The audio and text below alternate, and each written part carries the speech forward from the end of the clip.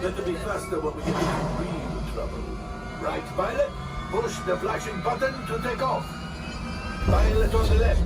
Move your stick to fly right and left. Pilot on the right. Go back on the stick to fly up. And push forward. Weapons are online.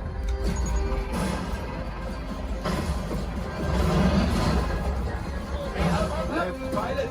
Hit the boosters. Now let's go get that coaxium. Right pilot. Make the jump to light speed.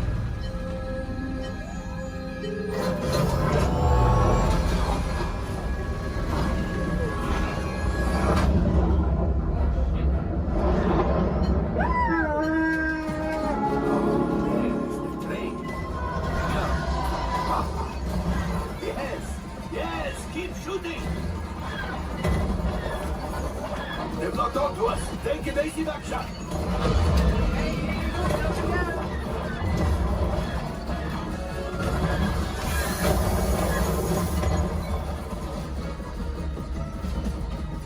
There it is, after that train. Flight engineers, fire the harpoon. Now, shoot the cargo free. Left pilot, brakes. Well, my friends, that could have been much worse. Okay, it's much worse.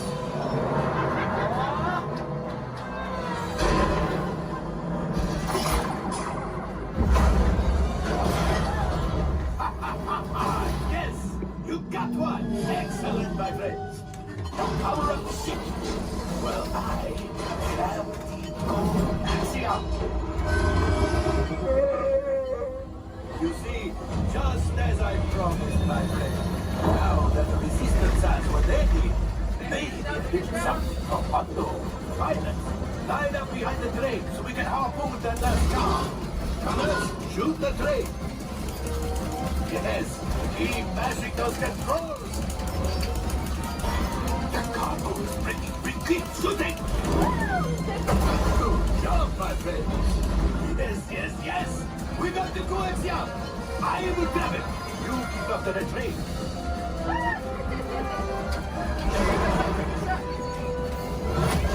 Gunship. Oh, gunship. Things are getting too hot. We've got to get out of here. A distraction! Fire the missiles at the train! Hurry!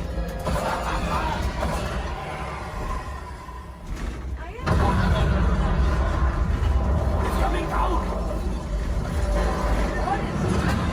Left pilot! Hit the boosters! Boost! Look! We did not die! Let's get out of here!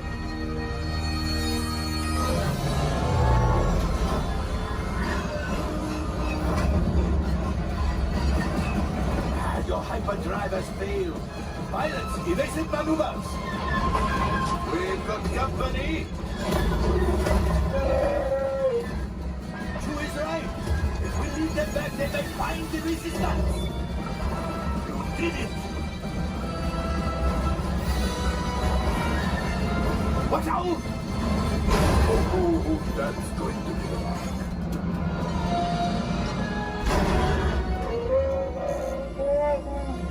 Yes, Chewie will pilot us in remotely. You retrieve 2 containers of coaxium. This will greatly help the resistance. You have heard the First Order and made Chewie proud.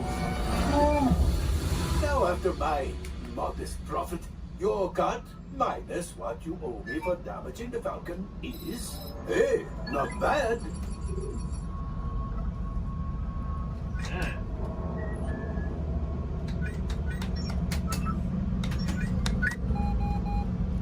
R5, damage report. Engine failure, all right. Hyperdrive leak, that is not too good. Have a fire over here. Multiple hull ruptures, well, it could be worse. Life support failure, that? Okay, that's something. I'm just going to cut you off there. It might be fun. Mr. Buxton. Time for you to go. And don't worry, the payment is on the way. I want 2 on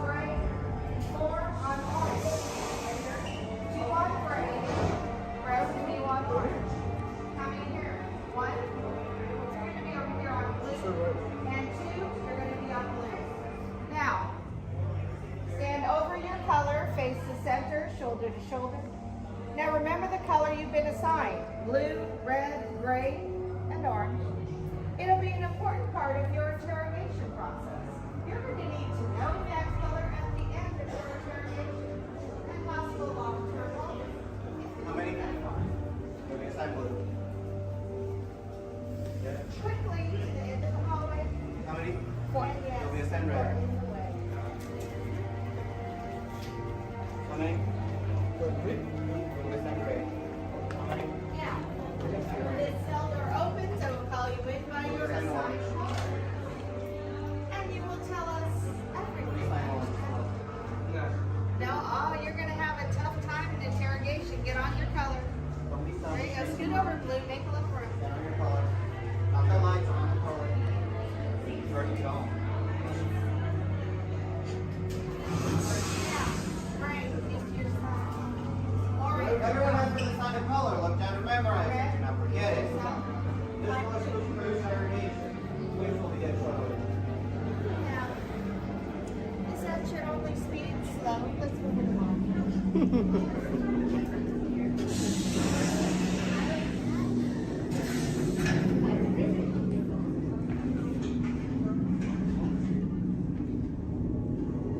Leave us. Yes, General. Enemies of the First Order. We will soon snuff out your meager resistance. You chose the wrong side, and now you will pay. The resistance prisoners. You have what I want. You know the location of the secret base, and I will take it from you. We're needed on the bridge. Keep the prisoners here. I will return to finish this personally.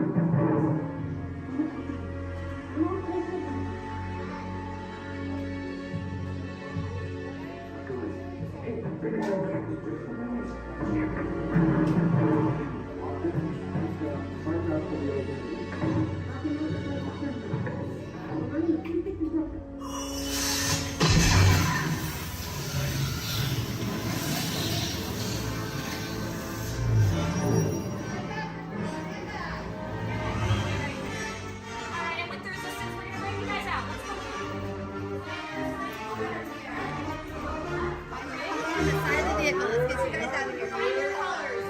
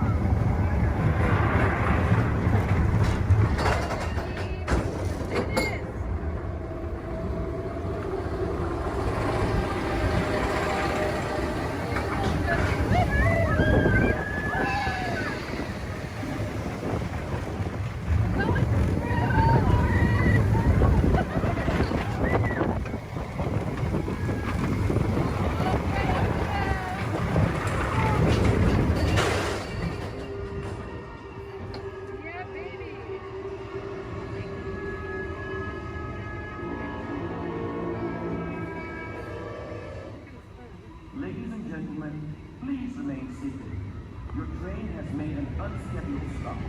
We'll be moving again shortly. Thank you.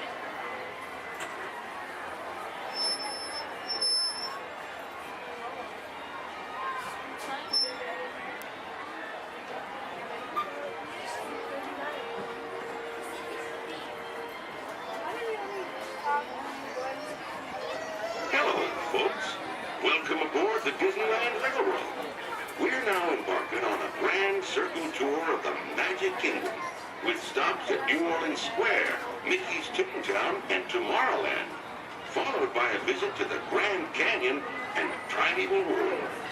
We got a lot of traveling ahead of us, so remember, for a safe trip, you need to stay seated, keeping your hands, arms, feet, and legs inside the train. And please, watch your children. Bienvenidos a bordo del Disneyland Railroad. Para su seguridad, permanezca sentado y mantenga las manos, brazos, pies y piernas dentro del tren. Y cuide a los pequeños. Gracias.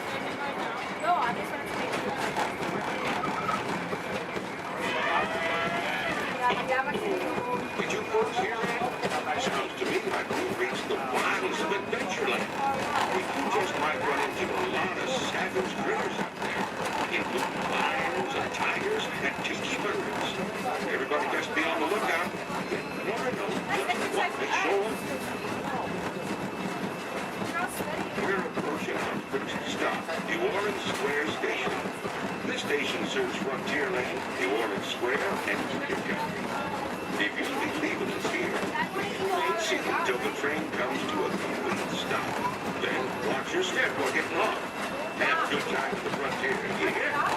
For those of you continuing on, we'll resume our trip in just a moment.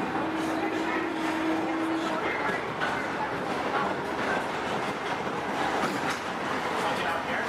Mom, you want to get off here?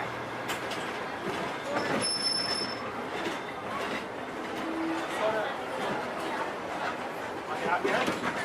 Dad.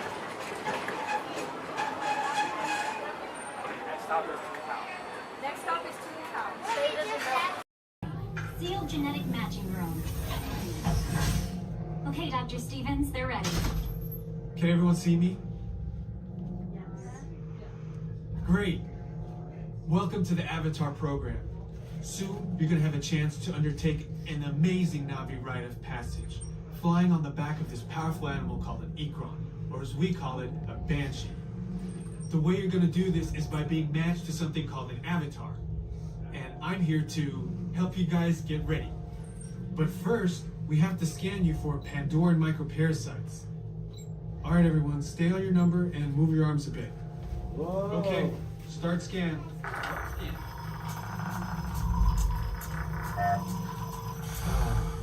You've all got them. But don't worry, they're very common around these parts. Let's start the decon. Initiating GMR decon. Stay still over your number. You're not going to feel a thing. You're doing great. Almost done here. You're all clear. Great. Now let's go over how all this works. Like I said before, you're going to be matched to these things called avatars, which look a lot like the Na'vi. They're created by blending human DNA and Na'vi DNA. Once we match you to an avatar, thanks to a special link chair, your mind will be able to control that avatar. Using avatars to fly this way was all figured out by my boss, Dr. Jackie Ogden. She leads our science team, which is part of the Pandora Conservation Initiative, and we're here in the Valley of Moara studying banshees and their environment. Over a generation ago, this enormous company called the RDA created a lot of damage to the area through their bad mining practices and conflicts with the Na'vi. Just like on Earth, it can take decades for ecosystems to recover. Okay, to get you flying on a Banshee, we need to find each of you an avatar. Let's prep the genetic sampling. I'm on it. Okay, first we need to find the compatible match of your genetic material with the genetic material of one of the avatar bodies that we already have. Once we do that, you'll be able to link to that avatar and fly. Help us out and move around a bit. Almost. Yes, got him.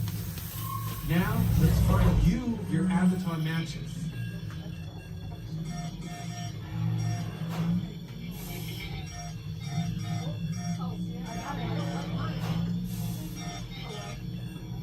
Oh, I got a match.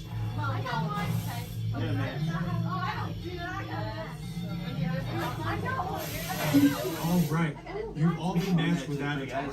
I have purple hair. Looks like they're ready for you in the next room. when the door opens, please go inside all the way in and stand over the same number that you're standing over now. And I'll see you in there. First thing I need to do here is a quick sound check. You can hear me up and down the shuttle waves. Give me a wave if you can hear me. All right. Thank you.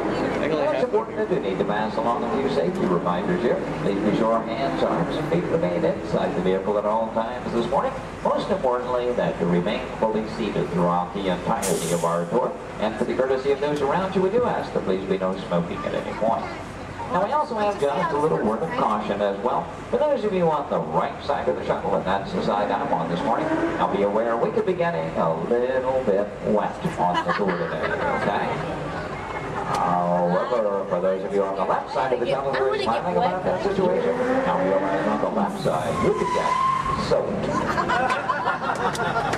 On the left side is the wet side. In reality, if you do need to do any seat rearranging, please go ahead. Do that right now before we get underway. Once our shuttle goes into motion, then we'll ask everyone to remain fully seated throughout the tour. The left side is the wet side. The left I won't promise you so necessarily. However, the best chance to get a little bit wet on this tour is on the left side of the shuttle, so please take that into account. For those of you wanting to get wet today, that'll be your best opportunity. And I'd also like to take the opportunity to welcome you here to Disney's Hollywood Studios, with a Florida counterpart of Walt Disney Studios in Burbank, California. My name is Jerry, and I'll be your guide on the tour today. Behind me at the wheel of our vehicles, our driver Ashley, and she'll be steering us behind the scenes of our working production facility.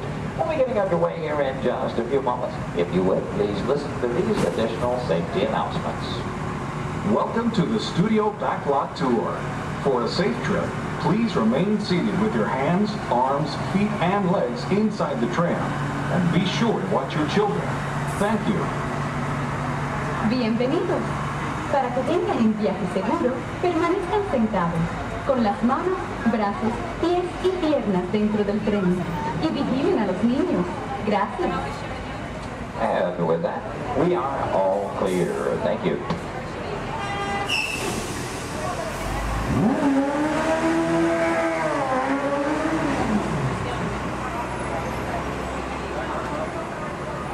Once again, a very good morning, ladies and gentlemen. Welcome to the second portion of the studio's backlot tour. Might also mention there are no photo restrictions of any type on the tour, so please feel free to shoot as much film and video as you like. Go ahead and get those cameras out and ready. Matter of fact, that first photo opportunity is coming high in the sky. Take a look up toward the front of the shuttle. As you round the corner toward the front to your left, you'll see the symbol and the landmark of our studios, our award-winning Earful Tower.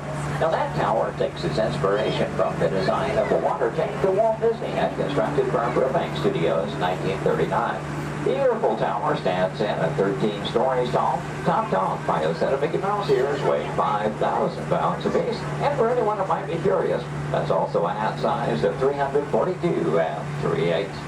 Also off to your left, you see some automobiles, ramps, and so on. This is the rehearsal and staging area for our Lights, Motors, Action Extreme Stunt Show. We'll talk more about that show as we pass by its arena further along in the tour. Now here at the studios, we do feature sound stages, outdoor sets, state-of-the-art editing facilities, recording studios, just about anything else needed for the production of radio programs, television shows, and motion pictures. And over the years, we've had quite a lot of activity taking place. Now, for example, Anthony Hopkins and Cuba Gooding Jr. made use of our sound stages filming Instinct. And Tom Hanks was here, producing, directing, and starring in the 13 episodes of the HBO Emmy Award-winning miniseries From the Earth to the Moon. Our backlot has been used for exterior shots for such shows as The Golden Girls and Empty Nest, and for 5 years, from 1989 to 94, our sound stages were home to the new Mickey Mouse Club. Now that show, by the way, served as the launching pad of several of today's young stars, including Justin Timberlake, Christina Aguilera, Britney Spears, Ryan Gosling, and Felicity's Kerry Russell. They all got their start right here on our sound stages. Now, as you make your way around this turn, off to the right, you'll see 2 surviving P-40 aircraft from Touchstone Pictures Pearl Harbor, starring Ben Affleck and Josh Hartnett. Taken from the mold of a real P-40 Warhawk, these full-scale replicas are produced in fiberglass over a steel frame. You might be interested to know there were actually only 16 of those full-scale replicas produced for the filming of Pearl Harbor. If you've seen that movie, you know there were a lot more P-40s than that on the screen. The remainder were all computer-generated. We're now entering one of our most glamorous departments. This is the world of creative costuming, and notice the window displays on the left. Now here in costuming, the process begins with artist designs. From there on, seamstresses and tailors take over. They may use as much as 1 1/2 million yards of fabric each year to produce more than 25,000 garments. In the display cases, you see original costumes from such films as National Treasure, Book of Secrets, Disney Channel's High School Musical 2, costumes from Step Up Through the Streets, Dan in Real Life, and from Enchanted with Amy Adams and Patrick Dempsey. Also coming up ahead on the left, a special display of both costumes and props from Walt Disney Pictures, Pirates of the Caribbean at World's End. We have more than 250 artists involved in the design and manufacture of costumes for motion picture, television, and live entertainment needs. And are proud to say that here in Florida, we have the largest working wardrobe in the world. Now, when an art director needs to create a specific look for production, they may begin with a props department. Here, scenic designers buy and in some cases build everything they need to create the exotic world in which their stories take place. On either side of the channel, we're passing through a series of prop story areas, but also to the left, the final large room we pass by is the scenic shop. Now that's where carpenters construct and maintain the sets to be used on the sound stages or of a location. Over the years, these talented artisans have created sets for such shows as the Rosie O'Donnell Show, Wheel of Fortune, Live with Regis and Kathy Lee, and more recently Live with Regis and Kelly, all when they were here at the studios filming on location. Also off to your left, we pass by 2 set pieces from Pirates of the Caribbean, Dead Man's Chest. You may recognize those as the bone cages from that film.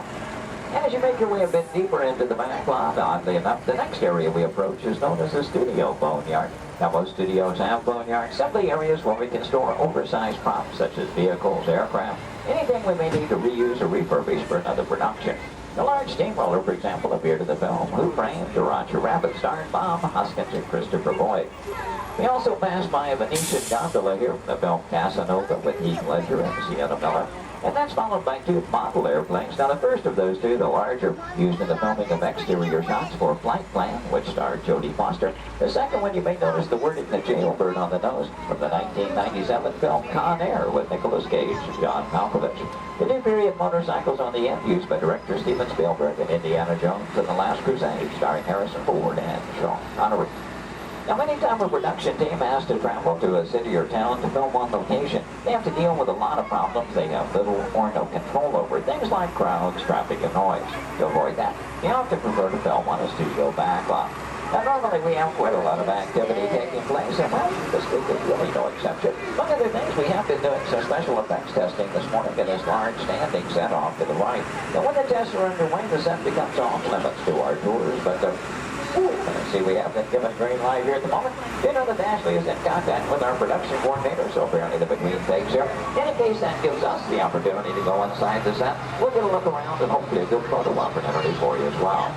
Now, we will be going over a bumpy bridge, so please hold on to loose items like cameras and purses, and especially hold on to small children, please. For the safety of everyone, please remember to remain fully seated throughout the entirety of our tour. Now, this is a large standing set, and that's the type of set designed to be used over and over again. This one is modeled after an actual camping in Southern California, the special effects set that we call the Master Canyon. The large tanker truck is another large prop like goes out in the boatyard area. Not an easy task to get that truck into place. We actually had to hoist it up over the canyon wall and lower it with a crane.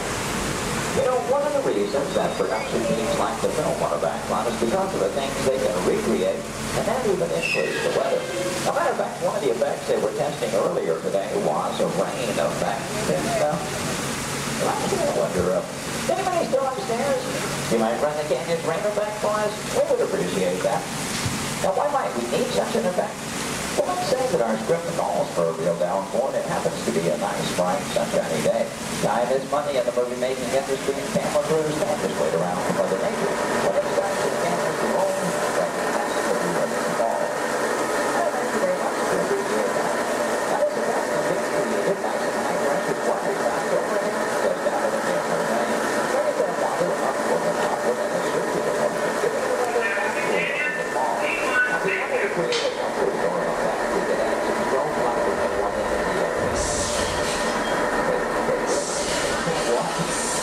No, I'm sorry. Another rain effect.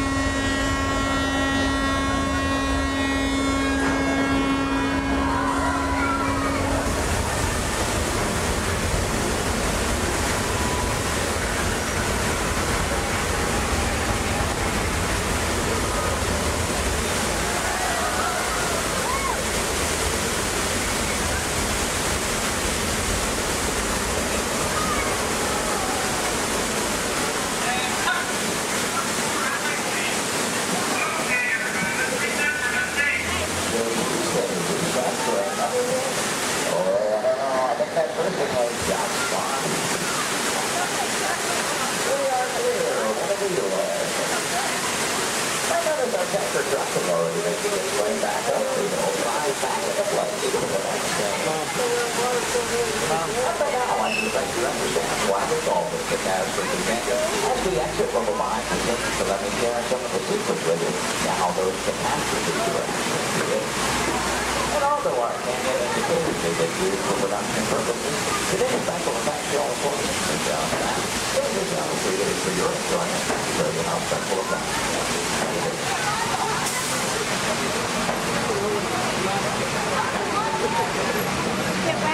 From behind, you'll see the canyon is really a steel structure covered in wire mesh, and adjoined by a layer of textured cement and tar creates a natural rock formations up in the canyon. The small yellow pipes carry the gas to the fires on the bottom. The large gray pipes the water to the flying block. Now to start that flooded motion, you'll see 3 large holding tanks up at the top of the canyon.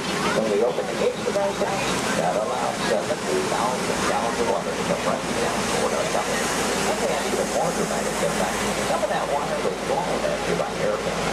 The earthquake effect created by large hydraulic shiver minerals underneath the bridge. The catastrophe canyon was originally put together with the help of a Hollywood special effects team, so that what seemed to be an out-of-control disaster was really a very safe, computerized sequence of events. The entire sequence can reset in just 3.5 minutes. During that amount of time, the 70,000 gallons of water gets recycled to begin our show all over again. Now, as you make your way out from behind the canyon, take a look ahead and off to the right. You'll see a special aircraft to us here and a bit of Disney history as well. This one is not a prop, it was an actual aircraft, known in airports throughout the country simply as the 234 Mickey Mouse. Among some of its earliest assignments were to shuttle Walt Disney and his Imagineers from Los Angeles to New York for the final planning stages of the 1964 World's Fair.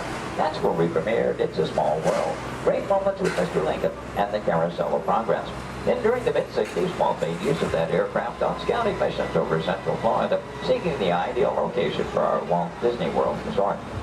Now with a little movie magic here, we'll make our way from the canyons of California to the streets of New York City, just by crossing our backlot area. As we do so, we'll also be passing by our newest attraction here on the backlot. You saw some warm-ups going on earlier. Now up ahead, the Mediterranean Village set in a large grandstand is the site of Lights, Motors, Action Extreme Stunt Show. That show is based on one of our most popular attractions in Walt Disney Studios Park in Paris, France. Lights, Motors, Action takes you behind the scenes. We show you how we create vehicle action stunts for the movies. Now you feel like you're right here on our set as the film crew shoots a series of highly orchestrated stunts using custom-designed vehicles and carefully controlled pyrotechnics. The resulting footage has been edited, mixed with visual effects and audio effects. We show you how we create a dramatic action sequence on film. To make that all possible, we worked with some of the world's top stunt directors, designed some high-performance vehicles capable of some pretty evasive maneuvers. Now this show involves automobiles, motorcycles, and jet skis, all in all a very exciting adventure here. Do check your showtime guides. There are 3 performances scheduled today. The first one is at 11:50 this morning, just a little over 30 minutes from now. One at 2:45 this afternoon, and the final show of the day at 5:30 this afternoon. So if you've ever wondered how they create vehicular stunts for the movies, try to work one of those shows into your schedule today. Now they will start loading that show again 30 minutes before those scheduled showtimes. Off to the left, we'll pass by another series of props. Miniature cattle cars, small jeep, both unique props from the filming of Mighty Joe Yacht. The Acme Waste Disposal truck from the live-action version of 101 Dalmatians, and the large silver space pod from the 1986 Disney film, Flight of the Navigator. Star Wars fans may recognize the sand skip from Return of the Jedi. The bright yellow submersible and mini helicopter both appeared in the Life Aquatic with Steve Zissou, which starred Bill Murray. This version of the Love Bug is Demolition Derby Herbie, currently appearing in Herbie Fully Loaded. And at the end of the grouping of vehicles, the large red space pod made its appearance in The Hitchhiker's Guide to the Galaxy. Now from the opposite side, you may notice that we're still circling around our Lights, Motors, Action set. Does in fact take up about 8 acres here on our backlot, premiered here on May 5th, 2005. Might also notice it looks very different from this side. From the opposite view, you were seeing all of the detailing of that Mediterranean village. And that, of course, was the audience or the camera's point of view. From this side, simply the steel structures that keep our backlot standing. We're only going to build what that camera needs to see.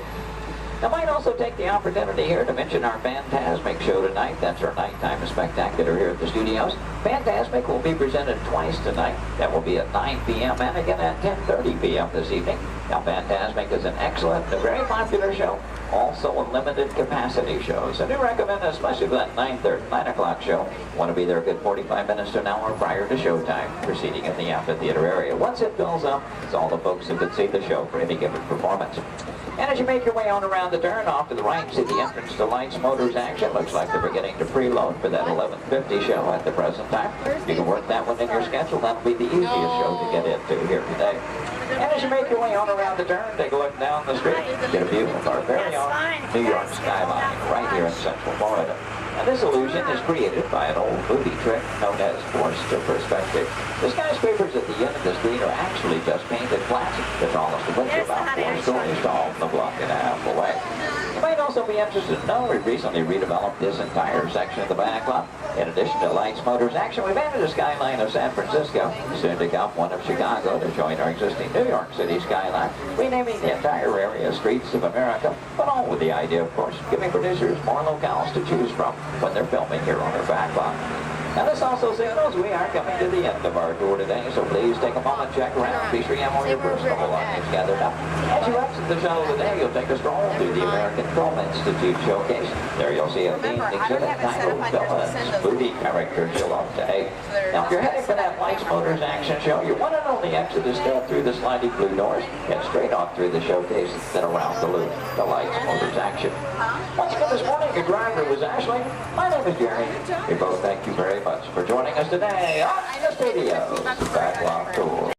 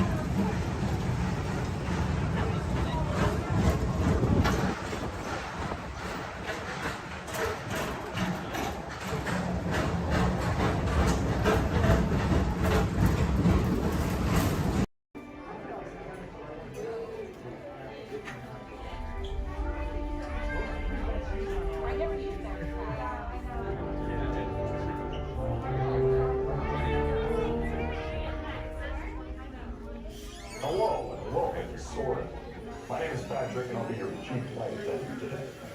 We'll begin boarding in a few minutes, but first I'd like to acquaint you with some important safety information. When the doors to your flight open, please take a seat and store all carry-on items in the under-seat compartment.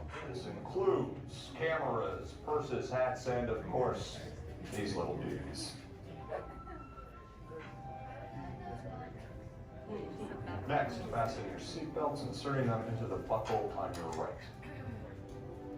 If smaller aviators don't measure up to the height indicator on the seat, just put the belt through the loop in the center strap before buckling it.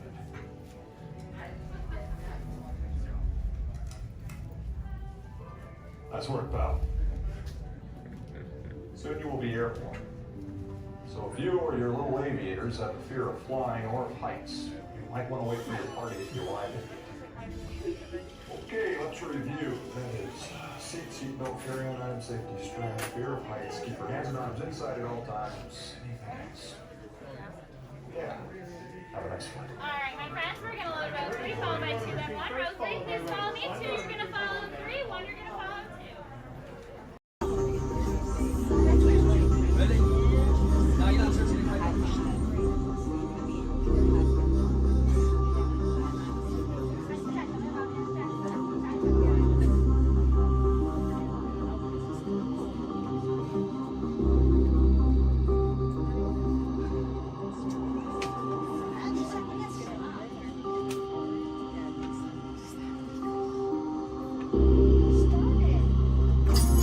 Users, prepare to be digitized into the world of Tron.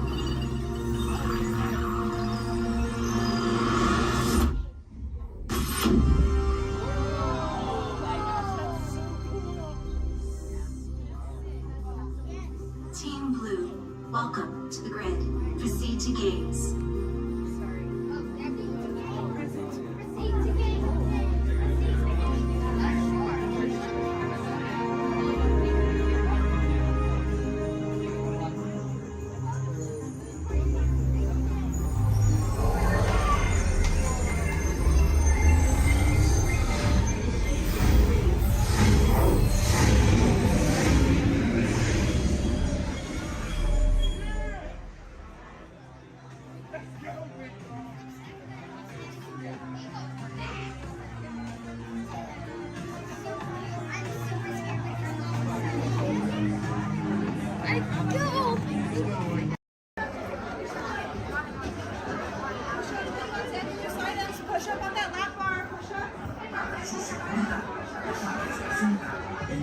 sus manos, brazos, pies y piernas dentro de usted. Y eso es todo. Muchas gracias. Partners, for your safety, remain seated with your hands, arms, feet, and legs inside the train, and be sure to watch your kids. It's not usual for bird tax advice. Because this here's the wildest ride in the wilderness.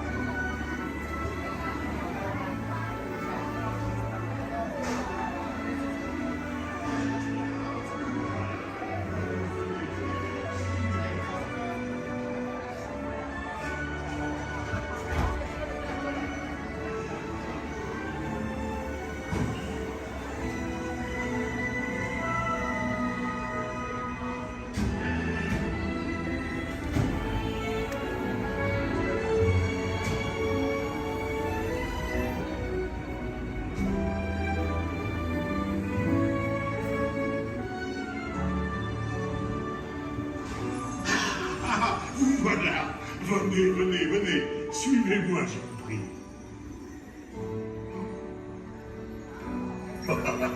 Chef Danny is waiting for you.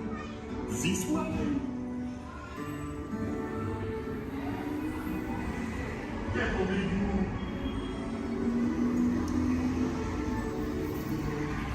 Oh, Ils aient revenu des invités pour le dîner. On n'aurait pas idée en commun? Non. C'est pour un oui. Tout ce bon. Voilà. Mais oui, that's it.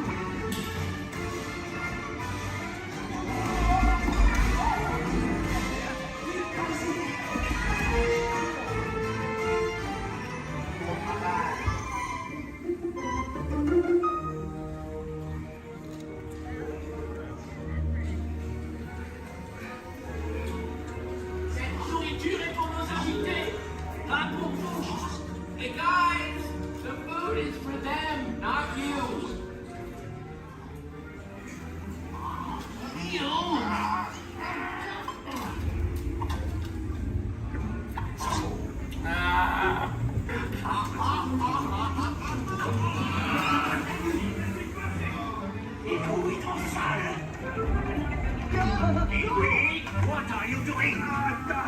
Que manigancez-vous? Out of my way!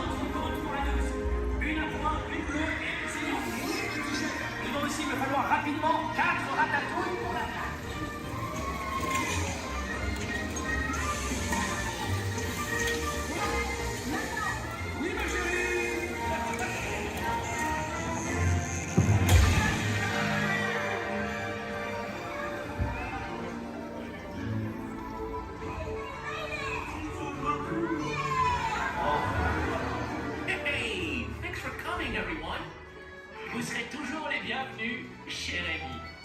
À bientôt et bon appétit. Et Mino? Oh.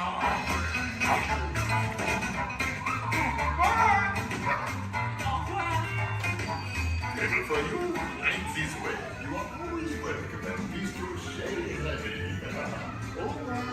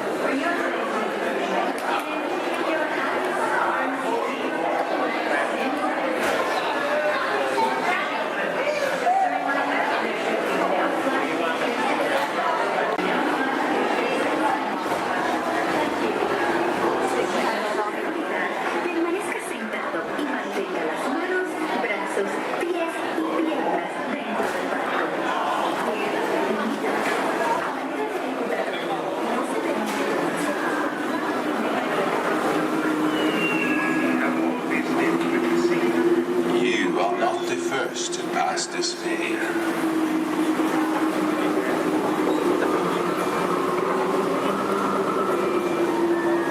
Nor shall you be the last. Those who seek the spirit of Norway face peril and adventure, but more often find beauty and charm.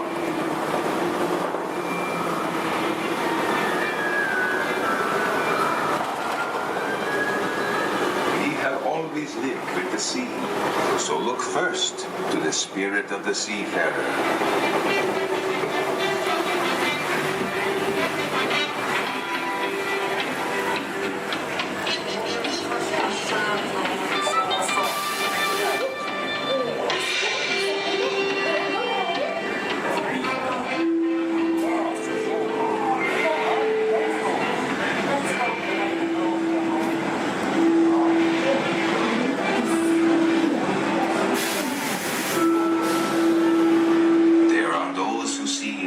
Spirit veiled in a land of forests and mystery, where trolls still prowl the water's edge. What is? How dare you come here? Invaders! Stop! This is troll country! Get away! Be gone! I'll cast the spell. Yes! Yes! You disappear! Disappear! Disappear! Back! Back! Over the farms!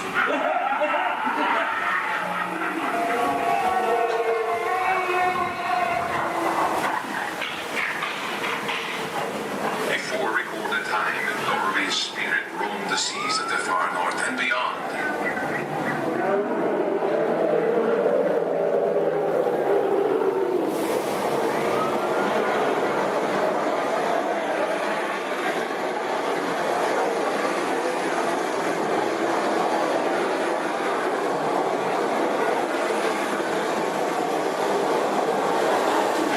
Norway's spirit still thunders in her grave fjords.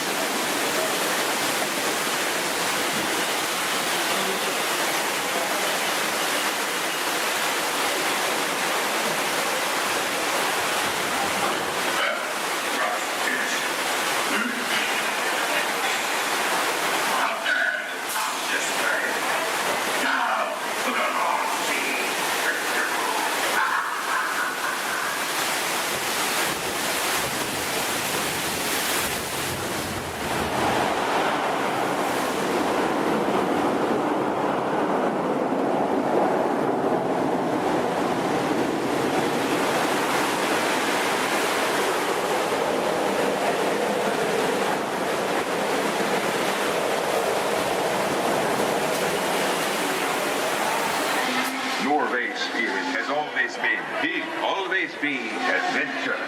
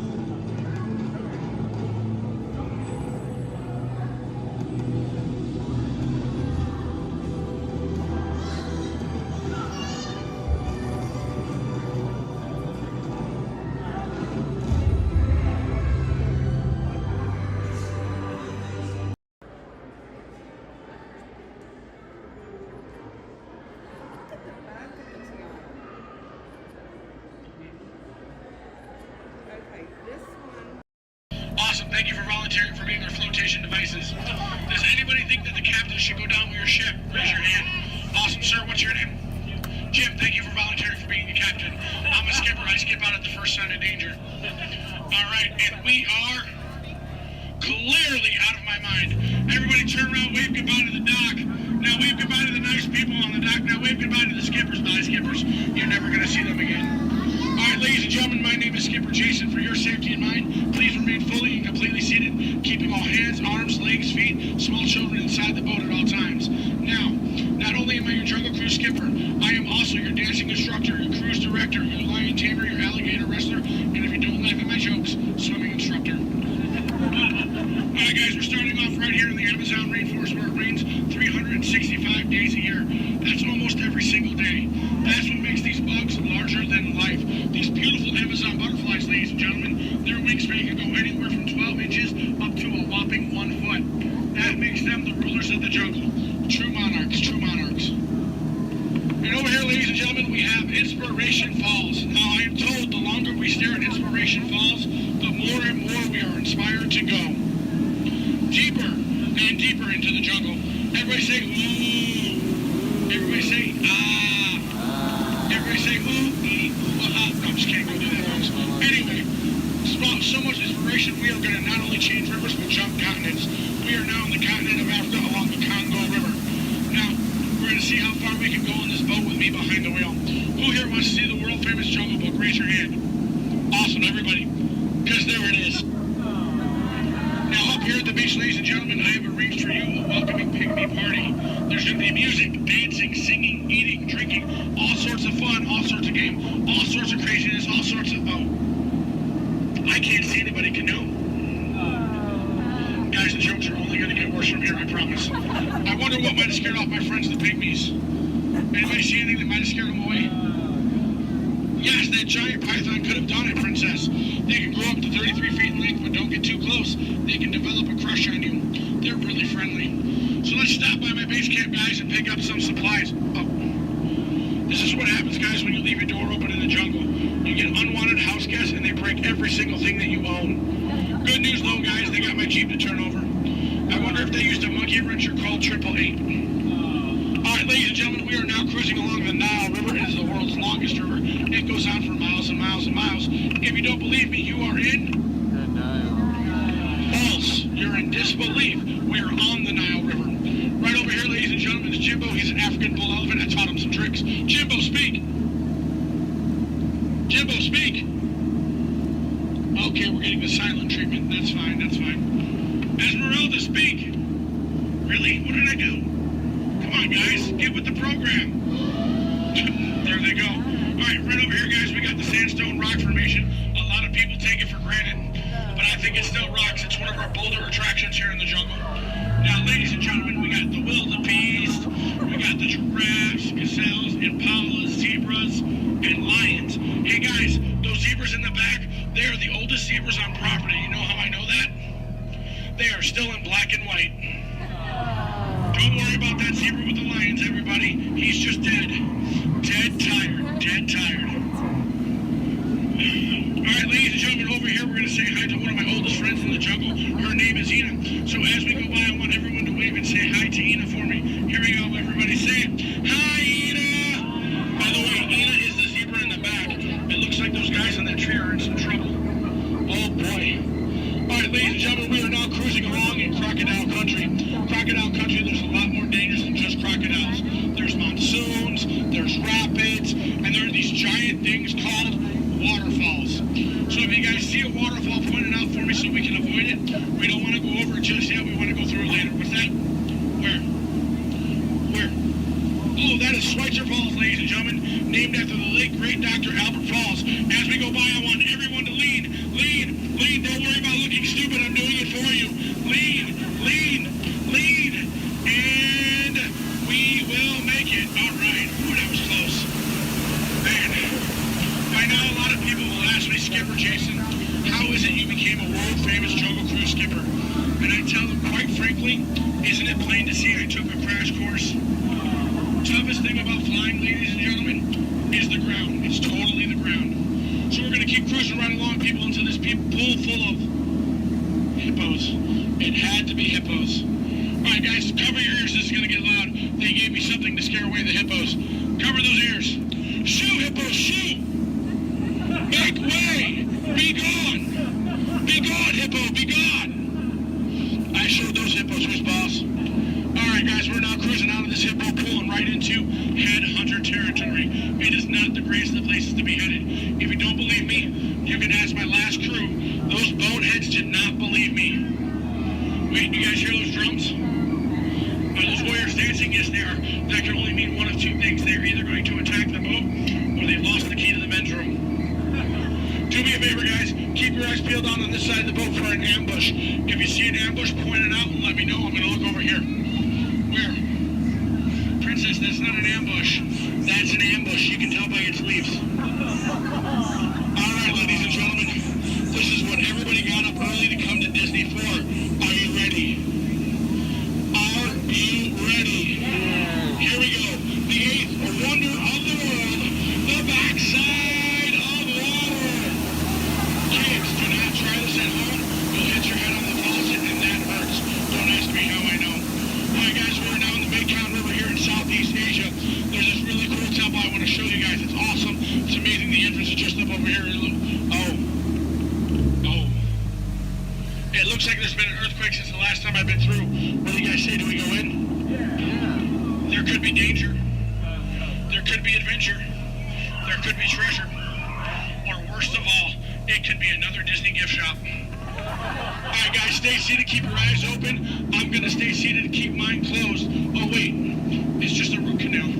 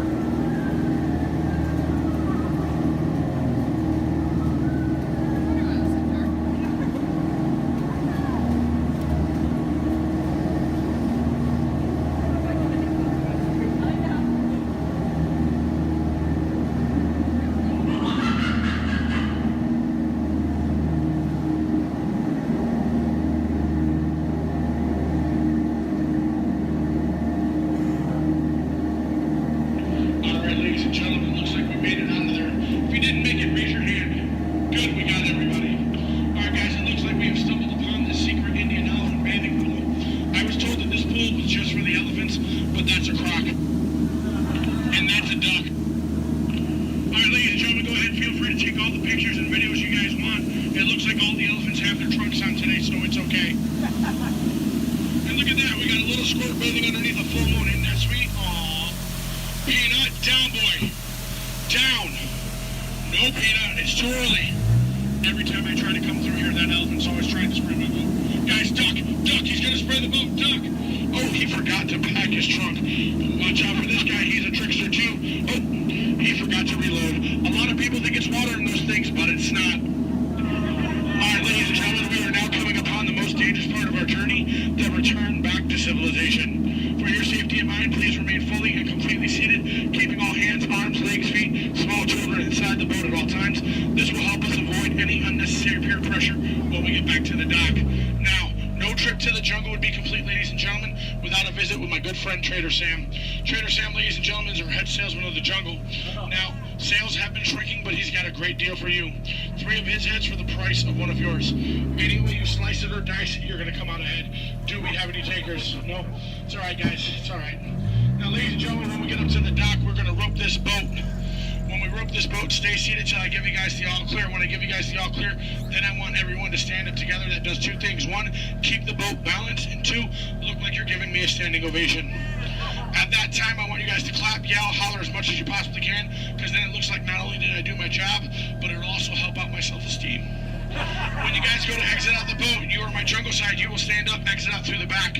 You here on my dock side, you will stand up, exit out through the front. At no point in time do you ever cross those crates in the center. It is not a crate idea, it is very disgraceful. I don't go to your house and cross your crate, so please don't cross mine. Once again, guys, it's also a tripping hazard. You might trip, fall, and that'd be 2 bad trips in one boat. I'm only responsible for the first. Now, guys, I really want to thank you guys for joining me out in the jungle today, but most of all, I want to thank my legs for always supporting me.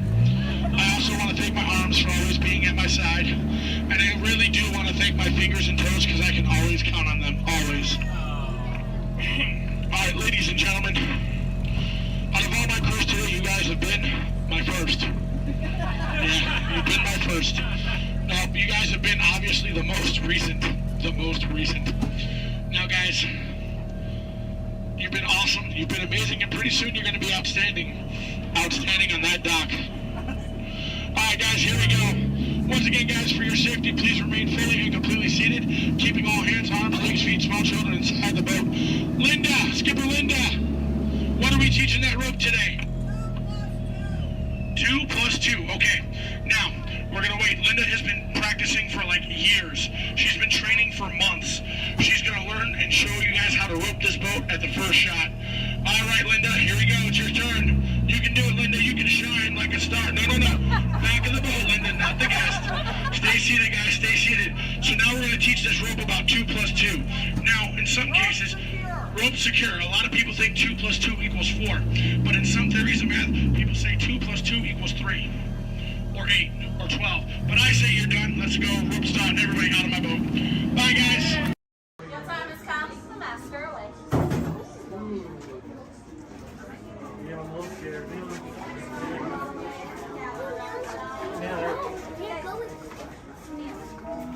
Are you closer to sticks or closer to 7? When hinges creak in doors chambers, and strange and frightening sounds echo through the halls, whenever candlelights flicker, where the air is deathly still, that is the time when ghosts are present, practicing their terror with foolish delight.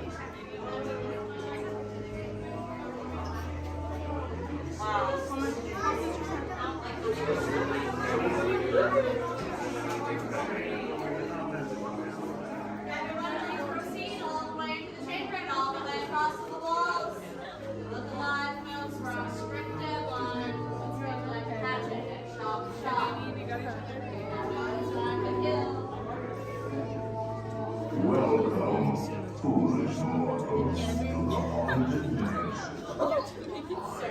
Your host, your ghost host.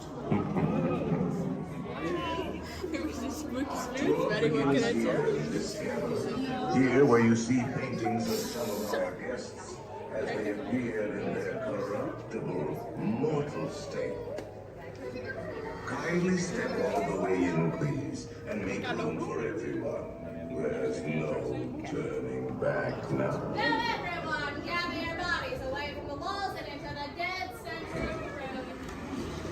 Your cadaverous pallor betrays an aura of foreboding, almost as though you sense a disquieting metamorphosis. Is this haunted room actually stretching? Or is it your imagination? And consider this dismaying observation. This chamber has no windows and no doors. Which offers you this chilling challenge to find a way out.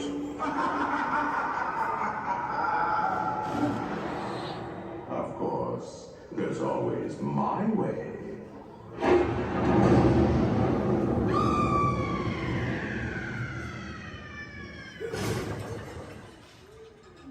Oh, I didn't mean to frighten you prematurely.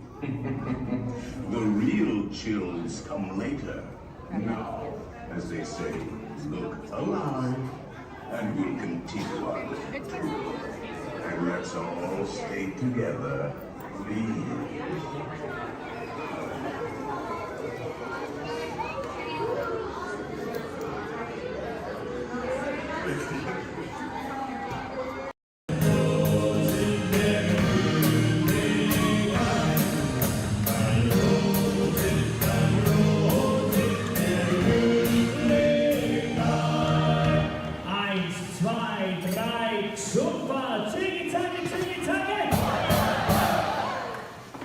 Was that loud enough?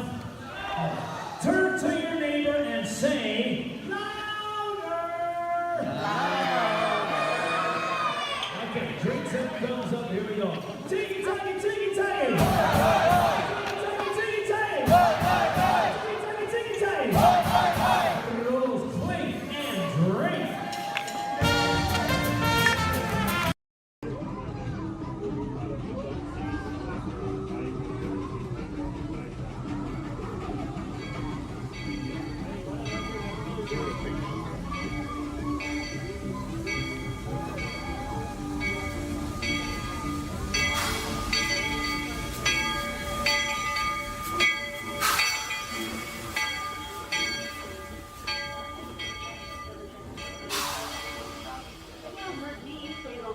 Words all clear.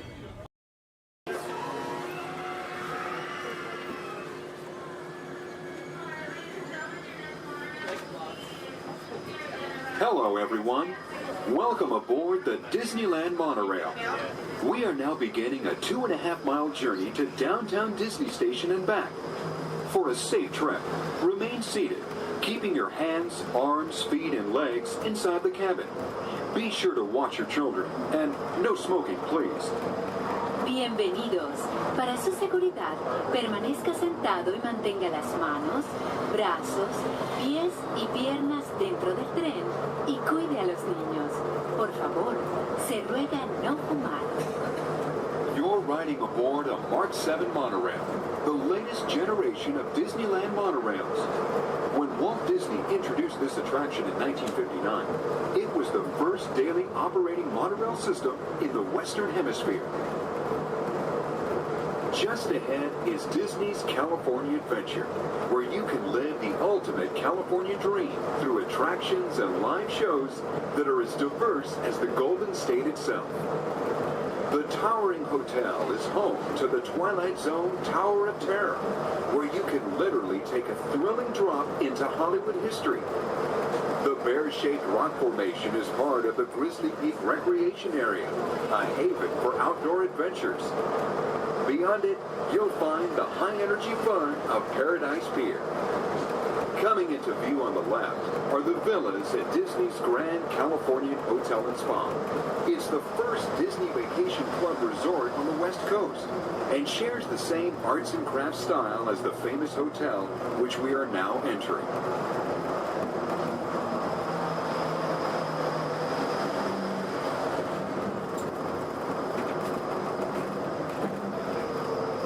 We are now arriving at downtown Disney Station.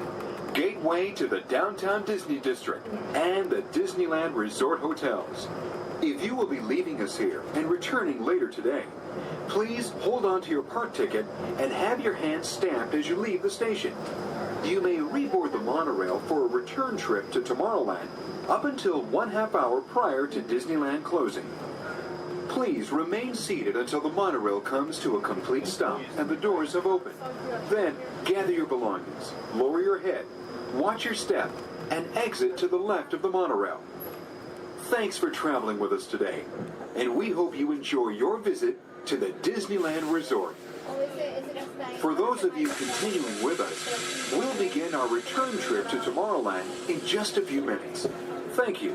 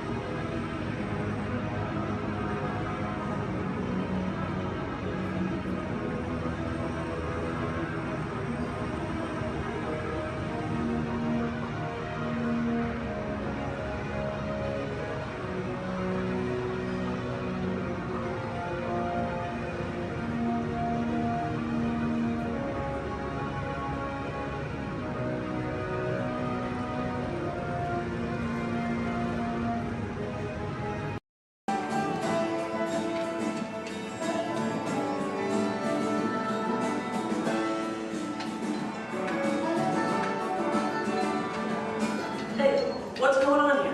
Where are we? Oh, look, we're on the wrong side of the screen. Oh, yeah, wow. Hey, look, Bunny Rabbit. Get off. Come on, let's go.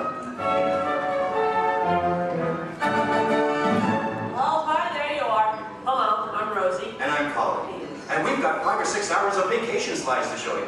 No, you don't, actually. We're here to tell you all about sourdough bread. We are?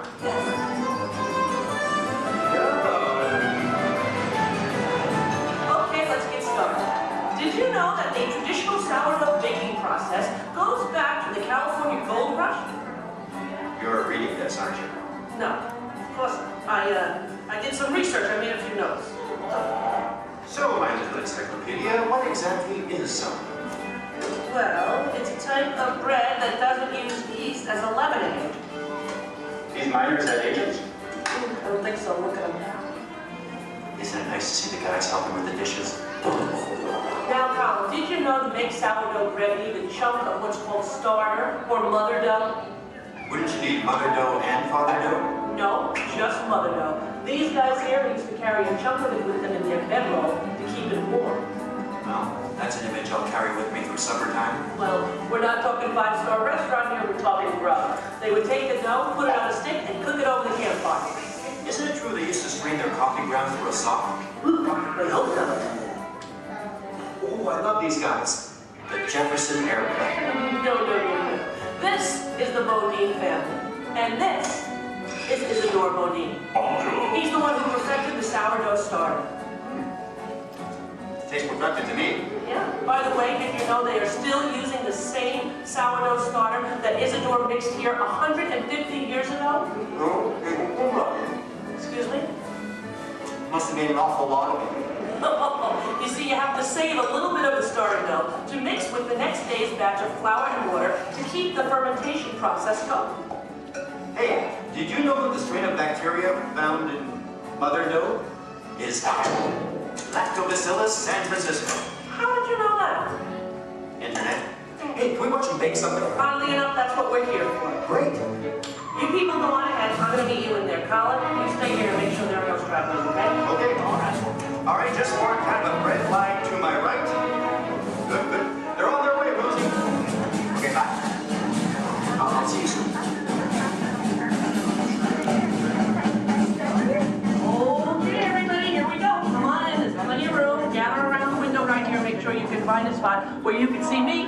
screens. Come on, Colin, they can find their way, okay? It's not the California Trail. We lost a couple to coyotes along the way. Oh, that's so sad. Oh, well, but you did. Yeah. This is the bakery. That should be obvious to everyone. Even to... What's that?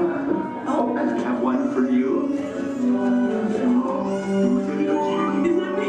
What the cutie? Okay, I'm ready to start baking. What do we do first? Okay, first you get a hunk of the mother dough and mix it with flour, add a little salt and water, and that's it. Voila, the entire list of ingredients.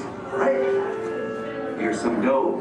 Let's bake it. Oh, not so fast. From start to finish, it takes bakers about 72 hours to make a loaf of sourdough bread. 72 hours? Yeah. Yeah, what's your hurry? What's your hurry? Relax, and all the roses. Okay, so what's next? Well, you know, bakers actually think of dough as a living thing. So after it's been beaten up and kneaded by the mixer, it needs to sort of relax and calm down. Seems pretty relaxed to me. Yeah. In fact, almost catatonic. Right. I internalize all my tension. Well, what happens then? Well, then we drop it into that funnel over there, above the divider. The divider cuts it into nice, even pieces. So for this, it has to be relaxed? Yeah. Okay, fine. Oh, what happens then when it goes down that conveyor belt? Well, it goes into the rounder. Do you know what the rounder does? Oh, makes it into squares? No. Tetrahedrons? No. Polygons? Is that your final answer? Okay, so now the dough is round. Yes. Then we have my favorite machine, the overhead intermediate proofer. Wow, it's like a little Disney ride for bread. Attention, please keep your little buns in the vehicle at all times. The device rolls the dough over and over from basket to basket, takes it on a little trip, letting it, once again, relax. This is the most laid-back bread on earth. Come on, Rose, you're teasing me. Can't we bake it? No, not yet. Next, the bakers lay the dough on screens and put the screens into oven racks. Then we bake it. Not yet. You'll have to go around the corner to the next window to find out more, okay? And you go on ahead. I'll stay here and get the stragglers. You stay with the nice lady. All right. All right. Everyone, follow me. Follow him, everybody. And you relax, okay? Okay. Come on.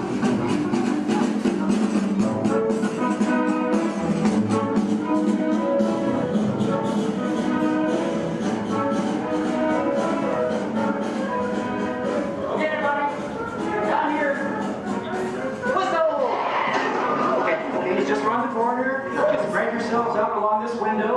All right. Everyone, can you see me? Oh, nice shirt. All right. All right. Okay. Well, this, I guess, is the oven. If not, I'm having some incredible hot flashes. Slap some garlic butter on me and I'm ready to go. Hey, Colin. Okay, where were we? We were getting ready to bake some bread. No, we weren't. What, are you trying to confuse me? Let me think.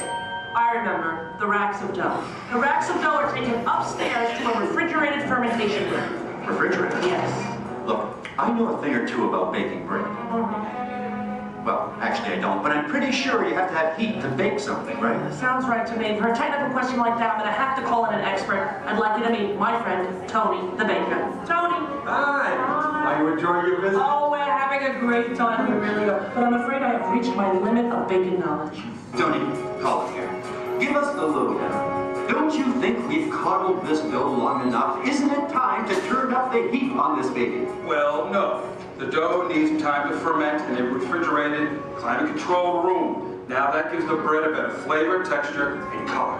It takes about 13 to 16 hours. You know, I like a man who can cook. Then what happens? In the proof box, the dough is slowly brought up to about 95 degrees, 90% humidity.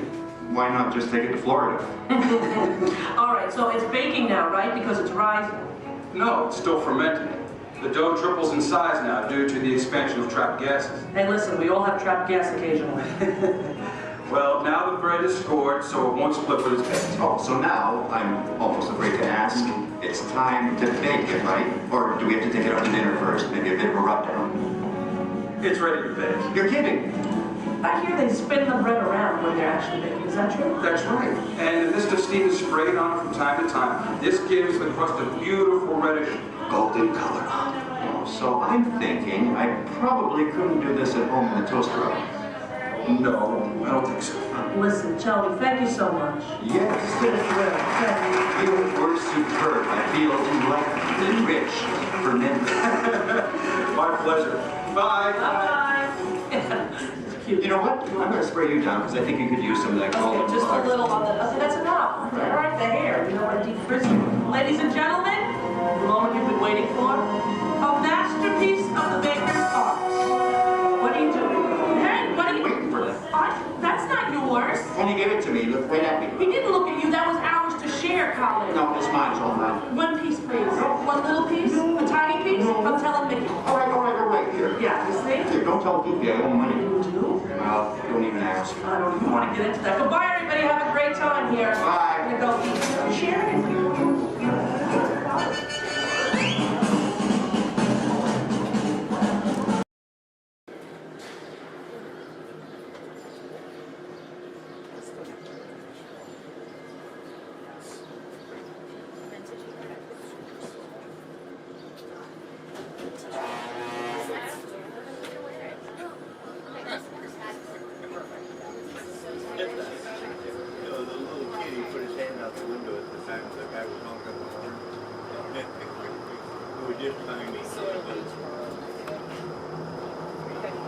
To those of you who have just joined us, welcome aboard the Disneyland monorail. For your safety, please remain seated, keeping your hands, arms, feet, and legs inside the train. Watch your children, and no smoking, please. Bienvenidos a bordo. Para su seguridad, permanezca sentado y mantenga las manos, brazos, pies y piernas dentro del tren y cuide a los niños. Por favor, se ruega no fumar. Gracias. We're now en route to our final stop, the Tomorrowland monorail station. Along the way, you can get a bird's eye look at the downtown Disney district, Disney's Grand Californian Hotel and Spa, and Disney's California Adventure. To the left of the monorail is the main entrance of Disneyland, the happiest place on earth. Disneyland is truly an American origin. Since its opening in 1955, it has hosted more than 500 million guests from around the world, including presidents, kings, and celebrities. It is the original Disney theme park, created and enjoyed by Walt Disney himself. To the right is our transportation plaza, where you'll find taxis, hotel shuttles, and public transit stops. We're about to enter Disneyland. Some of the clearances are pretty tight up ahead, so be sure to remain seated, keeping your hands and arms inside the cabin.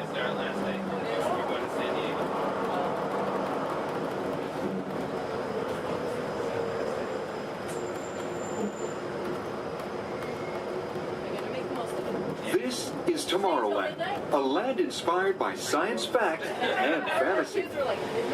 Directly below us is the Submarine Lagoon, where you can dive into an exciting underwater adventure aboard the Finding Nemo submarine voyage.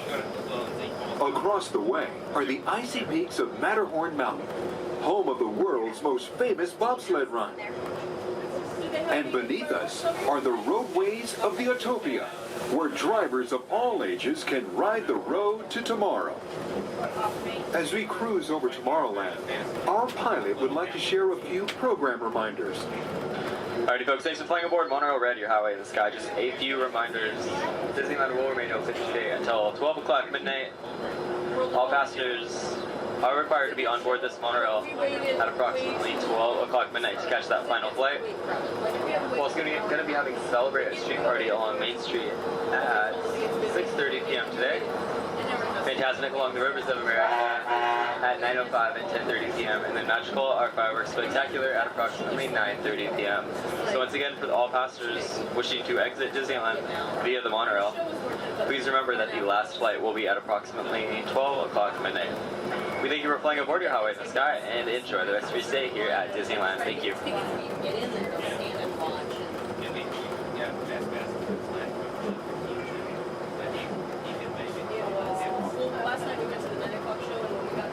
Just ahead and to the right of the train are the sparkling gold spires of one of Disney's most beloved attractions. It's a Small World. Beyond it is the wacky world of Disney's classic cartoon characters, Mickey's Toontown. We're now riding alongside the happiest kingdom of them all, Fantasyland, home to Pinocchio, Snow White, Peter Pan, and other storybook characters.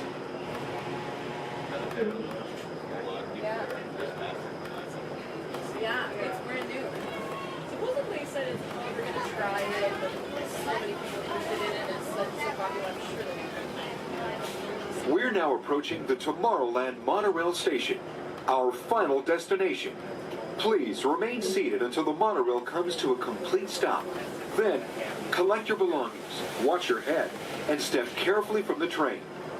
On behalf of all of our crew, thanks for traveling with us, and we hope you'll have a happy and memorable visit here at Disneyland. This is the Tomorrowland monorail station.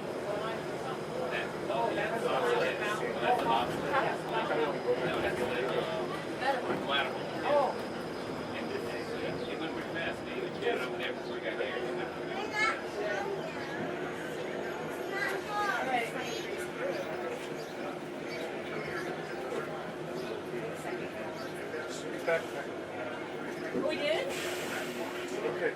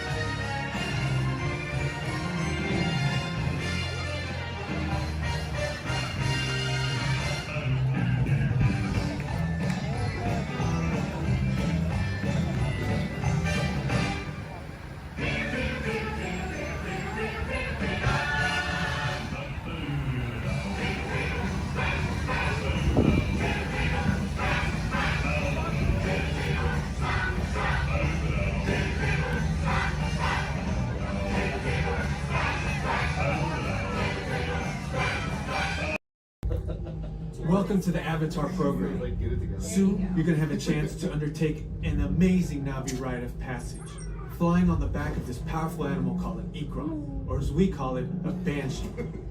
The way you're going to do this is by being matched to something called an avatar. And I'm here to help you guys get ready. But first, we have to scan you for Pandoran microparasites. Alright everyone, stay on your number and move your arms a bit. Okay, start scan. I'm here. Oh, I'm red. You've all got them. But don't worry, they're very common around these parts. Let's start the decon. Initiating GMR decon. Stay still over your number, you're not gonna feel a thing. You're doing great. You're almost done here. They're all clear. Great. Now let's go over how all this works. Like I said before, you're going to be matched to these things called avatars, which look a lot like the Navi. They're created by blending human DNA and Navi DNA. Once we match you to an avatar, thanks to a special link chair, your mind will be able to control that avatar. Using avatars to fly this way was all figured out by my boss, Dr. Jackie Ogden. She leads our science team, which is part of the Pandora Conservation Initiative, and we're here in the Valley of Moara studying banshees and their environment. Over a generation ago, this enormous company called the RDA created a lot of damage to the area through their bad mining practices and conflicts with the Navi. Just like on Earth, it can take decades for ecosystems to recover. One way to understand what's going on with an ecosystem is to study what are called keystone species. These are animals like tigers, jaguars, seals. The banshee is one of these important animals. Okay, to get you flying on a Banshee, we need to find each of you an avatar. Let's prep the genetic sampling. I'm on it. Okay, first we need to find the compatible match of your genetic material with the genetic material of one of the avatar bodies that we already have. Once we do that, you'll be able to link to that avatar and fly. Help us out and move around a bit. Almost. Yes, got him. Now, let's find you your avatar matches.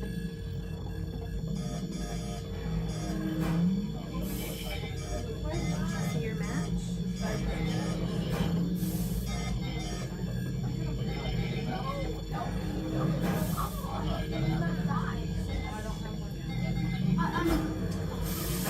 All right, you've all been matched with avatars. Looks like they're ready for you in the next room. When the door opens, please go inside all the way in and stand over the same number that you're standing over now. And I'll see you in there. I'll be for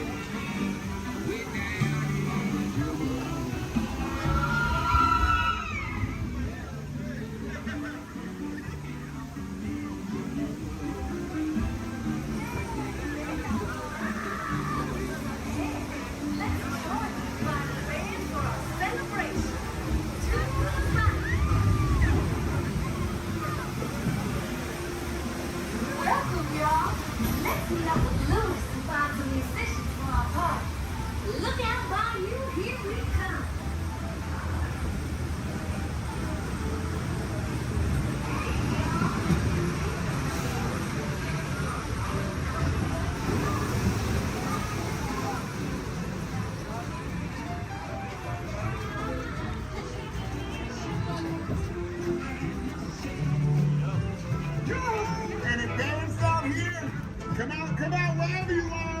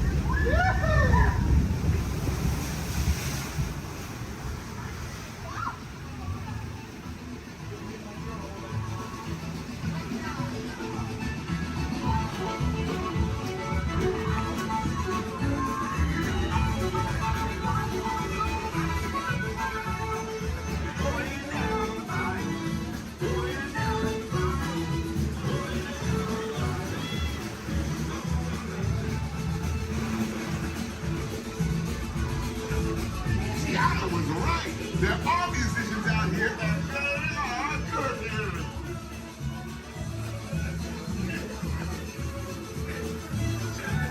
Tiana wasn't here, y'all.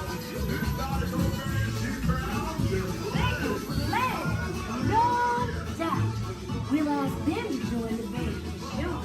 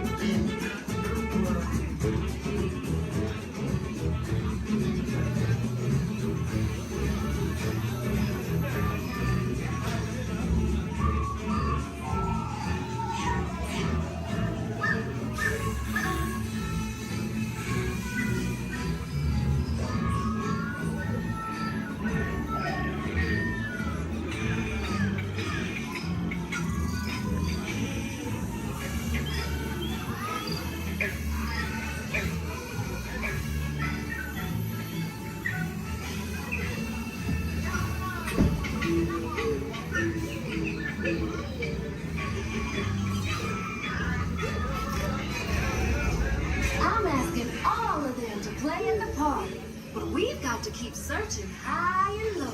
How low can I go?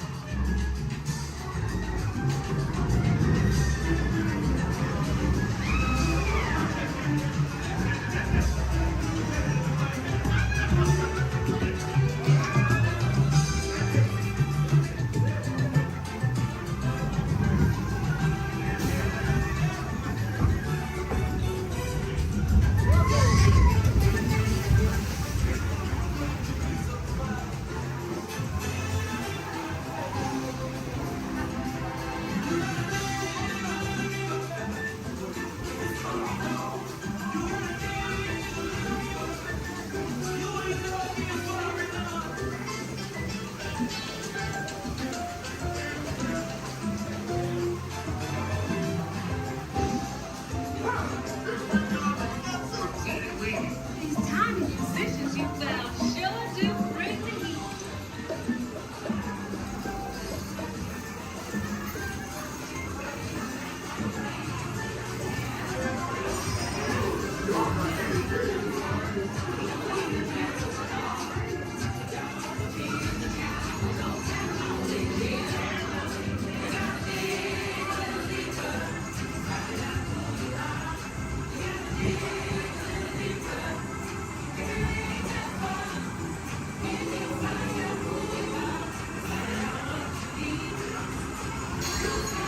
Get your head together. All the bigger you are, the bigger the splash, nigga.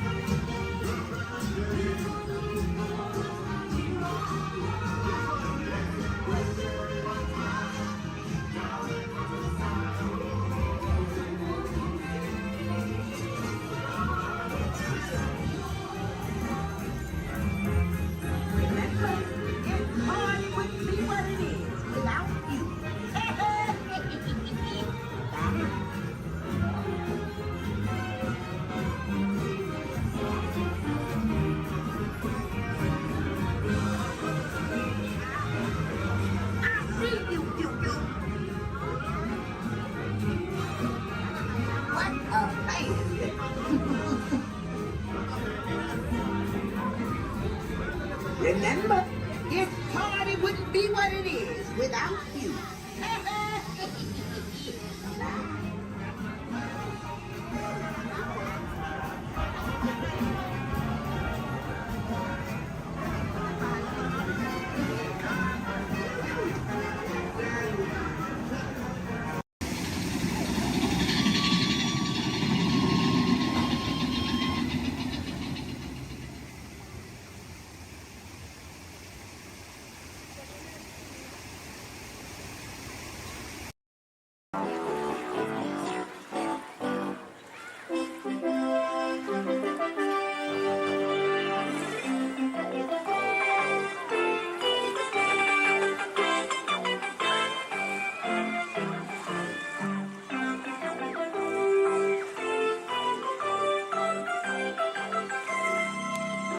Positive to positive or negative to negative?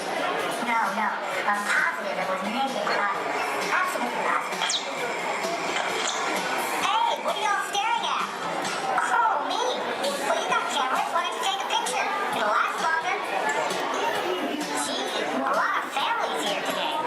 Glad you're flying with us. You know, I like families. Sure. I see a lot of mine these days. Oh, look, there's Dad. Hi, Dad. Dad was the top Star Tours pilot until he took a crash course in Star Speeders, if you know what I mean. Now he's a real Batman case. Yep, that's him all over. It's a shame, too. He's really gone to pieces. Hey, are you all together today? Are you sure? Okay, you have me working there. Attention, please. Attention, please. We are experiencing unusual behavior from the G2 droids in Sector 2. Maintenance units begin surveillance of all Sector 2 G2 droids. I'm listening to K-Droids, my favorite station. I know, This is the latest hit from Danny and the Droids. It's called I Wanna Weld Your Hand. I love those Roboto intros. Hey man, care to boogie? Your bipedal locomotion units are looking real hydraulic.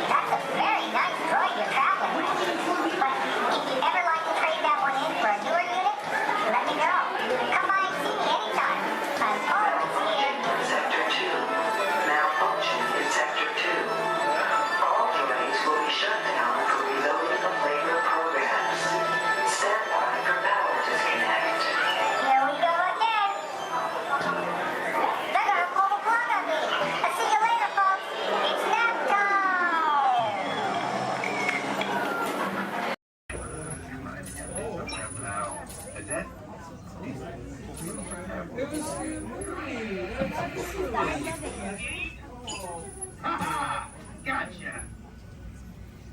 Oh, what are you guys still doing here? Tour's over. The cages are open and the creatures are loose. You gotta get out of here.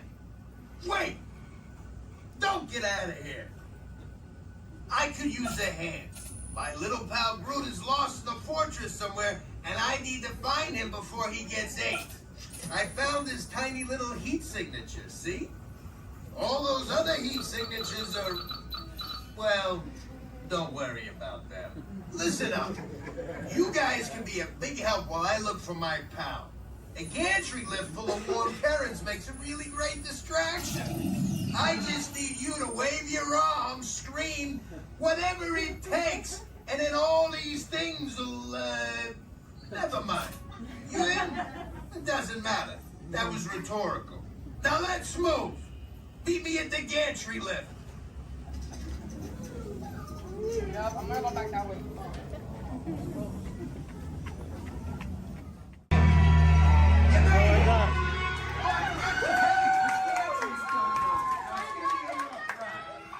Remember, if you see a scary creature, scream real loud and look delicious.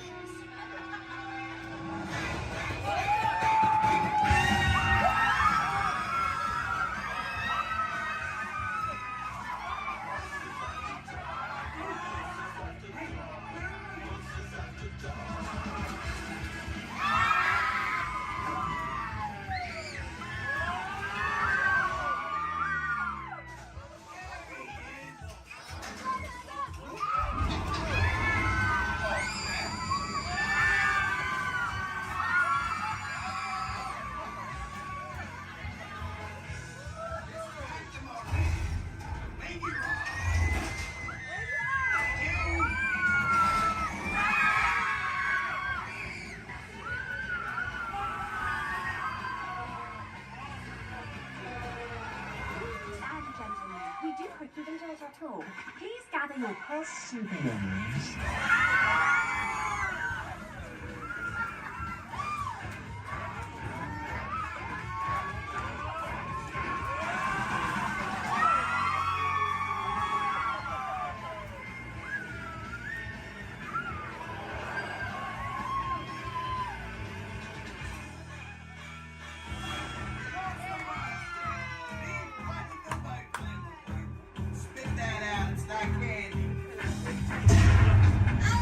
What's your language?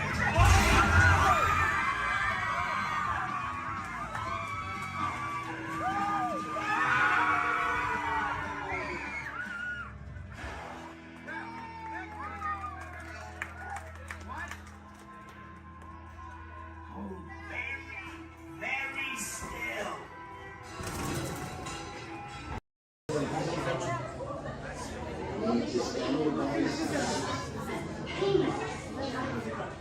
Then a simple wave of your hand will be your passport into... Raise your hands for security clearance.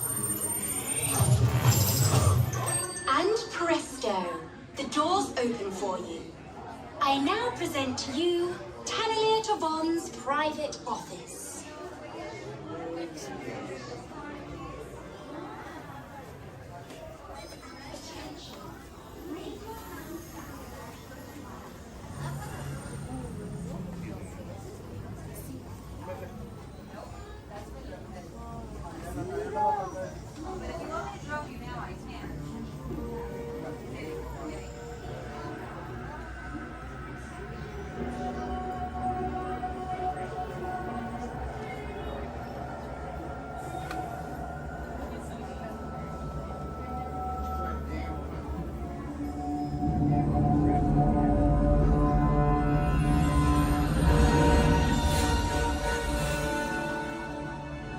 My friends, you're one step closer to your exciting encounter with the Guardians of the Galaxy. You're now standing in my private office. I know. Right, Carefully scrutinize each and every piece that comes to me from different parts of the galaxy that let's mute this guy. Getting consistent flattering on a constant loop was big motivation for me to escape. Ouch! Ow! That was not part of the plan. What? Of course I escaped. For those of you who have not been paying attention, the name's Rocket, one of the Guardians of the Galaxy. The smart one. Listen up. He's gonna put you on a gantry lift for your tour. I'm gonna sneak on top of your lift and take us all the way to the big old generator control room. I'm gonna blast that thing and destroy all the control systems, which will open up every cage in this freak show and free my friends. Our buddy Mantis is in the getaway ship waiting for my signal, and then we'll be on our merry way. But this plan won't work unless you help. I don't have clearance. My hands don't scan. Yours do. If you raise your hands, I get the clearance and the chaos begins. It's a foolproof plan. 35% of the time. Oh. I'm gonna take this. Now move it.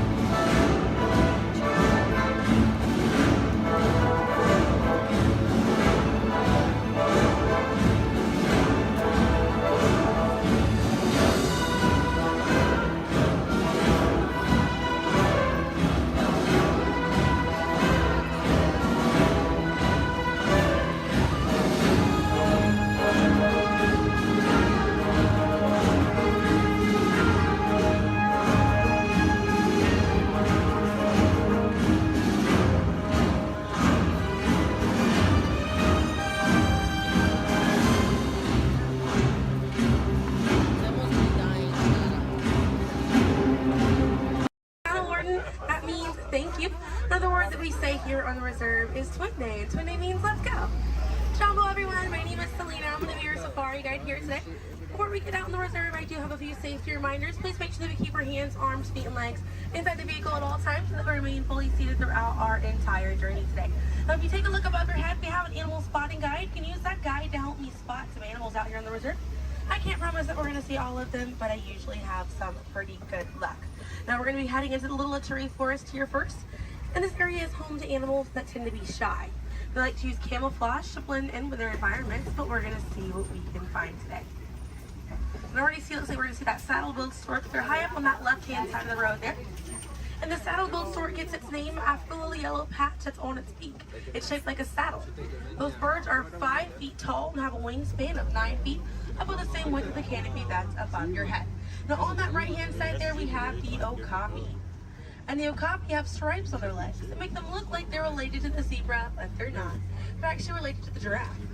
They have long, prehensile tongues that they use to grab vegetation. Their tongues are so long, they touch their eyeballs and clean their ears. As we're looping around here, you can see we have some greater kudu way up there, as well as the bongo. Now, the bongos are going to have that deep, almost penny color coat to them, with those antlers over there, and then the greater kudu, the tan colored coat right there. Now, the bongos are known as the ghosts of the forest because of how rare they are to spot in the wild. And their antlers, they angle backwards, and that's to help them get through thick vegetation and underbrush very quickly. Now, the greater kudu that we see right there, the greater kudu are one of the tallest antelopes in Africa, or the second tallest antelope here on the reserve. They stand at 55 inches tall at their shoulder, and they can leap about 8 feet forward. Now, coming up here on the left-hand side, we're going to see the black rhino.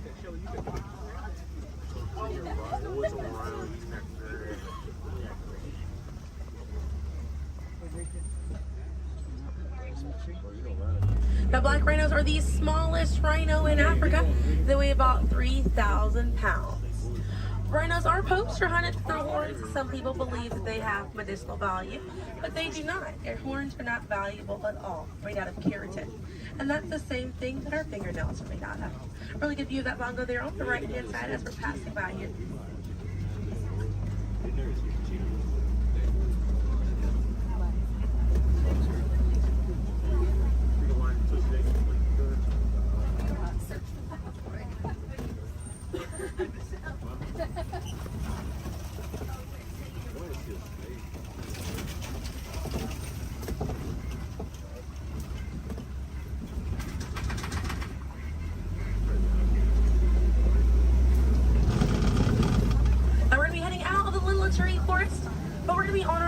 the Safi River, and animals in this area like to hang out in and around the water.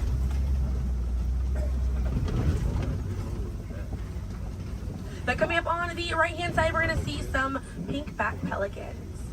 And the pink-back pelicans get their name for the pink skin that occurs on their back during mating season.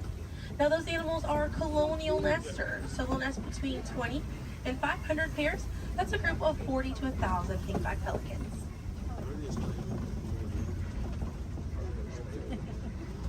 A view of the Savi River coming up on the left, and we have some Nile hippopotamuses. Now a group of hippos is called a bloat, and they spend most of their time submerged in that water to avoid overheating, but they will come out to graze. And they can stay submerged in that water up to 8 minutes at a time. And instead of swimming through the water, hippos will actually walk or run along the bottom of the riverbank, helps them glide through that water right there. One of the ways you can help out your waterways is by checking your sunscreen to see if it's reef safe. Another way is just being aware of how much water that you use and trying to conserve as much as possible.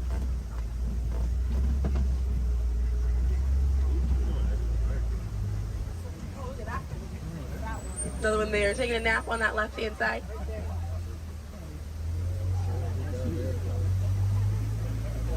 Now coming up on the left, we're going to see the Nile crocodiles.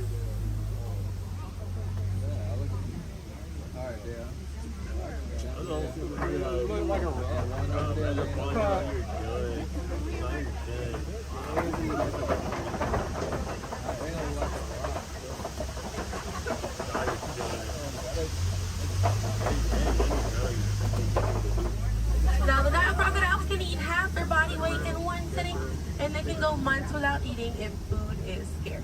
Now mother and father crocodiles are great parents, and they'll gently roll their eggs in their mouth. It softens up their shell and it makes it easier for their babies to hatch. But we're going to be heading into the savannah now, and the savannah hosts millions of migrating animals every year.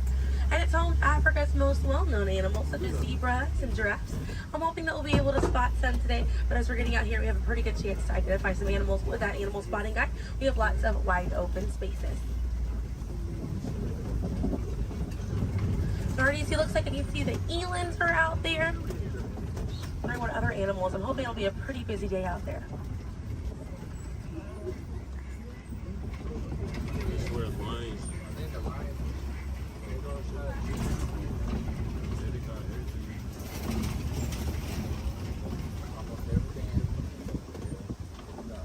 Let's see, also some springbok. It does look pretty busy out there.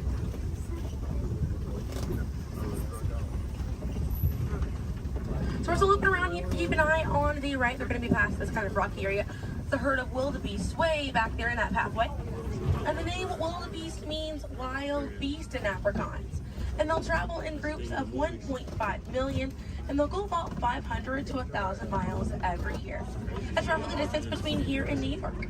And during a wildebeest great migration, they can kick up so much dust that their dust cloud can sometimes be seen from space. Now, wildebeest are very impressive animals. They're able to run about 15 minutes after they're born. But this group of trees there on the right-hand side, they're all kind of pruned underneath to the same height, and that's about as far as those giraffes can reach. Looking at the vegetation on these trees all around this area here. Now that's going to be the Maasai giraffe, and the Maasai giraffes have an irregular coat pattern. They don't have those clean lines around their spots like the reticulated giraffe that's on your animal spotting guide does.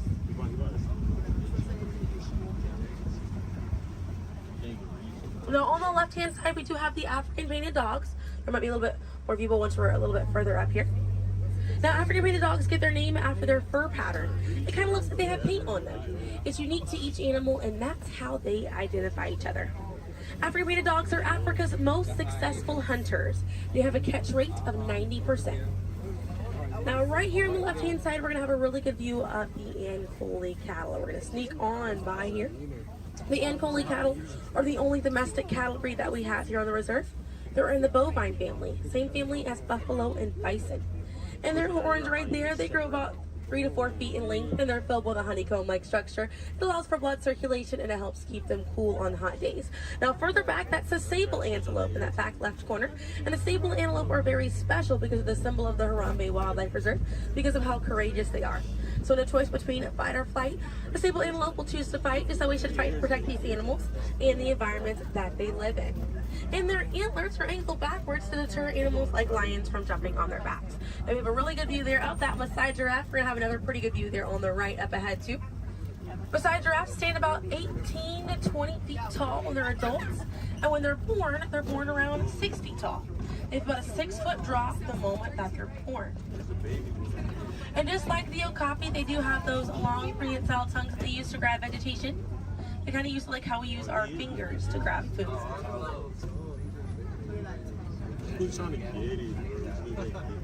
Really good view of them right there. They're actually the same number of neck bones or vertebrae in their neck as we do in ours. Theirs is just bigger.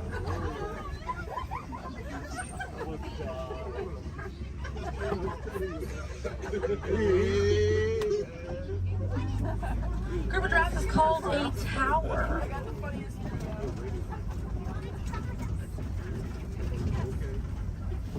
Now we're going to see on the left-hand side we have the elands. Now the elands are right next to the springbok. The elands are the tallest antelope on the reserve. They stand at 6 feet tall at their shoulder. One of my favorite eland facts is they'll make a flower crown with their antlers to impress the females during mating season. Now it's not a perfect flower crown. They'll kind of root up at plants and bushes, but it's the thought that counts. Another eland right there, a couple of elands right there. And then we have the springbok, and the springbok are the smallest antelope on the reserve. They're able to jump 6 feet straight up into the air repeatedly and about 13 feet forward. And they're a symbol of a lot of sports teams over in South Africa. Now those elands right there, they can weigh up to 2,000 pounds.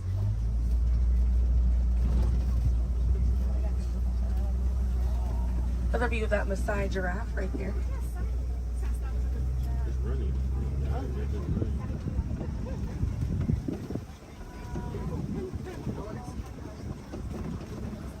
See what else we have waiting around the corner for us. Another Maasai giraffe there. But a bit big for these giraffes.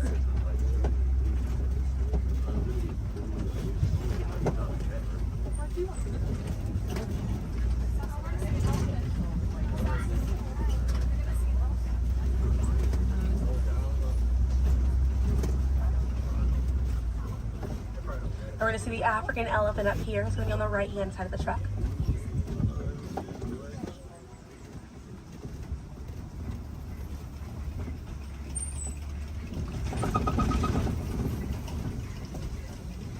Really good view of that African elephant there on the right-hand side.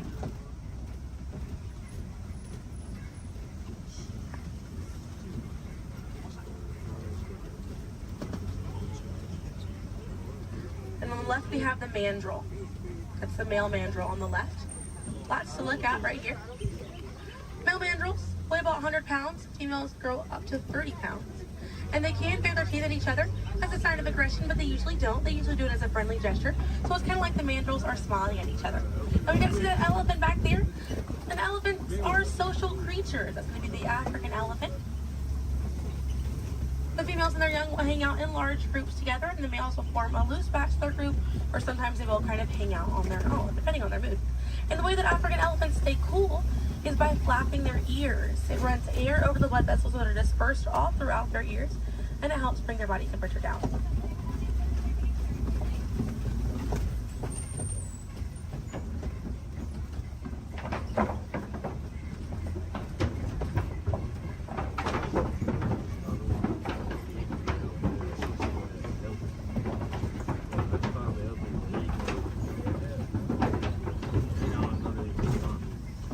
We're going to be looping around this area here. We have lots of red clay on this right-hand side. And if you keep an eye out, we'll be able to see some tusk marks right around the corner here.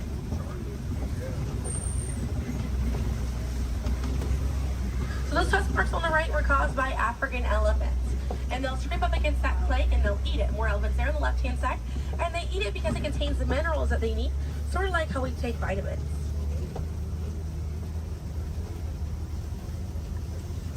They're way out there on that left-hand side. They kind of look kind of tiny from here. We'll see if we can get another view of them a little bit further out.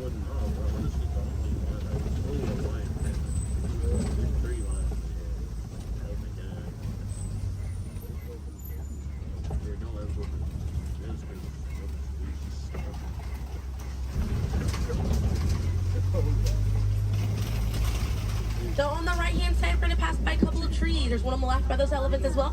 And these trees are baobab trees. And baobab trees survive by storing water in their trunk, and they stay leafless about 9 months out of the year. Now, baobab trees have a few different nicknames. One is the upside down tree, and the other one you might be familiar with is the tree of life.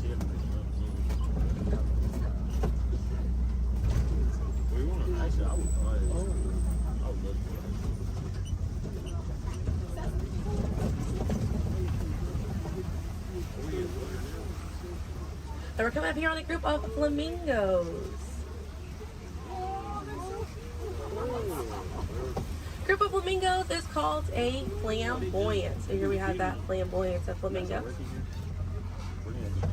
Now this particular species is the greater flamingo species, and they're the lightest colored flamingo in their family. They get their color from the brine shrimp that they eat, and over time it turns their feathers pink. It takes about 1 to 2 years to get that full pink coloring right there. When they're born all gray and fluffy.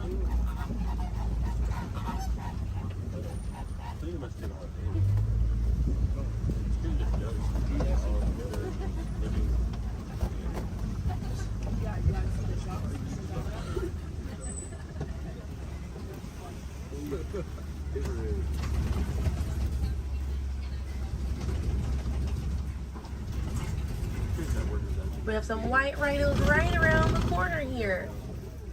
So they're going to be hanging out by a mud wallow on this left-hand side, and they'll use this mud wallow to cool off it. And they'll coat their skin in the mud to act as a natural sun protectant, sort of like how we use sunscreen. Now elephants do something very similar, and they'll fling dirt and mud on their backs as well. Just how important it is to protect ourselves outside in these environments by wearing hats, sunglasses, sunscreen. Very, very important, as well as staying hydrated. Now that white rhino right there, they weigh about 4,000 to 5,000 pounds. Group of rhinos is called a crash, and they can run at 35 miles an hour. Now on the right hand side, those are some ostriches way back there. Ostriches are the largest bird. They have wings, but they do not fly. They use those wings for balance and to help them change direction. Comes in handy because ostriches can hit speeds up to 40 miles an hour.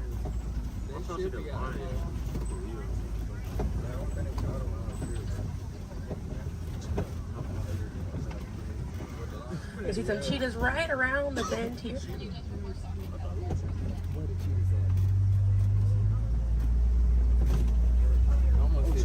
That's a good view of that cheetah there on the left. Now cheetahs are the fastest land animal. They run a little over 60 miles an hour. And they have 2 black lines on their face. Those black lines are called tear marks. And they help reflect the sun. Benefits cheetahs because cheetahs are daytime hunters. Now cheetahs do not roar. Instead of roaring, they'll meow and they'll purr.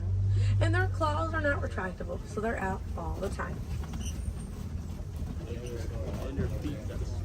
Now we're coming up here on some Kopi rocks. And Kopi rocks are rocks that jut out from the savannah. And a lot of times animals like lions will use these Kopi rocks as a vantage point to kind of scope out their territory and their prey. Really beautiful view of that male lion right there. Now at full volume, their roar can be heard up to 5 miles away. And they can sleep about 16 to 20 hours a day. Really impressive view of imposing right there. Now, female lions will do most of the hunting for the group, and the male lions will stay back and kind of guard the territory and guard their cubs. And the Swahili word for lion you're probably already familiar with. The way that you say lion in Swahili is Simba. And we're going to see some more ostriches. We have some white rhinos over here too, and the lioness is there on the left. Looks like she's posing for us as well. Really cute view of that white rhino as well on the left here. Or, excuse me, yeah, right hand side. I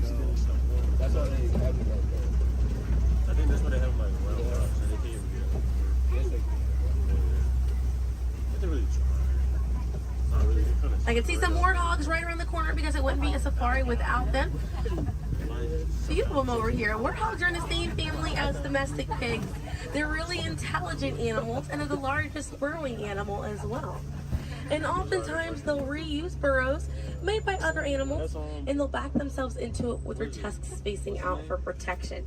They're pretty fast. They can also run at 35 miles an hour. They're kind of rooting up over there. And they also have a mud wall that they use to cool off and to coat their skin in it to get some relief from bugs and insects. We also have a really good view of these white rhinos again on that right hand side. Now the way to tell the difference between a white rhino and a black rhino, because they're both the same color, so the shape of their mouth. White rhinos have a wide mouth, and black rhinos have a V-shaped or pointed mouth. Original word for white rhino was vite. Vite means wide in Afrikaans, but over time it was misheard and mispronounced, and it turned into the white rhino.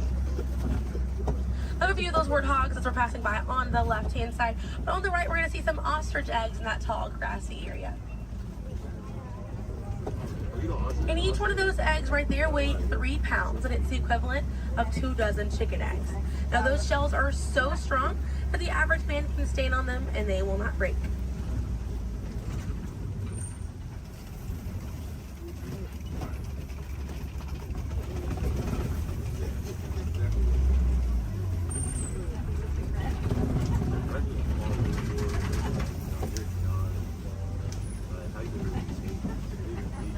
We're gonna see, looks like we have some Nigerian dwarf goats over here.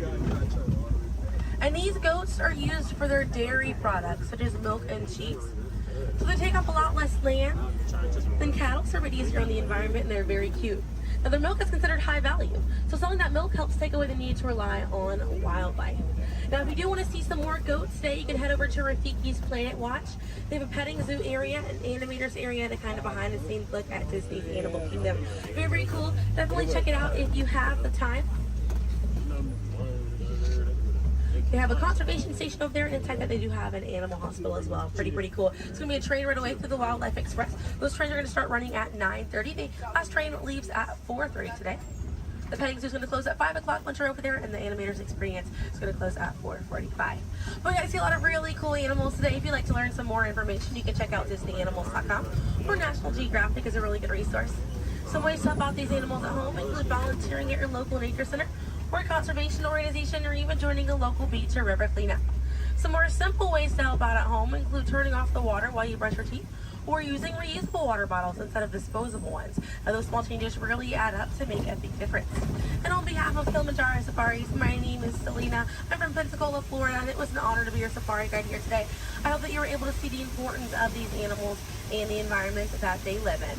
Now here in the reserve, we don't like to say goodbye because goodbyes are far too sad and far too final. So I will leave you with the Swahili word, kwaherini. And kwaherini means to go well, with the intentions of seeing each other again one day. So kwaherini, my friends. Another word that we say here on the reserve is asante sana. And again, that means thank you. So thank you for joining me here at Kilimanjaro Safaris. I'll be dropping you off right around the bend here, right where I picked you up, so we still have a bit more of a journey together.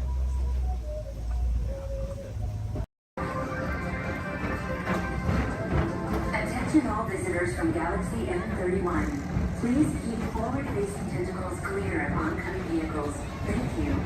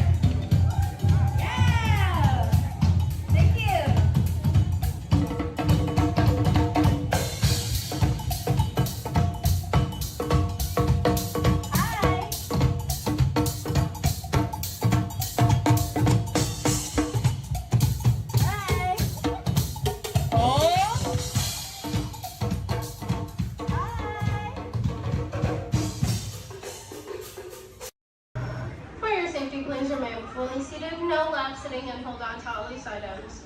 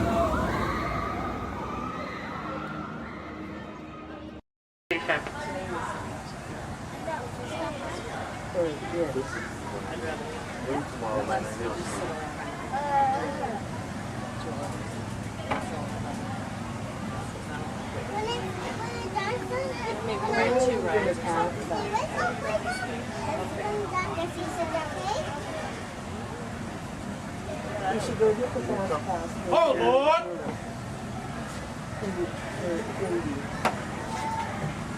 Because they're all right there.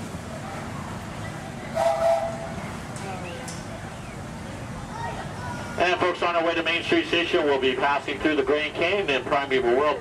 This is a perfect opportunity to take out your cameras and snap a few pictures. However, as a courtesy to those around you, we ask you please turn off the flash photography and video lighting on your cameras. Once again, no flash photography or video lighting inside the tunnel. Thank you.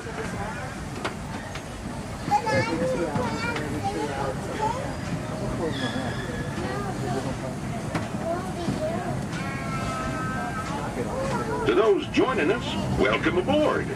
The next leg of our journey will take us along the rim of the Grand Canyon. It's a mighty long drop to the canyon floor. So for your safety, stay seated with your hands, arms, feet, and legs inside the train. Be sure to watch your kids and no flash pictures, please. Para su seguridad, permanezca sentado y mantenga las manos, brazos, pies y piernas dentro del tren y cuide a los pequeños. Por favor, no tome fotografías con flash.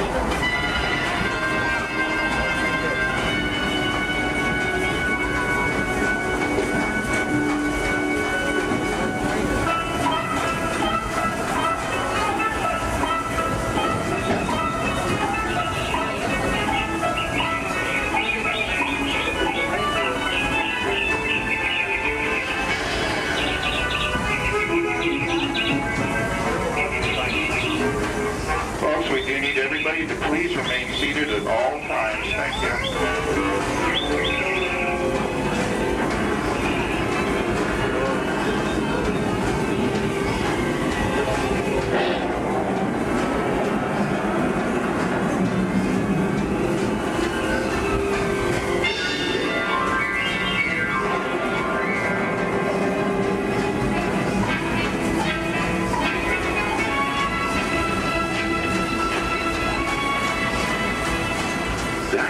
Grand Canyon as we know it today, but it wasn't always that way.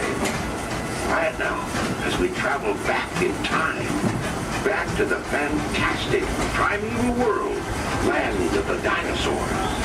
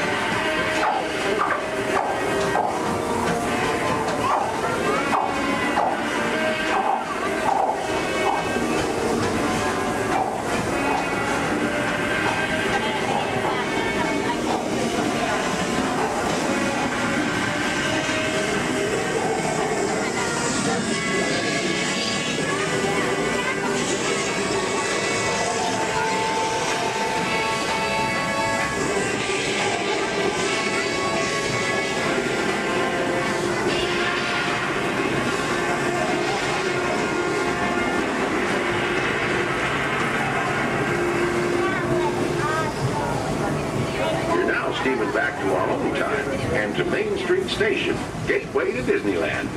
If you'll be leaving us here, stay in your seat till we come to a full stop. And remember to gather all your personal belongings, including the young'uns if you got any, and step carefully from the train. I'd especially like to thank those of you who've been with me for the Grand Circle Tour of Disneyland. We surely hope you enjoyed your travels with us and that you'll come back and see us again real soon. For those of you traveling on, we'll be on our way again in just a few minutes. This is Main Street Station, Main Street, USA.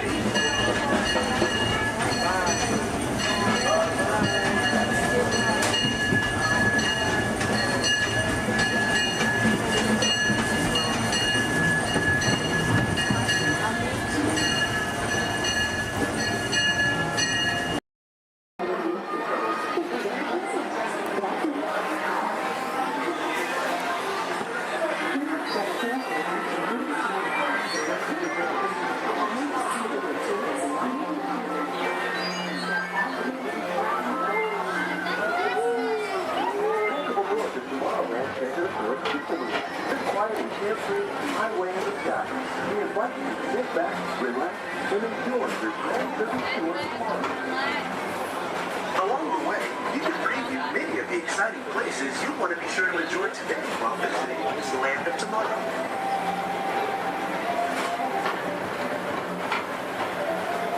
The People Mover is the perfect vehicle for people watching, so keep your eyes peeled. You never know who you might see.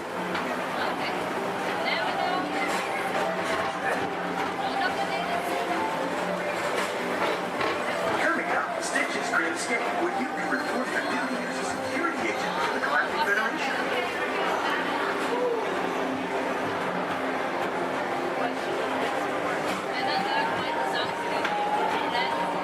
Your mission is to keep Excitement 66, the biggest little mischief maker in the galaxy, under control.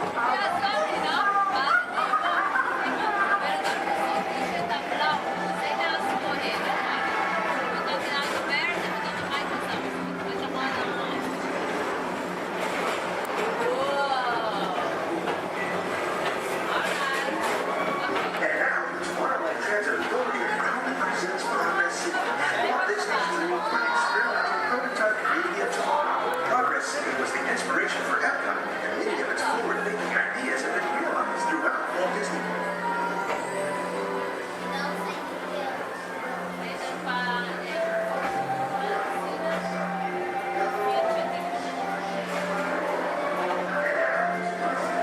If your future includes shopping, then you'll want to visit Lindy Stock Traders, where you'll find the greatest goods from around the galaxy. That's right. It's out of this world.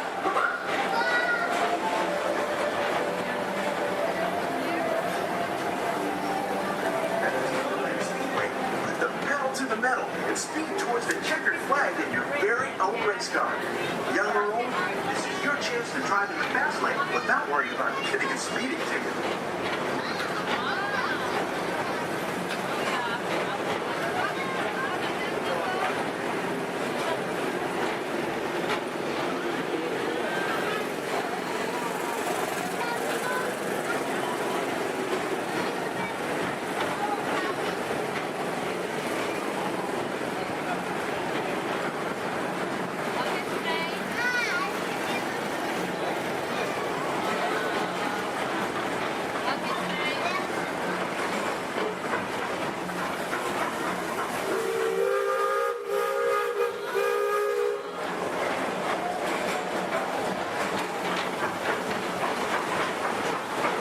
We're now entering one of the real wonders of our world, Space Mountain. Blast off on a high-speed outer space adventure and compete in the cosmos.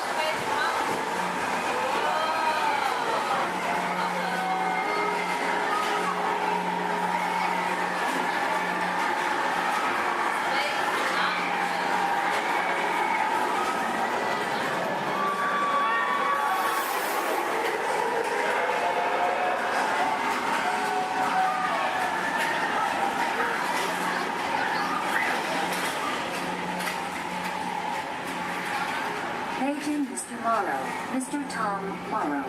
Please contact Mr. Johnson in the control tower to confirm your flight to the moon.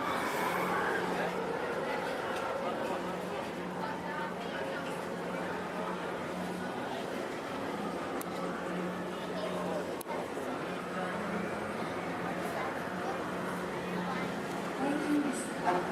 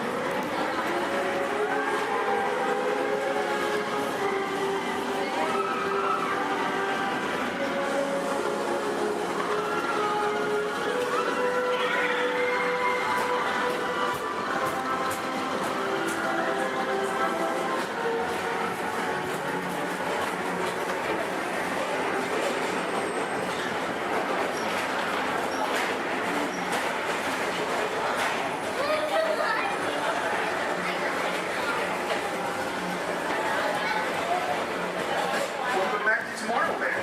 Be sure to visit Space Mountain while you're here for an adventure that's out of this world.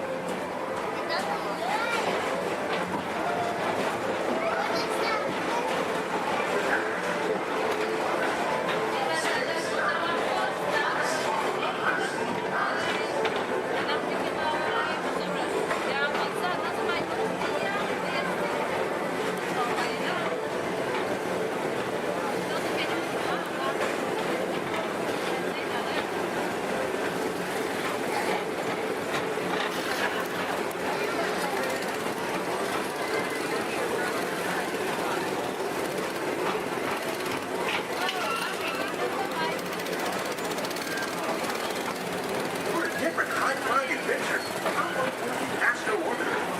Pilot your own spacecraft as you take a spin around the planet and ascend to otherworldly heights.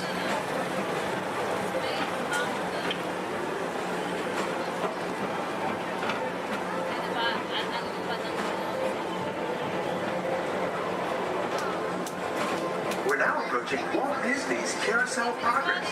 Inside this rotating theater, 4 families welcome you into their homes of yesterday and today, starting way back at the turn of the 20th century. First presented at the New York World's Fair, this legendary circular theater celebrates the progress that has made our lives better. It's a perfect reminder that there's always a great, big, beautiful tomorrow shining at the end of every day.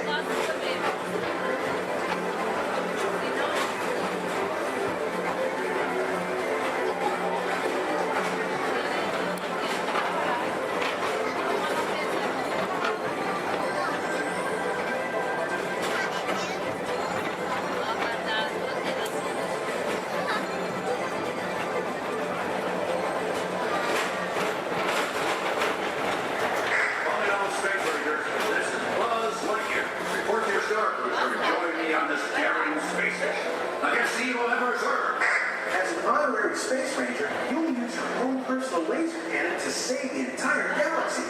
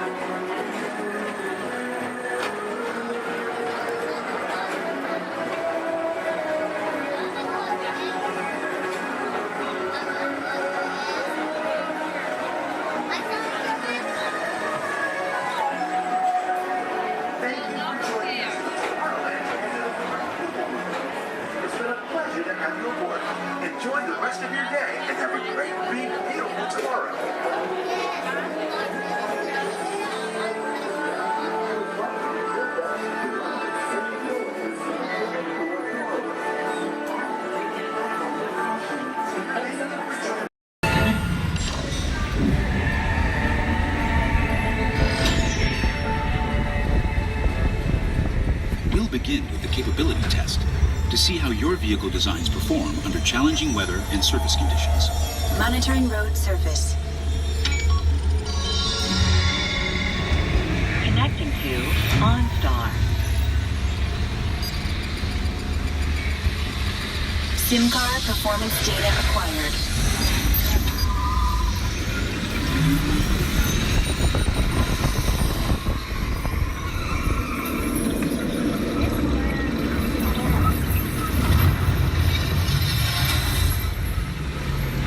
Let's see how your designs hold up now.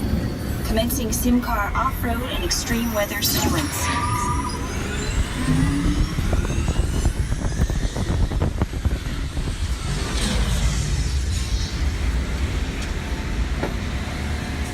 Capability test results displayed and verified. Now let's see how your vehicles compare when it comes to their efficiency. Scanning SIM card for optimal fuel efficiency.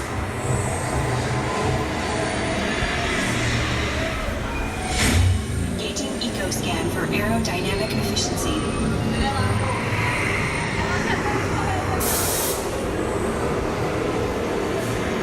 Drive systems analysis. Hyperspectral imaging in progress. Calculating total environment impact.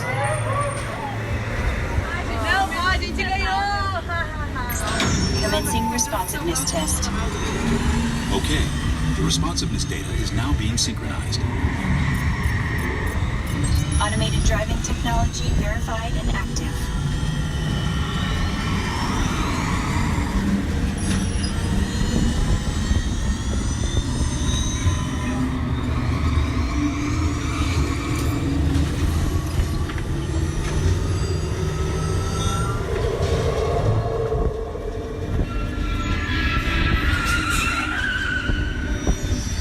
Crash avoidance technology disengaged. Displaying responsiveness data. Here comes the final test. Energizing for power test.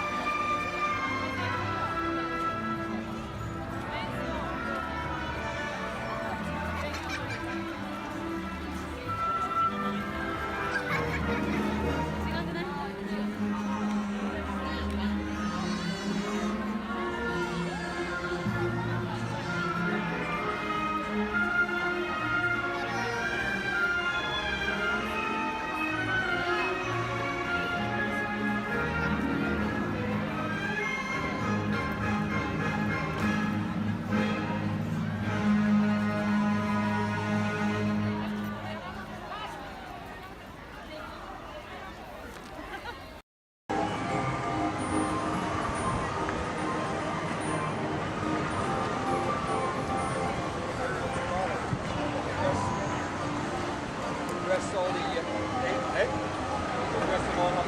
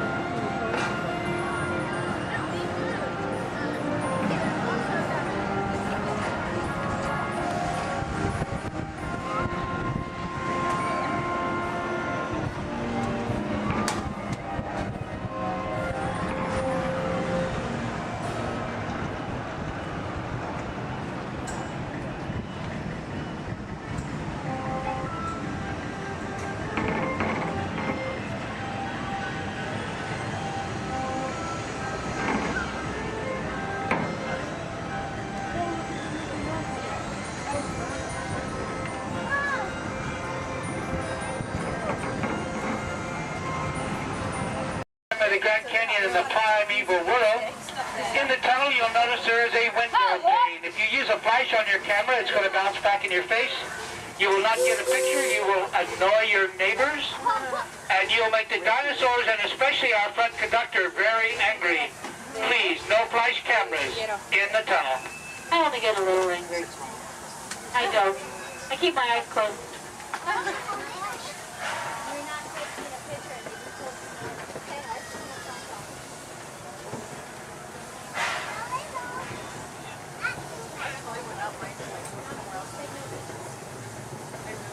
To those joining us, welcome aboard.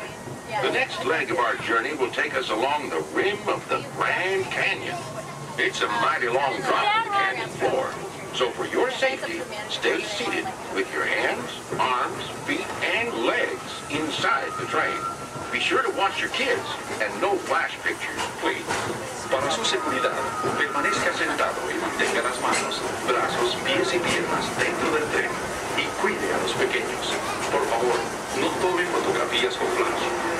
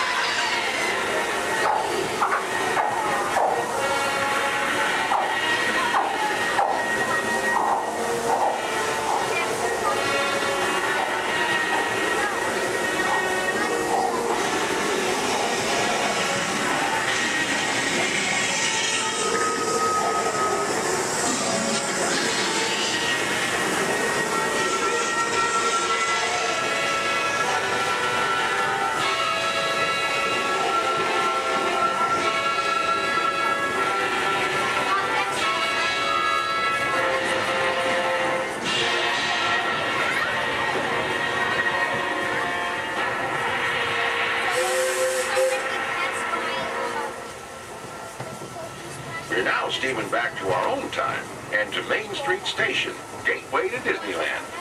If you'll be leaving us here, stay in your seat till we come to a full stop. And remember to gather all your personal belongings, including the young'uns if you got any, and step carefully from the train. I'd especially like to thank those of you who've been with me for the Grand Circle Tour of Disneyland. We surely hope you enjoyed your travels with us and that you'll come back to see us again real soon. For those of you traveling on, we'll be on our way again in just a few minutes. This is Main Street Station, Main Street, USA.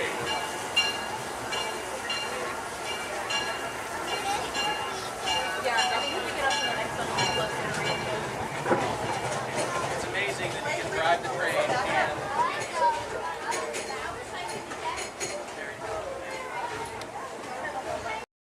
would like to welcome you. While you're in town, be sure We interrupt this program for a special report. A child is on the loose in Monstropolis. A human child! If witnesses are to be believed, there has been a child security breach for the first time in monster history. We can neither confirm nor deny the presence of a human child here tonight. I tried to run from it, but it picked me up with its mind powers and shook me like a dog. It's true! I saw the whole thing! Happy birthday, Schmoozy Poo! Oh, googly bear!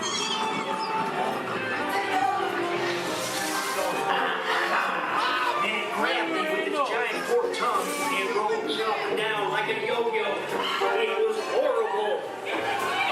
I was minding my own business. We gotta get you home.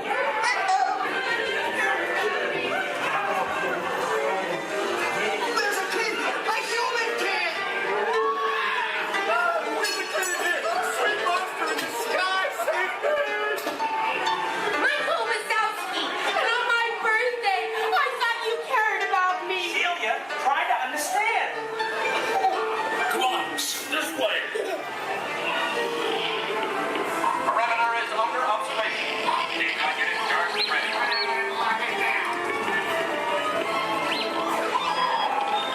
There's nothing down here. I'll be on the lookout for this child.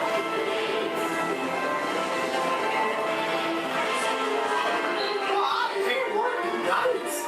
Yeah, nothing exciting ever happens. Hurry up, Sully, hurry up. I've got both doors set up on the stair floor. Are you done here, Boo? Race you to the stair floor.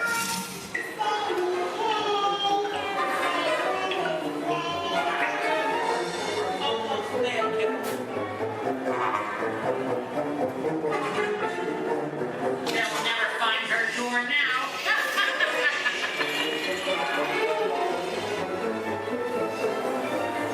Oh, there's your door. We're almost there, kiddo. Not so fast, Sullivan. They'll never get her home now.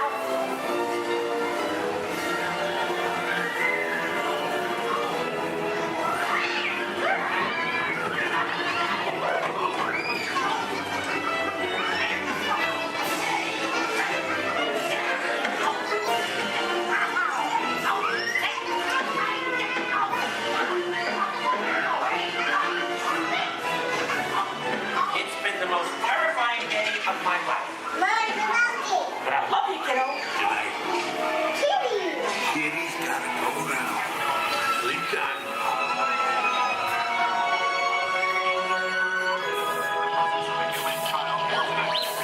We responded to a 2319 in progress and reported to the scene where we immediately secured the area. Get ready, folks. We have to decontaminate you. After careful and thorough observation of the perimeter, we quickly rendered the situation status to 990. We can neither confirm nor deny the presence of a human child here tonight. We responded to a 2319 in progress and reported to the scene where we immediately secured the area.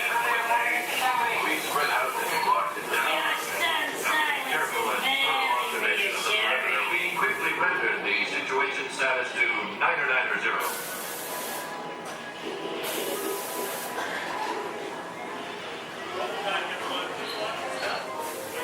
Come back and see me sometime.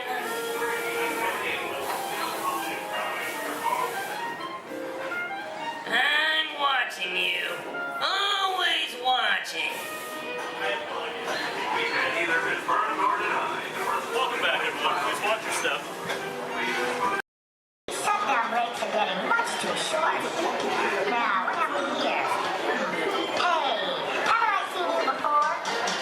Seems like I'm always fixing this burnout. Well, let's see now.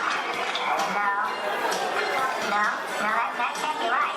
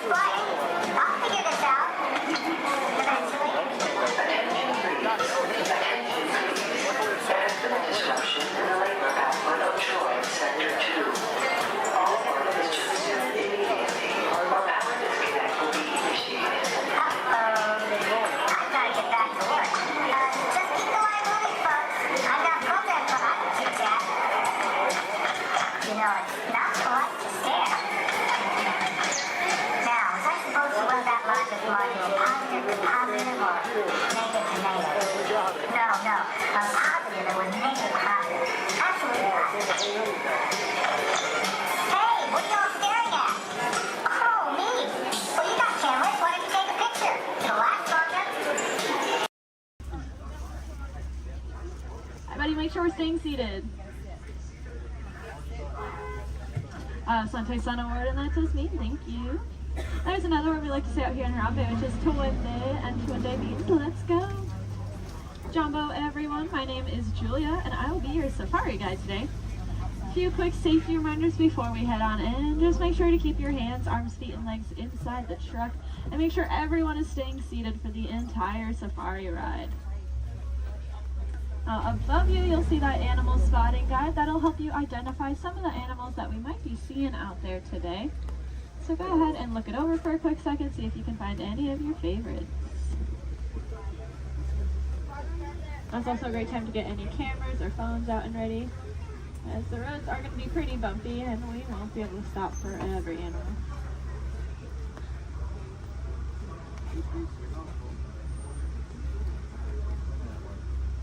We are going to be starting our journey here in the Little Aturi Rainforest. Animals that live out here are going to be more shy and reclusive, so keep your eyes open for any stripes or camouflage.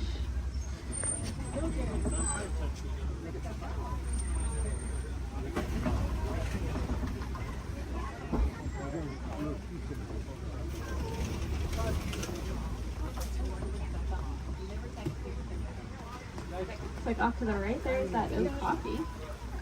That reddish brown animal with the zebra party pants. However, they are not related to the zebra. They are the only living relatives of the giraffe. Just like a giraffe, they have a very long tongue. Theirs are so long they can lick their own eyes. And if you look down to the left, you'll see a bird standing on a nest. There's actually a couple eggs, I believe, in there, maybe. That is a saddle-billed stork. They're about 5 feet tall, and their wingspan is about 9 feet long. And if you look up at that canopy above your head, that is also just about 9 feet long. Put that in perspective for you. Now, if you look back at the okapi over there, I said they're related to the giraffe. Just like a giraffe, they have ossicones, which are those stubby horn things on their heads. But that one that we're seeing doesn't have any ossicones. That's because she's a female. Only male okapi will have them, whereas all giraffes will have them. Up on the hill to the right are the greater kudu. And we can tell they are female. That's because they don't have any horns on them. The males will have horns that can spiral backwards up to 6 feet long. If you look off to the left against this cable wall here, you'll see a black rhinoceros. Kind of looks like one of those boulders, just a lot smoother. Now, these black rhinos are unfortunately critically endangered. There are less than 10,000 individuals left in the whole world, and that's including the one we are looking at. They don't have any natural predators, though. That is all due to the poaching of their horns. Their horns are thought to have medicinal value to them, so they'll be ground up and used in medicines. However, those horns are made entirely out of keratin, which is the exact same thing that our hair and our fingernails are made out of.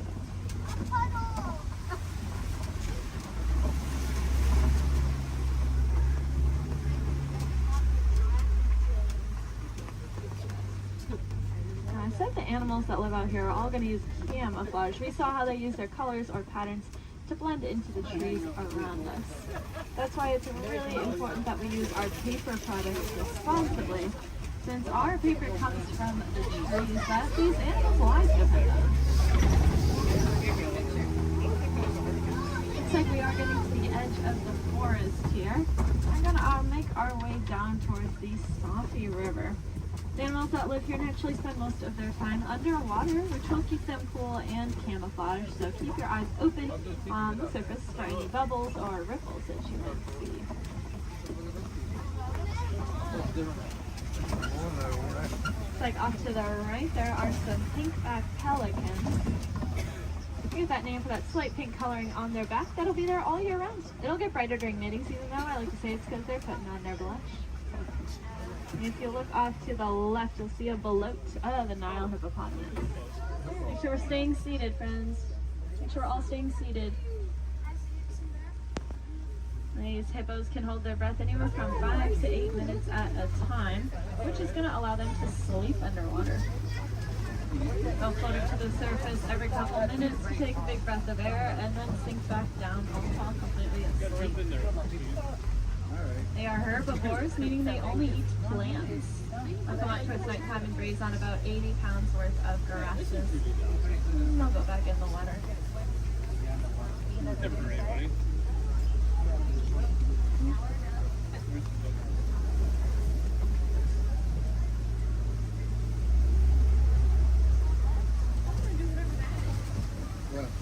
Keep your eyes to the left, especially as we cross over this bridge up ahead here, and you'll see the Nile crocodile.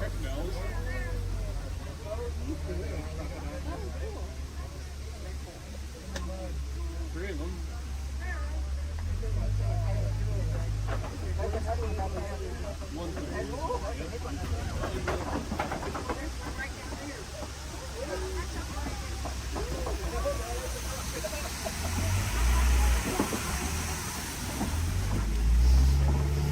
Those crocodiles are pretty impressive. They can weigh anywhere from 500 to 1,000 pounds, be as long as a giraffe is tall, and they have the strongest jaw and bite force of any animal. Being said, they are really amazing parents. They're going to take their eggs, put them in their mouth, and roll them around very, very gently. That'll help break up the shell, making it a lot easier for those babies to hatch. It sounds like there is an animal in the road up ahead, so I think we're going to hang tight here for just a second. This is their home, and they can go wherever they want, and sometimes they choose the middle of the road. So we'll just wait for them.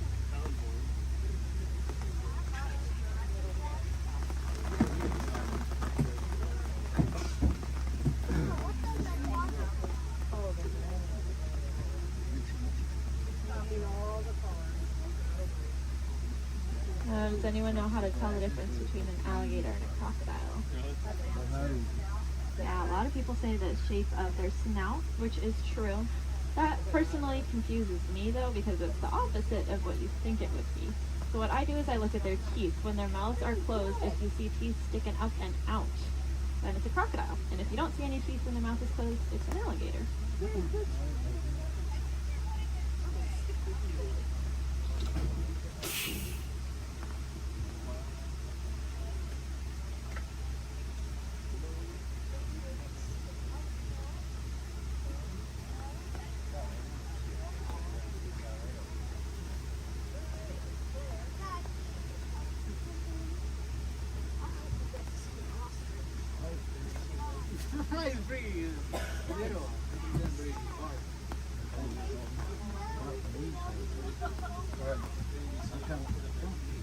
Well, thanks for your patience here.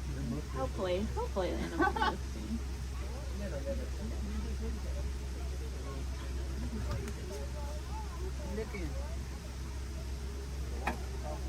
Crocodiles are also something that are called a living fossil. which just means that they were alive way back when all the dinosaurs and all them were alive. But they never went extinct, and they didn't evolve into a different species. They kind of just stayed. There's a lot of other animals like that, like horseshoe crabs, cockroaches. They're all living fossils. But so are those crocodiles and alligators.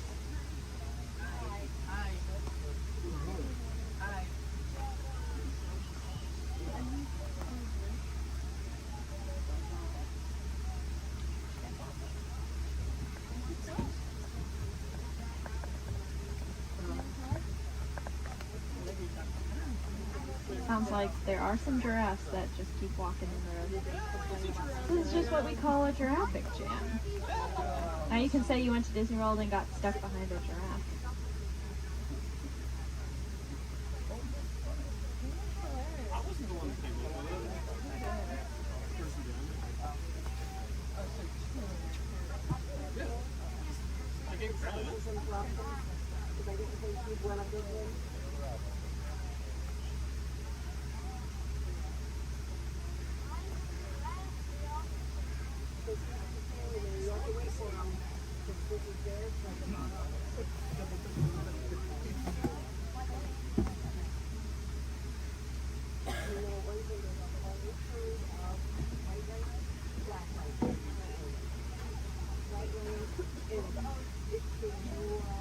Sounds like the giraffe has moved, but now there's a different animal on the road. The animals really like the rain, so they are very active. Okay, Tom's like, maybe we'll be back on the road soon. I think all the animals are out of the road, at least at this very second. But I don't want to jinx it. But that's good news for us, because that means once we get down into the savannah, there's going to be a lot of cool animals really close to see. Alright. See how far we can get.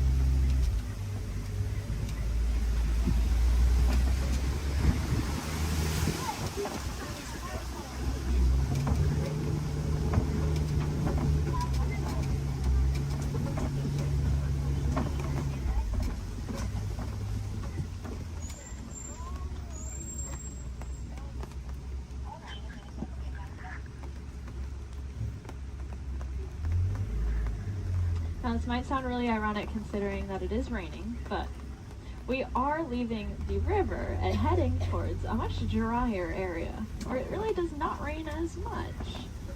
And I say that because the baobab tree that's off on the right there, it is going to be leafless about 9 months out of the year just to conserve water. Some people call it the upside down tree because, well, it looks like the roots are on the top. It's also known as the tree of life. That's because it stores a lot of water in its trunk there. So other animals will use it as water source. We can even use the bark as medicine. One of my favorite things about the baobab tree is that it does have flowers, but they only bloom at night because they're pollinated by bats. Alright. Looks like we are finally able to head here into the savannah.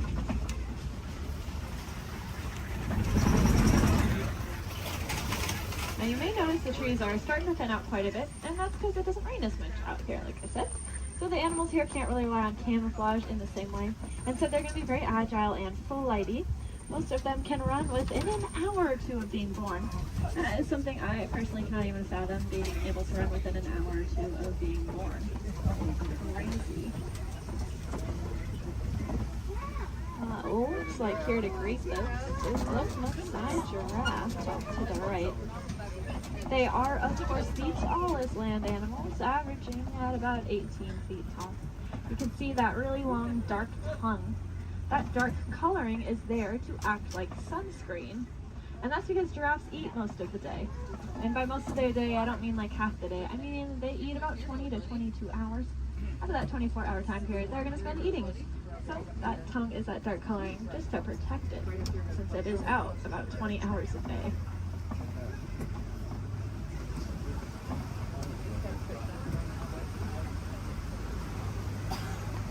Off to the left here in this den, you'll see some African painted dogs. They are the most successful hunters out here with an 80 to 90% success rate. is so successful that their young, sick, and elderly will eat first, and the healthiest adult will wait and eat last. What makes them so successful is that they are so cooperative. As a pack, they're not going to move on until everyone's got the chance to eat. Those painted dogs are there on the left. On the right, you'll see another giraffe, as well as some Ankole cattle. I think these two were the culprits that were in the road earlier.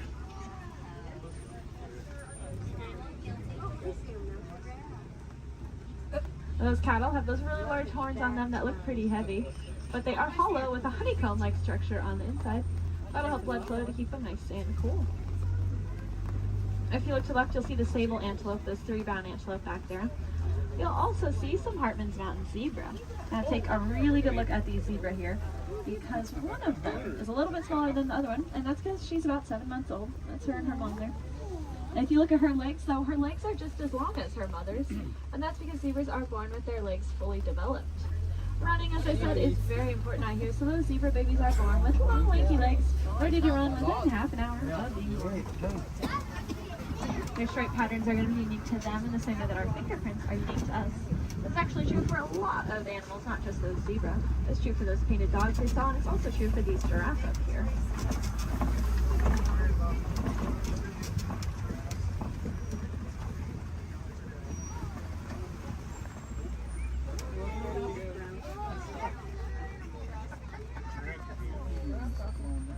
See, I told you they just go wherever they want. Oh, look, the zebras are in the road now. Over here they're in the road too.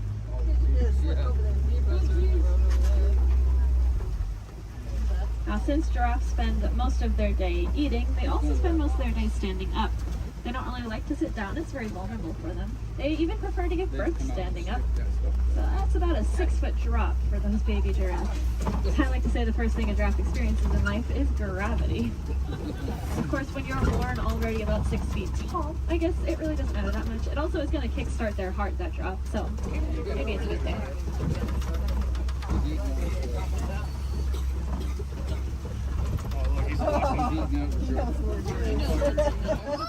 Gotta steal some more goodies. If you look to the left here, you'll see these really large tan antelope. These are the eland. Elands are the heaviest just antelope species. About 6 feet just at their shoulders, and they can jump straight up from that standstill position up to 10 feet in the air. My favorite thing about those eland, though, is that they make flower crowns to attract each other, and I think it's adorable. The males will gather up a bunch of branches and twigs and leaves and even flowers and decorate his horns with them, and then walk around proudly to attract all of the females. I would highly recommend looking up a picture of that if you have never seen it before. It is, like I said, adorable.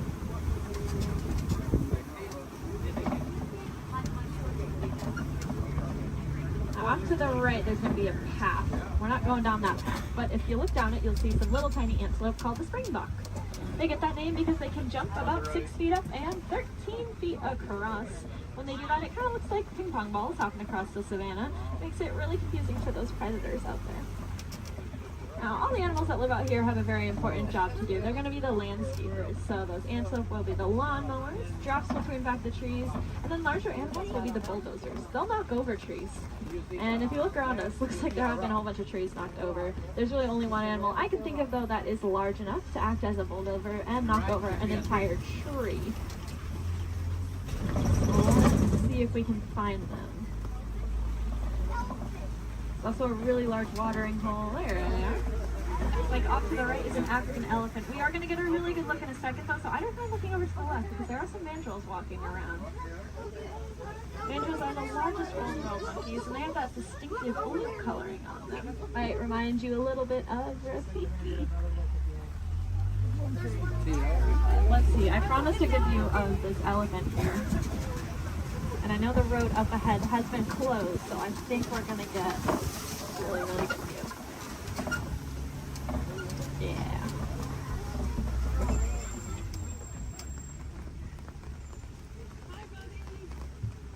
Elephants are, of course, the largest land animal. Also very, very intelligent. You can see him using that trunk. They have about 40,000 muscles in that one trunk. To put that in perspective for you, we have a couple hundred different muscles in our entire bodies. They have 40,000 in that one trunk. That is kind of unbelievable to me. And it's going to allow them to do a lot of really cool things though. You see them eat with it. They also drink water, kind of like a straw. And then sometimes they'll suck up a bunch of dirt or mud and then spray it on their backs to help protect their skin from all those natural elements.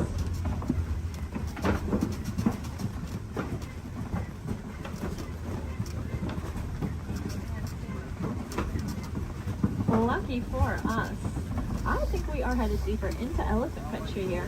And I say that because elephants love to eat red clay. If you look around us, it looks like we are surrounded here by this red clay. It's very nutritious, so they'll eat it as an extra form of nutrition, just like how we might take a vitamin or a supplement every day. And there are some tusk marks over to the right and some footprints down to the left. So the herd must be nearby. I think I see them off to the left there. Elephants are matriarchal, and that means the oldest or wisest female is going to be the dominant one in charge. Males are going to leave the herd at about 15 years old, and if they don't do it willingly, they will be forced out by those females. They're going to go hang out in bachelor herds, which can consist of up to 140 individuals that come and go as they please.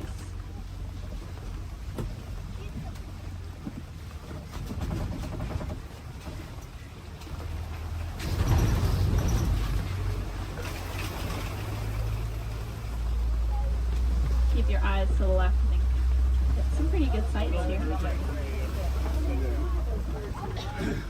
Unfortunately, though, elephants are running into a lot of different conflicts out there in the wild. They are losing their homes for various reasons and getting forced closer and closer to people, specifically farmers and their crops. Not knowing any better being elephants, they see those crops as yummy treats and they eat them, or they stomp all over them, which of course upsets the farmers, putting the elephants in danger. Luckily, we did some research recently and learned that elephants are afraid of bees. They have very sensitive skin and do not like to be stung. So now out in Kenya, farmers are building fences out of beehives. That scares off the elephants, which keeps them safe, and in turn keeps the crop safe and the farmer's livelihood. And the farmer gains a new crop, which is, of course, the honey from the bees. And if you like honey, you can look up the Elephant Safe Honey Project and learn a little bit more about how you can support that. If you look to the left here, you'll see the greater flamingos. They are the largest flamingo species, but the lightest in coloring. They're going to get that pink coloring from the brine shrimp that they eat. There's a protein in there called beta-carotene, and that's what'll turn them pink. It's the same thing that's in carrots. They're going to get their food by doing something called filter feeding. So if you can picture a pasta strainer, the noodles get stuck inside and the water comes out. That's how their beaks work. They take a big mouthful of water, the food gets caught inside, and the rest of the water flows right on out. That's why it's super, super important that we keep our waterways clean, because if we have plastic or trash floating around in that water, they could take a big mouthful of that. And we don't want any of our trash ending up in those flamingo beaks.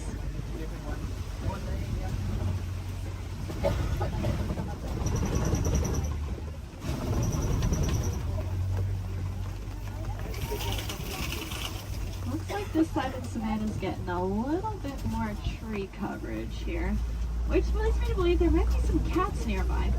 Please help them out while they are hunting. So keep your eyes open. I know I've seen cats roaming around on the hills up ahead before.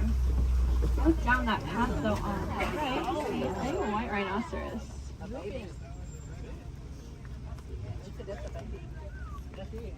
White rhinos are the most social of the 5 rhino species. They're usually always in a group with their buddies, so that one's friends probably aren't too far behind.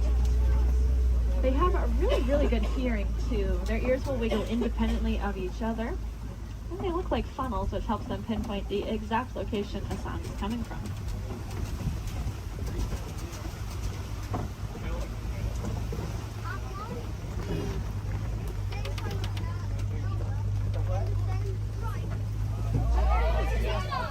It's like off to the left behind that orange rock.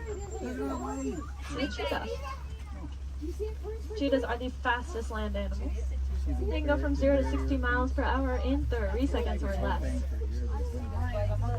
They're going to use their tails to help them steer, very similar to a boat's rudder. And they're the only cats that are going to hunt during the day instead of at night.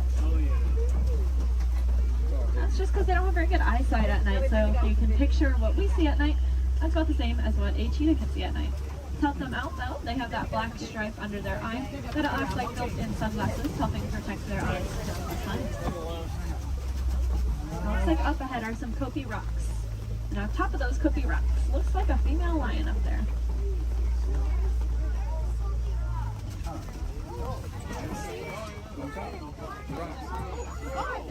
second tallest rock on the top of it. She's laying up there. Females are going to be the ones that go out and hunt. The males are going to stay behind to protect their territory and any cubs they may have.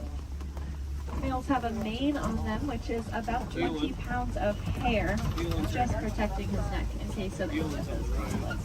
You'll be able to see them again. Big animal. Male lions also have the loudest roar of any animal. You can be heard up to 6 miles away.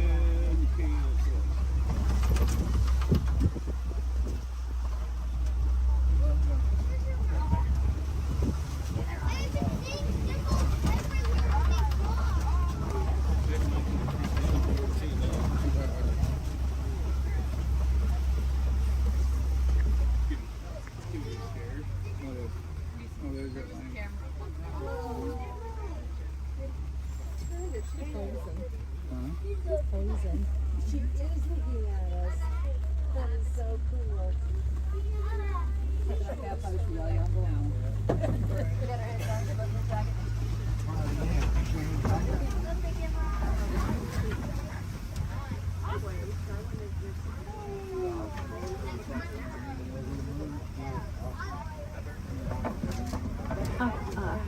Looks like there are a couple ostriches walking around.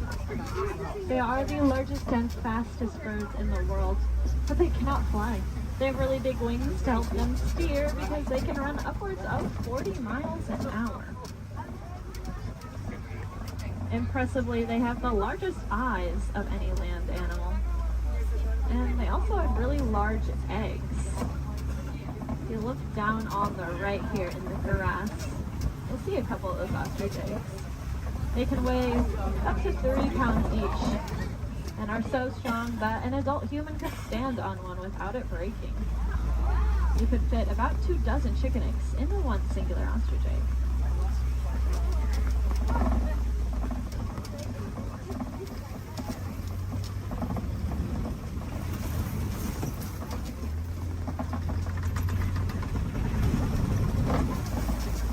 Up ahead is the warden's post. The warden takes care of all the animals out there on the reserve. There's some special ones up here with them. I bet they're all hiding under this porch from the rain now. These are the Nigerian dwarf goats. They look like cute little babies, but this is them full-grown adults. They really do not like that rain. They have a very sweet and nutritious milk that is high value in Africa, so in return for it, we'll give them a nice place to live and some amenities to eat. It just goes to show that we can peacefully coexist with a lot of amazing animals.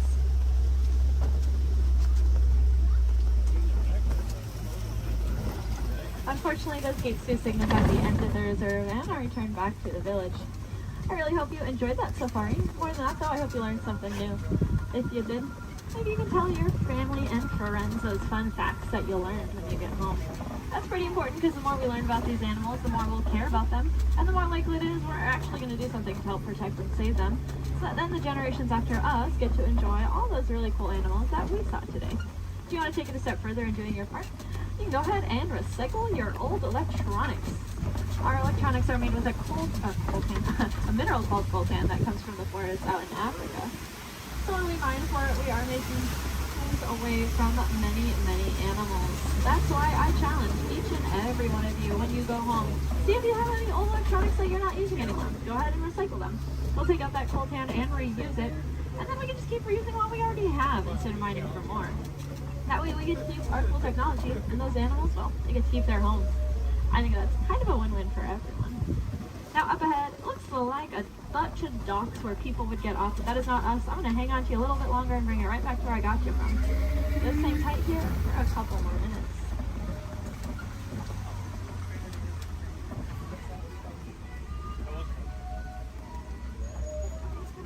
He's people watching.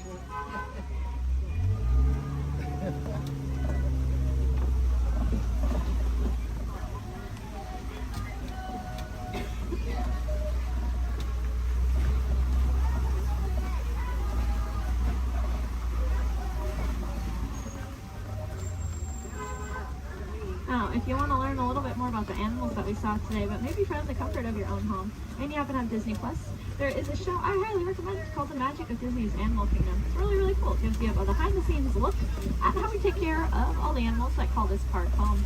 It is one of my favorite shows, but I am, of course, not biased at all. If you want to see some more animals while you're in the park today, I'd recommend heading over to the Gorilla Falls Exploration Trail.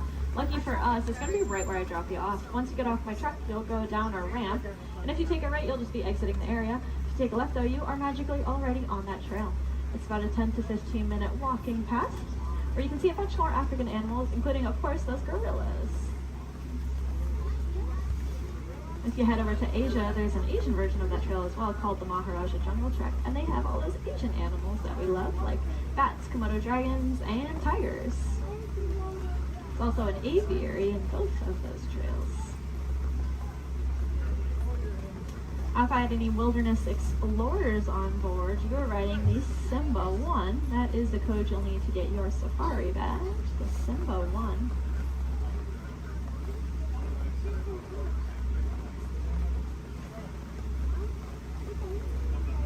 You might have also heard a train. That would be Rafiki's Planet Watch. That train is about 5 minutes long, and it takes you up to another little area. There's a petting zoo up there, so you can cuddle some of your favorite animals. There's also a drawing area where you can learn how to draw a Disney animal from a Disney animator. And there's a whole bunch of reptiles and amphibians up there as well to check out. The last train is going to leave at 4:30 though, so if that sounds like something you're interested in, I recommend making sure you are on that train before 4:30.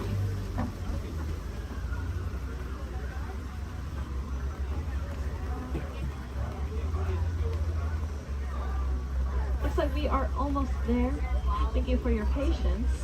I know that was a little bit longer than expected.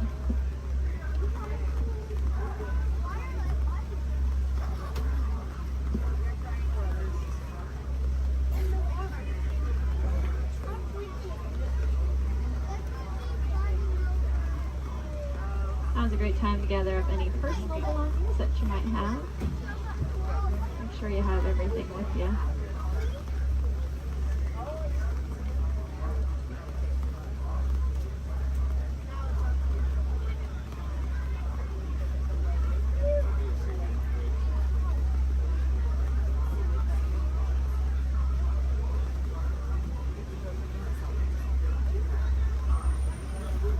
Here in Harambe, we do not like to say goodbye because it is far too sad and final.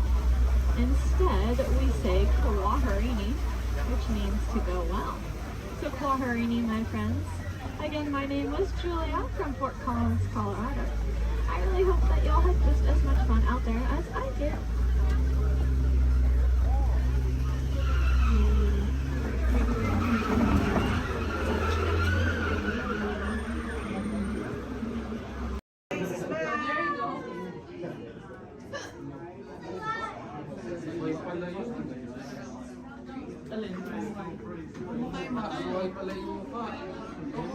As promised, your time has come. Please enter and gather around the dying fire. When hinges creak in doors chambers, and strange and frightening sounds echo through the halls, whenever candlelights flicker, where the air is deadly still, that is the time when ghosts are present, practicing their terror with ghoulish delight.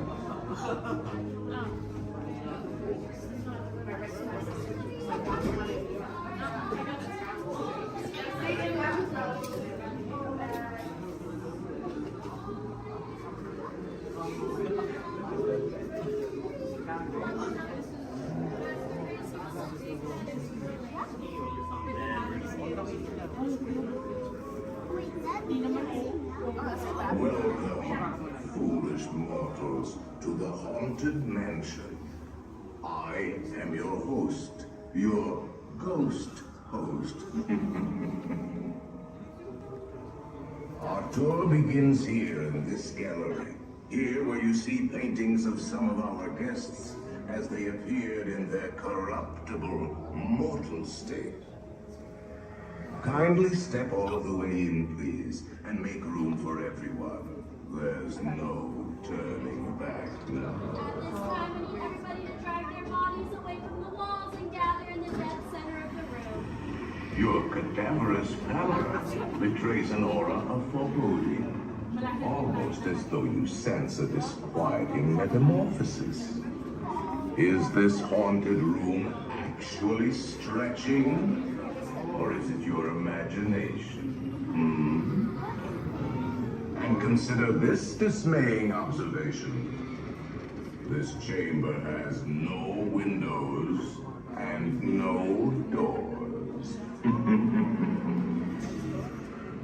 Which offers you this chilling challenge to find a way out.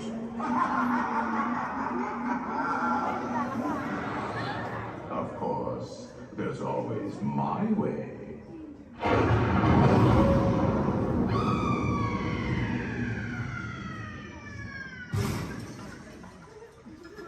Oh, I didn't mean to frighten you prematurely. The real chills come later. Now, as they say, look alive, and we'll continue on it too.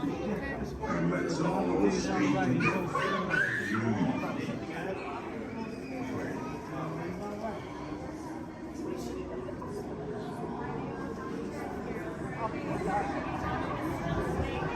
didn't say a word about it. I'm just gonna go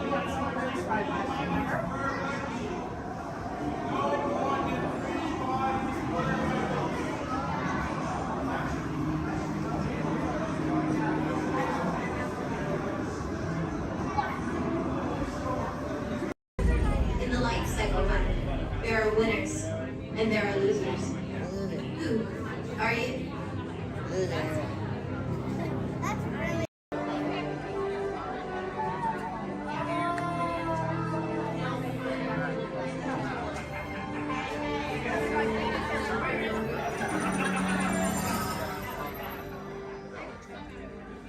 Greetings, Terrans. I am Nova Prime Irani Real, Commander of the Nova Corps. On behalf of all Xandarians, I hope you have enjoyed exploring the wonders of Xandar. As you have seen, your world and ours were born of the same moment, one which you refer to as the Big Bang. As such, we are all galactic neighbors in a vast universe which we and countless others share. For you to travel to Xandar would take 2.5 million years, assuming you had a ship that could fly at the speed of light. So we decided to come to you. But even we could not have reached you so easily were it not for the Cosmic Generator, an advanced piece of Xandarian technology that creates jump points, artificial tunnels that act as shortcuts, linking distant points in space. It is our desire to share this wondrous technology with your people so that together we might explore new worlds and create a brighter tomorrow. And now, as the culmination of the wonders of Xandar, you will be teleported to a Nova ship above your planet for a demonstration of the Cosmic Generator. I trust you will find it an unforgettable experience.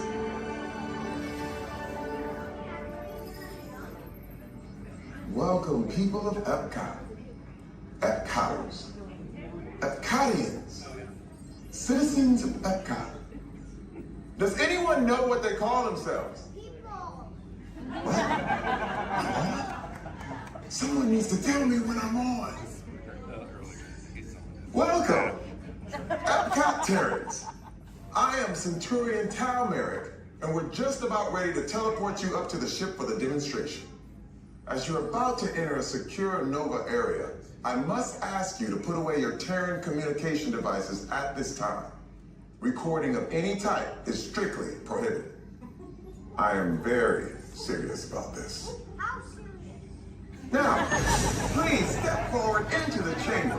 You're gonna love this. You're on! That was the best. That was like probably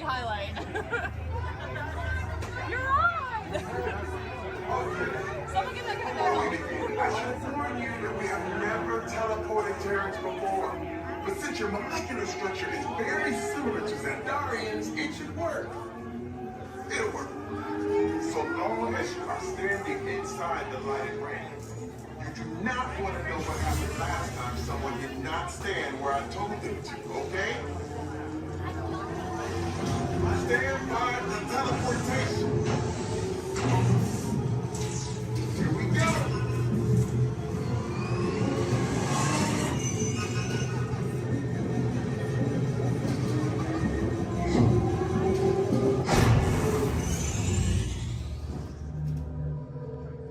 You made it. I mean, of course you did. Nova Prime, they're ready. Excellent. What you see before you is the cosmic generator. And in just a few moments, we'll be activating it so you can experience for yourselves what's happening. I'm not sure. Our power's out. And the cosmic generator is gone. Cheer Mark, go to Code Red. Prepare the fleet. And call the Guardians. Now. There is no cause for alarm. Turn off that alarm. I've got an important transmission coming in. Hey, what's up, Nova Corps? Our cosmic generator has been stolen. What? How? Why didn't we think of that? That thing's gotta be worth a fortune. I am Groot. Good question. Yeah, who do you think took it? Perhaps that really big man outside your ship. Oh, that is a big man. I need to alert Nova Prime. I'm watching Terrans dogs. That's not creepy at all. This species has failed. Wait, whoa, we didn't even know there was a test. He's got the cosmic generator. He's creating a new jump point. Jump point to where? Not where. When? It's some kind of mutant jump point. He's going back to the dawn of time. Dawn of time, why? To erase the error. Well, that doesn't sound good. Your time is over. Wait, what do you mean? What do you mean that's so vague? The jump point is closing. Hey, Nova Dude, you Nova Corps need to follow that whatever it is until we get there. We can. Our power is down, and I've got to get these Terrans onto evacuation shuttles. I got it. I reprogrammed the shuttles to follow them through the jump point. Wait, What? Look, they're our only chance of keeping track of that whack job until we get the cosmic generator back. Piece of cake. Wait! There's King. Where's this King? The odds are impossible, Yep. but it's our only shot. Good luck. Are you sure you can control it? Come on, it's me. We got this. We're all toast. First there was King, now there is toast. This plan is making me so hungry. Terrence, listen up. We need to make our way to the evacuation shuttles now. We're following the fleet to get our power.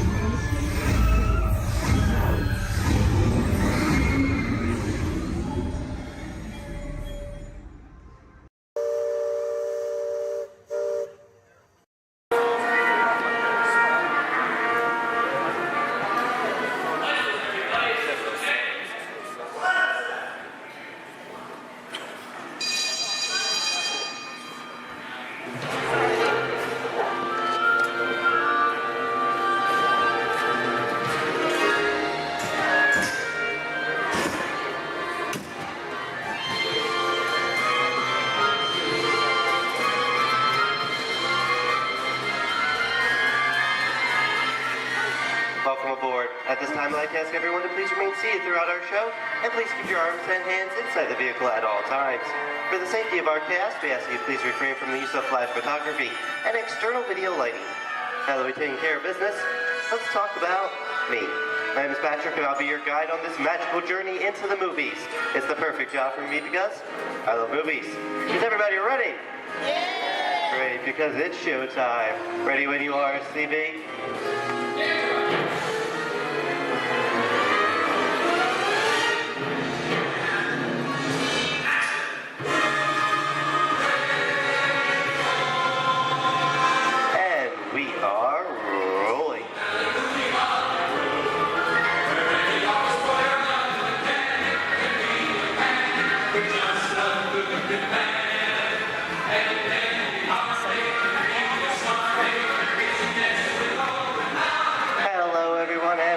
to the Great Movie Ride. Once again, my name is Patrick, and I'll be taking you from this Hollywood soundstage into some of the greatest movies of all time, all on one tour.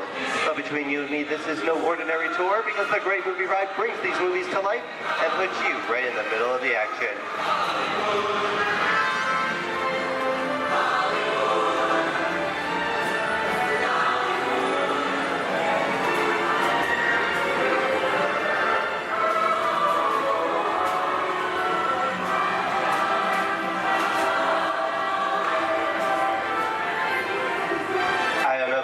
But I just love the great Hollywood musicals of the 1930s. This is a scene from one of my favorites, the Busby Berkeley musical extravaganza, Footlight Parade, starring James Cagney, Ruby Keeler, and Dick Bow.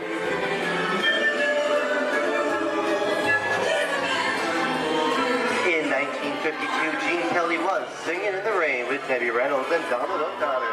Did you know that Gene Kelly co-directed this movie? Who can tell me what movie this is? That's right, it's Walt Disney's Academy Award-winning film from 1964, Mary Poppins, starring Julie Andrews and Dick Van Dyke. Julie Andrews won an Oscar for her portrayal of the nanny, who is practically perfect in every way.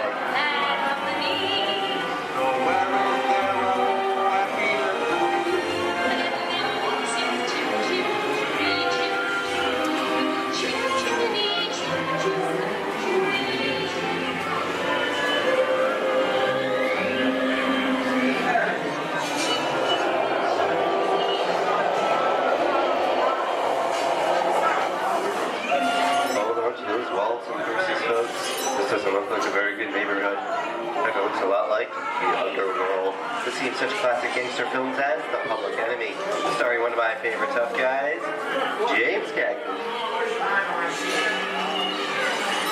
The working title for this movie was Beer and Blood, and in the United Kingdom it was known as Enemies of the Public.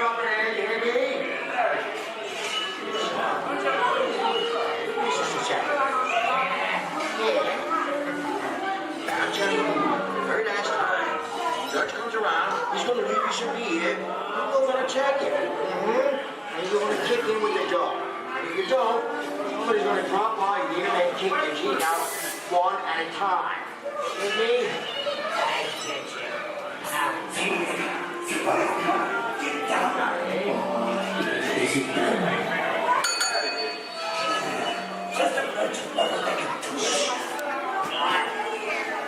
Sorry about the delay, folks, but I don't want to run a red light, even if it is just a movie.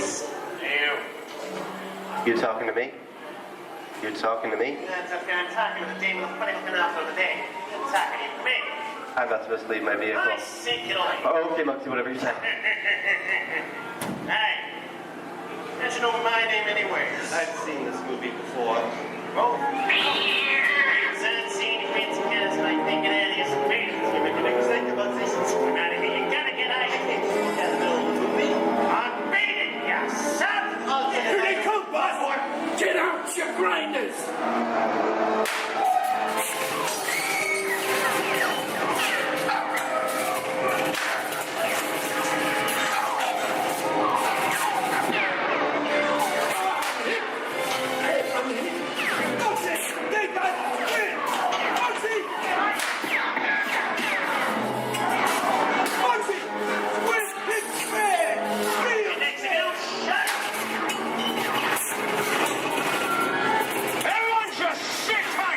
Running a red light to get so long I never break the lion. Lady, watch this. Another red light.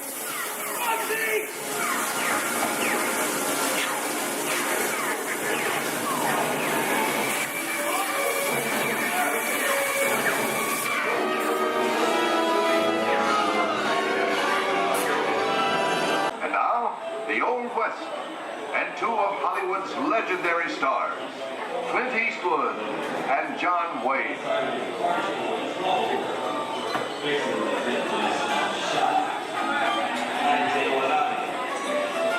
Go right ahead, that's what you're going to do. A long time ago, I made me a rule. Let people do what they want. Sleepy little bird. So, let's That's some mighty tough territory you're heading into, Pilgrim. I'd think about turning back if I was you.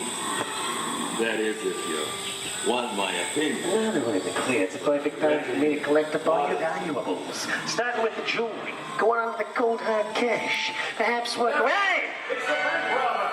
Don't let him get... I don't like this neighborhood, Jabba! This is nuts. Nuts! Tell us I'm getting out of here. Where you going, old man? Get yourself up. Looking at this one. Easy on me. Can't get any worse.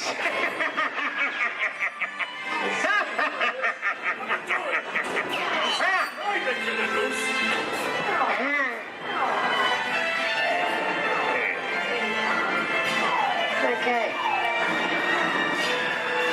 It's twice.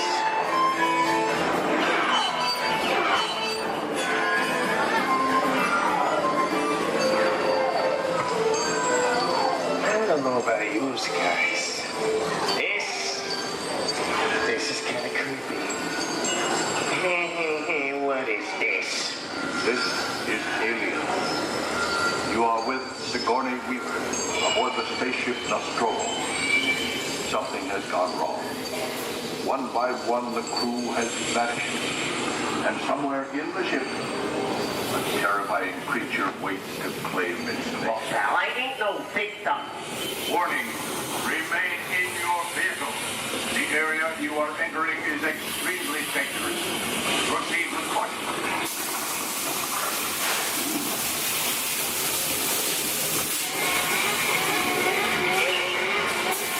The emergency distress system is now active.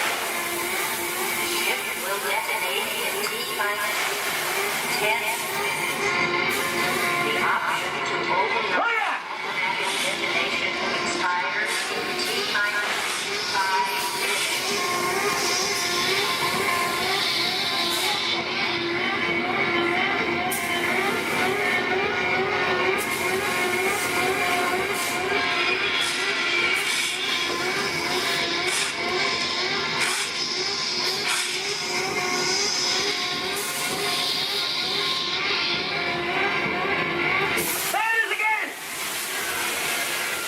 Okay, that's enough creepy crawly things for one day, right? Hey, stop! Wrong! Here in Raiders of the Lost Ark, amid 1,000 deadly snakes, Indiana Jones unearthed a great treasure. Will Harrison Ford escape with his discovery? And what will be your fate? Beware. Snakes. Why did they have to be snakes?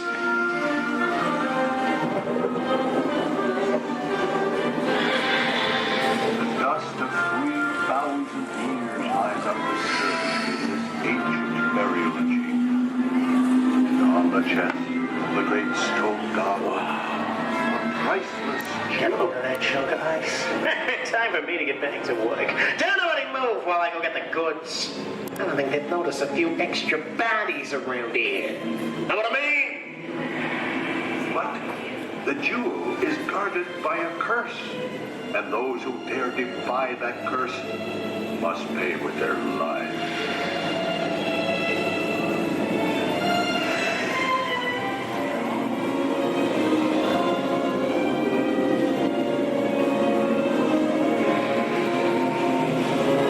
Halt, unbeliever. Disturb the treasure of the gods, and you shall all pay with your lives.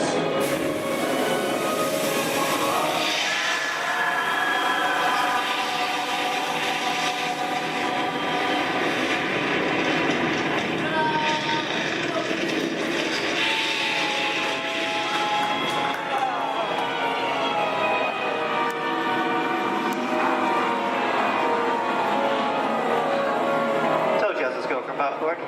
So this just goes to show anything can happen in the movies. Now let's get on with the show.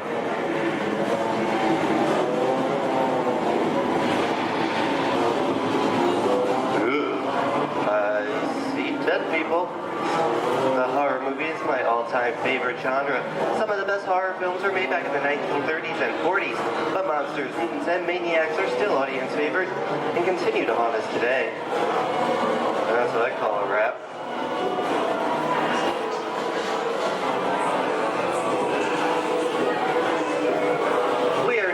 The jungle home of one of the most beloved characters of all time.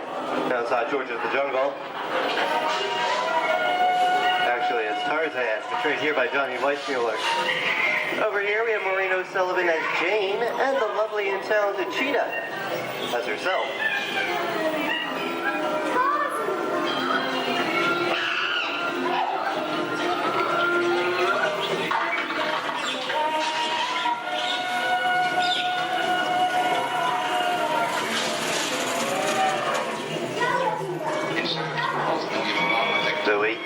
I think this is the beginning of a beautiful friendship. Best last line of a movie ever. Humphrey Bogart and Ingrid Bergman in the classic romance, Casablanca. Oh, happened. It didn't happen. You lost it until you came to Casablanca. You got it back last night.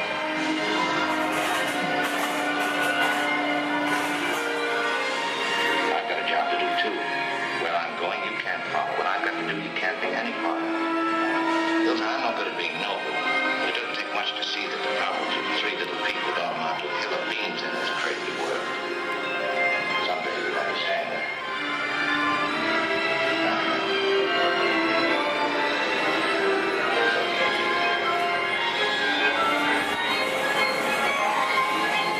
And here's one of my favorite movie stars, Mickey Mouse, in one of his greatest roles, the Sorcerer's Apprentice in Fantasia.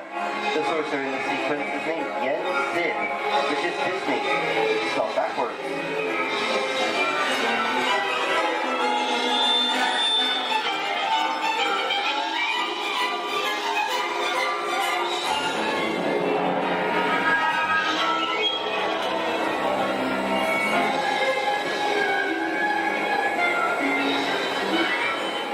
Toto, I have a feeling we're not in Kansas anymore. How often do you get to say that? I'd say we are definitely somewhere over the rainbow in one of the most beloved movies of all time.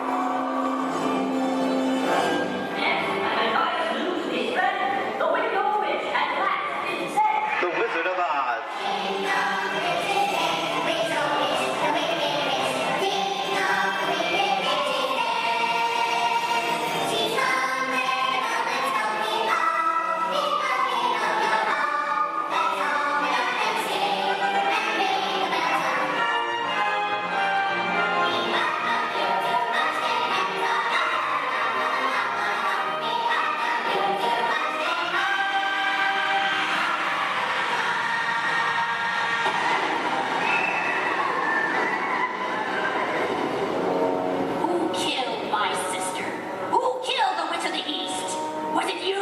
No, it was an accident. I didn't mean to kill anybody.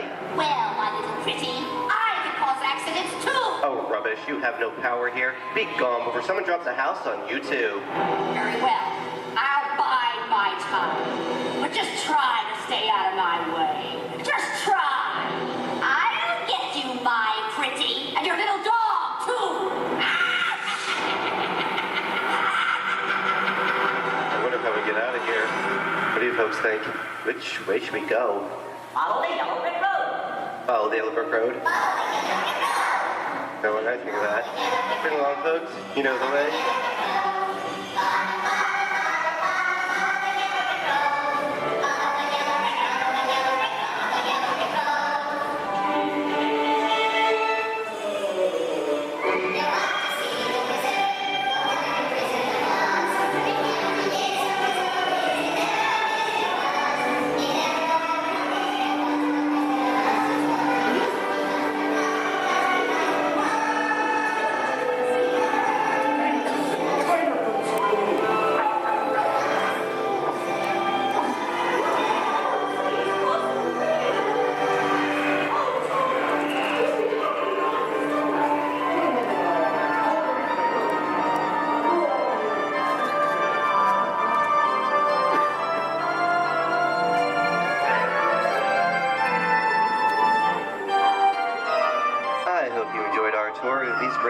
at the movies, but we've only scratched the surface of what Hollywood has to offer.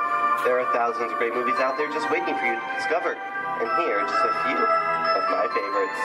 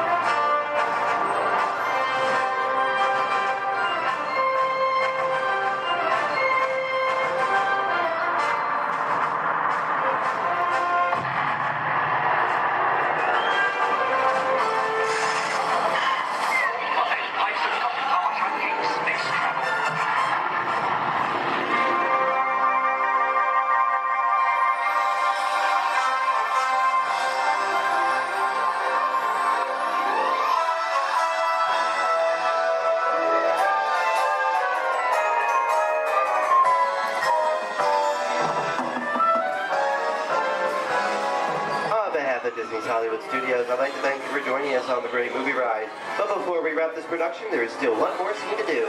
It's called The Exit. The action begins with three main scenes until we come to a complete stop. Then gather all your personal belongings and take small children by the hand. When these doors open, rush dramatically to your feet and make a grand exit directly to the rear of your vehicle.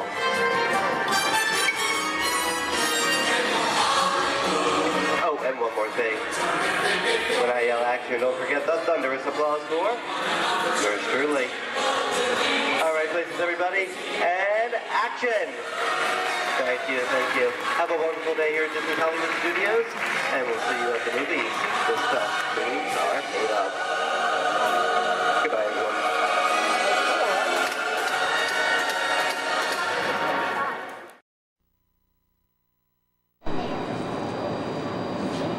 Please stand clear of the doors. Por favor, manténganse alejados de las puertas.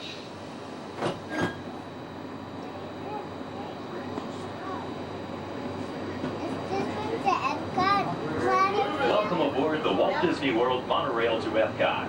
For those of you standing, please hold on to the handrails throughout our journey and stay clear of the doors. For the comfort of others, no smoking, please. Thank you. As we turn south, you can catch a glimpse of the spires of Space Mountain in the Magic Kingdom. Nearby is Disney's 8th-ranked contemporary resort. Now where we at? That's where we were just at. Now where we at? Florida. Yeah, we weren't at the Magic Kingdom today, though. What? We didn't go to the Magic Kingdom today, did we? Yeah, we did. Yeah, we did. When? We were in Animal Kingdom. And right now we're kind of taking a little break.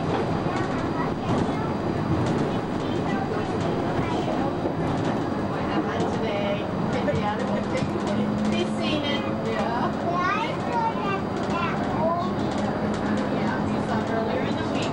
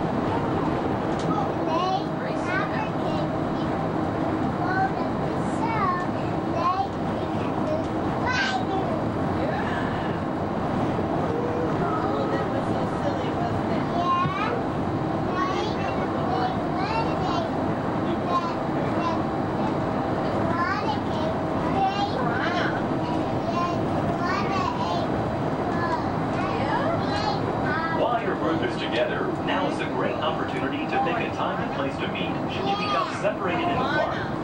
If you should need any assistance, please go to Guest Relations, located in Interventions East. Guest Relations can also assist you in making dining arrangements, provide special tours of Epcot, or make other suggestions for planning your visit to Walt Disney World.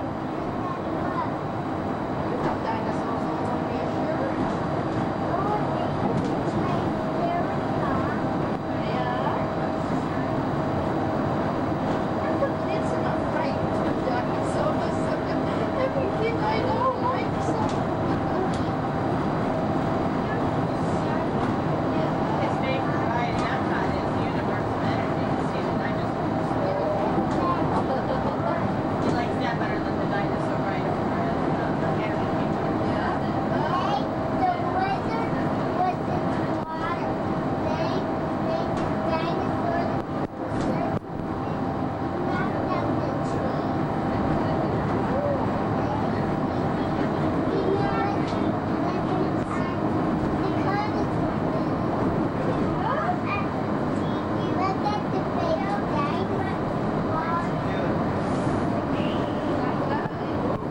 We are traveling to Epcot, where nations celebrate human achievement and potential. Its 300 acres are divided into two worlds, Future World and World Showcase. Future World offers fascinating explorations into realms of energy, transportation, and imagination. You'll also find adventures in communications, sea exploration, food production, and other vital topics. World Showcase is a community of nations, highlighting the accomplishments and cultures of people around the world. On the banks of the 40-acre World Showcase Lagoon are Mexico, Norway, China, Germany, Italy, the American Adventure, Japan, Morocco, France, United Kingdom, and Canada. Young adults from each nation represented in World Showcase are among your hosts, making this a true international exchange.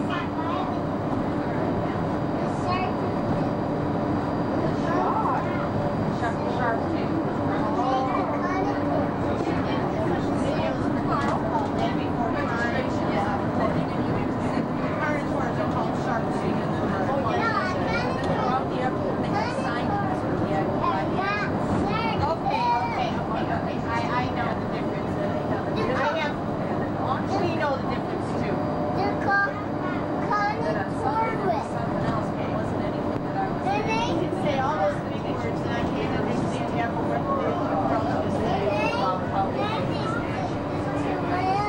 Beyond the trees ahead and to the right-hand side of our forward motion is Spaceship Earth. This 18-story geosphere marks the entrance to Epcot. Inside Spaceship Earth, time machine vehicles take you through the evolution of human communications, from a distant yesterday to the dawn of tomorrow.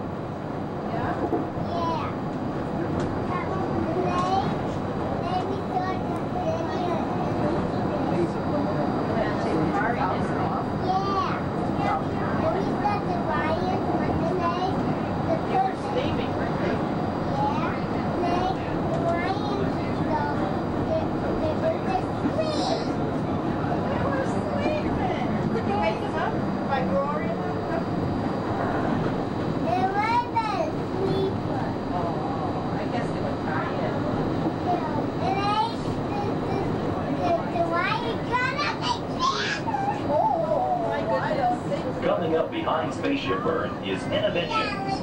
Inside this hands-on area, you can explore and interact with the ever-changing technologies and products for everyday living in the near future. To the opposite side is the universe of energy. Inside, you'll find Ellen's Energy Adventure, hosted by Ellen DeGeneres and Bill Nye the Science Guy. Next is The Wonders of Life, where you'll discover Body Wars, which takes you on an amazing trip through the human body. In Test Track, you can experience the acceleration of test driving a vehicle on the fastest and longest ride ever created for Walt Disney World. Coming into view is World Showcase.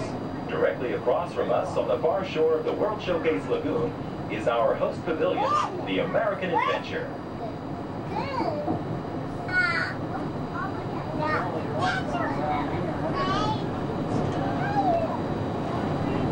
The glass pyramids are the gateway to your journey into imagination. Inside, you can find the 3D adventure, Honey, I Shrunk the Audience. Join Professor Wayne Zelinsky as he receives the Inventor of the Year award for his incredible shrinking machine. Next is The Land, where you'll discover creative partnerships between people and the land around the world.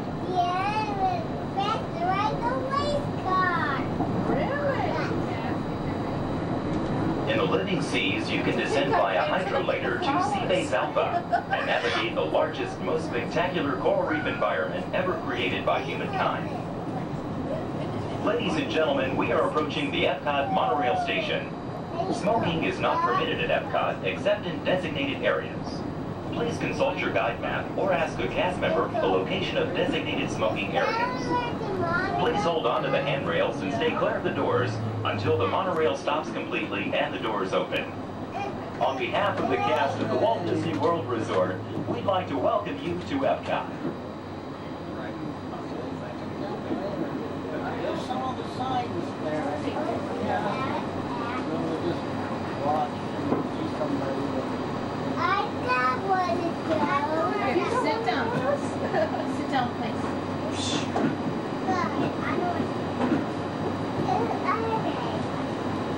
Ladies and gentlemen, please remember to collect your belongings and take young children by the hand. As you exit, please lower your head and watch your step. Thank you. Okay, they're headed for the jump point. This plan is never gonna work. Well, okay, I'm locked onto your vehicle. We'll be right behind you. Nothing to worry about. Unless we cannot stop this unusually large man. We are likely doomed. Good luck. You're gonna need it.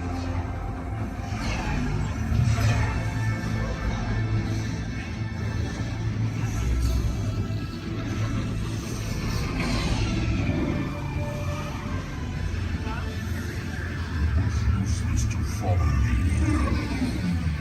What is that noise? Noise? Nothing's gonna stop rock and roll from existing.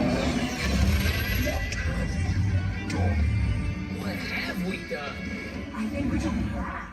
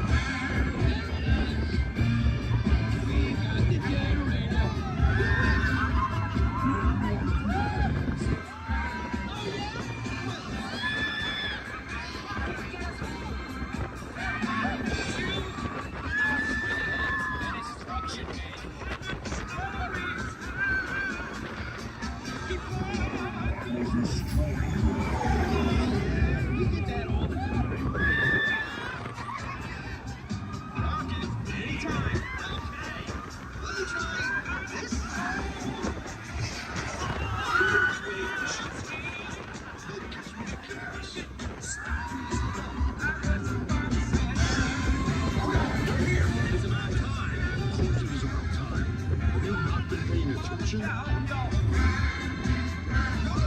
Bring your star blasters. We have no campaign, but no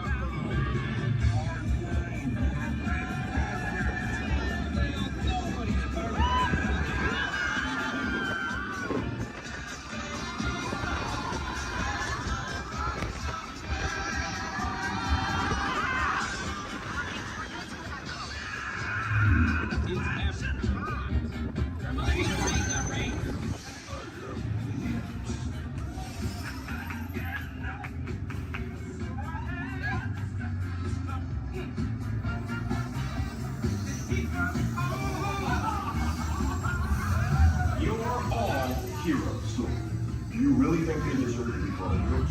Do you see how they dress? It's just a figure of speech, Drax. You are lying to them. Now I understand. Welcome to the Guardians of the Galaxy.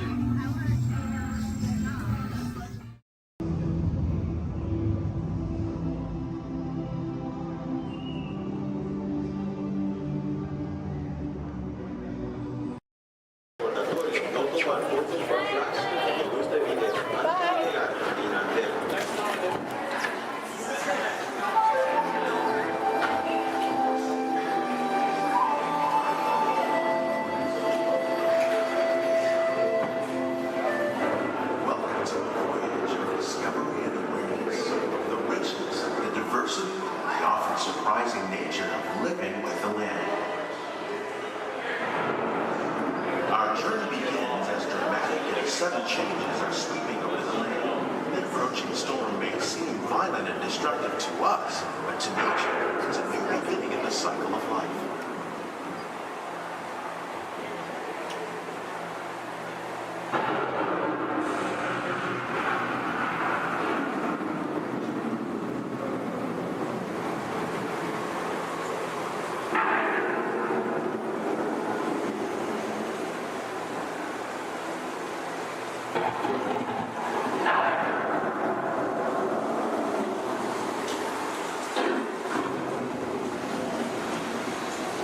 Beneath the surface of the land, roots trap water from the flowing mud, extracting precious nutrients and minerals.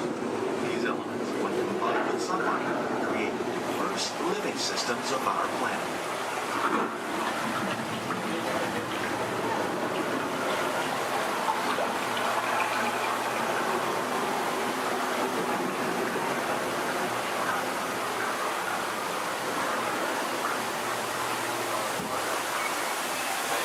One of those living systems is the rainforest, home to the most amazing concentration of life on our planet. These dense and beautiful forests cover only a tiny portion of the Earth's surface, but they contain more than half of its plant and animal life. Rainforests are also extremely rich and productive living systems, providing us with oxygen, food, medicine, and other elements essential to our lives.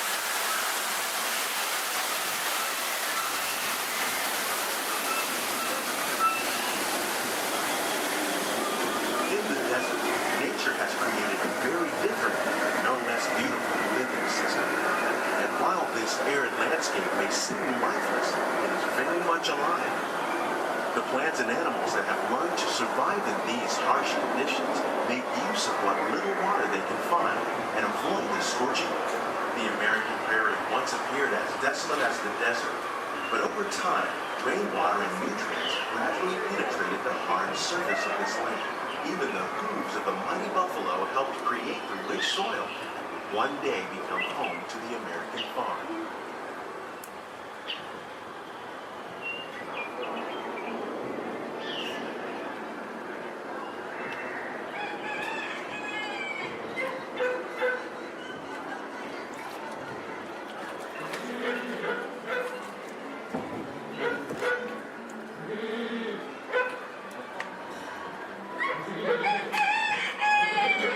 Of all the forces at work on the land, humans have had one of the most profound effects.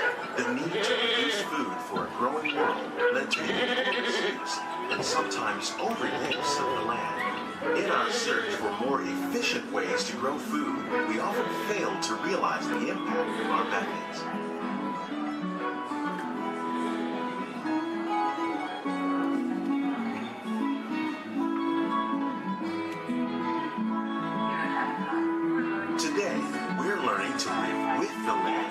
discovering better ways to grow food that will assure both human and environmental well-being. In Japan, we're learning that by adding compost of leaves and other plant material to our soil, we can reduce the need for fertilizers.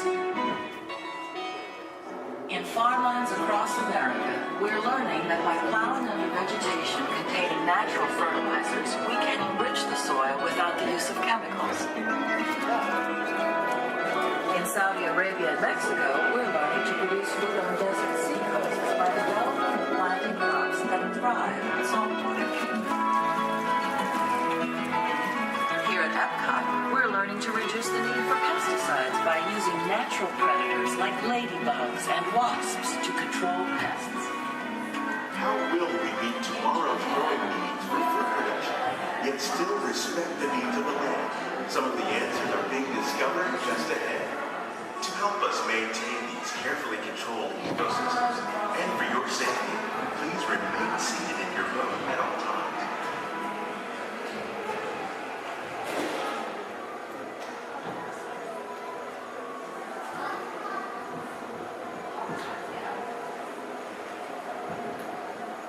Welcome to our living laboratories, where scientists from Epcot and the U.S. Department of Agriculture are exploring innovative ways to produce bountiful harvests now and into the future. The tropics are home to the greatest diversity of plants on the planet. Many of these, like papaya, bananas, cacao, coffee, and rice, are well known around the world. Others, like the jackfruit, fluted pumpkins, and dragon fruit growing here, represent the vast number of lesser-known tropical plants. As we learn more about these crops, we discover that many are rich in vitamins and minerals, while others are well adapted to growing in less than ideal conditions. For instance, the fluted pumpkin thrives in the poorest soil conditions of Africa. With its edible seeds and leaves, the pumpkin could become an important staple for areas where other crops don't grow easily. The unique-looking dragon fruit is actually a member of the cactus family. The fruits are high in vitamin C, rich in antioxidants, and have a light, sweet taste. The fruit originated in Mexico or Central America, but is already becoming popular in Asia. It could become a source of important nutrients for people living in many areas of the world. These and many other lesser-known crops may one day be as popular as the bananas growing on both sides of the boat. More than 28 million tons of bananas are eaten annually, making it the most popular fruit in the world.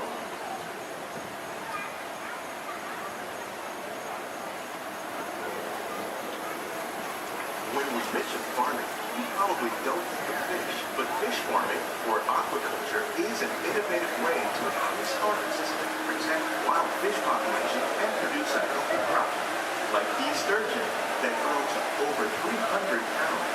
Now that's a lot of cattle. Tilapia, bass, and catfish are really popular crops raised by fish farmers around the world. Most are grown in open ponds, but innovative recirculation systems like ours can conserve water and environment. More than 200 different species of aquatic animals and plants have been successfully farmed. Even these American alligators can be successfully raised in controlled environments. Nearly half of all fish consumed worldwide is now raised on farms, making aquaculture an important part of our efforts to produce a bountiful harvest and protect natural resources here at the land.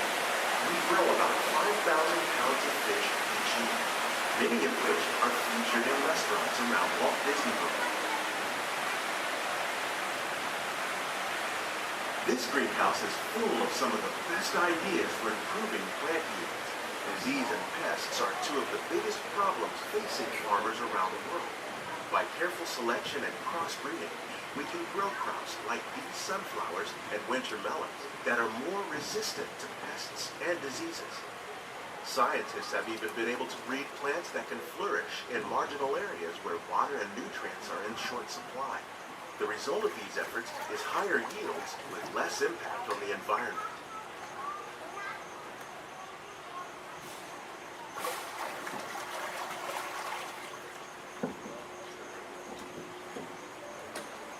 These plants are definitely on their way up. Innovative growing techniques like the ones you see help to increase yields while more efficiently using resources like water, fertilizer, and pesticides. We're growing these nutritious sweet potatoes above ground.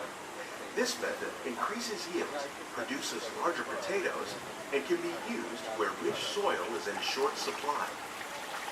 We're growing lettuce using our nutrient film system. This technique precisely controls and recycles water and nutrients.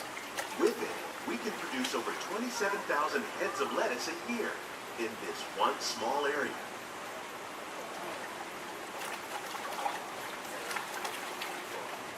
Here's something you don't see every day. Tomatoes growing on trees. These plants were originally developed by Chinese scientists. Tomato trees live longer and produce many more tomatoes. One of ours lived 16 months and produced over 32,000 fruits. Much of the produce you see growing in our greenhouses is served in the restaurants here at the land.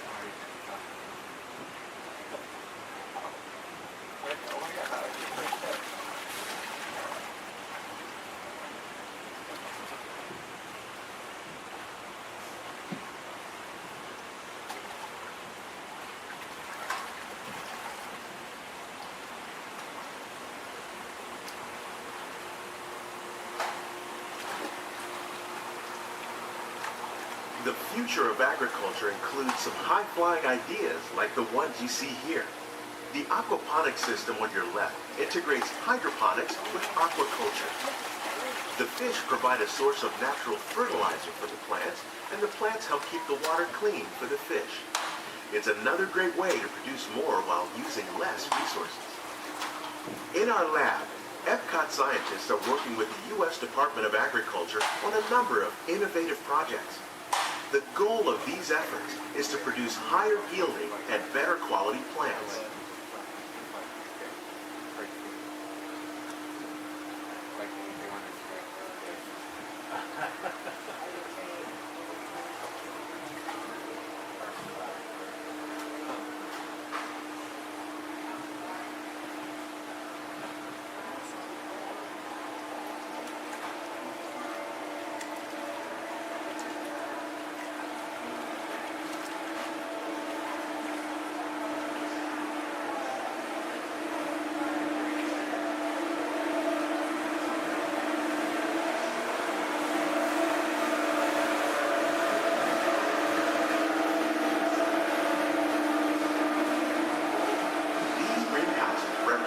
Just a tiny fraction of the work being done worldwide to produce bountiful harvests for our growing population.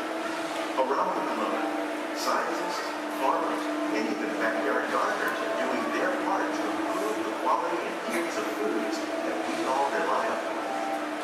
By working together, we can continue to find innovative ways to increase food production and protect our precious natural environment.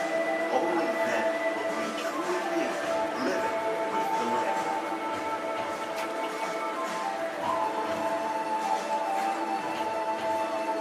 On behalf of Walt Disney World, we hope you've enjoyed this unique journey through our living laboratory. Those of you interested in an even closer look at our greenhouses might consider the behind-the-scenes walking tour. It's a great experience for the whole family. The tour desk is near the entrance to Soaring. Please keep your hands and feet inside the boat. Remain seated until the boat comes to a complete stop.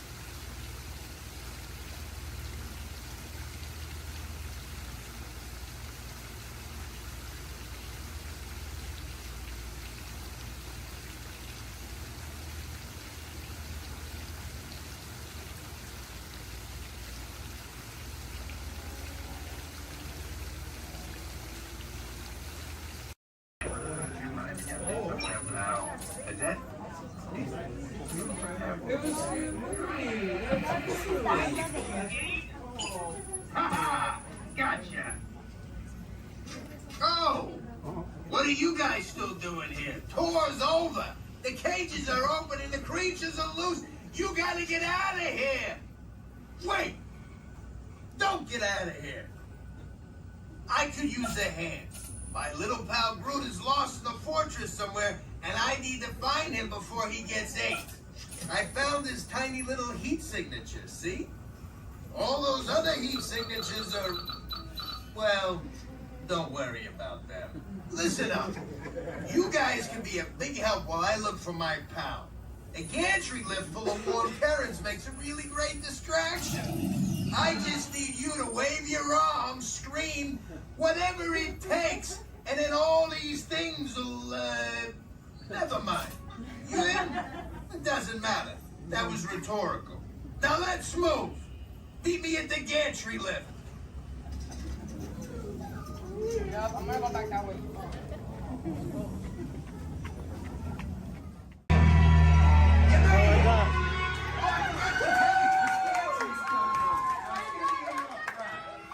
Remember, if you see a scary creature, scream real loud and look delicious.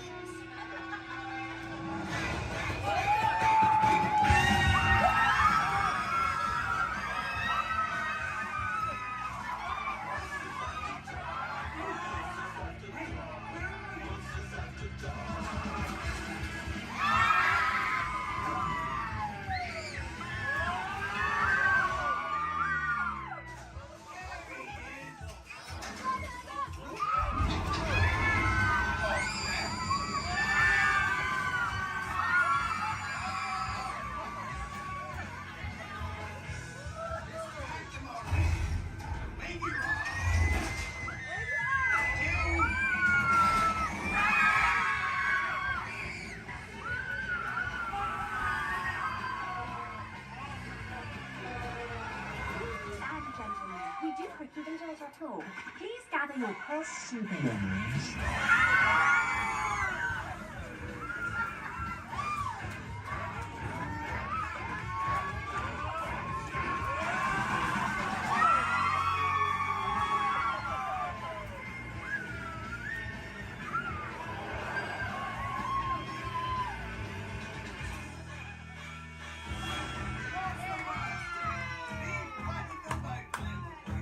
Spit that out, it's not candy.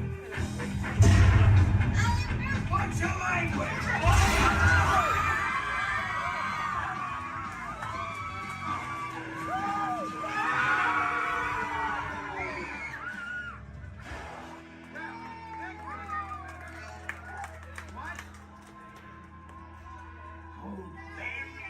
Very still. Time travel commencing in T-minus 10 seconds and counting. This is Seeker. Listen up. We've got to get in, grab the iguanodon, and get out before the asteroid hits. Let's roll.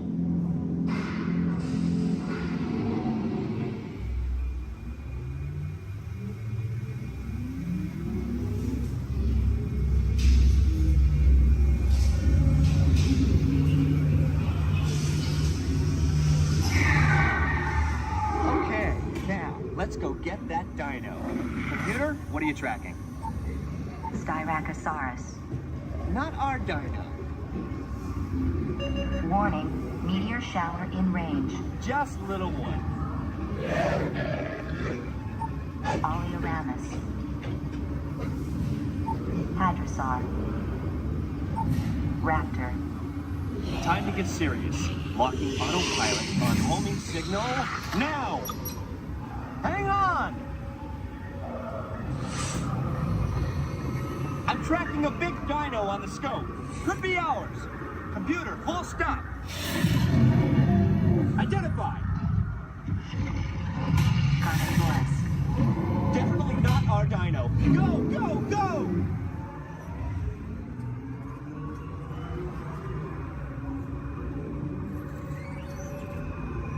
Another big guy coming up. Computer. Slow and identify. Sauropod. Still not our dino, but at least this one's a vegetarian.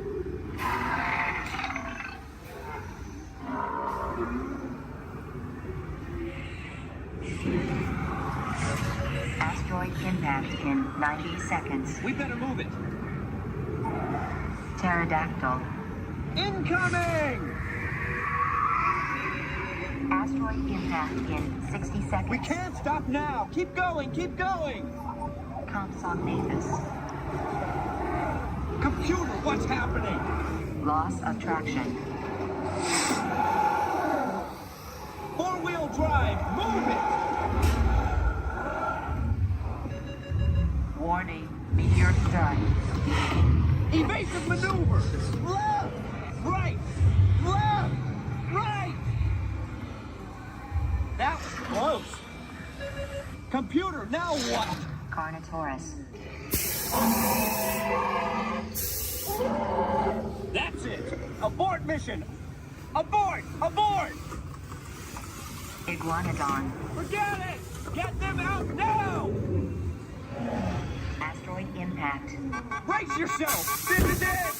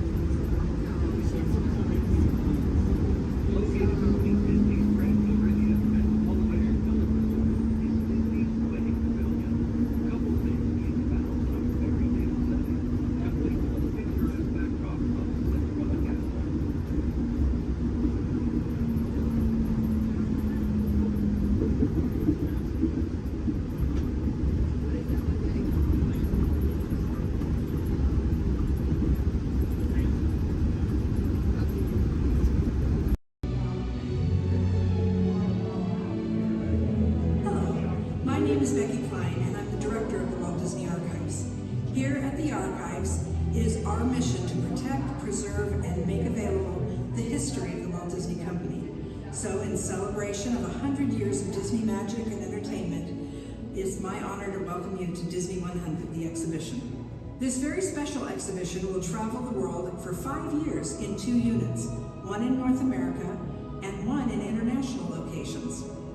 Both units feature hundreds of iconic Disney artifacts from throughout its history, including props, costumes, models, attraction vehicles, and artwork, as well as our original immersive activities that are sure to please visitors of all ages. We hope you'll enjoy your visit today and look forward with us to the next 100 years of Disney magic.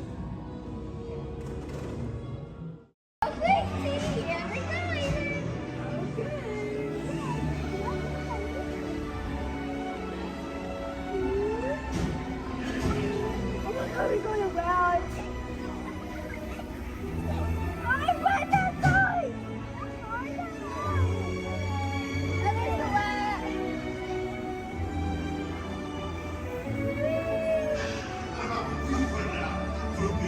Venez, suivez-moi, je vous prie.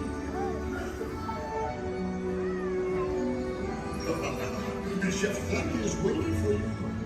This one. Qu'attendez-vous? What the?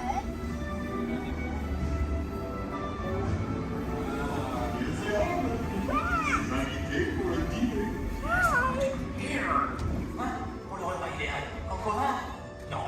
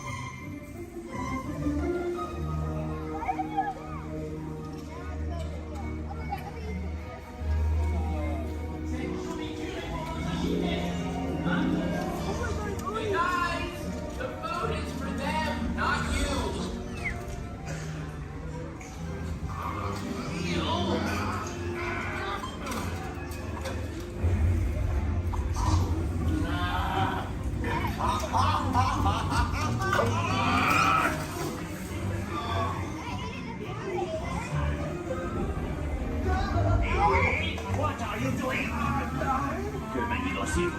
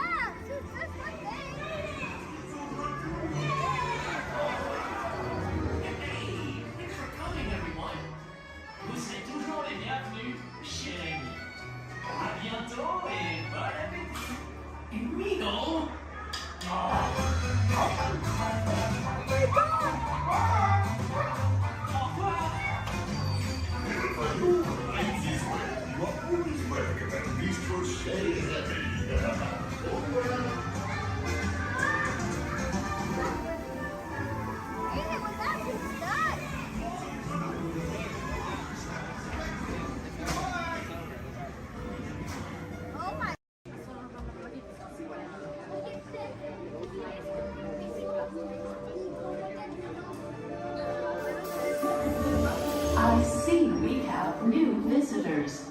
Welcome, Terrans, to the wonders of Xandar. I am World Mind, sentient supercomputer of Xandar. I hold the knowledge, memory, and experiences of all Xandarian citizens, past and present. This gives me extensive knowledge, yet I am constantly learning, and I am now learning about you and your planet, Terra.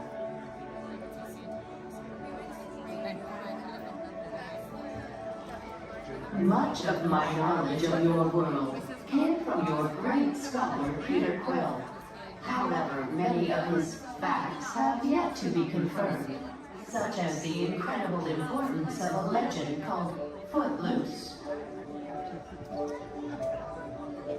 Through my fellow Xandarians working here at the wonders of Xandar, I am discovering more about you Terrans. Such as your fascination with eating the turkey leg. Why only the leg? What about the rest of this creature? We are eager to learn the answers to these questions and so much more about your world. In return, we Xandarians hope to share with you more about ours. Although Xandar is 2.537 million light years away from your planet Terra, our worlds are actually quite similar and began at precisely the same moment. We refer to this as time zero, before the existence of anything. Our worlds were born of a single point of matter and energy that blasted outward in what you Terrans refer to as the Big Bang. And from nothing, came the beginning of everything.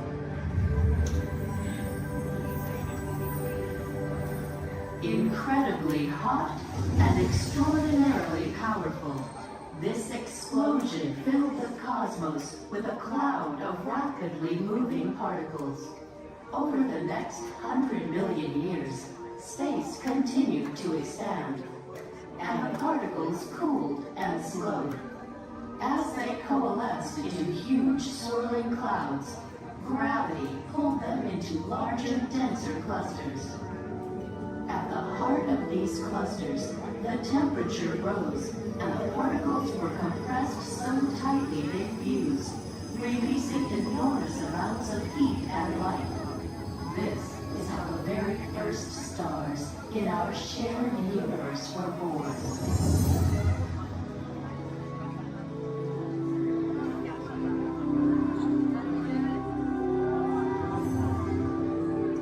The singularity is just one of the commonalities between our two worlds that we will explore today. Welcome, Terrans, to the wonders of Xandar.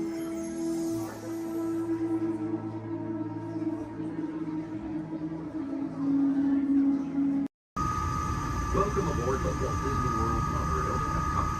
For those of you standing, please hold on to the handrails throughout our journey and stay clear of the door. For the comfort of others, no smoking, please. Thank you. As we turn south, you can catch a glimpse of the spires of Space Mountain in the Magic Kingdom. Nearby is Disney's contemporary resort.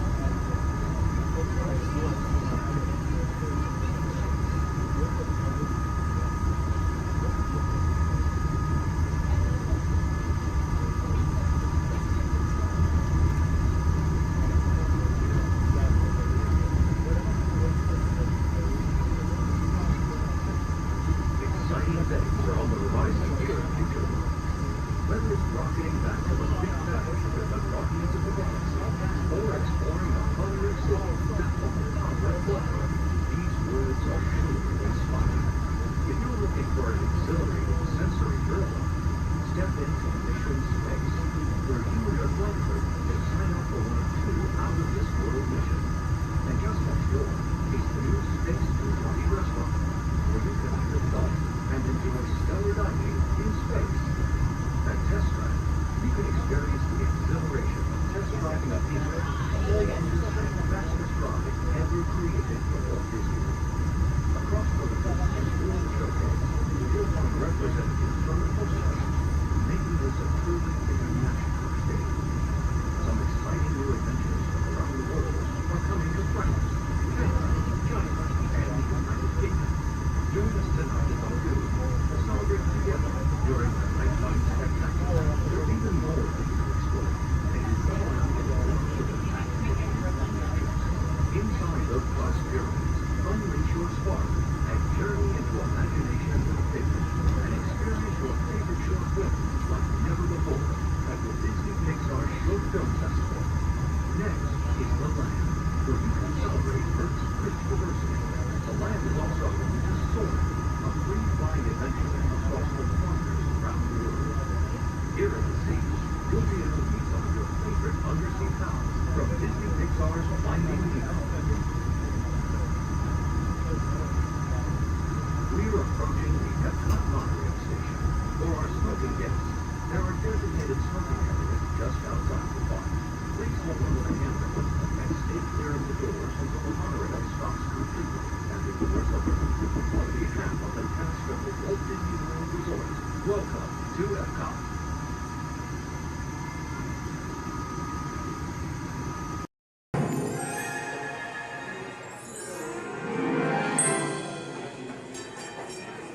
Ready? What card is that? Okay, keep your eye on it. Wait. Please. Blow on it.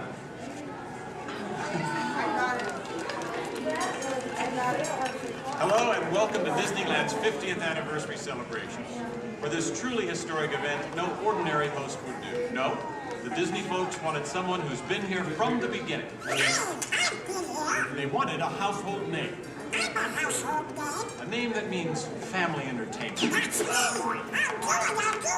Donald, calm down. You're just too animated. I'm referring, of course, to me, Steve Martin. Oh, really? Well, I don't remember him calling that show the Donald Duck Club. Now just waddle along. As I was saying, the Disney folks came to me because I began my career right here at the Magic Shop at Disneyland. That's me, Disneyland class of 1960. Magician, prestidigitator, and seller of fake vomit.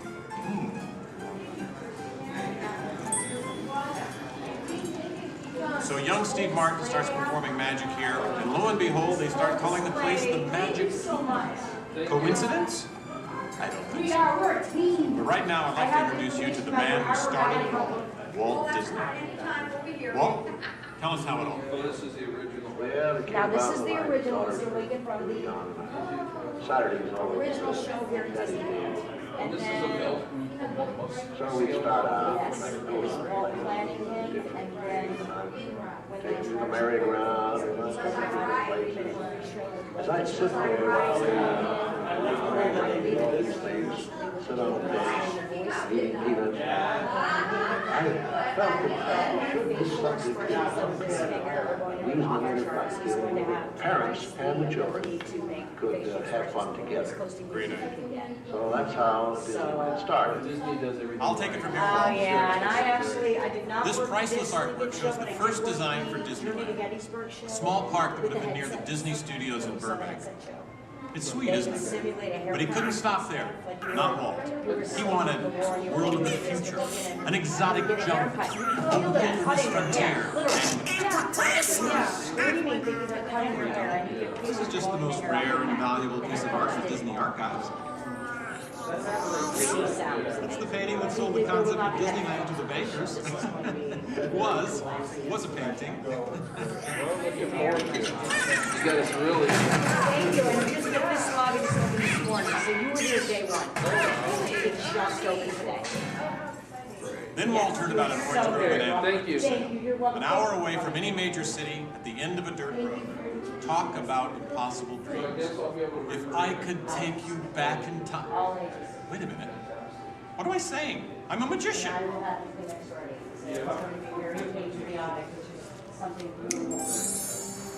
Here is the actual orange grove 1 year from opening. And that's actually Walt Disney in the actual orange grove. Let's listen in on his top secret plans.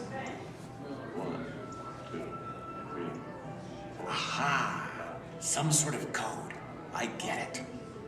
Walt also had a code for all the trees on the property. Red ribbons for the big trees he wanted to save for Disneyland, and green ribbons for the ones he wanted removed. But, as fate would have it, the bulldozer driver was colorblind! Oops. So, Disneyland, less than a year from opening. No one, in their wildest imagination, could ever build an entire theme park here in just 1 year. Yeah, I'll show ya. Watch this, magic boy. That kind of sound. Keep going, boys. Faster, faster. That's it, good work. That's it, good work.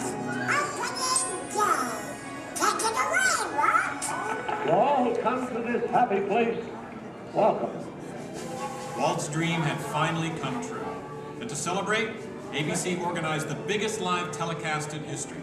Some of the most famous stars in Hollywood showed up, including host Art Linkletter. Frank Sinatra. Hello, Franco. Who's driving? Sammy Davis Jr. Hello, Sammy. Bob Cummings, Ronnie Reagan. Come on in. Davy Crockett. Buddy Epson's there, too. But right now, it's my pleasure to introduce the famous star whom Mr. Disney has asked to christen the Mark Twain. Ladies and gentlemen, Mr. Disney. I'll take it from here, Mr. Linkletter.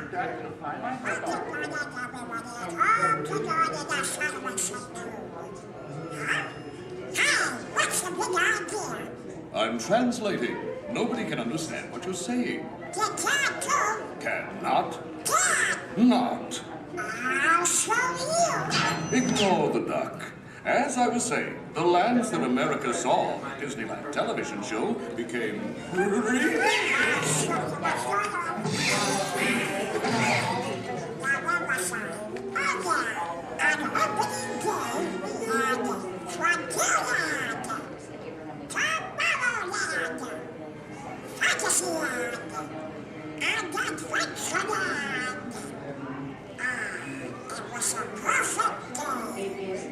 Oh, really? I wouldn't say perfect. It was 100 degrees in the shade, and the freshly poured asphalt was still wet. 11,000 people were invited, but 28,000 showed up. Newspapers predicted the worst for Walt Disney Park, and only 90 days later, 1 millionth guest walked through the gate. Disneyland not only survived, it thrived. First grade one was with Mr. Lincoln Show, and then we had another show that was called The Journey. We've been down since 2005, where we've been doing the Steve Martin Show. This is honoring Disneyland's 50th year. So this film is what's left. It's going to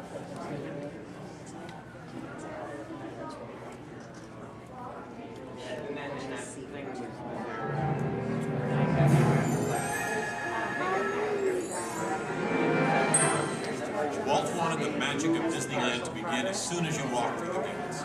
And your first stop was this turn-of-the-century street inspired by the small town where Walt grew up. He felt so at home here. He even had an apartment built for himself above the fire department, and it's still there today. Walt paid tribute to his father in one of the shop windows. In others, you'll find some of Disneyland's most important contributors. Nice try, Donald. Many shops have come and gone here over the last 50 years. Gone is the working pharmacy, and gone but not forgotten, my favorite, Hollywood Maxwell's corset shop, better known as the Wizard of Bras. Yes, Disneyland is filled with nostalgia and memories, but that's only part of the magic. Let's not forget fantasy. Ah, hear that? When you wish upon a star, your dreams come true. For Walt, that was the very essence of Fantasyland. Of all the lands, this was closest to Walt's heart. He even placed the Disney family crest right above the castle gate. Fantasyland was created by the same artist who created Disney's animated films at the studio. And soon those storybook tales came to life in an orange grove in Anaheim. For the first time, we could step into those worlds and become a part of the adventure. In Adventureland and New Orleans Square, surprises happen all the time. In fact, Disneyland is the only place I can think of where you can be attacked by pirates, frightened by ghosts, and nearly crushed by a giant boulder, while keeping your arms, legs, and feet inside the vehicle at all times. And here's the adventure that started them all. Remote rivers through a treacherous jungle. Could something go horribly wrong? Only a punchline. Over the years, the Jungle Cruise has become a showcase for handsome and witty river guides. Oh no! That big elephant is coming up to us and it looks like he's going to squirt us! Everyone in the back, get down! Don't worry, it never happens.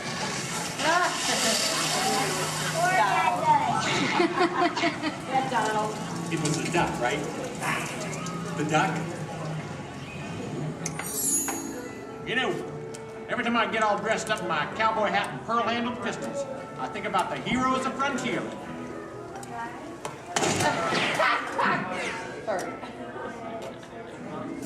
You see, Walt believed it was important to pay tribute to the pioneers who blazed a trail across frontier America. And I agree. Especially when it involves saloon girls and blazing six-guns! In Frontierland, you could meet popular Disney heroes of the day, like Davy Crockett and Zorro. For a while, there was an authentic American Indian village. And in the little mining town called Rainbow Ridge, you could board a mine train or pack mule to explore nature's wonderland. And then the West got a whole lot wilder. Big Thunder Mountain Railroad was a thrilling addition to Disneyland's growing mountain range. The first peak was the Matterhorn, one of Disneyland's first e-ticket attractions. But the most out-of-this-world mountain of them all is right here in Tomorrowland. When Disneyland first opened, Tomorrowland gave us a preview of the amazing, futuristic world of 1986. Okay, so the 1980s didn't turn out that way. But Tomorrowland is really about imagining the possibilities of the future. So we got to go to the moon before real astronauts did. We got to travel through the mighty microscope on atommobiles, beyond the realm of normal magnification.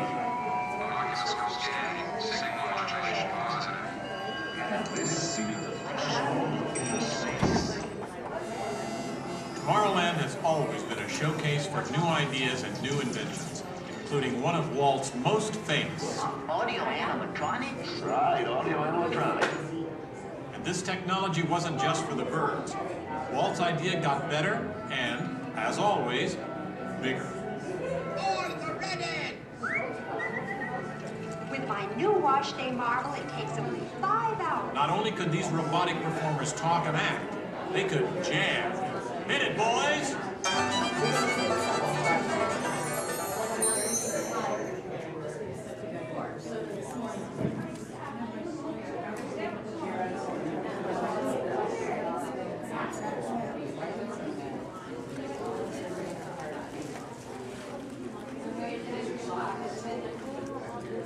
I was going to call him and say that.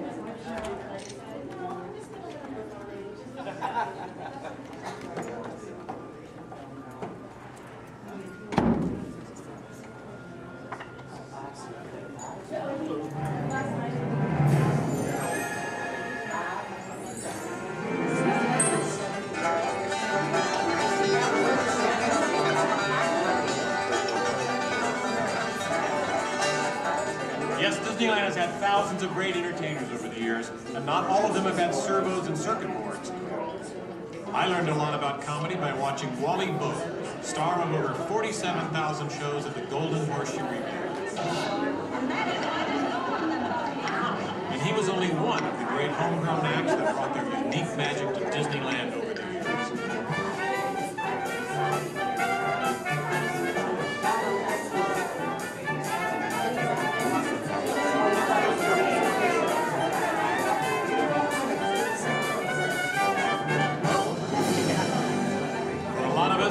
Disneyland's best magic trick happens every day at dusk, when all the lights come on and the Magic Kingdom is transformed before our very eyes. You know, that's one of the great things about Disneyland. Everyone has their own special memories. For some, it's the first time they walk through these gates. For others, it's their first parade. And I'm sure for all of you, it's watching me, Steve Martin, host Disneyland's big 50th anniversary. But while shows and attractions are all great, I think for most people, the real magic of Disneyland is right here. It's you, Donald. Yes, it's you and Mickey and all the rest of the gang who always make us feel like home friends.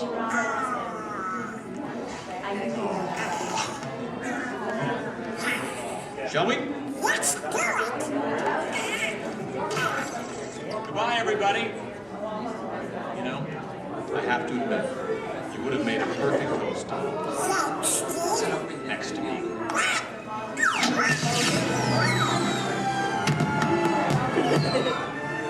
All come to this happy place. Welcome. Disneyland is your land. Here age relives fond memories of the past. And here youth may savor the challenge and promise of the future. Disneyland is dedicated to the ideals, the dreams, and the hard facts that have created America, with the hope that it will be a source of joy and inspiration to all the world.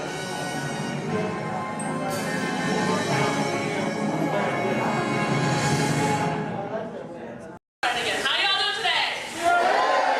Much better. All right, my name is Brandon. I'm going to be your director on set today. Down there at the end of the box, my assistant Brittany. Ever say hi, Brittany? Hi. All right, now we'd like to welcome you to Disney Hollywood Studios Backlot Tour. We're going to start our tour right here with special effects water tank. Water tanks like these play a major role in action films today. Some of that crazy out-of-control mayhem we've seen movies like Crimson Tide, Pearl Harbor, and The Rock can be created with some of these large-scale physical and mechanical effects.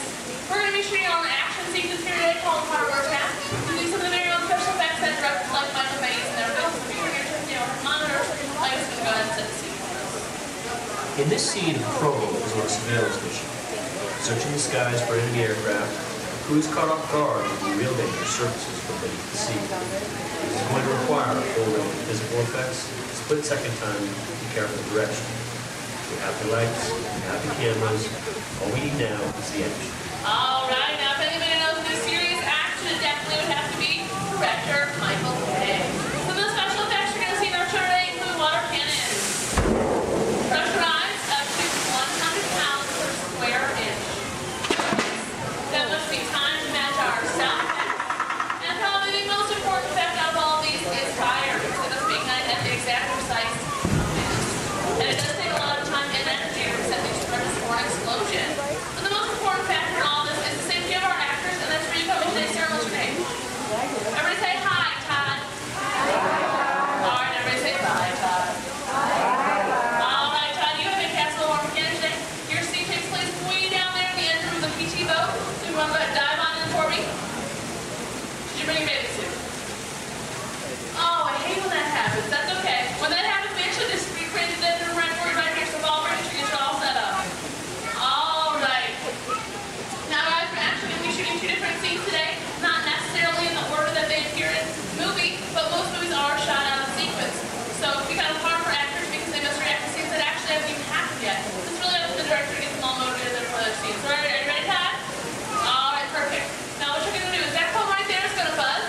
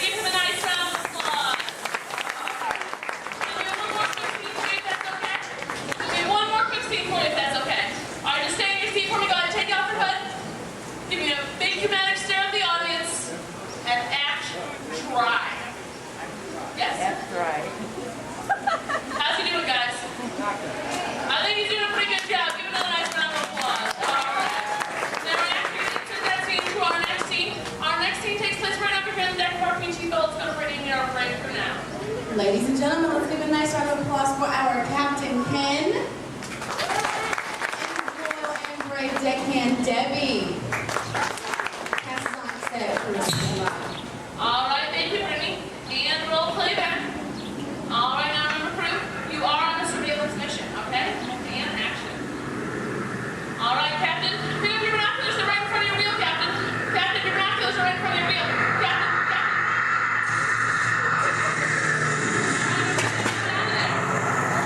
All right, Captain, spin your mouth, hurry. He's coming back for another round. Get your boat out of there.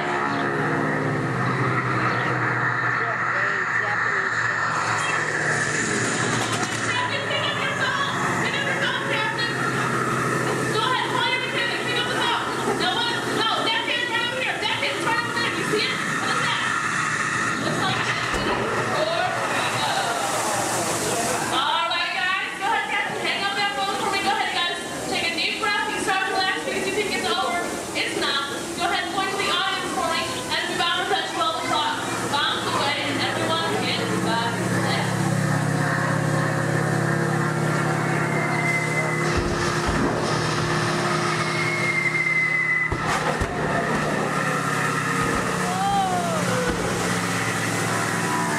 Alright, congratulations to you. Just survived an aerial attack. And again, when you think it's over, it's not. Go ahead and point to the audience for me and yell, look out. Because two torpedoes have just headed their way. And everybody give them another nice round of applause. Alright, guys, put those two things together. Add some computer-generated images, pre-recorded dialogue, and then a rousing musical score. Turn your attention to the overhead monitors as we proudly present our first act.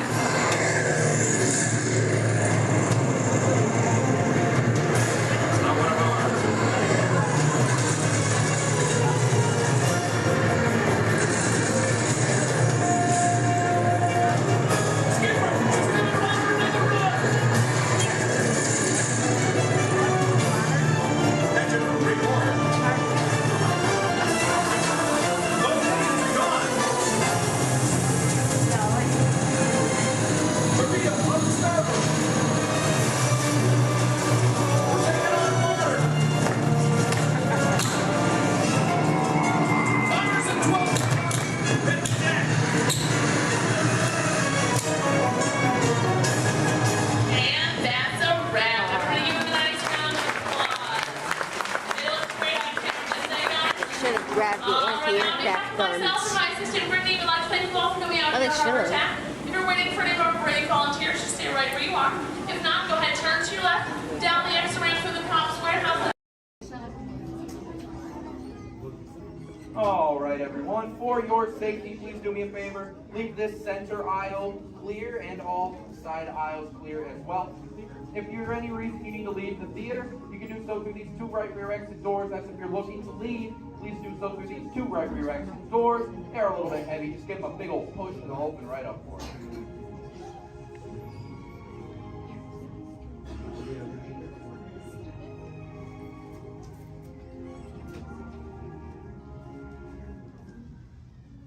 Welcome to Turtle Talk. My name's Andrew. Before we get started, there are a few things that I would like to go over with everyone. Now, here at Sea Base, there is absolutely no eating, no drinking, no smoking or vaping, and no flash photography. Thanks, guys. Now, this piece of equipment here is known as a hydrophone. It allows us to hear sounds from beneath the sea, and it's also going to allow us to hear from our very special guest today. Does everybody know who our special guest is? Please shout it out. Crush is coming to talk to us to learn more about the human world, and we're going to get the chance to ask him a couple questions about the turtle world. So, little ones, you're thinking of questions that you may get to ask Crush, okay? Now, it does seem like Crush is off surfing at the moment. In order to call him out, we need to yell, "Hey, Crush!" on the count of 3, all right? 1, 2, 3. Hey, Crush! Well, righteous, well, awesome. Check it out, man. Hey, new look. Double barrel, 360, totally tubular. Whoa, look at the humans in the human tank. Hello, humans. Righteous, man. Oh, dude, speaking of most righteous, look at this, bro. Hatchlings. Grommets, offspring, totally chillin' sublevel. Look at this, right next to you got a little dudette, blue shell, brown noggin, goggles, and extra ears. Yeah, right there on the coral. Hey bud, what's your name down there, dudette? Bella? Hey, what's up bud? Are you having a good day, man? Yeah. Awesome. Can you talk like a turtle? No. Oh, I got your back, it's really easy. Just say, awesome. Awesome. Nailed it. Try this one. Say totally. Put them together. Say totally awesome. Totally awesome. Give it up for that dude. That righteous. Good job, bud. Totally good. You talk like the turtle. Hey, I got a dude over here with a gray shell, curly noggin, and goggles too. Sweet. Hey man, what's your name down there, bud? Gustavo. Hey, where are you from, Gustavo? Where are you from? New York. Whoa, dude. Who brought you here today? I went on my car. Oh, we'll find out together. Don't sweat it. Hey, dudes, is there like maybe a parental unit, a life guardian of the Gustavo? If anybody's with them, right? Okay, let's talk to that chick and see what's up. All right, awesome. Hey, dude, what's up, bud? What is your name? Karen. Hey, Karen, what's up? How many kids you got? My English is not good. I'm from Brazil. Oh, I don't speak English either. I talk turtle. Karen, does it freak you out? Gustavo has no clue you're here. Don't worry, Karen. They come back when they get hungry. Karen, did you feel it, bud? Did you feel it? We're sharing a moment. Look at you, Karen. Awesome. My son Squirt, he's like this. He goes, Dad, what's up with all the humans? And I go, dude, I do not know. Human dudes, I need human help. Can all of you help out and answer Squirt's questions? If you want to help, say, Chaw! Righteous! You so totally rock, dude! Oh, wait a minute. Sorry, dude, my bad. Check this out. When a turtle says, you so totally rock, everyone says, dude! Here we go. You so totally rock! Dude! You so totally rock! Dude! Now all of you totally talk turtle. So, on to Squirt's question. Numero uno. He goes, Dad, if humans go to a beach, what do they do? I said, bro, I do not know. Humans, do you go to the beach? Yeah. Awesomeness. Okay, answer it for the Squirt dude. What does a human do at a beach? Shout it out. Swim. No way. Who likes to swim? Wave some fin if you love to swim, man. Oh, man, I got wavers. Look, even on the bench. What's up, wavers? Nice. Dude, want to see me swim? Say go crush. Go crush. Let's rock. Everyone yell. Rip it. Rip it. Roll it. Roll it. Punch it. Punch it. Rip it. Rip.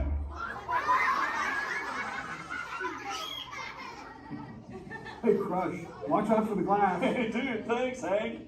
How long has that dude been there? Oh, no, man. My bad, bro, my bad. Where are the manners? I've been asking the questions. Dudes, do any humans have a question about being a turtle? Raise a fin. Hi, if you have a question about turtles. Cool. Got a chick over here, aisle style, red shell, brown knock, hanging loose. Hello, bud. What's your name? Hey, bud. What's your question? What turtles eat?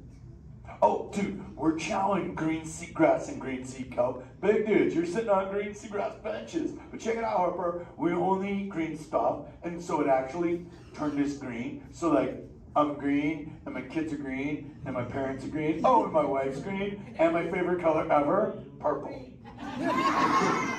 He's pulling your fin. It's green. Hey, there's a purple chick over here with like a jellyfish lid. Let's talk at this one on this side. Hey, bud, what's your name down low? Scarlet. Hey, cool name, Scarlet. What's your question? My name is not Scarlet. Oh, wait, what's your name? It's Charlotte.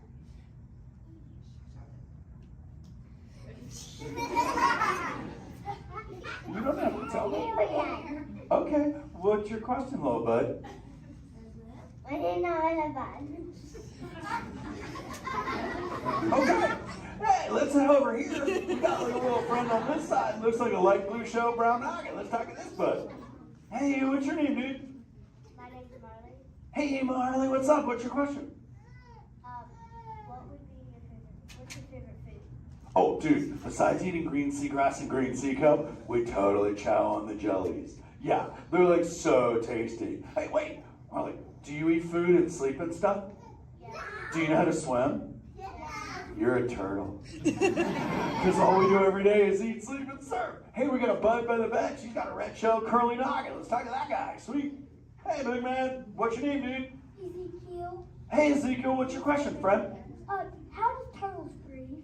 Okay, here's the deal. We have to go up every 15 minutes, bud, because I'm like you. I breathe oxygen. But here's the deal. We have to go up every 15. But when I sleep, Ezekiel, we can go in this little cave right there. See the green shelf sticking out over there? We got to tuck under, and we can sleep 5 hours straight and absorb oxygen out of water when we're underwater. Who else has a question? This is kind of cool. Oh, whoa, dude, check it out. We got like a little friend chilling on this side by the bench. Looks like a... Dude, what's your name over there, bud? Abby. Hey, Abs, what's your question, Abby? How many babies can a turtle have? Well, mommy turtles, man, they go to a beach, but it's the same beach every time. And they drop off like 90 to 100 eggs. But here's the cool part. When the sand is really warm, Abby, everybody is a dudette. And when it's cold, they're all dudes. So we say, dudes are cool and chicks are hot. Yeah. This is awesome, humans. Hey, the Jelly Man. I was talking about you, buddy. Oh, Crush.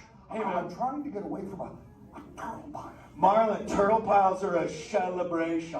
Everyone yell, turtle pile!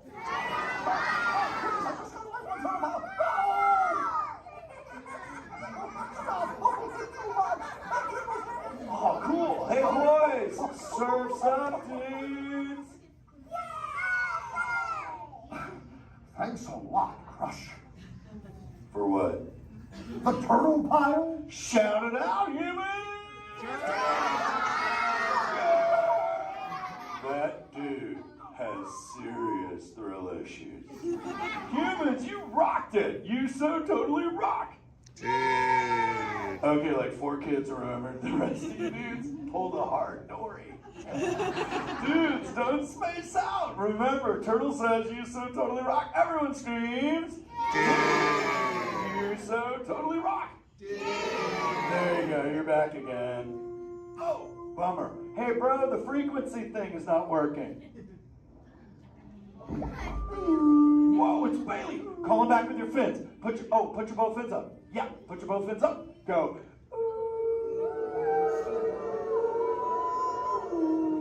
Crush! Hey! Bailey, look at my friends. They're humans. Oh my goodness, funny looking humans, huh? Hey, dude, stop. That's not cool. Those are my friends. They can hear you. No, they can't. Watch this. Hi, humans. Oh, okay. Why didn't you tell me? Dude, I tried, man. You got stoked out. Wait. Ooh. Yeah, that thing. I'm getting something. Ooh, wow. Some of you have 4 ears. Weird. I'm not judging. Humans. Later, Crush. Later, Bailey. Everyone say, later, Bailey, dude. Bailey's echolocation's awesome. We're going to do it. Everyone, both fins up. Go. Okay, sub-level. Really good. Back bench. Solid. Grandma, in the corner. This is where we put our fins up. Good job, Grandma. Good job. Fins up. Eyes closed. Go. How many fins am I holding up now? No, you gotta go. Yeah, you so totally rock. Squirt, come here. Squirt, look at this. Squirt, I just taught humans your ultimate favorite. Sweet. Dude, go for it. They'll blast you. You so totally rock. Yeah. Rock on, human dude. Rock on, Squirt. That's my son. I'm in a jam. Oh, wait. Remember this thing. You gotta be good to the oceans. And the oceans will be good to you. And slap the fins together for my man, Andrew. Rockin' the mic, man. Oh,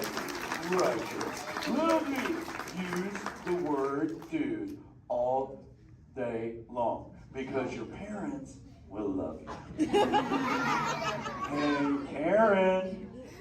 You're welcome, Karen. Let's go! You so totally rock!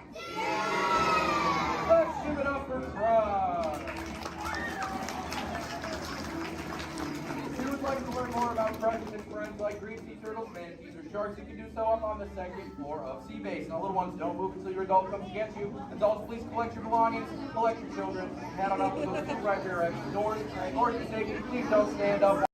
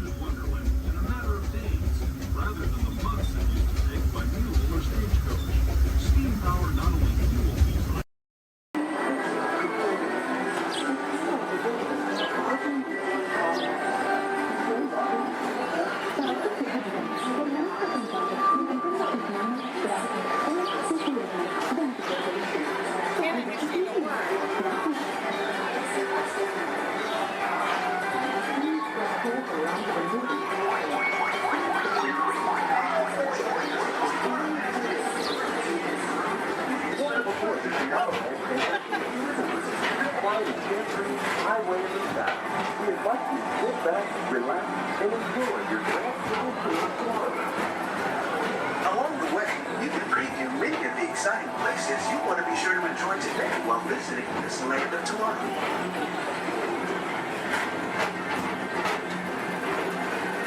The People Mover is the perfect vehicle for people watching, so keep your eyes peeled. You never know who you might see.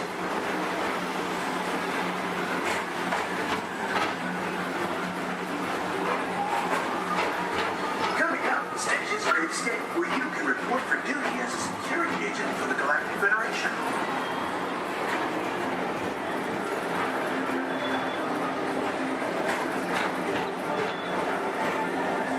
The mission is to keep Experiment 626, the biggest little mischief maker in the galaxy, under control.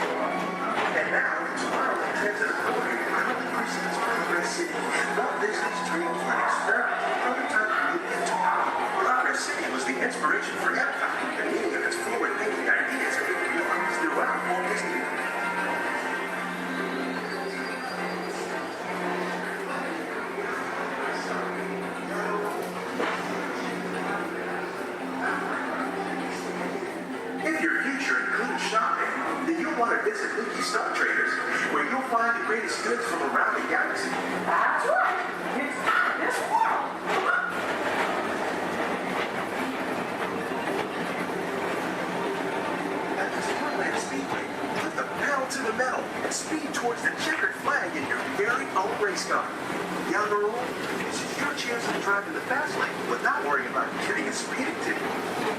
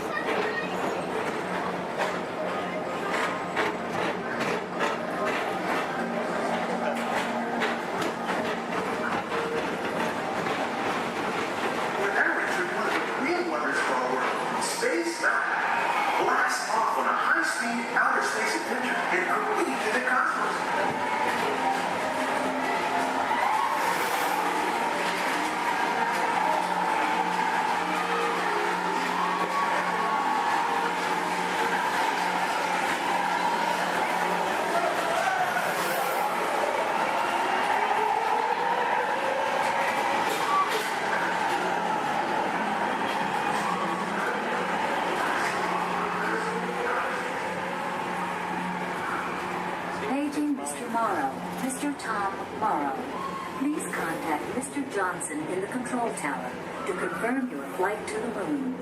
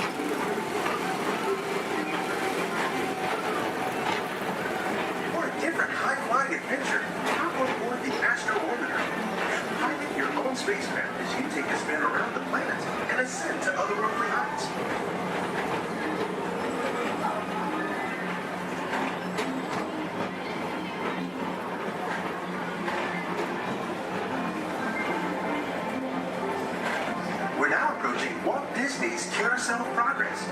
Inside this rotating theater, full families welcome you into their homes of yesterday and today, starting way back at the turn of the 20th century.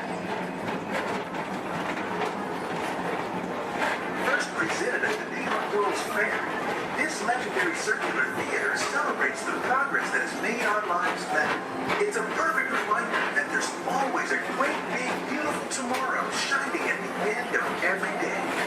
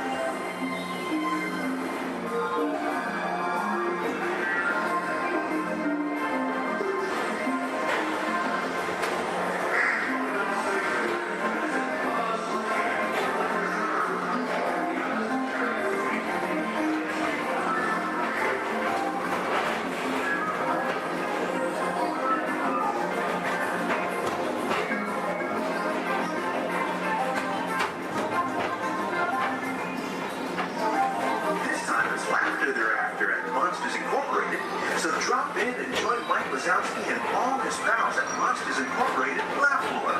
Share the fun.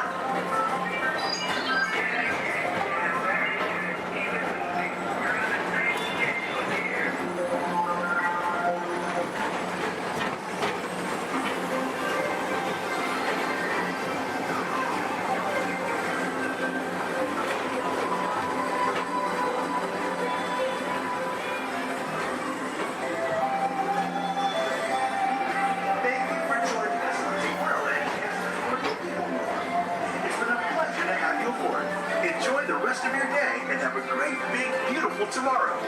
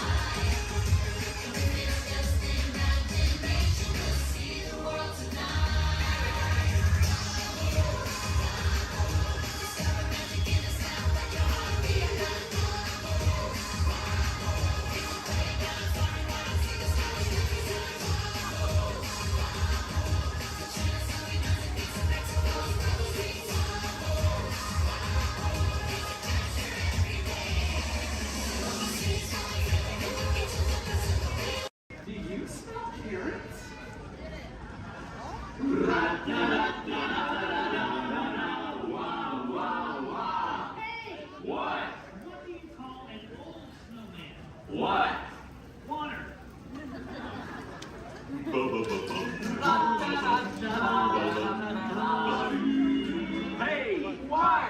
Where does a snowman keep all his money? Where? In a snowbank.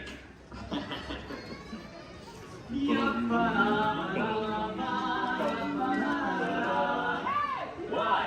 Who's the snowman's favorite relative? Who? His Antarctica.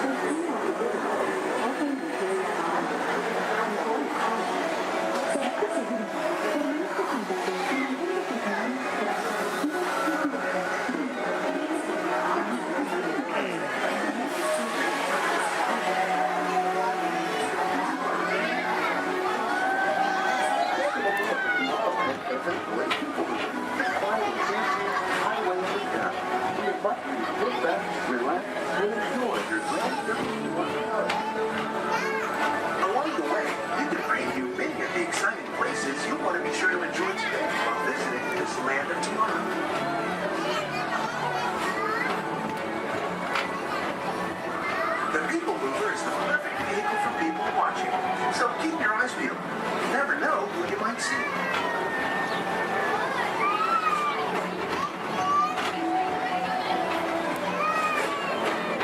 Coming up.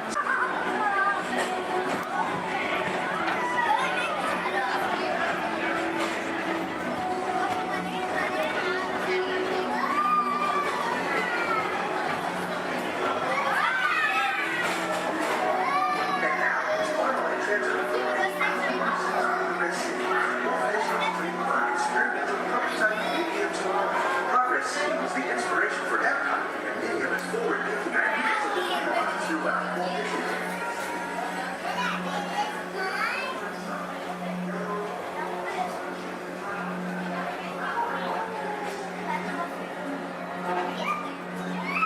If your future includes shopping, then you'll want to visit Mickey Stuff Traders, where you'll find the greatest goods from around the galaxy. That's right. It's out of this world.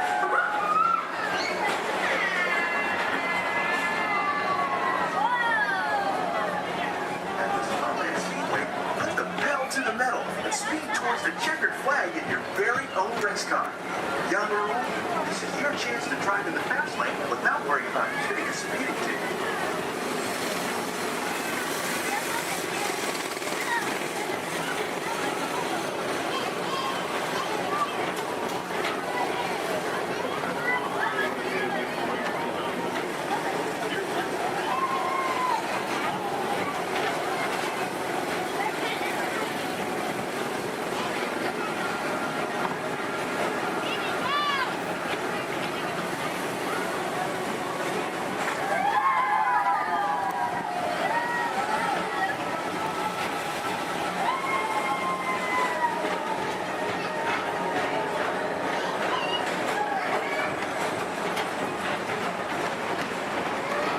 We're now entering one of the real wonders of our world, Space Mountain.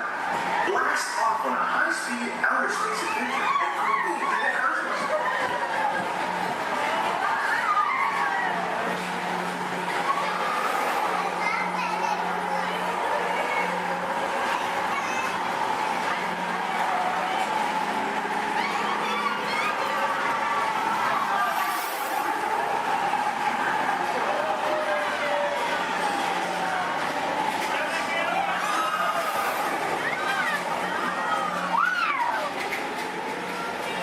Paging Mr. Morrow. Mr. Tom Morrow. Please contact Mr. Johnson in the control tower to confirm your flight to the moon.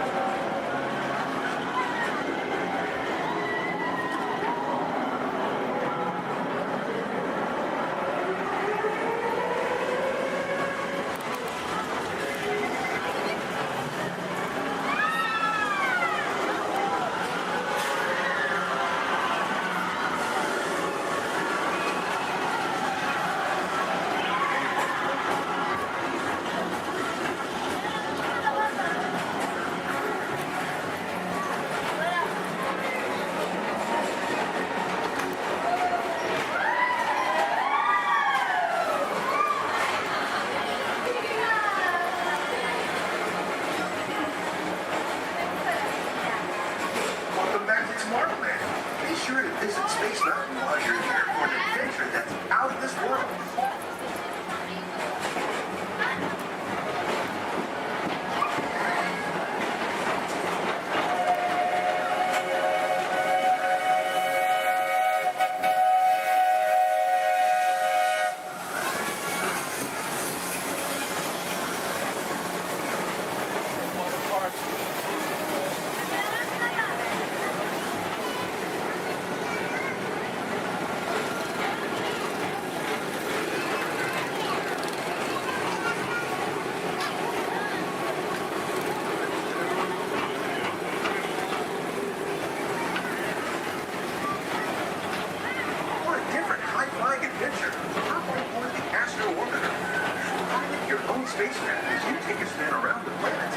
sent to otherworldly heights.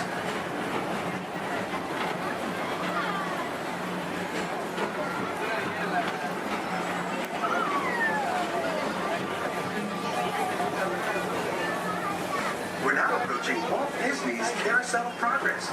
Inside this rotating theater, whole families welcome you into their homes of yesterday and today, starting way back at the turn of the 20th century.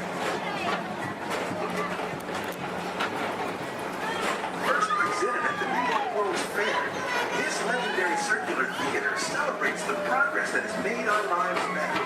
It's a perfect reminder that there's always a great, big, beautiful tomorrow shining at the end of every day.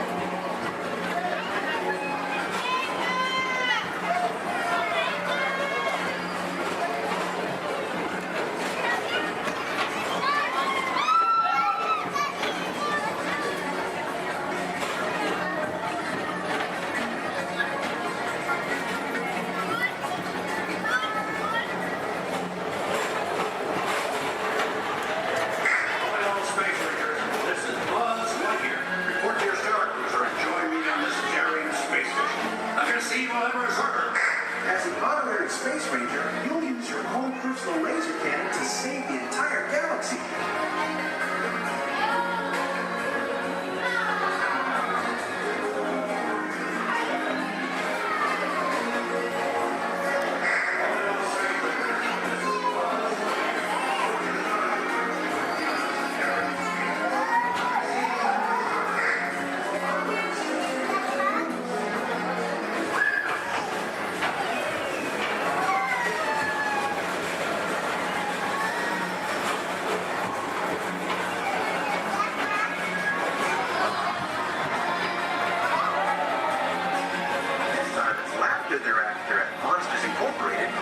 Drop in and join Mike Wazowski and all his pals at Monsters Incorporated platform.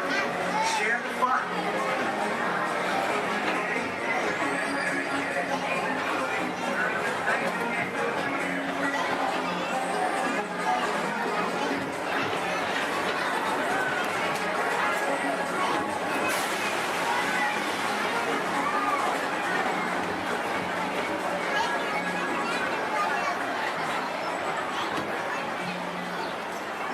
Thank you for joining us for tomorrow.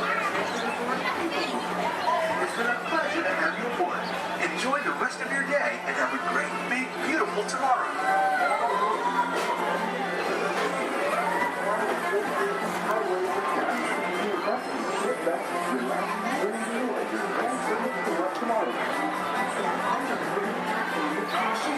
Exit by stepping away from the car.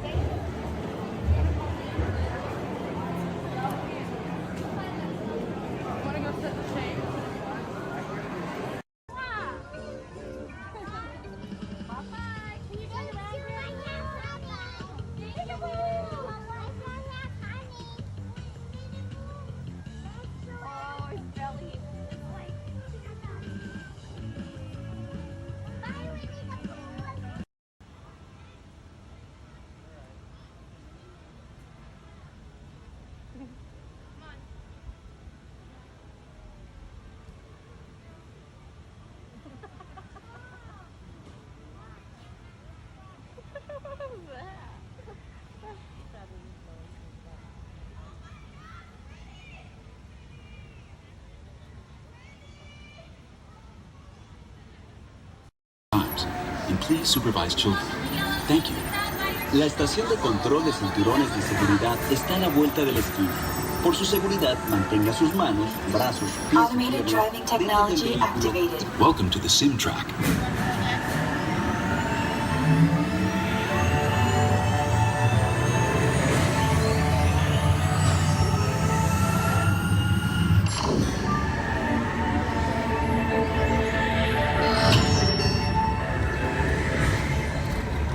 We'll begin with the capability test to see how your vehicle designs perform under challenging weather and surface conditions. Monitoring road surface. Connecting to OnStar. SIM card performance data acquired.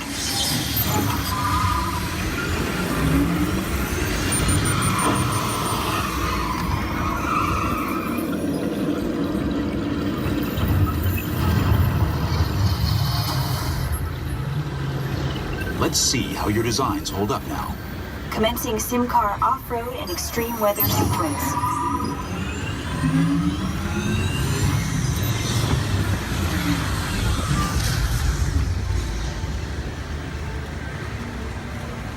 Capability test results displayed and verified.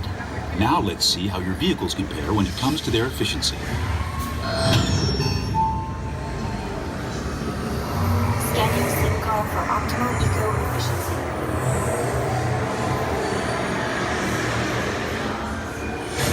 Engaging EcoScan for aerodynamic efficiency.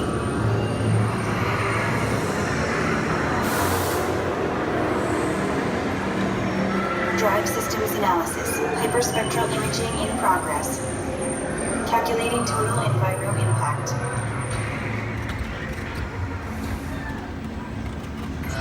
Commencing responsiveness test. Okay, the responsiveness data is now being synchronized.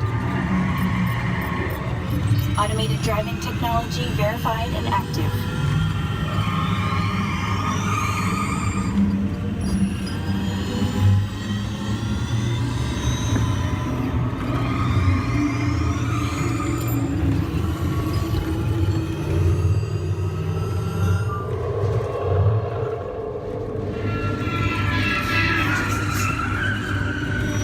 Automated crash avoidance technology disengaged.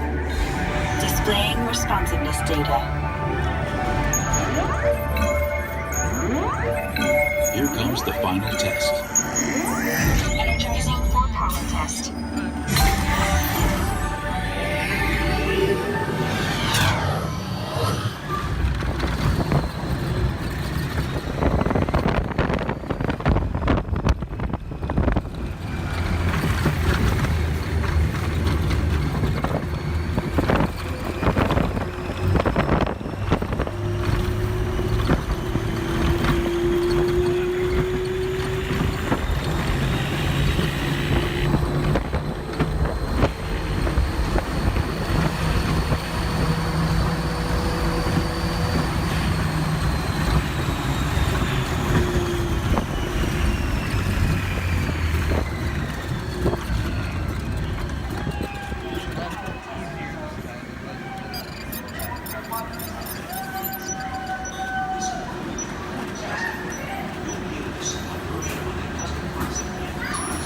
Displaying power test results. SimTrack performance testing complete. This concludes your performance testing. You'll be able to see how your Chevrolet custom concept vehicle designs compared with the SIM car after you disembark. Please watch your step as you exit. And remember every race to let us know what we need to get done back on the road. Spoiler alert, 9 times out of 10, it's either body work or a transmission. Guys, spread on over to this side, left side, left side. People on the left side, step forward, step on up, make a friend. Everybody here looks freshly laundered, okay? You'll be fine. Come on in, right this way, everybody. Keep on coming, folks in the hallway, let's go. I don't want to see anybody end up working on the transmission that doesn't know what they're doing. Come on in. Hey, oh, look at that, there's Mia. What's up, Mia? Hey, Pat, I see our partygoers have arrived. Yeah, they're still coming in, but say hey, everybody. Hey, I'm Mia, Dom's sister. Well, another race just wrapped, and it looks like my brother with another car for his collection. Anybody surprised? Honestly, I don't know why anybody challenges him. Hit me in the man. Well, we're meeting up at Sullivan's Garage for the after party, and while Tej works on your rides, you guys enjoy the break room. My brother calls this the family room. Oh, here we go. Dom says he doesn't have friends, he has Family. And the faces you see on these walls are our Family. When I'm in this room, I feel like we're all Family. So, welcome to our family. There it is. It's a thing around here. Hey, Tej, how's that Matthew McConaughey impression? All right, all right. What's up, Mia? Get better. Tej, just welcoming these good people to our family. How are their rides coming along? The rides are ready to roll out and roll out inside. Perfect. Let's get the show on the road. I'll let Dom know. You guys have fun at the party. Bye, Mia. Bye. She just called. Okay. All right, Pat. Yeah. Let's get these people on their way. Send him over to the war room. Sounds like a plan. Are you sure though, Jamie? He's kind of a piece of work, right? And he hung up. Okay, so in a moment, those doors are going to open. When they do, head on into the war room with Jamie. That's Tej's new assistant, first day without Tej, so good luck. Be nice. Don't touch nothing. Too much last night, so bear with me. Tej left me alone today, so yeah, that's pretty much it, you guys. In just a moment, these doors will be closing, and okay, so yeah, you guys want a tour of the war room? Okay, so basically, got some monitors over here. My name is Jamie, by the way, you guys. Oh, and there is Tej. Jamie, the buses are here. Okay, what do you want me to do with them? They're just staring at me. Should I send them now? Dom's calling. I got this, Jamie. Okay, great. Dom, what up? Tej, just got a heads up from Hobbs. The FBI's about to raid your location. Crazy. Man, they always ruining our fun. For real. It gets worse. They're leading Owen Shaw right to your door. Shaw? That cockroach we beat down in Spain? What's he got to do with this? Everything, right? Nothing yet. And let's keep it that way. Get those people on those buses. You need to start bugging out right now. And get that turbo truck ready. I'm sending Letty there to pick it up. I'll call Letty. I'm on it. Never mind then. Hobbs needs our help. He needs our team. Spread the word. Spread the word, you guys. But keep it in our family. Never mind. Don't listen to me. And keep it quiet. Just keep it in the room. Oh, the other bald guy's It's calling. Hobbs, my man. What up? Sorry, Brother Tej, no time for chit-chat. I just sent you a brief on FBI agent Novak. Has Toretto filled you in? Yeah. He wants us to get everybody over to the party at Sullivan's. Sounds like a plan. That party is a ready-made diversion. Keep it going. We need to discuss how you're going to get all those civilians out of there without tipping off the FBI. Crazy. Okay, hold on. Let me get everybody squared away, and we'll talk offline. Copy that, Tej, and let everybody know. Shut off your cell phones. Don't listen We to don't him. want Shaw tracking your He's locations. overreacting. Just put it on silent. Okay, Jamie, Yeah. you heard the man. I heard him. It's about to go to a whole nother level. Crazy. Send everybody to the loading dock. All right, you guys. Well, you heard it. Have fun. If anything happens, my name isn't Jamie. Okay? Peace. Okay, take this corridor to the turbo lift, then head down to the escape pod base. Those droids are programmed to return you to Batu. Hurry and don't get caught. Lieutenant Beck will guide you. Recruits, for your safety, stay seated with seatbelts securely fastened. Keep hands, arms, feet, and legs inside the transport and supervise your children. Tell them it's a prisoner transfer. Did it work?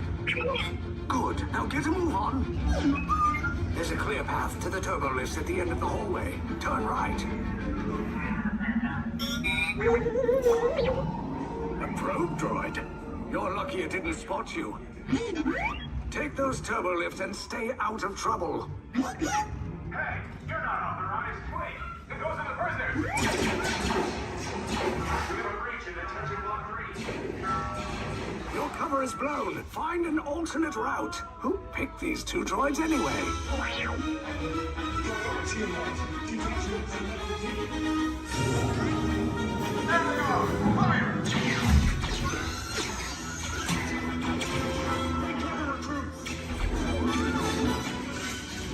The escape box just below us. Take the lift down. Hurry! Hurry! No, not up! I said down!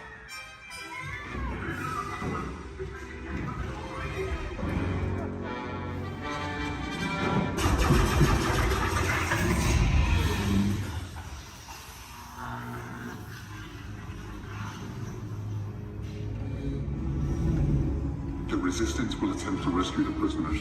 They have neither the resources nor the courage to engage us. You underestimate their conviction. Raise the shields! Shields? I see no evidence. Now! Sound the alarm! All personnel to their stations! Sir, the prisoners have escaped. How brave, but ultimately hopeless. There's nowhere to run.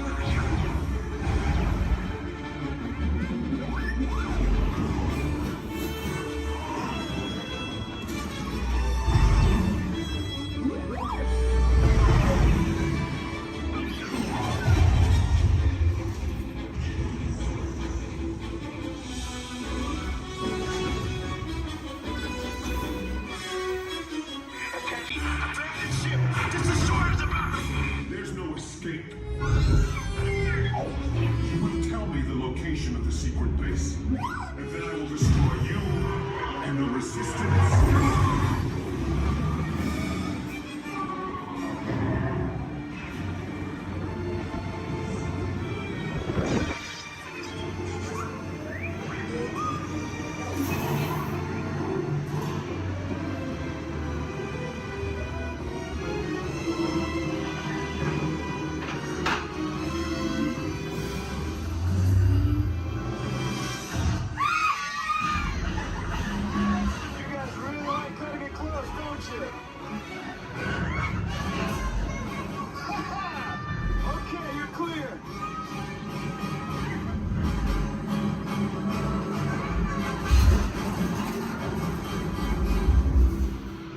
Your escape pods came in a little off target. Ground crews will meet you outside the wreck. All right, nice job, recruits. Not what you signed on for, but hey, you're resistance now. I think I have that authority. Right, Beck? Where's the lieutenant? I need eyes on Beck. I know, Scampery's pod beacon. More escape pods down in Sector 4. Verification pending from Key Command personnel. Lieutenant Beck here. Beck! You're alive! I should hope so. Great job, recruits. Thanks to your heroism, the location of the resistance base is secure. Bravo! Yes, R5, you too. Wait, just kidding. No, we have to stay here for a little longer. If you look up ahead, you're gonna see a dock on your left. You're gonna see another dock on your right there. We like to call those a ferry dock. I know, exciting. Now if you look a little further, you're gonna see some skips up there in khaki. We like to call those a ferry door. I know, it's great stuff, guys. It's great stuff. So right now, you know what we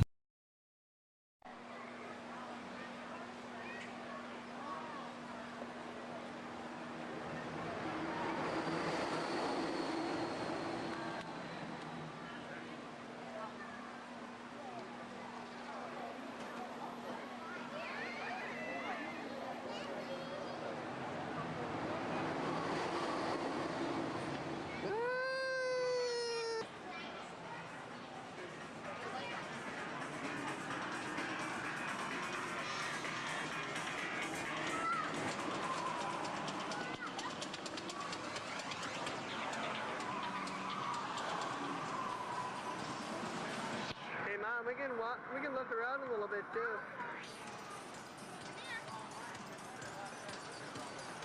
One ahead. Stick them out.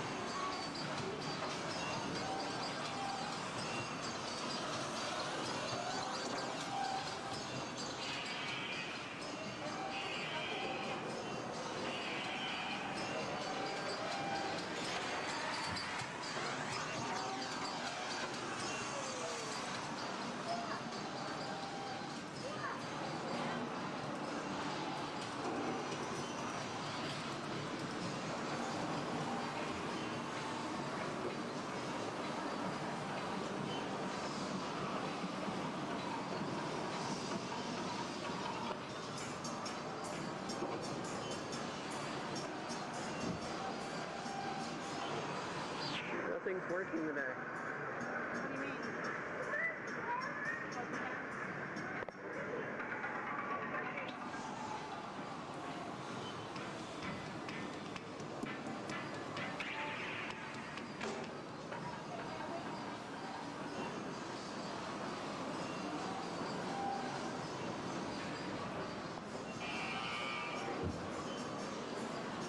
Mom.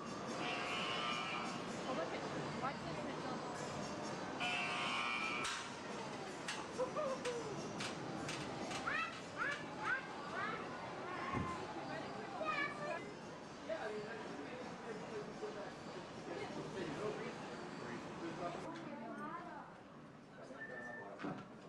Yeah. Uh-huh. Oh, yes. Oh, okay. Hold on. 1 second. Okay, got it. Yeah? Okay. Thank you.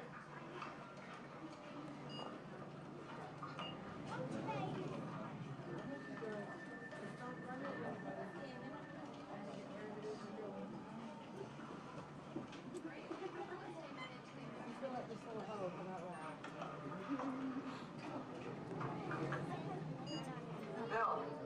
Yeah. The next group's ready. Oh. Hi, everybody. Welcome to the test track. My name is Bill McKim. I'm up here in the control center. In just a couple of minutes, you're going to be out there on that track. But first, let's put together your test schedule. These are the same kinds of tests that are run at GM test facilities all over the world. Let's put up the 26-8 grade. You got it. Okay, we're going to start you off on an accelerated hill climb. Now, these steep grades give us a chance to evaluate the effects of heat and stress on your engine and on the transmission. Twisted or blocks? Let's put up the blocks, German and Belgian. Next, your vehicle is going to go over a variety of rough road surfaces. These are designed to test the integrity of the suspension and the chassis. It's going to get a bit bumpy. Yeah. Next, you're going to see and feel what it's like when your brakes lock up and you lose control of the steering. Not such a good feeling, but hang in there because we're going to do the test one more time, this time with the ABS or the anti-lock brakes. Okay. All right. What's next? Let's do some environmental tests. Put up 2, 5, and 7. 7? Yeah, 7. Okay. After that, we're going to subject your vehicle to some extremes in temperature, as well as corrosive conditions to see how it handles nature's worst. And finally, we'll take you out for some handling runs. Off-road recording. Let's do the I'm going to send you through some hairpin turns, and then we'll take you out and do the high-speed loops. And depending on how your vehicle and you hold up, we'll even throw a few surprise tests in there. Surprise test? Yeah. Pick one. Check. Now, if this whole routine seems a bit extreme, you're absolutely right. That's what a test track is all about. The cars you drive at home are made up of over 15,000 different parts, and every one of them has to pass the test under very extreme conditions before we ever let it off that test track and out onto the road. Now, as you can imagine, safety is a big concern of ours, so we're going to insist that you buckle up your safety belt securely. You'll be glad you did. Oh, we're ready. Oh, great. Well, Sherry says we're ready, so we'll see you out there on the test track. So please make sure your safety belts are securely fastened, as they always should be in your vehicle. We're clear for dispatch. Okay, let's move them up to the test area.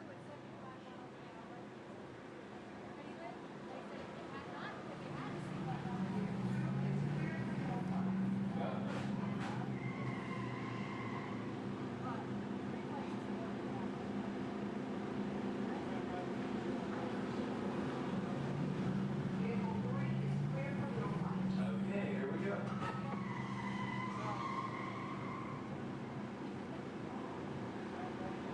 Mitchell? Vehicle 4 is clear for hill climb. Okay, here we go.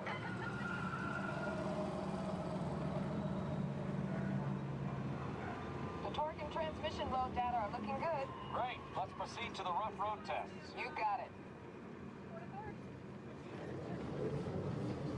Like your car.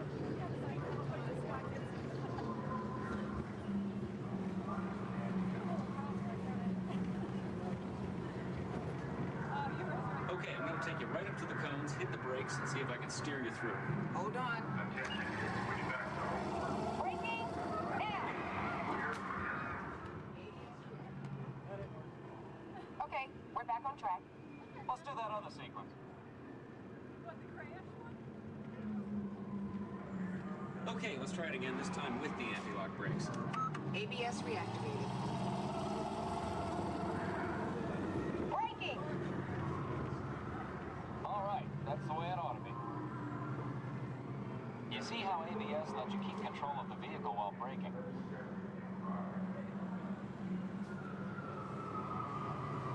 Let's demonstrate some extreme test conditions. Okay.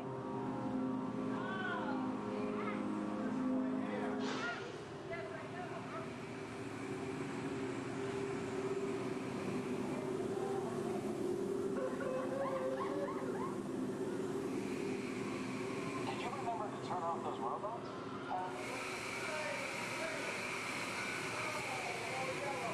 Clear for track course A. All right, let's pick up the pace. Increasing speed 10%. So it's not a matter of making way long, it's 20%.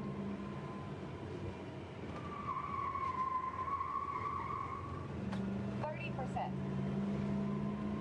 Are you seeing an increase in lateral forces? Sure am.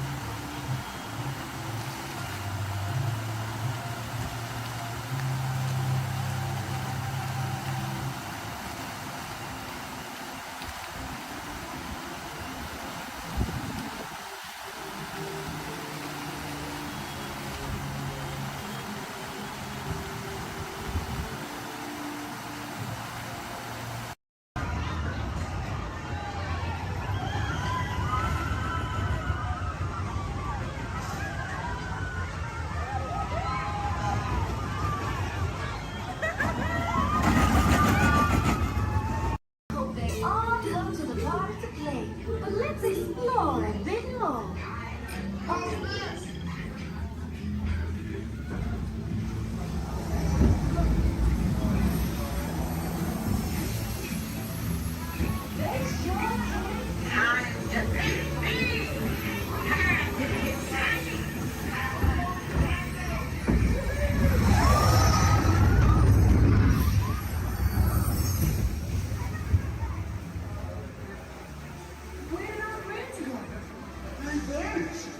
We have to find her.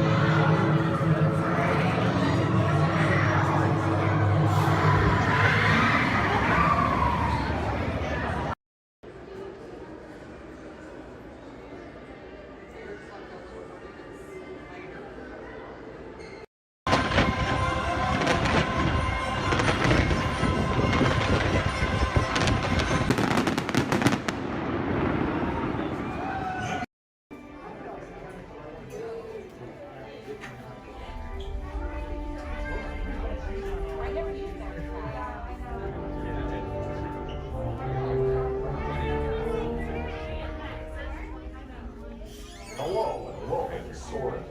My name is Patrick and I'll be your chief flight attendant today. We'll begin boarding in a few minutes, but first I'd like to acquaint you with some important safety information. When the doors to your flight open, please take a seat and store all carry-on items in the under-seat compartment. This includes cameras, purses, hats, and of course, these little beauties.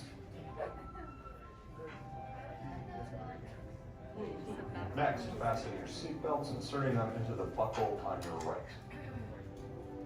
If smaller aviators don't measure up to the height indicator on the seat, just put the belt through the loop in the center strap before buckling it.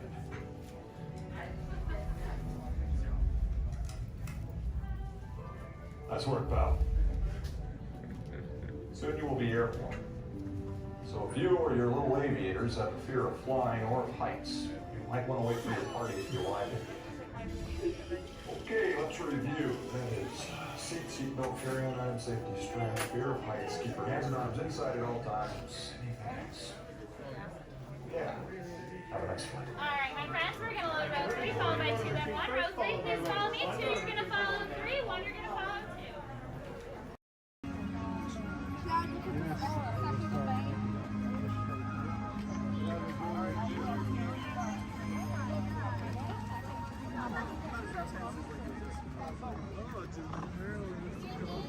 Alright guys,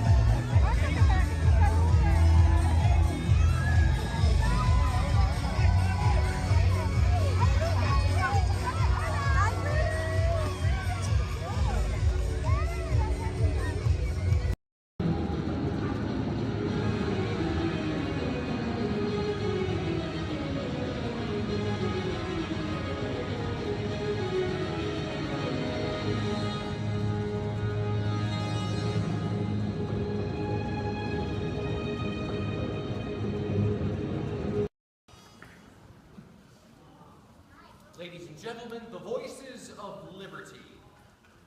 Strike up the band, strike up the band, strike up the band, strike up the band, strike up the band, strike up the band, strike up the band.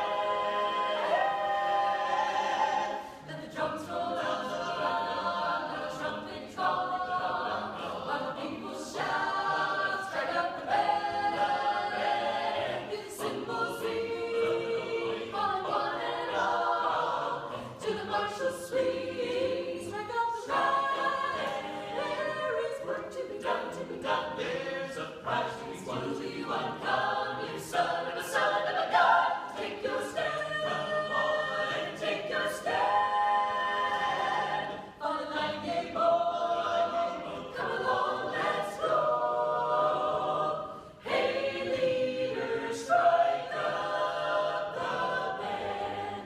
Strike up the band. Come on and hear. Come on and hear. Alexander's ragtime band. Come on and hear, come on and hear. It's the best band in the land. They can play bugle call like you've never heard before. So natural that you want to go to war.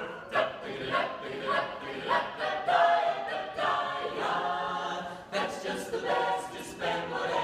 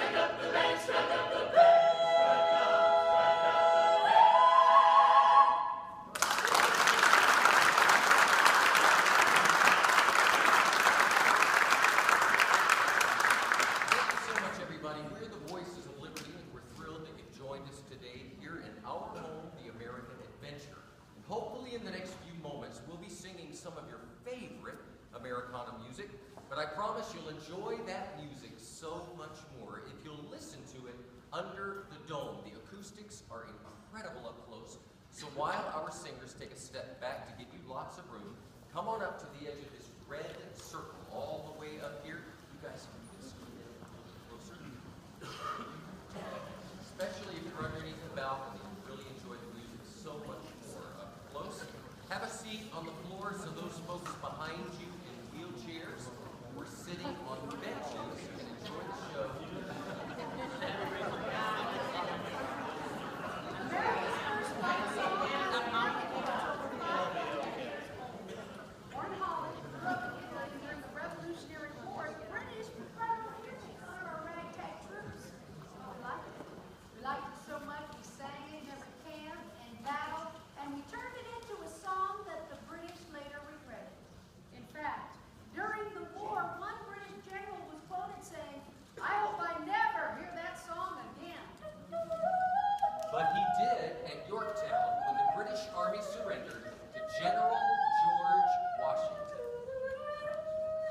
Yankee Doodle, keep it up. Yankee Doodle dandy. Mind the music and the step, and with the girls be handy. Yankee Doodle, keep it up. Yankee Doodle dandy. Mind the music and the step, and with the girls be handy. Mind the music and the step, and with the girls be handy. Yankee Doodle went to London just to buy a pony.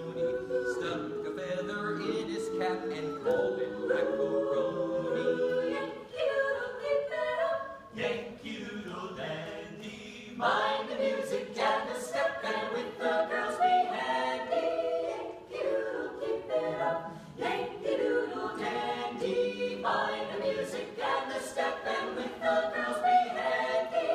Mind the music and the step.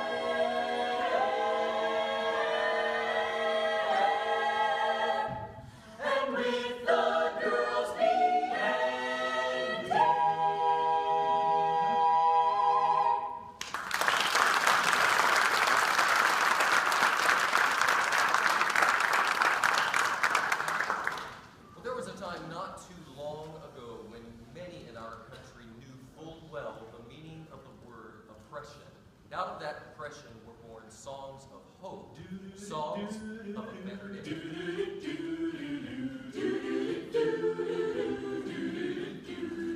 In that great get the morning, fare thee well, fare thee well. In that great get the morning, fare thee well, fare thee well. In that great get the morning, fare thee well, fare thee well. In that great get the morning, fare thee well, fare thee well. Sometimes I feel like a motherless child. Sometimes I feel like a motherless child. Sometimes I feel like a motherless child.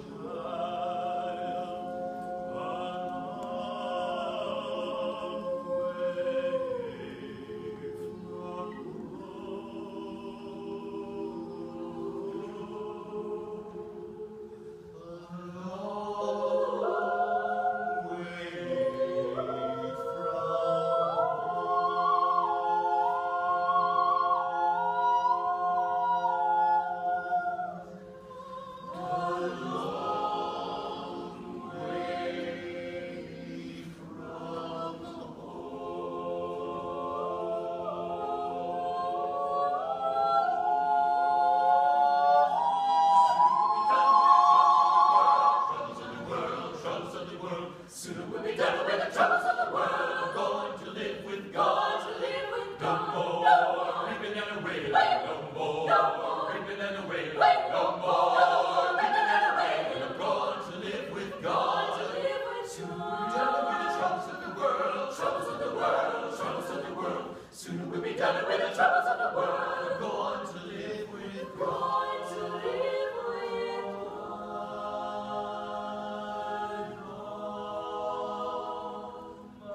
Trials, Lord, soon be over. If religion were a thing that money could buy,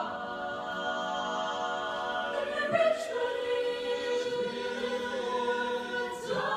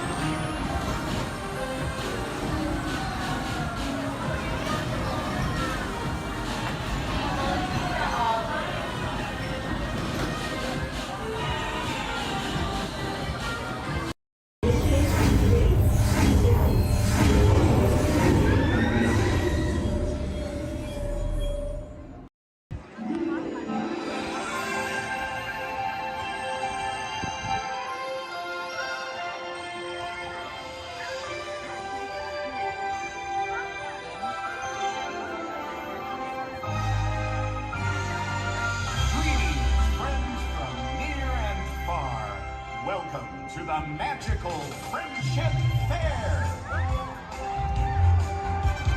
Hi, everybody.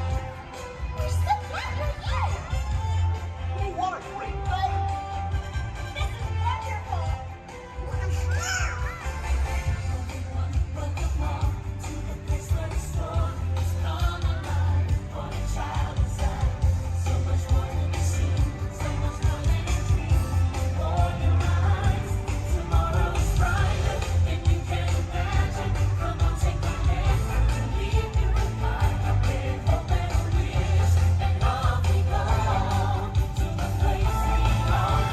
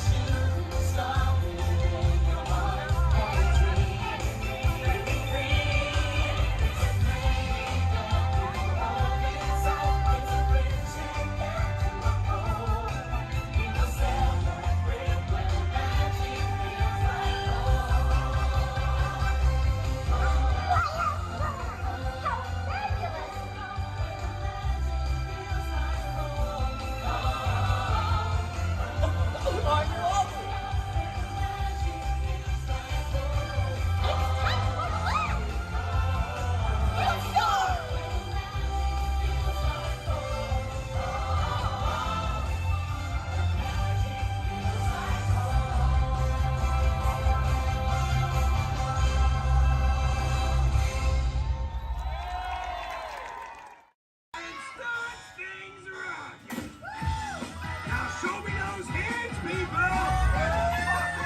You got clearance, let's roll!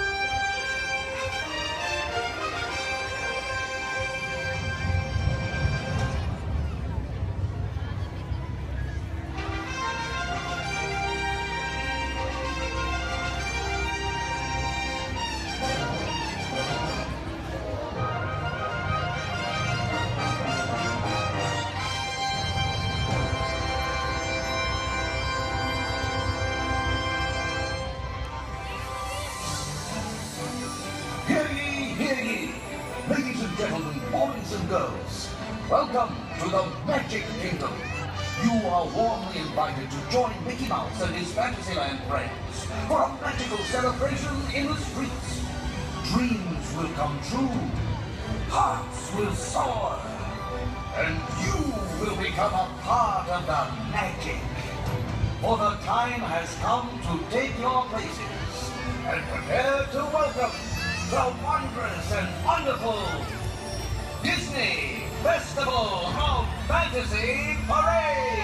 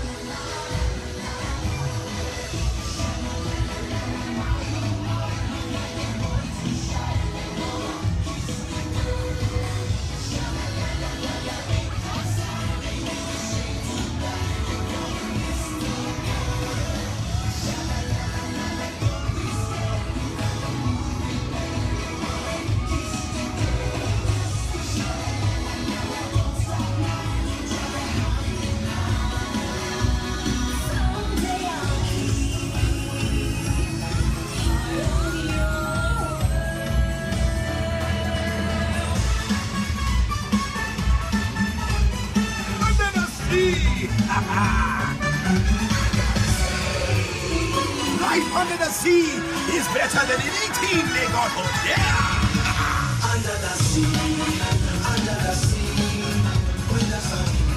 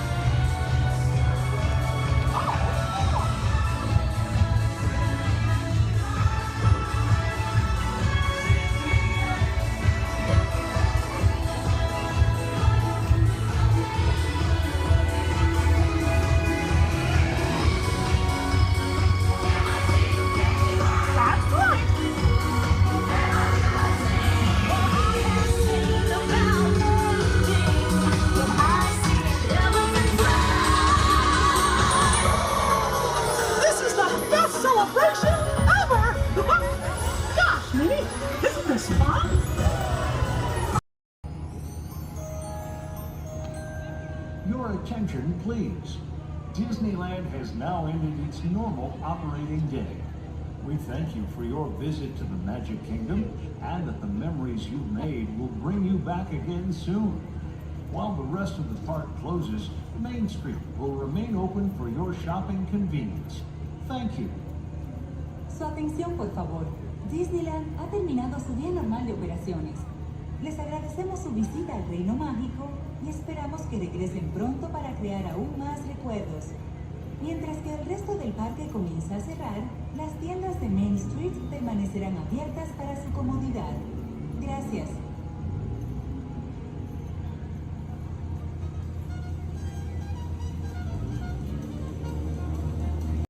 Everybody's to let us know what we need to get done back on the road. Spoiler alert, 9 times out of 10, it's either bodywork or a transmission. Guys, spread on over to this side, left side, left side. People on the left side, step forward, step on up, make a friend. Everybody here looks freshly laundered, okay? You'll be fine. Come on in, right this way, everybody. Keep on coming, folks in the hallway, let's go. I don't want to see anybody end up working on the transmission that doesn't know what they're doing. Come on in. Hey, oh, look at that, there's Mia. What's up, Mia? Hey, Pat, I see our party goers have arrived. Yeah, they're still coming in, but say hey, everybody. Hey, I'm Mia, Dom's sister. Well, another race just wrapped, and it looks like my brother with another car for his collection. Anybody surprised? Honestly, I don't know why anybody challenges him. Hit me in a man. Well, we're meeting up at Sullivan's Garage for the after party, and while Tej works on your rides, you guys enjoy the break room. My brother calls this the family room. Oh, here we go. Dom says he doesn't have friends, he has Family. And the faces you see on these walls are our Family. When I'm in this room, I feel like we're all Family. So, welcome to our family. There it is. It's a thing around here. Hey, Tej, how's that Matthew McConaughey impression? All right. What's up, Mia? Get better. Tej, just welcoming these good people to our family. How are their rides coming along? The rides are ready to roll out and roll out in style. Perfect. Let's get the show on the road. I'll let Dom know. You guys have fun at the party. Bye, Mia. Bye. She just called. Okay. All right, Pat. Yeah. Let's get these people on their way. Send them over to the war room. Sounds like a plan. Are you sure, though, Jamie's kind of a piece of work? Great. And he hung up. Okay, so in a moment, those doors are going to open. When they do, head on into the war room with Jamie. That's Tej's new assistant. First day without Tej, so good luck. Be nice. Don't touch nothing.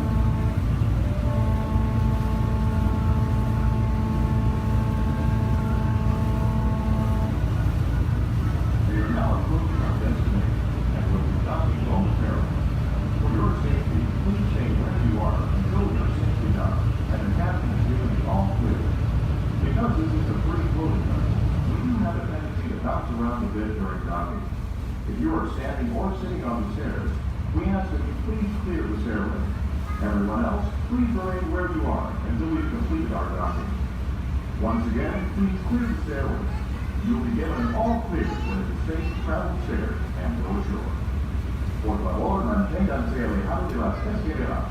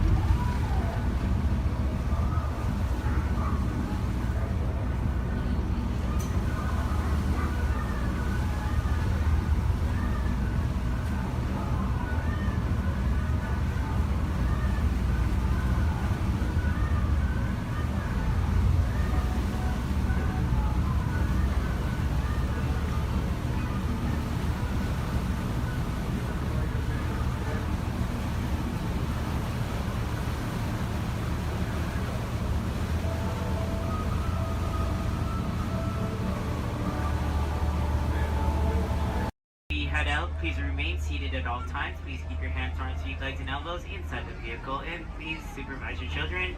This is a one-way trip to Main Street, USA, and enjoy your ride.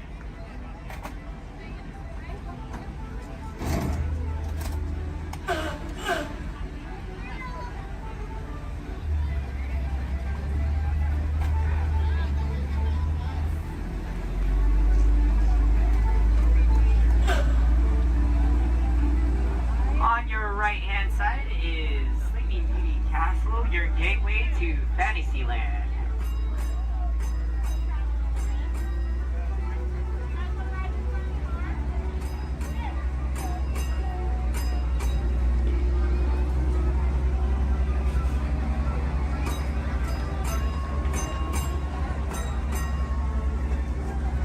Coming up on your right-hand side is Frontierland and Adventureland. Beyond that, Critter Country, Darla Square, and Star Wars Galaxy's Edge.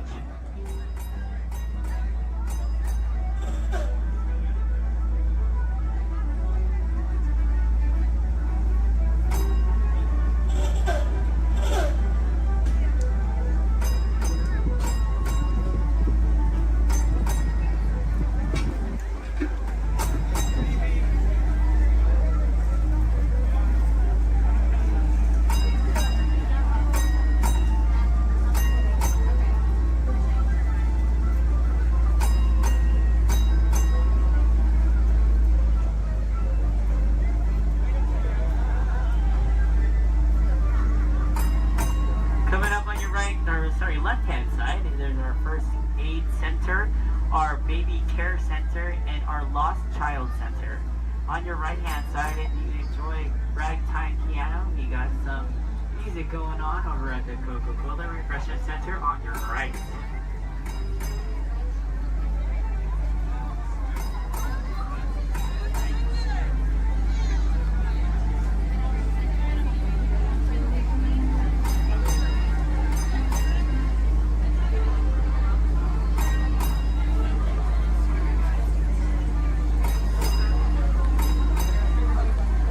If you get hot later, on your right-hand side is our Dips and Grill ice cream parlor. And on your left is Market House, where you can find our Starbucks coffee and tea. Beyond that is our locker station.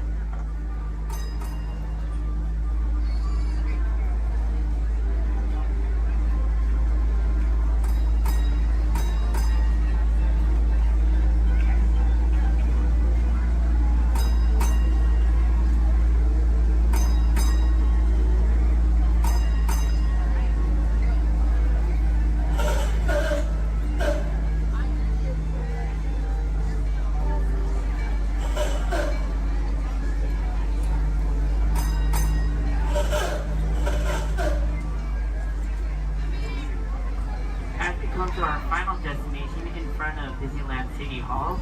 Please remain seated until the bus has come to a full and complete stop. For those of you who are sitting in the top stairs, please watch your step as you exit the stairs and assist young children. And enjoy the rest of your day here in the Magic Kingdom. My name is Justin, and thank you for riding.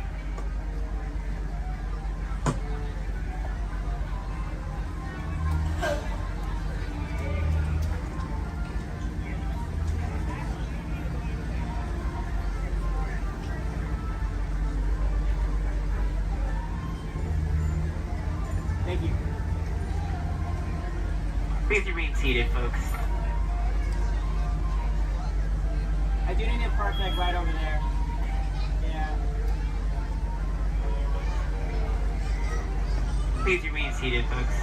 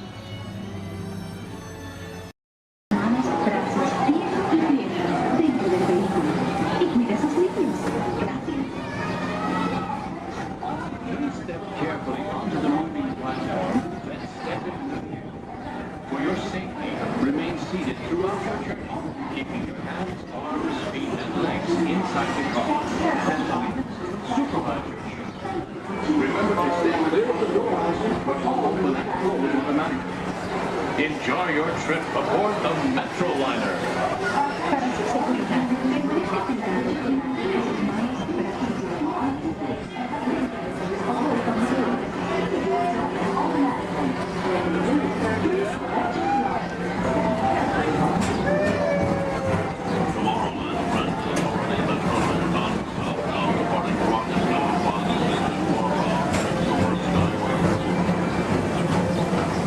Welcome aboard, TTA travelers. We hope you enjoy Tomorrowland Transit Authority's Super Skyway.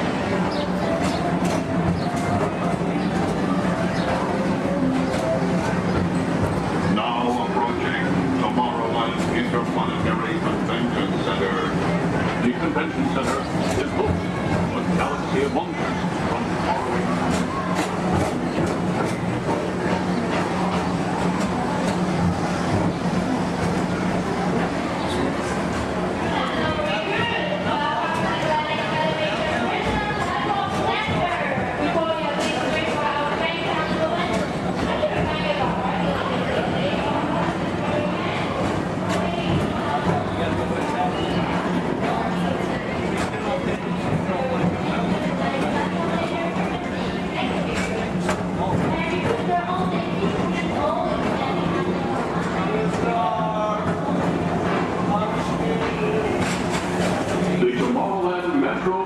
Historical Society presents Walt Disney's 20th century vision for the future. This model city dared to dream the perfect community in which to work, live, and play.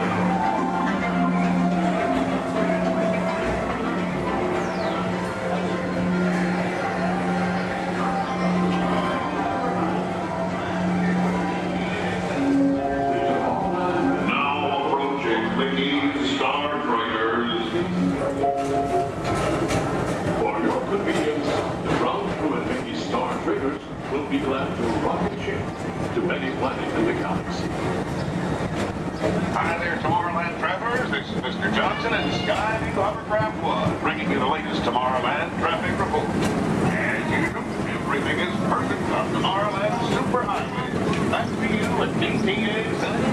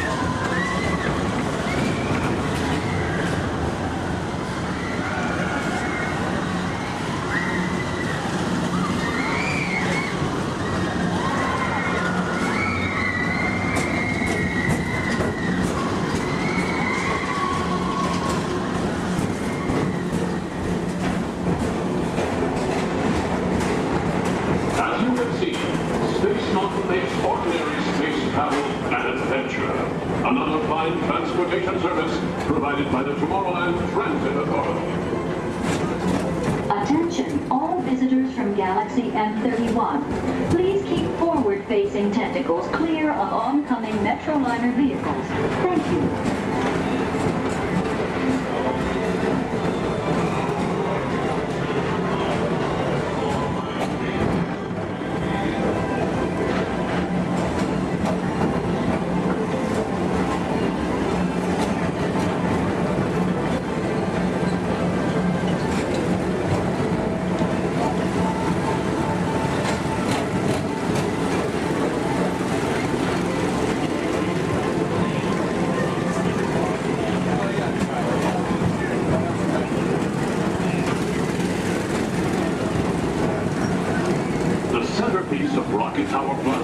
Is the League of Planets Astro Orbiter. This symbol of universal harmony and interplanetary fellowship provides all beings with an exhilarating spin around the planets.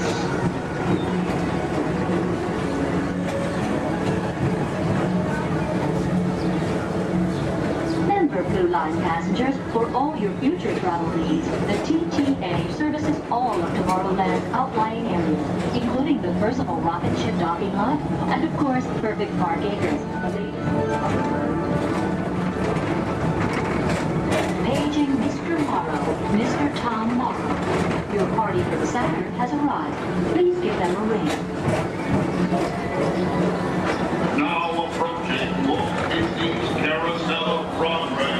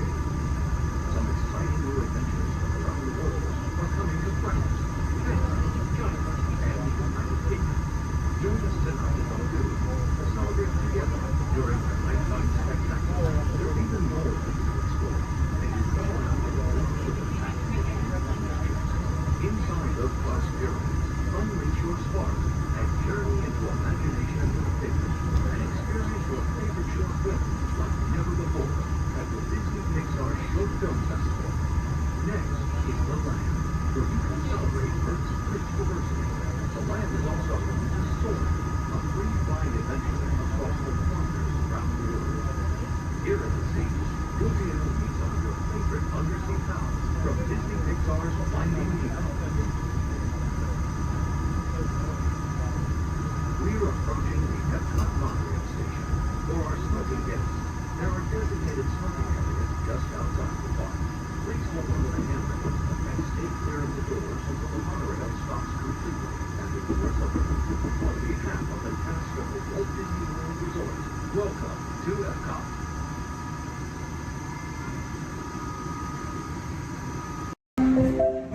This is Starport 75, or as we locals call it, Space Mountain, our high-speed rocket port to distant deep space destinations.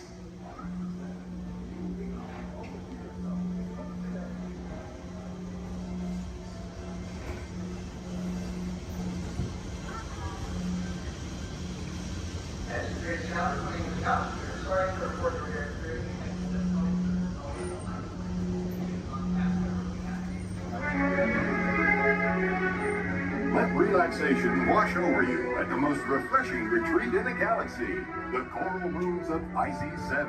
You H2O it to yourself. Book today.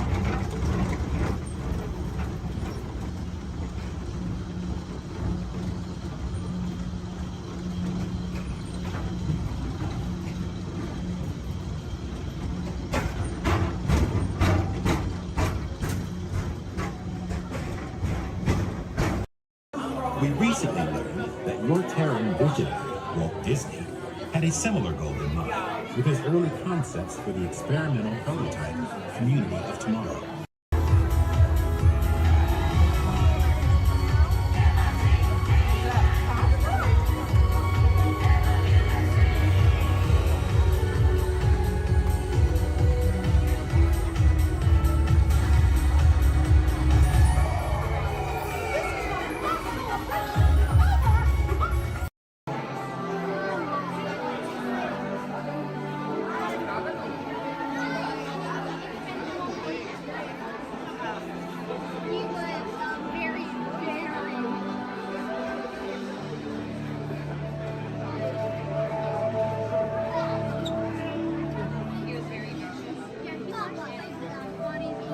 technology that makes Xenon most famous throughout the galaxy is our universal neural teleportation network. It generates artificial particles in the space-time continuum, which we call jump points. Jump points allow for ultra-rapid space travel. What do you think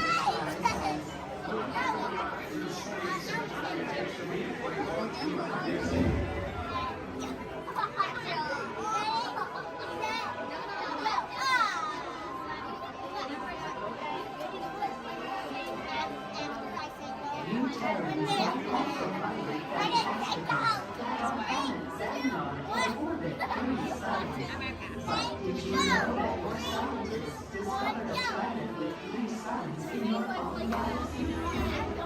Your scientists name this planet HD 13199AZ, which Peter Quinn said is a terrible name for a planet. He said that you Terrans should have called it I am still trying to decipher exactly how a name makes a planet's temperature cooler. You may wonder what it is like to live on a planet with 3 suns. Observe.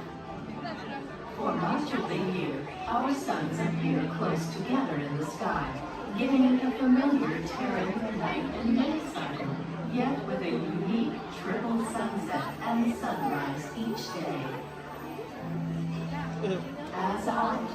continues along its orbit. The suns grow further apart until they reach a point where the setting of one coincides with the rising of another. At this point, Xandar is in near constant daytime. Is that not wonderful? There are so many wonders in our universe. You will discover more of them as you continue your visit here in the wonders of Xandar.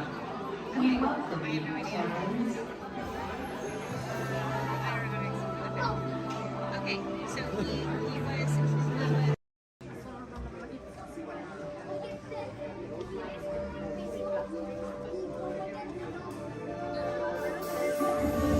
I see we have new visitors. Welcome, Terrans, to the wonders of Xandar. I am World Mind, sentient supercomputer of Xandar. I hold the knowledge, memory, and experiences of all Xandarian citizens, past and present. This gives me extensive knowledge, yet I am constantly learning, and I am now learning about you and your planet, Terra.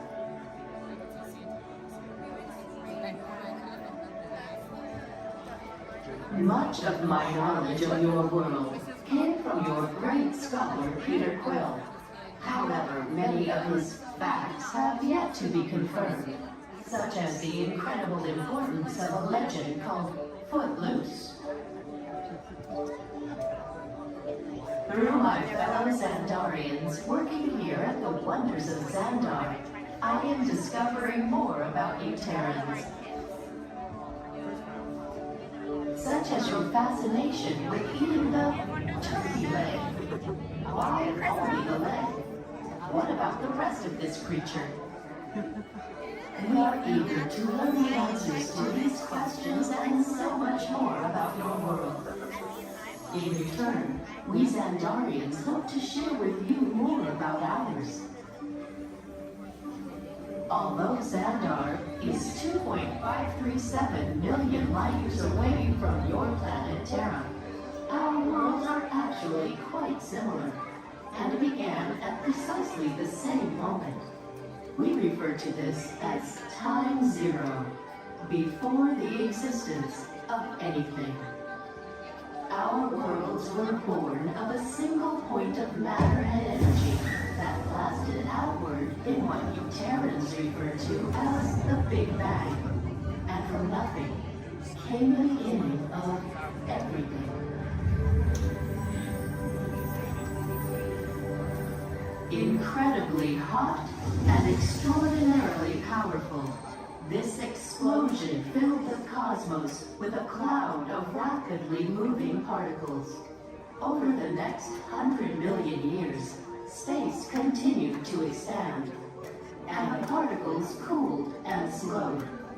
As they coalesced into huge swirling clouds, gravity pulled them into larger, denser clusters. At the heart of these clusters, the temperature rose, and the particles were compressed so tightly they fused, releasing enormous amounts of heat and light. This is how the very first stars in our shared universe were born.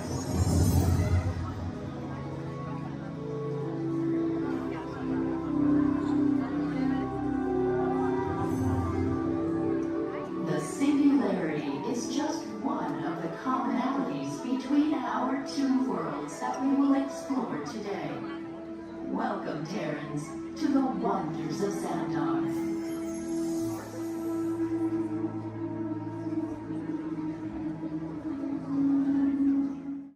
We recently learned that your Terran visionary, Walt Disney, had a similar goal in mind with his early concepts for the experimental prototype Community of Tomorrow. Now, Peter Quill, what do you have to say about this? You know, I mean, it was really a group effort to execute my plan. What's the green lady? The green lady, I would love to hear from about how Tara was chosen for this Wonders of Xandar tour. Well, that was totally my idea. And Epcot, too, because I love that place. It's awesome.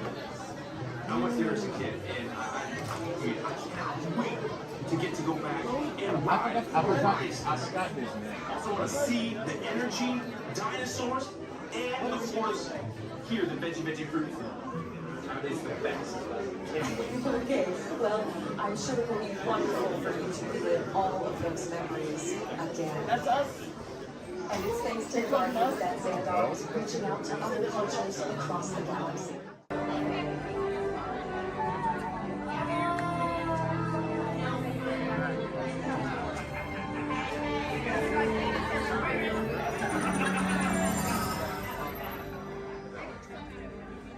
Greetings, Terrans.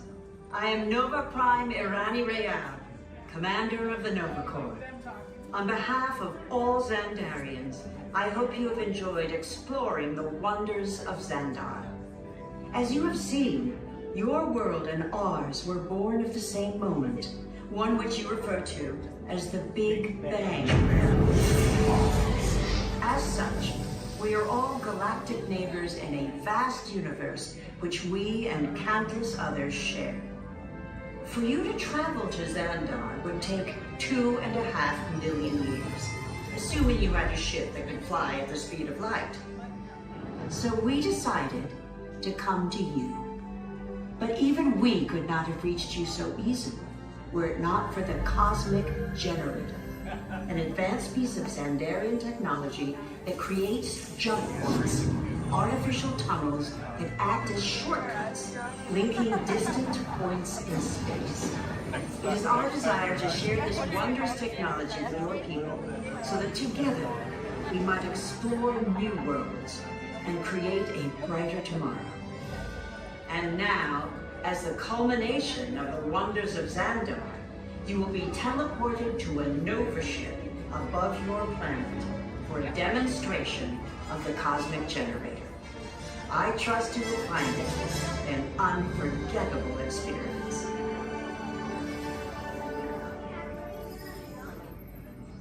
Welcome, people of Epcot, Epcoters, Epcotians, citizens of Epcot.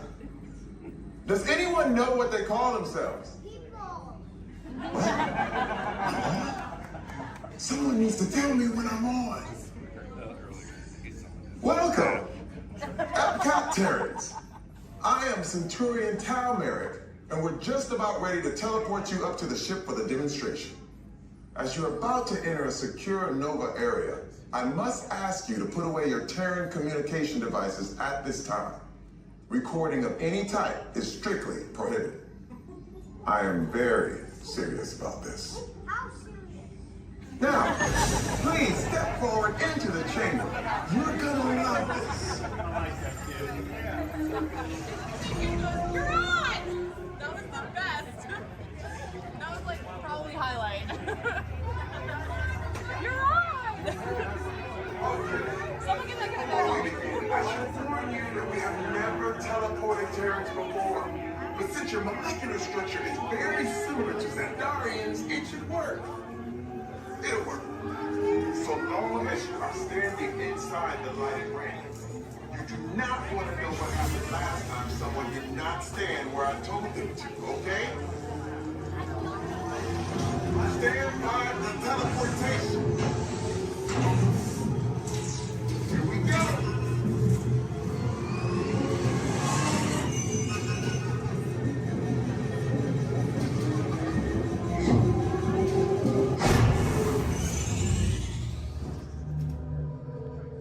You made it.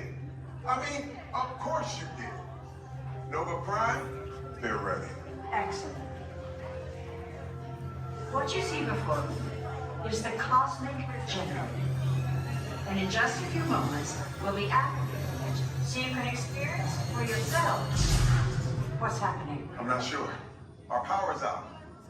And the Cosmic Generator is gone. Interior Mark, go to Code Red. Prepare the fleet. And call the Guardians. Now. There is no cause for alarm. Turn off that alarm. I've got an important transmission coming in. Hey, what's up, Novacore? Our cosmic generator has been stolen. What? How? Why didn't we think of that? That thing's gotta be worth a fortune. I am Groot. Good question. Yeah, who do you think took it? Perhaps that really big man outside your ship. Oh, that is a big man. I need to alert Nova Prime. I'm watching Terrans beyond. That's not creepy at all. This species has failed. Wait, whoa, we didn't even know there was a test. He's got the cosmic generator. He's creating a new jump point. Jump point to where? It's some kind of mutant jump point. He's going back to the dawn of time. Dawn of time, why? To erase the error. Well, that doesn't sound good. Your time is over. Wait, what do you mean? What do you mean that's so vague? The jump point is closing. Hey, Nova Dude, you're Novacore need to follow that whatever it is until we get there. We can. Our power is down, and I've got to get these Terrans onto evacuation shuttles. I got it. I reprogrammed the shuttles to follow them through the jump point. Wait, what? Look, they're our only chance of keeping track of that whack job until we get the cosmic generator back. Piece of cake. What? There's King. Where's this King? The odds are impossible, Yep. but it's our only shot. Good luck. Are you sure you can control it? Come on, it's me. We got this. We're all toast. First there was King, now there is toast. This plan is making me so hungry. Terrans, listen up. We need to make our way to the evacuation shuttles now. We'll follow the fleet and get our power. Okay, they're headed for the jump point. This plan's never gonna work. Well, Okay, I'm locked onto your vehicle. We'll be right behind you. nothing to worry about. Unless we cannot stop this unusually large man, we are likely doomed. Good luck. You're gonna need it.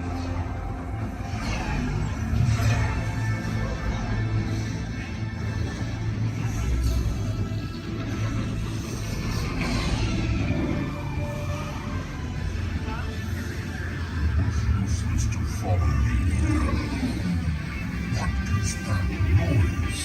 Boys, no one's gonna stop rock and roll from existence. What have we done? I think we can crack.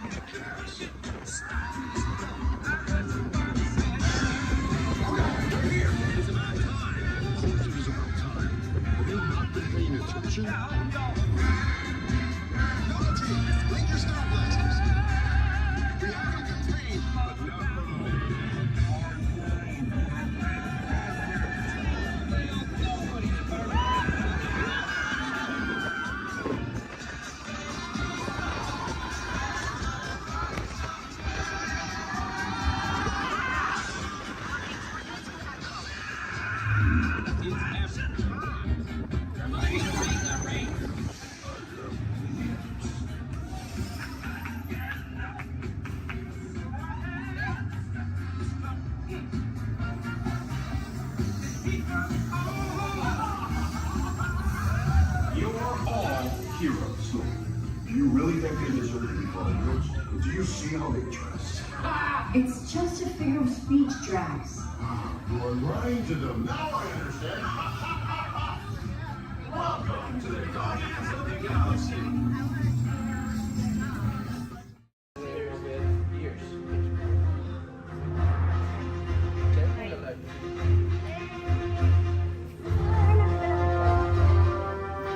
Okay, take this corridor to the terminal list, then head down to the escape pod base. Those droids are programmed to return you to Batu. Hurry and don't get caught. Lieutenant Beck will guide you. Recruits, for your safety, stay seated with seatbelts securely fastened. Keep hands, arms, feet, and legs inside the transport and supervise your children. Tell them it's a prisoner transfer. Did it work? Good. Now get a move on. There's a clear path to the turbo lifts at the end of the hallway. Turn right.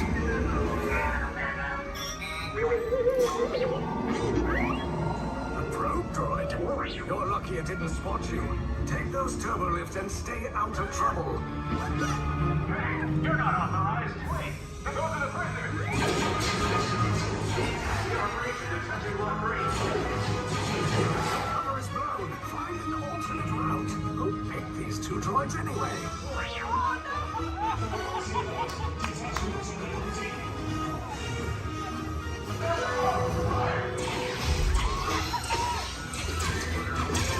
Take cover, recruits! If anyone's back in a blaster, now's a good time. The escape pod's just below us! Why are you going up? I said down! Up is bad! Up is real bad!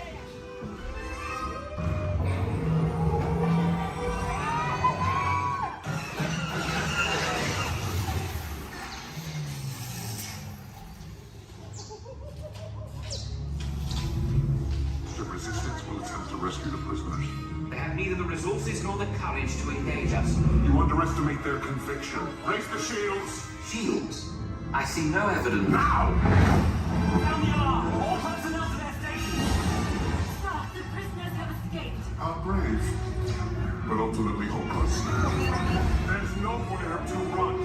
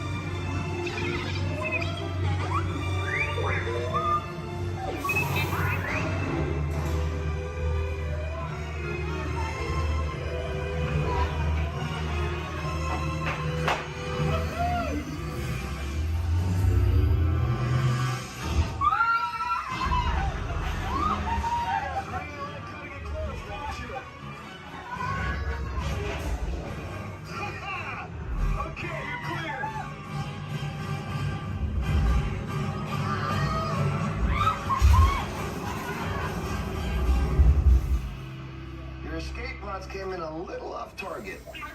Ground crews will meet you outside the wreck. All right, nice job, recruits. Not what you signed on for, but hey, you're resistance now. I think I have that authority. Right, Beck? Where's the lieutenant? I need eyes on Beck. Line up, scout for his pod beacon. More escape pods down in Sector 4. Verification pending from key command personnel. Where's the lieutenant? Lieutenant Beck here. Beck! You're alive! I should hope so. Great job, recruits. Thanks to your heroism, the location of the resistance base is secure. Bravo! Yes, R5, you too.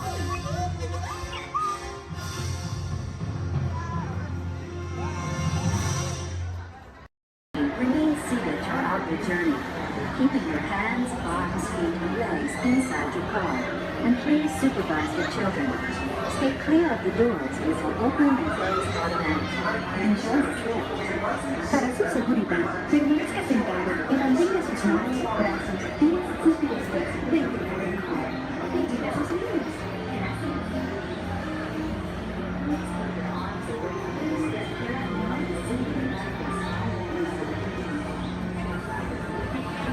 Welcome aboard the Tomorrowland Transit Authority People Mover. Your quiet and carefree highway in the sky. We invite you to sit back, relax, and enjoy your next Along the way, you can preview many of the exciting places you'll want to be sure to enjoy today while visiting this land of tomorrow.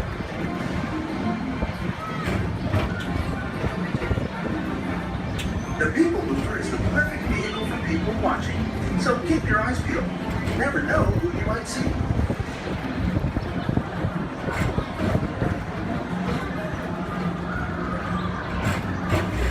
Coming up, Stitch's Great Escape, where you can report for duty as a security agent for the Galactic Federation.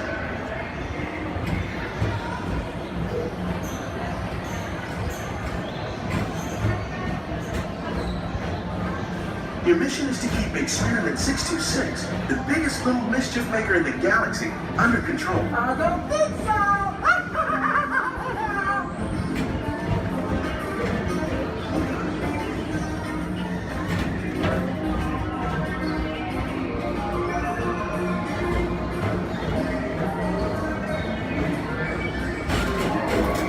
And now, the Tomorrowland Transit Authority proudly presents Progress City, Walt Disney's dream for experimental prototype radio tomorrow. Progress City was the inspiration for everything. Leading us forward with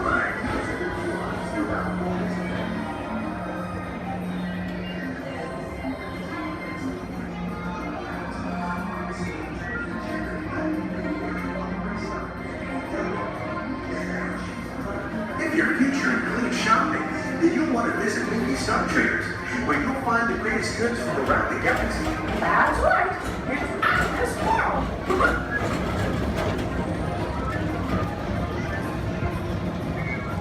At the Tomorrowland Speedway, put the pedal to the metal and speed towards the checkered flag in your very own race car. Young or old, this is your chance to drive in the fast lane without worrying about getting a speeding ticket.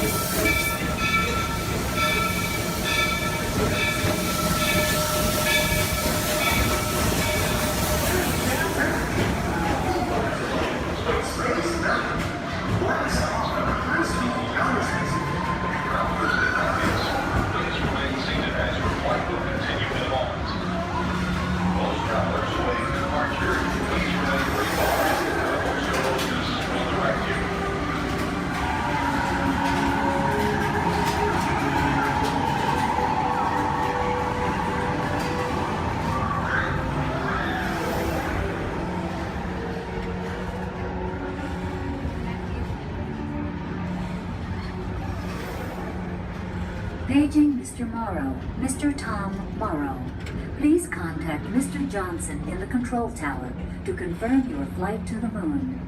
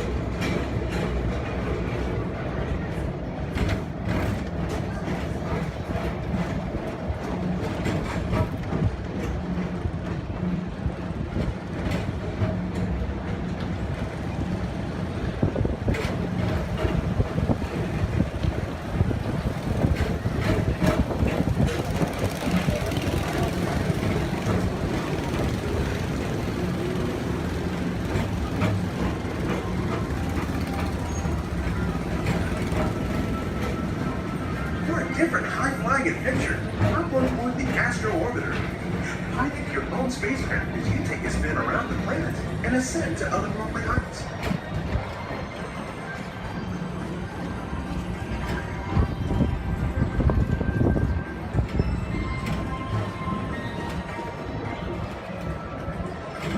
We're now approaching Walt Disney's Carousel of Progress. Inside this rotating theater, whole families welcome you into their world from yesterday and today, starting way back at the turn of the 20th century. First presented at the New York World's Fair, this legendary circular theater celebrates the progress that has made our lives better. It's a perfect reminder that there's always a great, big, beautiful tomorrow shining at the end of every day.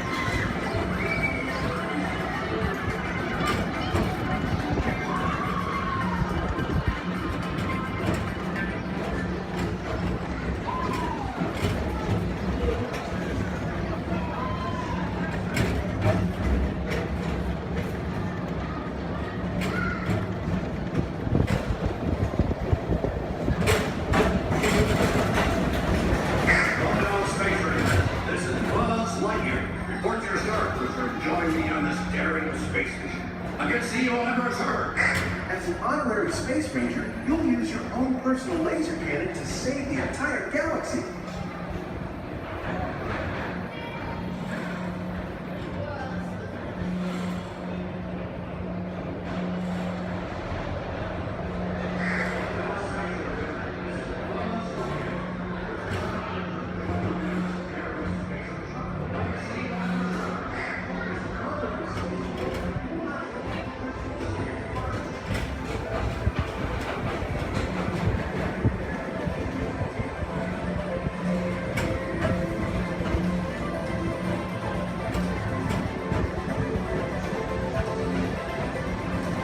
This time it's laughter they're after at Monsters Incorporated. So drop in and join Mike Wazowski and all his pals at Monsters Incorporated platform. Share the fun.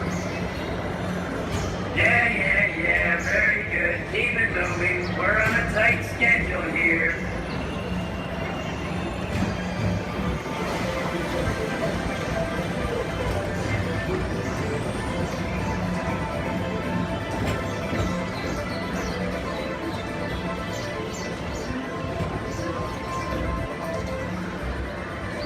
Thank you for joining us on the Tomorrowland Transit Authority People Mover. It's been a pleasure to have you aboard. Enjoy the rest of your day and have a great, big, beautiful tomorrow. Welcome aboard the Tomorrowland Transit Authority People Mover. Your flight is right now, Scott. Your parking is set up. Step onto the moving platform with caution and exit by stepping away from the car. Thank you. For those of you standing, please hold on to the handrails throughout our journey and stay clear of the doors. For the comfort of others, no smoking, please. Thank you. As we turn south, you can catch a glimpse of the spires of Space Mountain in the Magic Kingdom. Nearby is Disney's 8th-ranked contemporary resort.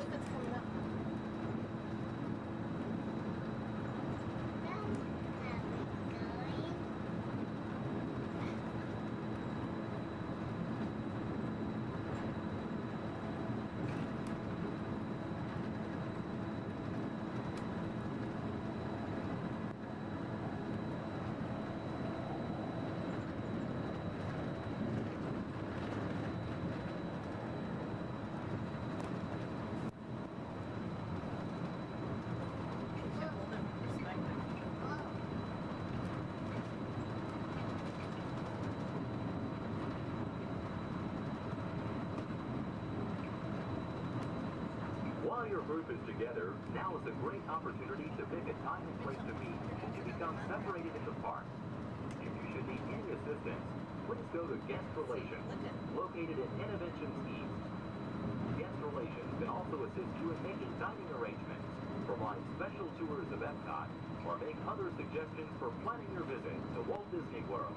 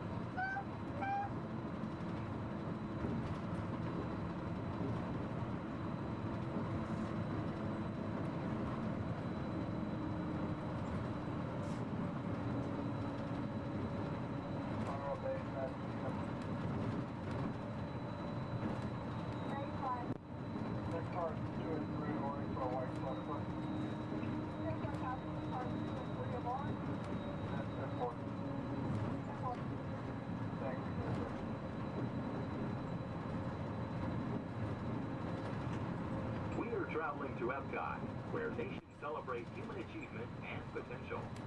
Its 300 acres are divided into two worlds, Future World and World Showcase.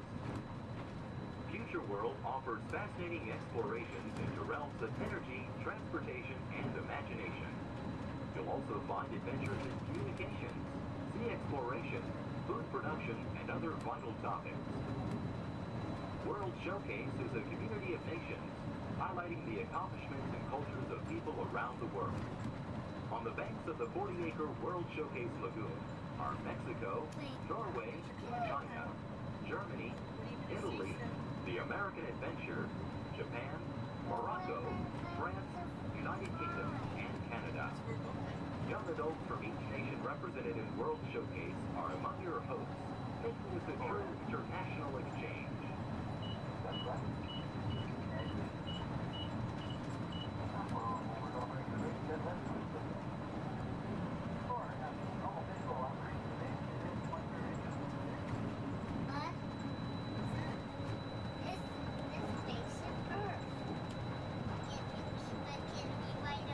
Beyond the trees ahead and to the right-hand side of our forward motion is Spaceship Earth. This 18-story geosphere marks the entrance to Epcot. Inside Spaceship Earth, time machine vehicles take you to the evolution of human communication, from a distant yesterday to the dawn of tomorrow.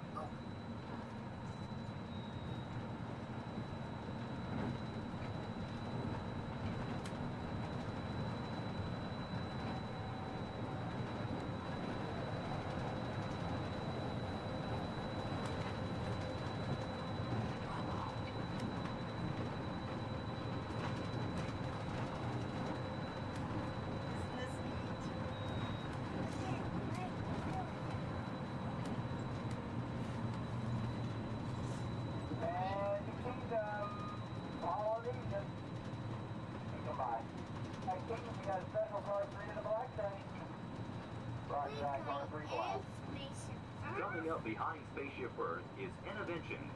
Inside this hands-on area, you can explore and interact with the ever-changing technologies and products for everyday living in the near future. To the opposite side is the Universe of Energy. Inside, you'll find Ellen's Energy Adventure, hosted by Ellen DeGeneres and Bill Nye the Science Guy. Next is The Wonders of Life, where you'll discover Body Wars, which takes you on an amazing trip through the human body. No, we are not going to In Test Track, you can experience the acceleration of test driving a vehicle on the fastest and longest ride ever created for Walt Disney World. Coming into view is World Showcase.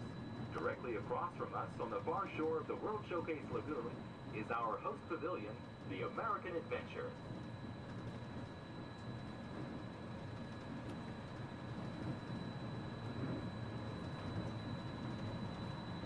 I'm still thirsty. Well, I'm sure we can find something for you to drink.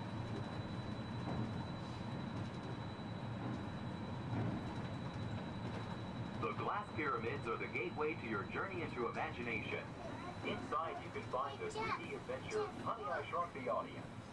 Join Professor Wayne Solinsky as he receives the Adventure of the Year award for his incredible shrinking machine. Next is the land, where you'll discover creative partnerships between people and the land around the world. In the living seas, you can descend via hydrolator to Seabase Alpha and navigate the largest, most spectacular coral reef environment ever created by humankind. Ladies and gentlemen, we are approaching the Epcot monorail station. Smoking is not permitted at Epcot except in designated areas. Please consult your guide map or ask a cast member for the location of designated smoking areas. Please hold on to the handrails and stay clear of the doors until the monorail stops completely and the doors open. On behalf of the cast of the Walt Disney World Resort, we'd like to welcome you to Epcot. And ladies and gentlemen, this is the Epcot monorail station. If I can please have everybody's attention. Once again, I do need everyone's attention. As you're walking up the platform this morning to the Transportation and Ticket Center, you might have noticed our signs, and if you did not, that is why I'm here. Epcot will be closing this evening promptly at 4 o'clock. Once again, Epcot, the entire park, will be closing this evening at 4 o'clock. Monorail transportation will... Just kidding, you'll never see them again. Yeah, but chances are you probably never saw them before, so who cares? Ladies and gentlemen, welcome aboard the world-famous Jungle Cruise, world famous for being world famous. My name is David, and I'll be your skipper, your tour guide, your social director, your dance instructor, and if you don't laugh at my jokes, your swimming instructor for the next 2 weeks.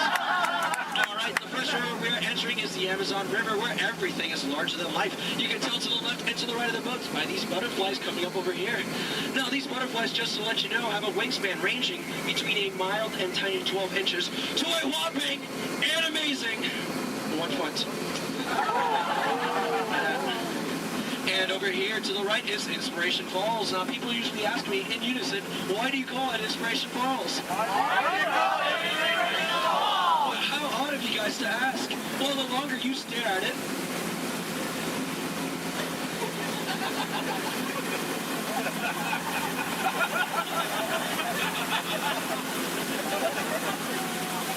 the more it inspires you to travel deeper and deeper into the jungle. Everyone say, ooh. Everyone say, ah. That is an inspiration that I don't know what is. So let's keep going. We are now entering the Congo River, where we have a very special treat for you guys. A special welcoming party set up for you by the Pygmies. Ladies and gentlemen, here they are. The Pygmies! The Pygmies! Shh. This is not good. Usually they don't run off. Something really big must have scared them off. Yeah, that's not good. Okay, folks, no need to worry. That is a giant python. It spreads up to 24 feet, and it's actually quite friendly. So friendly, it might develop a crush on you. Now, let's see if we can scare off that bad boy by getting something over here from my cat home. Folks, please do me a favor. For any of you wearing yellow, please do not make us sound like a banana. They find it very appealing. Don't laugh, that's not cool. Yeah, the bitch and everything. Okay. Alright, folks, we are now entering the Nile River, where it goes on for Niles and Niles and Niles and Niles and Niles and Niles and Niles. And if you don't believe me, well, you're in the Nile! Disbelief, but nice try, though. Alright, coming up over here is an African elephant. Now, this elephant is special because I taught it a really cool trick. Watch. Alright, Bertha! Speak! In Spanish! I'm just kidding. I haven't taught him that yet. Over here to the right, you'll see a sandstone formation. Now, I like to point this out because most people take it for granted. Oh, come on! That joke rocks! Alright, we're now entering the African belt, where you'll find all sorts of animals such as wildebeest, impalas, zebras, giraffes, and lions. These lions over here are demonstrating the first law of the jungle, survival of the fittest. You're demonstrating it by protecting that sleeping zebra. Yeah, that zebra looks dead. Tired. Alright. And folks, it's a very special treat. The second law of the jungle, survival of the fastest, just up ahead. You know, I told these guys over here on the pole, you know, African rhinos, they're just as fast as horses. But they didn't believe me, and it looks like now they're about to get the point. In the end, oh dear. That is my heart in the morning. Alright, we are now entering crocodile country, where danger lurks every corner. So please do me a favor, if you have any family members that you want to get rid of, now is the time to do it. Alright, over here to the right, on the left-hand side, you'll see Old Smiley. Now, Old Smiley is 75 years old, and he loves to take free handouts. Now, crocodiles are some of the dangers we have here in the jungle. We also have monsoons, whirlpools, hurricanes, rapids, and waterfall, that's right. Ah! Okay, let's see if we can make this right turn over here, folks. Alright, just in case any odds, lead to the right! Lead to the right! I am so sorry. Lead to the right! Hey! We're not gonna make it! Okay. Alright, folks, thank you very much. Just to let you know, that was Schweitzer Falls, named after the world-renowned professor, Dr. Albert Falls. Now, people usually ask me, you know, David, how did you land your job here at the Jungle Cruise? Well, it's plain to see. I took a crash course, but now I'm just winging it. Yeah. Don't laugh, this is the story of my life. Oh, no. Okay, folks, looks like we're stumbling upon a pool of hippos. Okay. Everyone, please do me a favor. Don't do anything stupid. I'm going to try to scare them off here. Oh, God, go away!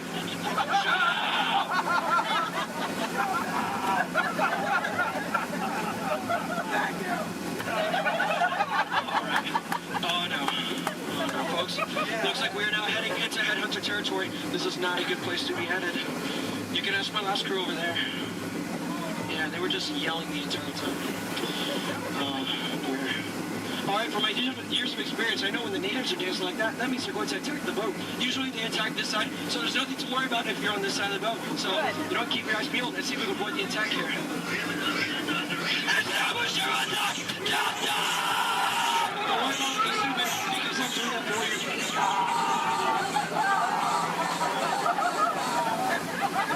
you. Is the coast clear? Alright, good. Ladies and gentlemen, here's something you don't see every day. What you've all been waiting for, the amazing, the stupendous, the colossal, the eighth wonder of the world.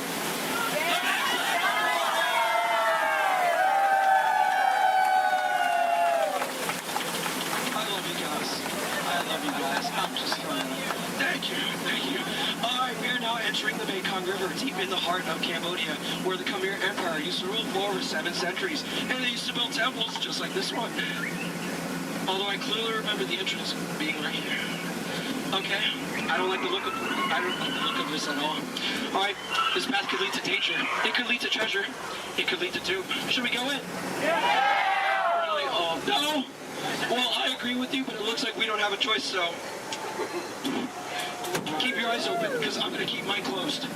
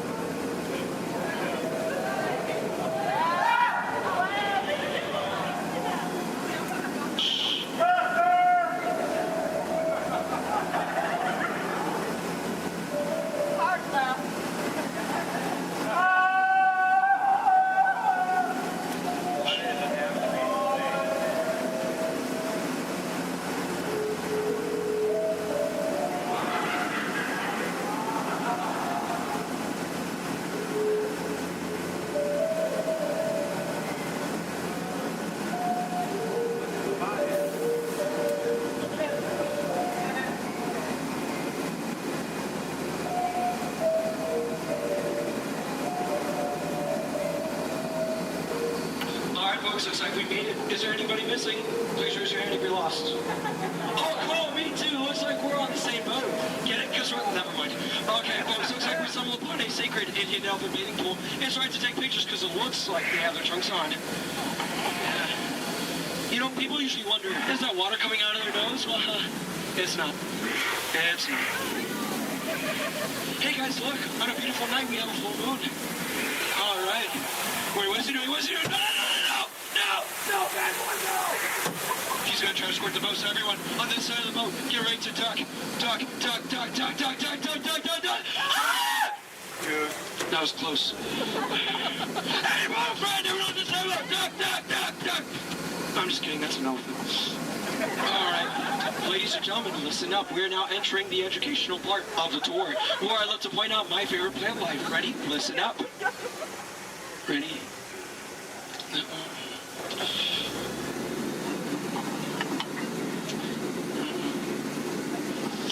No, and that one. Any questions? No? Which one's over here? The green one. All right, now over here is Trader Sam. Now, Trader Sam's a close friend of mine, and he has just been promoted to head salesman. Now, lately, his sales have been shrinking, so he has a very special deal for you guys. 2 of his heads for one of yours. Any takers? No?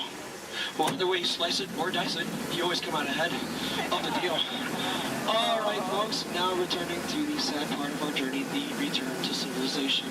So, I know, trust me, I feel your pain. All right, you want to go one more? I'm sorry. All right, now please listen up. This is very important. When exiting the boat, please exit the way you entered. Please do not cross these center crates over here. Trust me, it is a tripping hazard.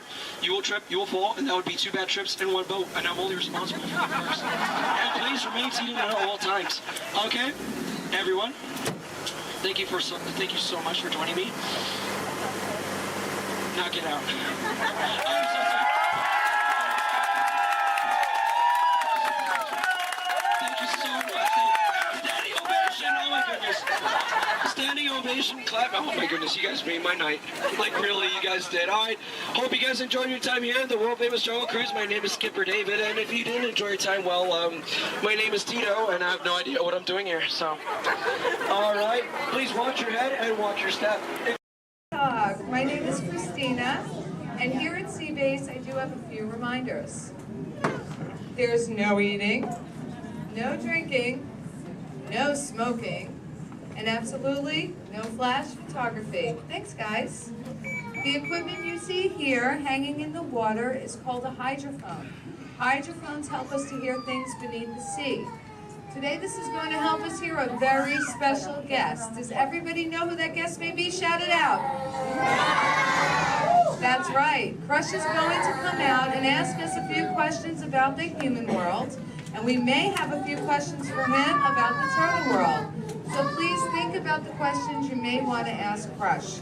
I do know Crush is out catching a wave, and he asks, on the count of 3, as part of a year of a million dreams, we are going to have Joseph count out from South Carolina. 1, 2, 3, and everybody else, scream out, hey Crush. Ready? Joseph? Hey, Chris. Hey,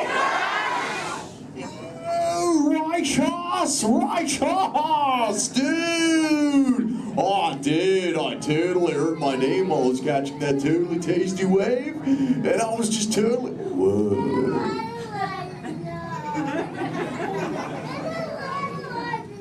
Check out all of you human dudes in the human tank. Hello, dudes! Oh, they live. Hey, dudes! Whoa, there's a little Brahmin sub-level. Awesome! You know, where there's little dudes and dudettes, I bet there's some fellow moms and pops. Let's hear from all the moms and pops! Yeah! Awesome! Let's meet some humans up close. Hey, there's a dude here with a light lid and a gray shell. Hey, dude. What's your name, Minnie Man? Mitchell. Mitchell. Mighty Mitchell, dude. Where are you from, dude? Kansas. Whoa. Never heard of it. That's cool, though, Mitchell. Do you think any of your friends back home knew you would be talking to a turtle? Not really, no. Yeah. Well, dude, if you told me earlier I'd be talking to a human, I'd have been like, no way. Hey, Mitchell, dude, it's really nice to meet you. I'll Just assume the feeling is mutual, dude. Totally, dude. Hey, there's more humans on this side. There's someone with a blue lid and an orange shell, I think, right in the front here. What's your name, dude? Michaela. Mini Michaela, who brought you here today? Your mom. Where's the mom of Michaela, dude? Oh, way in the back. Sorry to get stuck with the cheap seat. Standing room only, dude. Sorry. Hi, name's Crush. What's your name? Shelly. Shelly. Oh, that's the name of my wife. Shelly. Yes. That's your little offspring, Michaela. Do you have multiple offspring? Yes, I have 3. Awesome, dude. Do they ever ask you questions? Yes, I do. They never stop, do they? No. I bet some days you're like, dude. Am I right, dudette? You are very right. Sure. You know what, Shelly? What? From one parent to another, we just shared a moment. Totally did do that, y'all. Because my offspring Squirt, he always asks me questions about all of you humans. So if you dudes can answer some of his questions, everybody here really loud say Chaw! Awesome, dudes! Now, dudes, before we can answer any of his questions, we gotta make sure we're all on the same page, lingo-wise. Do you dudes know what the most important word, dude, in the turtle language is, dudes?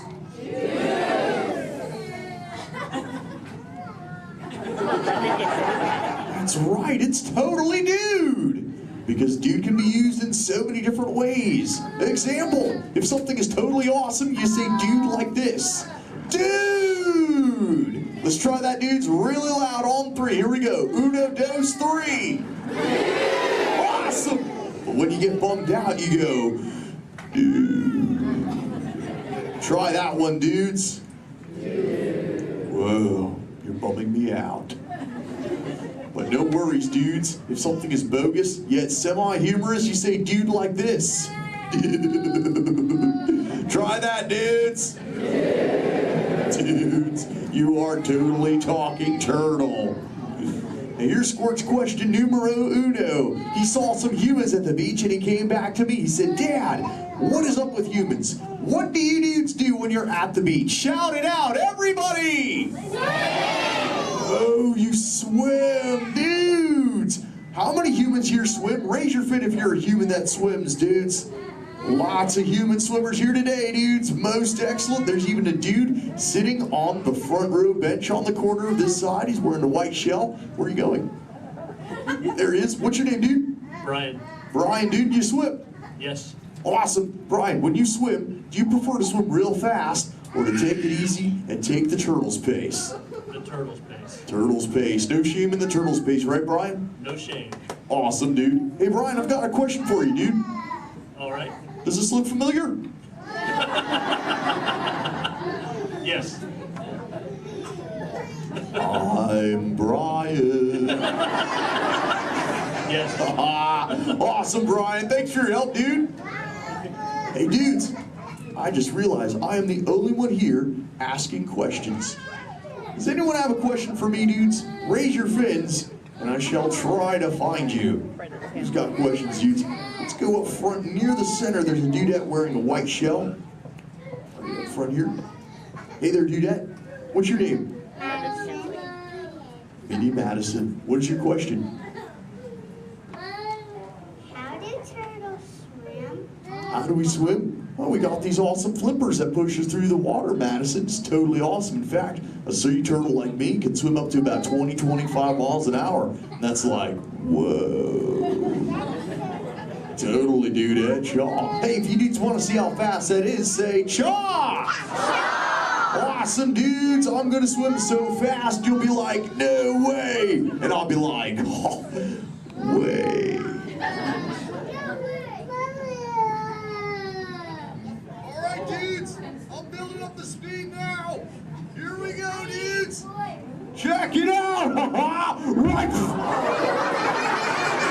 Dude. Whoa, dudes, that was bogus. Yet semi-humorous. What do we say, dudes? Totally. But you know what, dudes? I've got other questions. Who else wants to ask me a question, dudes? Oh, let's go back to the center. Right in that second row, she's got the red shell here. She's got a question for me. Right there in the center with the red shell. What's your name, Dudette? Cameron, what is your question? What do you like to eat? Oh, I love to eat green sea grass and green sea kelp. Cameron, what do you like to eat? Chicken. Chicken. Does chicken ever give you bubbles, Cameron? Because sometimes green seagrass gives me bubbles, dude. It's kind of bogus.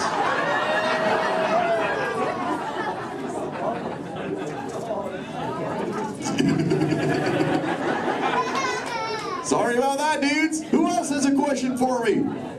Whoa. Let's go over towards this side near the center. He's got the dark shell in that second row. Really dark shell in the second row, sub-level. What's your name, dude? Cameron.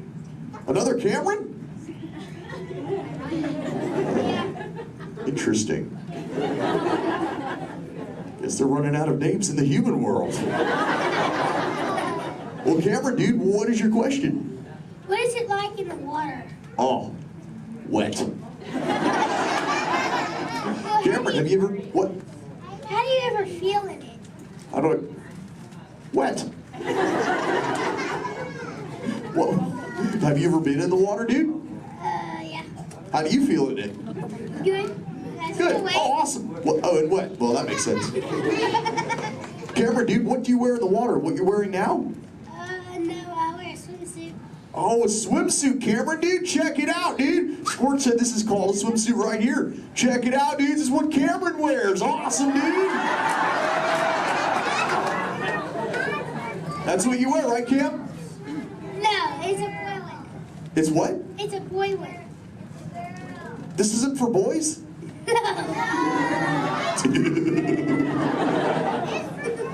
I didn't know that, dude. Cameron, dude, can I ask you a personal question, dude? Yeah. Does this make me look fat? No. No?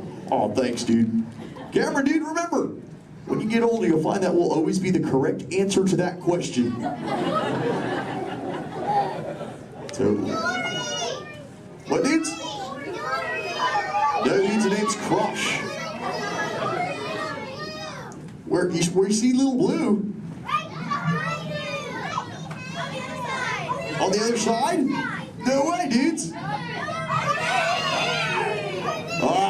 That'd be awesome if she were here, dudes, but she's totally not. Hey. Whoa, Little Blue. Don't I know you? Sure. Hi, I'm Dory. Totally. I remember you. You're Mush. Little Blue, the name's Crush. But what brings you here on this fine day? What brings me here? Sure. My fin, silly. Watch. Woo ha, chee ha, woo.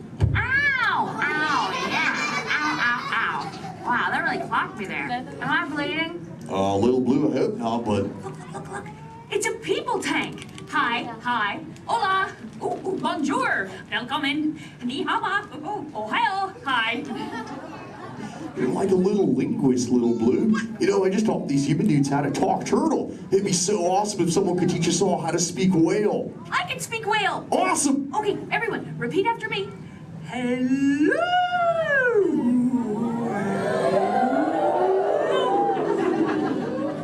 That sounded pretty good, dudes, but let's try it all together real loud.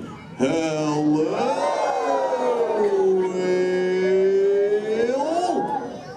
Awesome. You know, sometimes you speak whale and there are like 80 whales swimming around you. Sure. Not today. What do you mean, dude? No whale. Where? You see one behind me?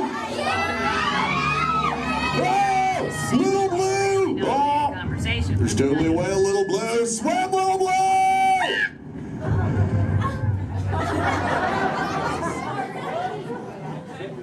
Tell the whale to go away. Help her out, dudes, and say, go away, whale.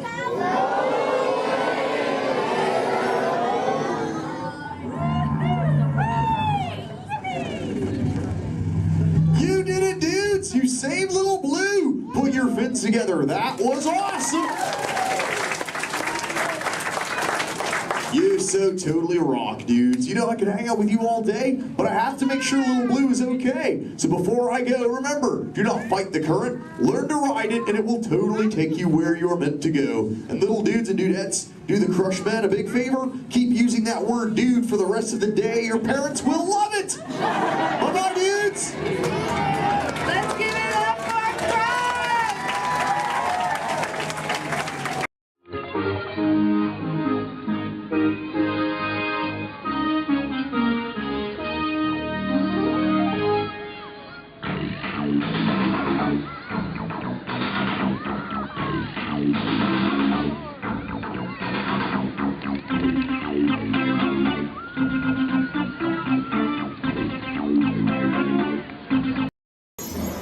Welcome home.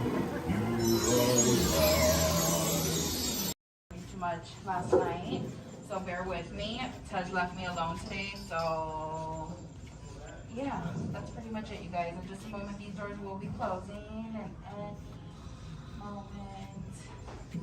Oh, never mind then. Okay, so yeah, do you guys want a tour of the war room?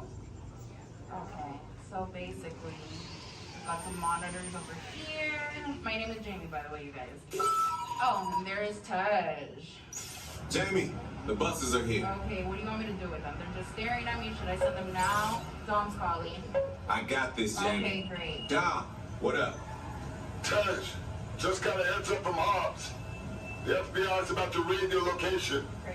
Man, they always ruining our fun. It gets worse. They're leading Owen Shaw right to your door. Shaw? That cockroach we beat down in Spain? What's he got to do with this? Everything, right? Nothing yet. And let's keep it that way. Get those people on those buses. You need to start plugging out right now. And get that turbo truck ready. I'm sending Letty there to pick it up. I'll call Letty. I'm on it. Never mind then. Hobbs needs our help. He needs our team. Spread the word. Spread the word, you guys. But keep it in our family. Never mind. Don't listen to me. And keep it quiet. Just keep it in the room. Oh, the other bald guy's It's calling. Hobbs. Hobbs, my man. What up? Sorry, Brother Tej. No time for chit-chat. I just sent you a brief on FBI agent Novak. Has Toretto filled you in? Yeah. He wants us to get everybody over to the party at Sullivan's. Sounds like a plan. That party is a ready-made diversion. Keep it going. We need to discuss how you're going to get all those civilians out of there without tipping off the FBI. Crazy. Okay, hold on. Let me get everybody squared away, and we'll talk offline.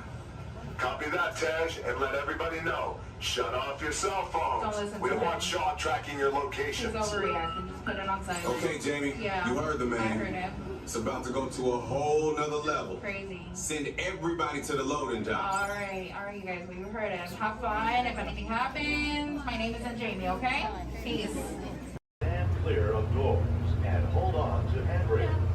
The shuttle will be departing momentarily for gates 100 through 129. Orlando and Central Florida have so much to offer. There's a good chance you didn't see and do it all. So please come back and visit us again very soon.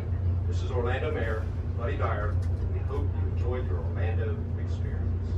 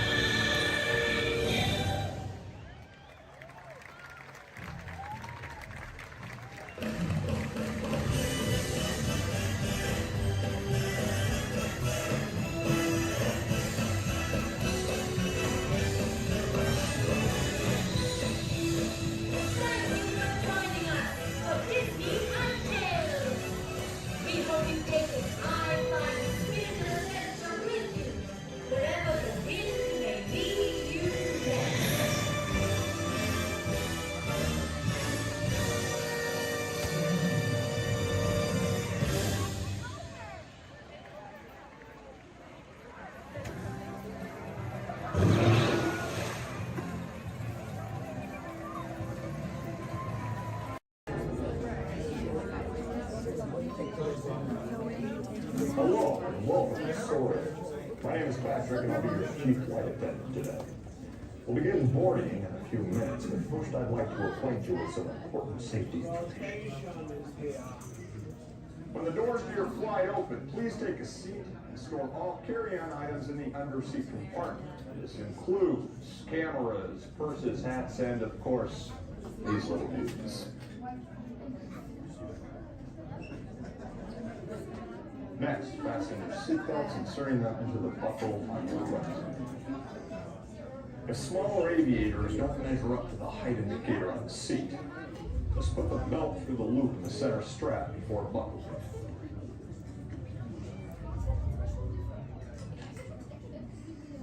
Nice work, pal. Soon you will be airborne. So if you or your little aviators have a fear of flying or of heights, you might want to wait for your party to arrive. Okay, let's review. That is seatbelt, carry-on items, safety strap, fear of heights, keep your hands and arms inside at all times. Anything else? Yeah. Have a nice flight. First order. The first order. Excellent. We're not authorized to pick up the cargo. We're picking up the cargo. Good, good. They've accused us of stealing. Well, see, now you're breaking up. I cannot hear you. What? Don't you dare. I don't. Oh. Unfortunately, you don't know the government. Boarding conversation anyway. Aha! Another group of flight candidates. Welcome, my friend. Welcome, welcome. What a fine-looking group of flight professionals. You remind me of me. But without the bounty on your heads. Recognize a few of you. You've flown for me before. I can't believe you made it back. And it's good you made it back. Good for you. We'll talk later. I have to do everything around him.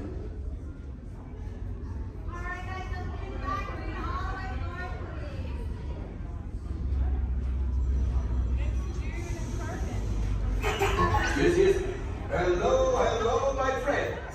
I am Hondo Onaka, and this is Onaka Transport Solutions. Today, I am offering the opportunity of a lifetime. I need flight crews to transport this valuable merchandise across the galaxy. Pilots to navigate, engineers to operate the ship, and gunners to defend the shipments. And that is where you come in. Oh, the Millennium Falcon. Oh no, for some very fast and very profitable expeditions. Chewbacca, my fine furry friend. Yes. As we agreed, you let us use the ship. We'll get you the supplies you need. It's a win-win. You help the resistance. I get all the profits. What? No, the First Order will never know we were there. Okay, time to go, so, bye-bye. We better go before he changes his mind. Hold on, my friends. Listen carefully and remember, the better you work together.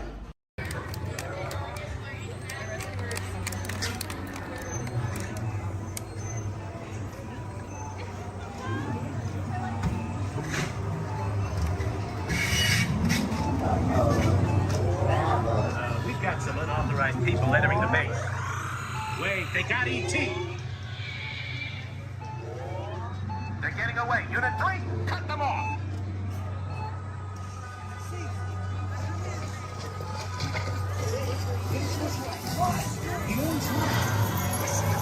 Let's go.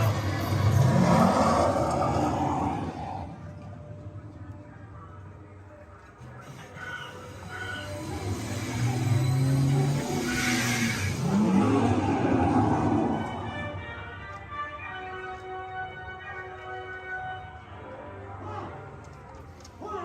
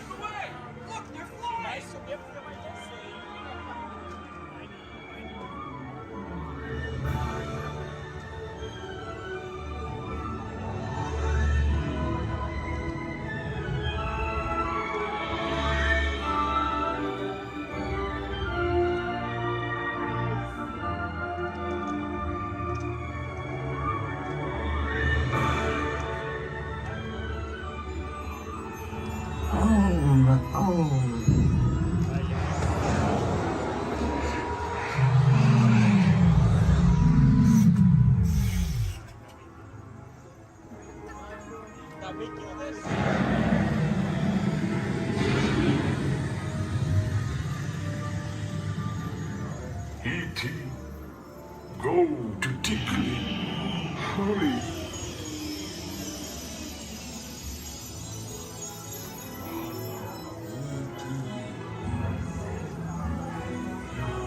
Tickly.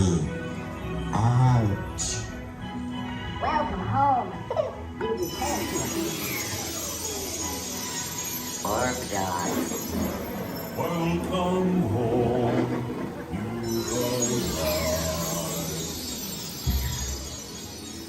Mad dog. You have saved our planet. Come, celebrate with us.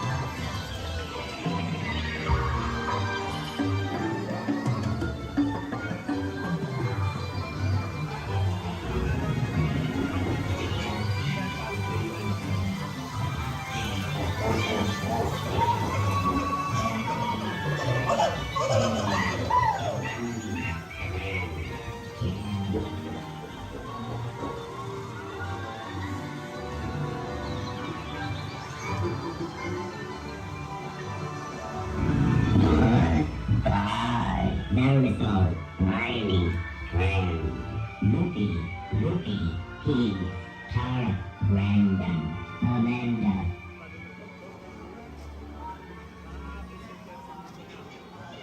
Attention, please remain seated, keeping your hands and feet inside the ride vehicle. Good evening, friends. Look around you. There is a special magic that flows through this land. A magic of fantasy, swirling with pixie dust, made more brilliant by the light that lives within you. It inspires us to wish upon stars, follow our hearts, and find our happily ever afters. Tonight, as we gather together under the spires of this majestic castle, our dreams ignite the magic to create a beacon shining out and celebrate 50 years of the most magical place on earth.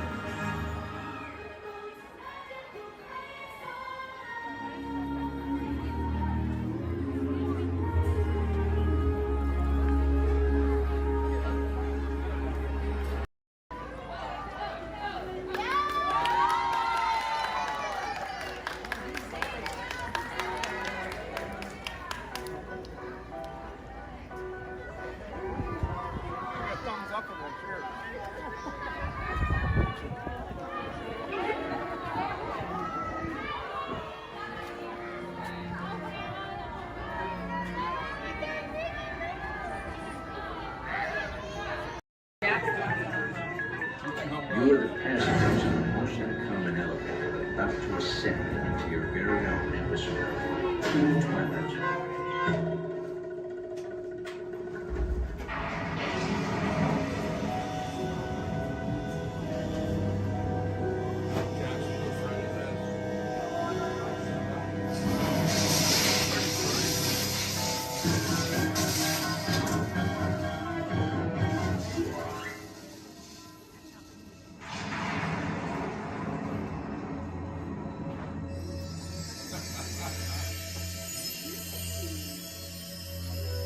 It takes you in somewhere where you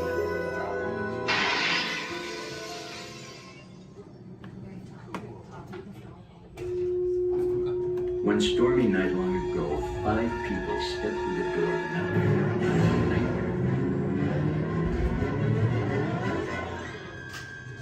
That door is opening once again, this time.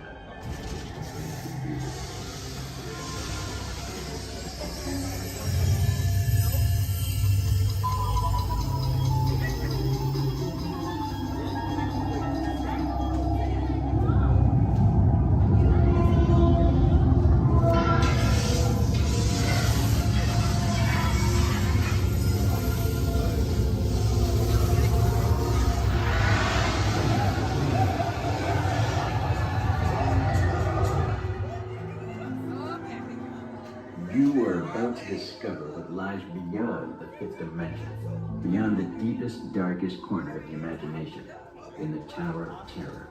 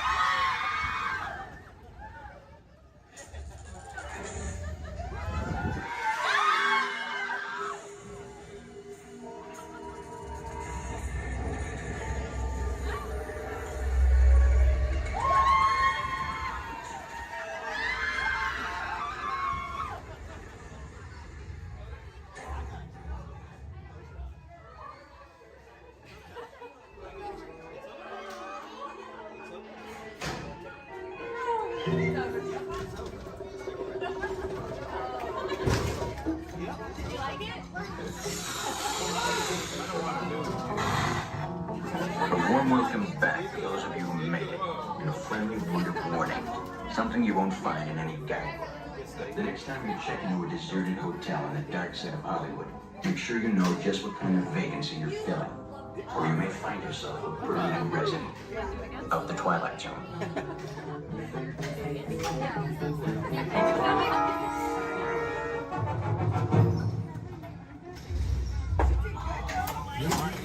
Welcome back, everyone.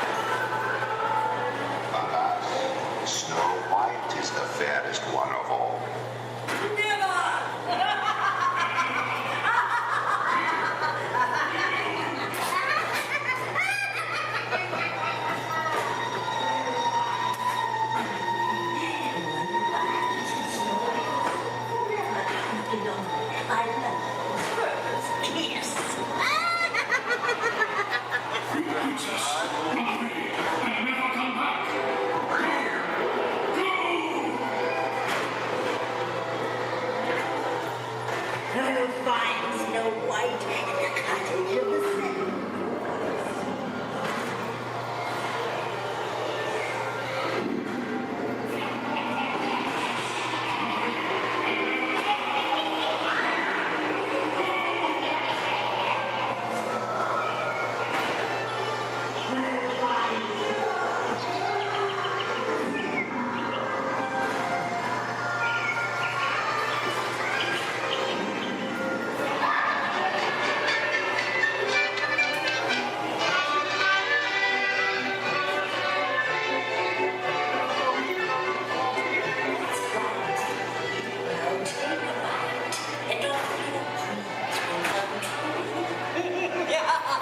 Now I'm the fifth one.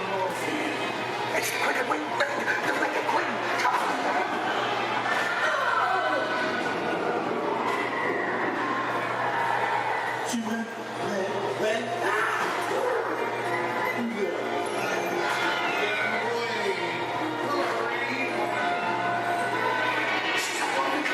Let's go.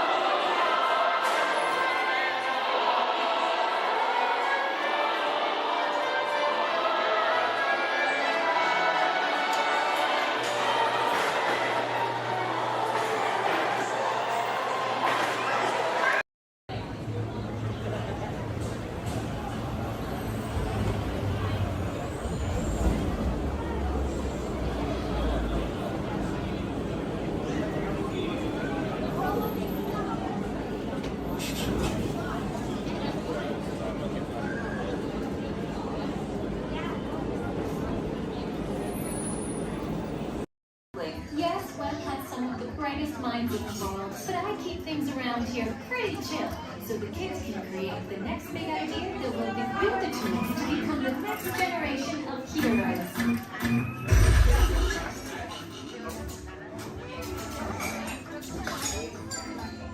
We hope you have a great time on your visit to the Worldwide Engineering Brigade Open House.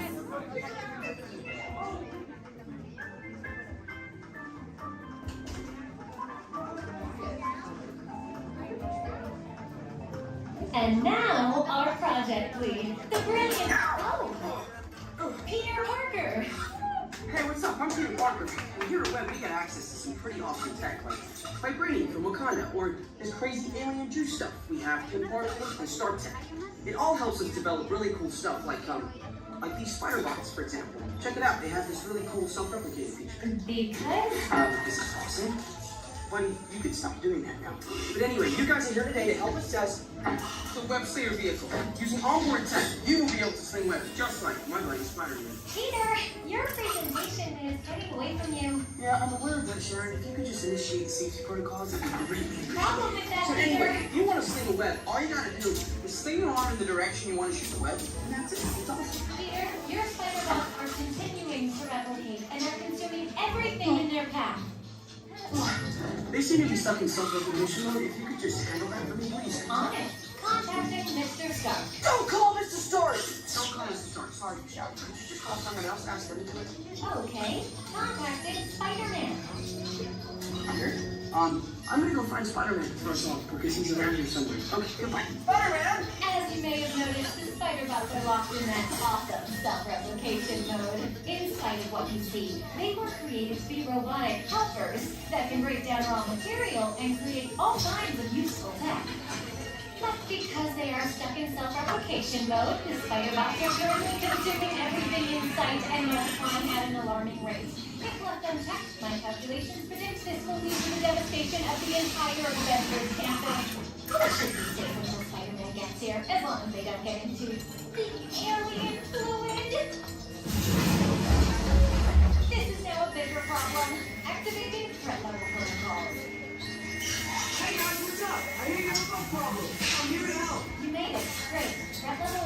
exponential danger. You might need some help.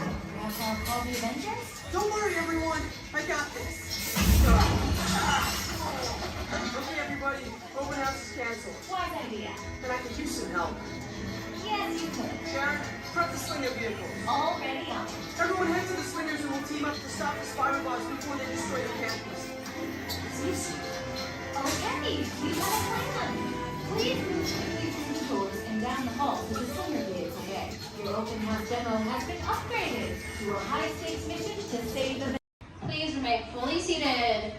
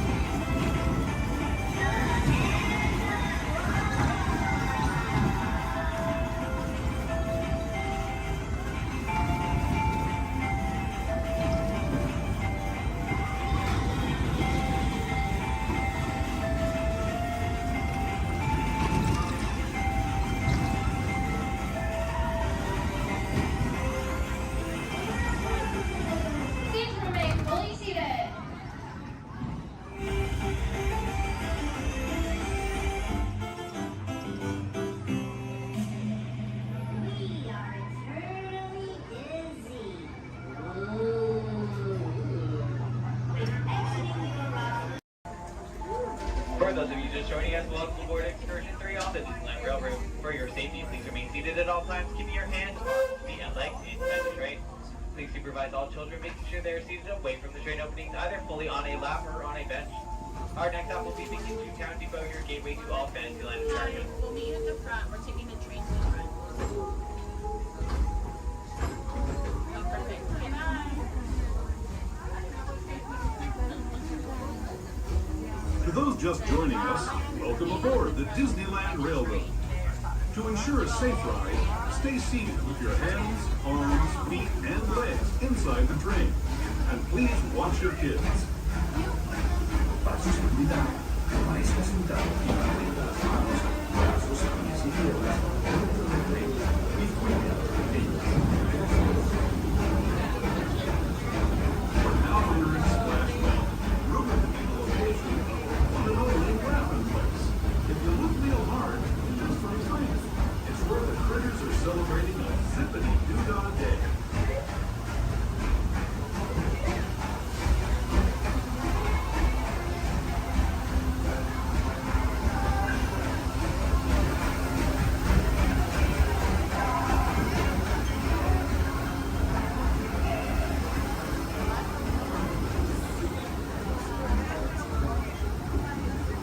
Speaking of critters, this place we're passing over is home to a whole bunch of them. Here in Critter Country, you can join Winnie the Pooh, Tigger, Brer Rabbit, and Brer Bear on their fun-filled adventures.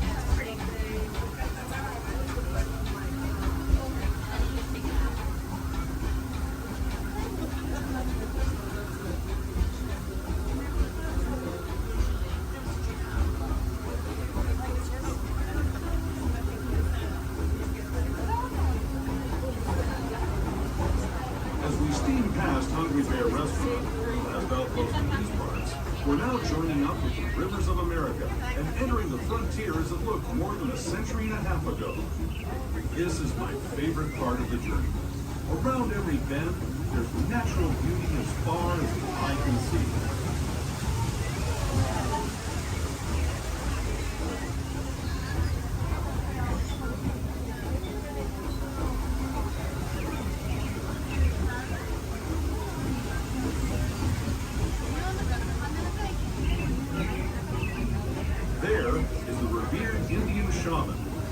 stories of those in the Great River Valley below.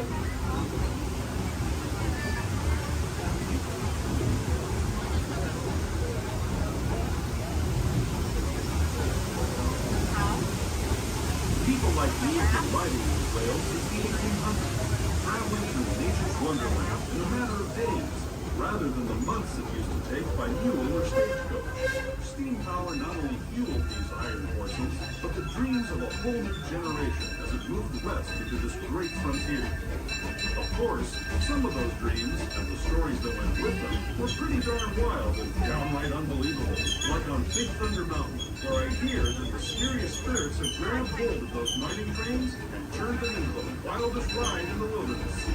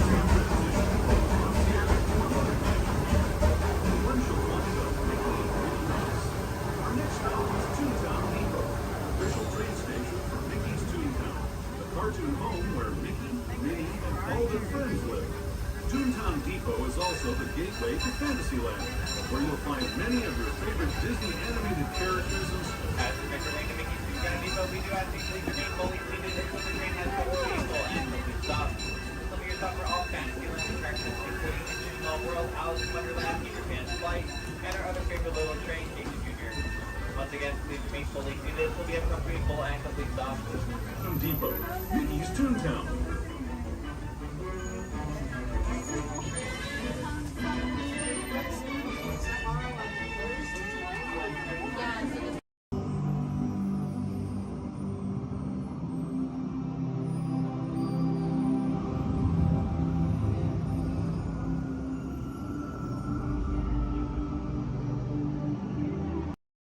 We recently learned that your Terran visionary, Walt Disney, had a similar goal in mind with his early concepts for the experimental prototype Community of Tomorrow.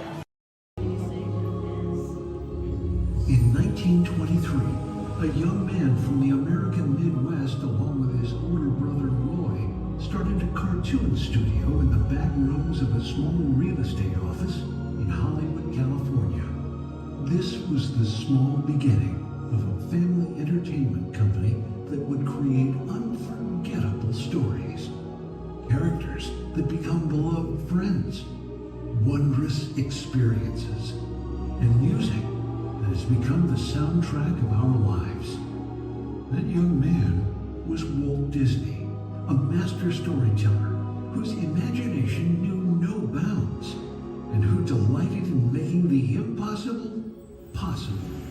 Disney 100, the exhibition, is a journey through 100 years of Disney magic, presented in themed galleries based on Walt Disney's creative concepts and philosophies. These include storytelling, creating believable characters, the spirit of adventure and discovery, the magic of sound and music, the world around us, real and imagined, curiosity, imagination, and technological innovation, the worldwide wonder of the Disney parks, and an everlasting sense of optimism about the future. Walt Disney famously said that it was all started by a mouse, but it really was all started by Walt himself. His philosophies became the foundation of the Walt Disney Company. They still inspire Disney's artists, filmmakers, Imagineers, and the storytellers of today. Oh boy! Oh, steady! Whoa! Hi, Mouseketeers! Well, here we go again, so hang on. Anything goes. You ready? And let the show begin! Here's my pal Walt to tell you how the magic is made. There's a lot of satisfaction in developing ideas into reality when we consider a new project we really studied. Not just the surface idea, but everything about it.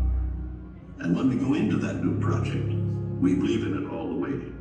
We have confidence in our ability to do it right, and we work hard to do the best possible job. There's really no secret about our approach. We keep moving forward, opening up new doors, doing new things, because we're curious. And curiosity keeps leading us down new paths. We're always exploring and experimenting. Everybody ready? Then on with the show!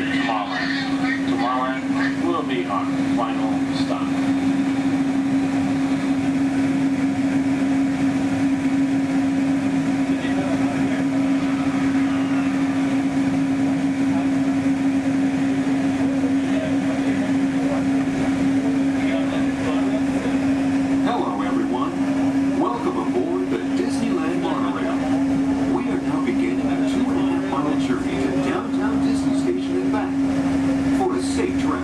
Remain seated. Keep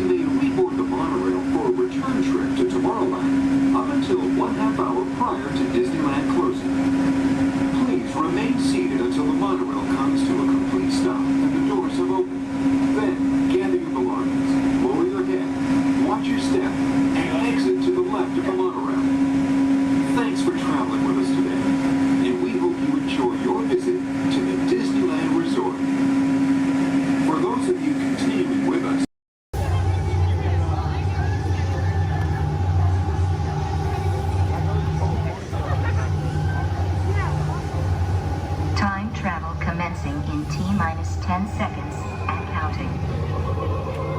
This is Seeker. Listen up. We've got to get in, grab the iguanodon, and get out before that asteroid hits. Let's roll!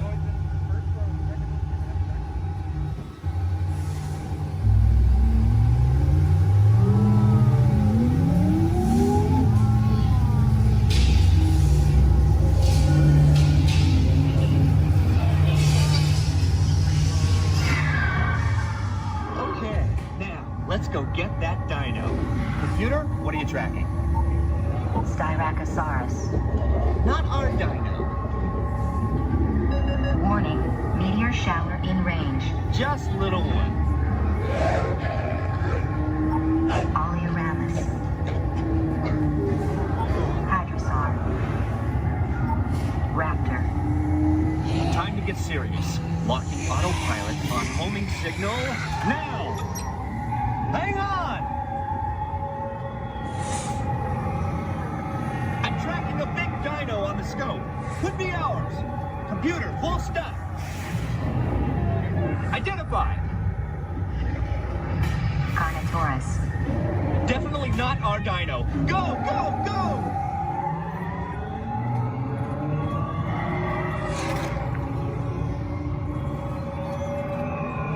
Another big guy coming up. Computer. Slow and identify. Sauropod. Still not our dino, but at least this one's a vegetarian.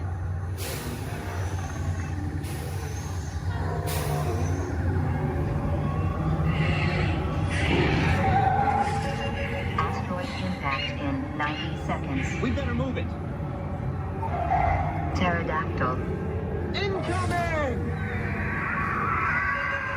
Asteroid impact in 60 seconds. We can't stop now. Keep going, keep going. Compsognathus. Computer, what's happening? Loss of traction. Four-wheel drive, move it!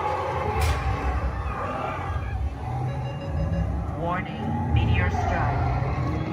Evasive maneuver! Left, right, left, right! That was close. Computer, now what? Carnotaurus. That's it! Abort mission! Abort! Abort! Iguanodon. Forget it! Get them out now! Asteroid impact.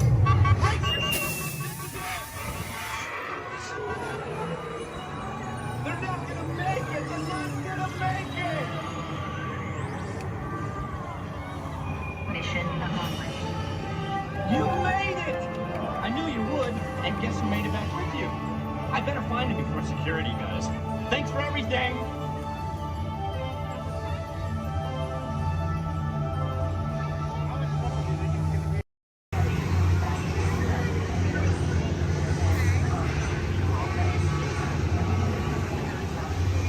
Time travel commencing in T-minus 10 seconds and counting.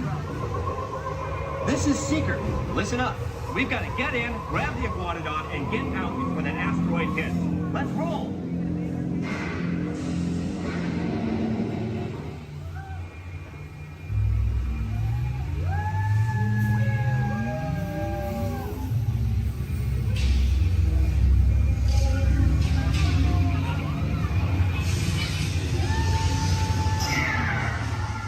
Okay, now, let's go get that dino.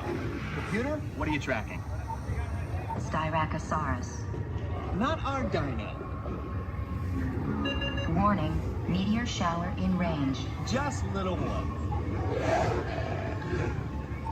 Oleoramus. Hadrosaur. Raptor. Time to get serious. Locking autopilot on homing signal now! Hang on! I'm tracking a big dino on the scope. Could be ours. Computer, full stop. Identify. Carnotaurus. Definitely not our dino. Go, go, go!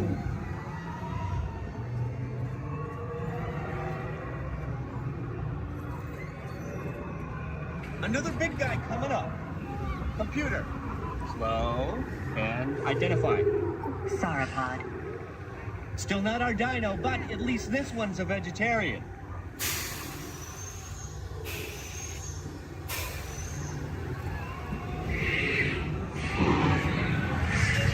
Asteroid impact in 90 seconds. We better move it. Pterodactyl. Incoming! Asteroid impact in 60 seconds. We can't stop now. Keep going, keep going. Compsognathus. Computer, what's happening? Loss of traction. Four-wheel drive, move it! Warning, meteors drive. Evasive maneuver! Left! Right! Left! Right! That was close. Computer, now what? Carnotaurus. That's it! Abort mission! Abort! Abort! Iguanodon. Forget it! Get them out now! Asteroid impact. Brace yourself! This is it! They're not gonna make it! They're not gonna make it! Mission accomplished. You made it! I knew you would, and guess who made it back with you? I better find him before security does. Thanks for everything!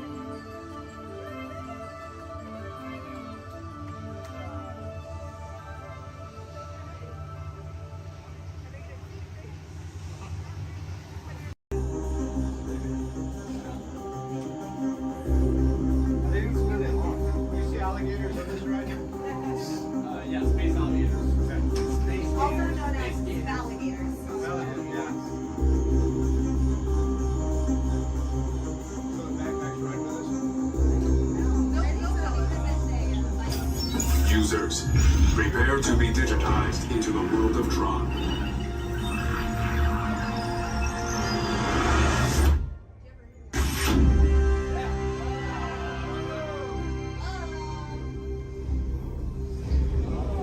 Team Blue, welcome to the grid. Proceed to gates.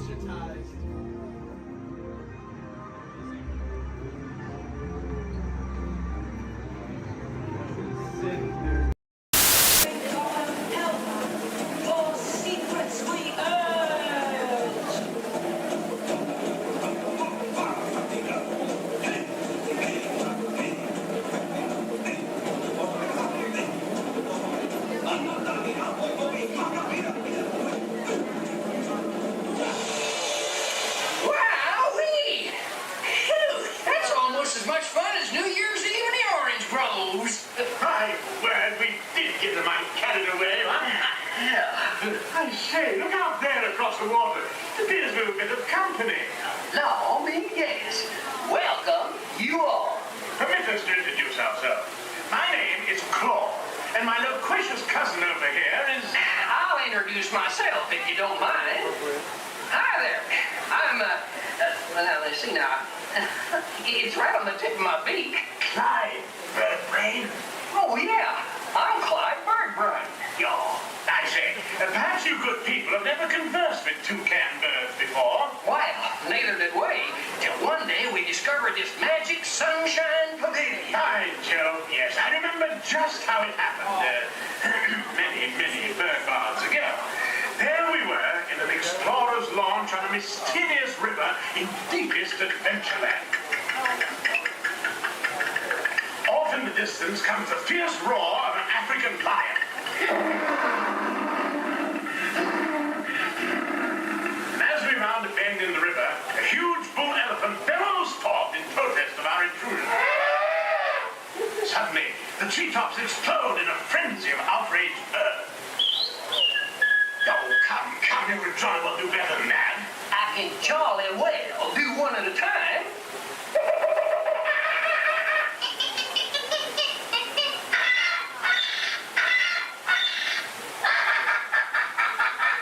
Meanwhile, shifty-eyed crocodiles lurk by the water's edge. Lark, lark, Hark! And the giant python slithers down from an overhanging limb. What's happened? What's wrong? I can't stand snakes! Don't be ridiculous. I'm only relating a story. Oh, all right, Clyde. Enough is enough. That wasn't me. I never even opened my beak. Huh? Excuse me, I hate to interrupt such an exciting story, but they're calling us for the show. Land's sakes, it's already showtime. Land's sakes, yes, it's already showtime. Well, I believe it's your turn to make the announcement. Righto. Ladies and gentlemen, boys and girls, gather up all your cameras, purses, and other articles, and now turn to your left towards the tall door. When the drums begin, they'll open magically to lead you right into the Sunshine Pavilion. Is everybody ready? I say, have a good show. A real tropical serenade. So move a little if you can't. Before we send you into the link chamber, let's watch this piece by Dr. Ogden, who runs the program. Welcome, everyone. I'm Dr. Jackie Ogden from the Pandora Conservation Initiative.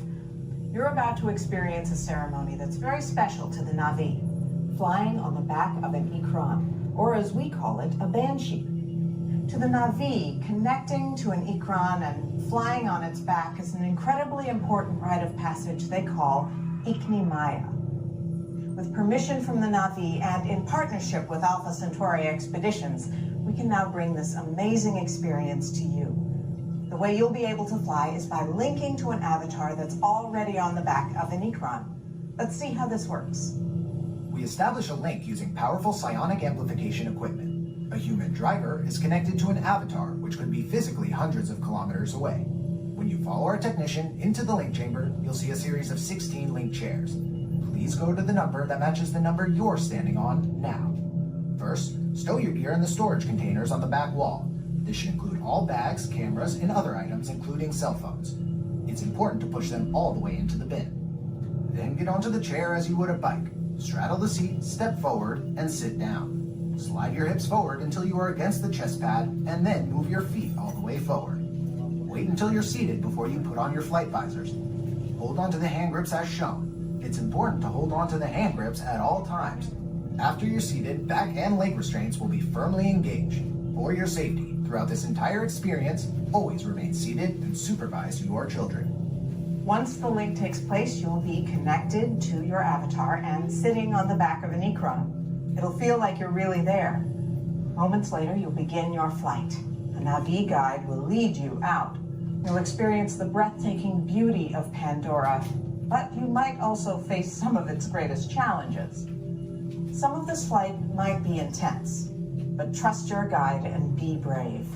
As the Na'vi say during this important rite of passage, Sivak Ho, rise to the challenge. Good luck. All right, you ready? Let's get you into the link chamber. All right, everyone. World in the Outer Rim territories. Join the festive Buddha holiday celebration in the streets of Mos Espa. Then head to the arena and cheer for your favorite pilot in the annual Buddha Eve Classic. Or set sail on the Doom Sea in a luxurious sail barge. Then rent a land speeder and head over to the colorful outpost of Mos Eisley. No visit is complete without having a drink at Tatooine's infamous Mos Eisley Cantina, where you will never find a more wretched hive of scum and villainy. That's right, a Tatooine vacation has everything under the sun. So call Star Tours and book message to Tatooine today.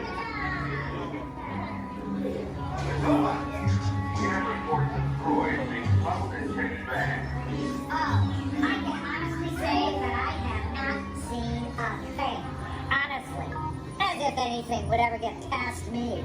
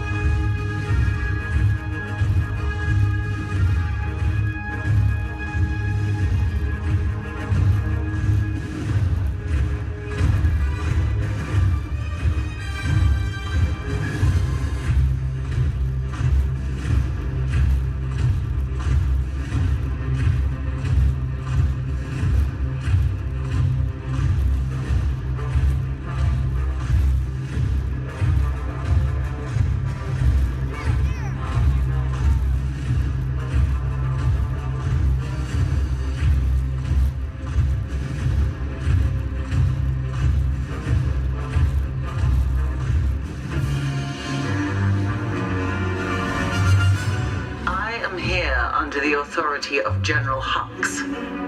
You are here under the authority of me. Stand proud.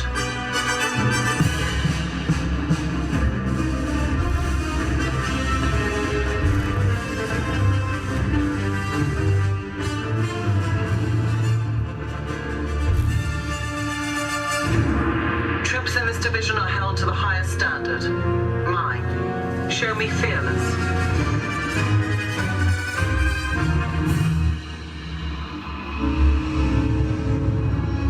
Under my command, you will be proud to wear the armor of a stormtrooper. You will learn discipline, loyalty, and what it means to be a stormtrooper.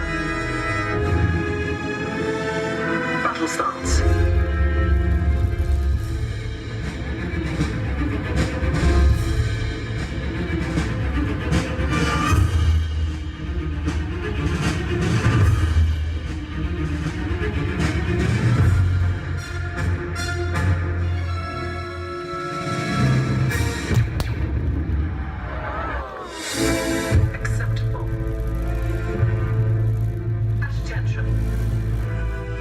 We do not tolerate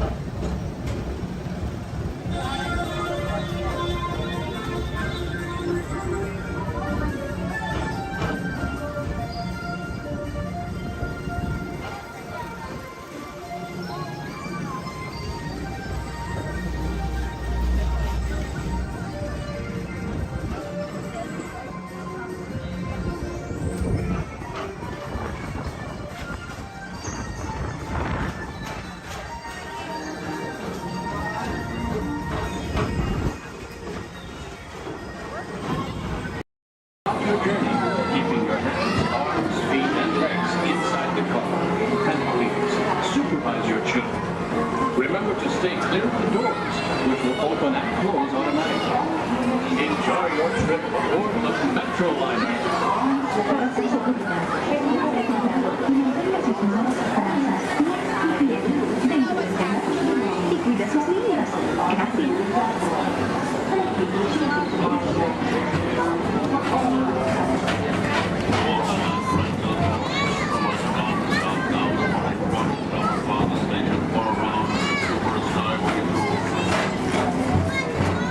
Welcome aboard, CTA travelers. We hope you enjoy Tomorrowland Transit Authority's Super Skyway.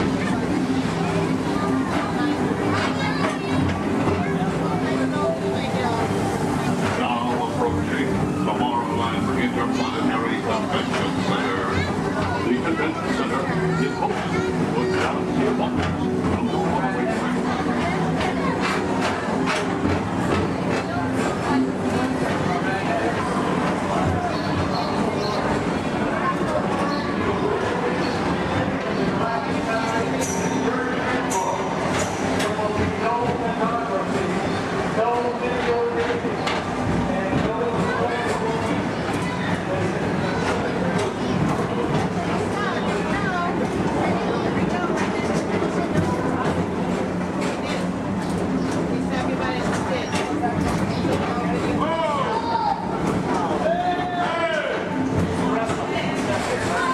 The Tomorrowland Metro Retro Historical Society presents Walt Disney's 20th century vision for the future. This model city dared to dream the perfect community in which to work, live, and play.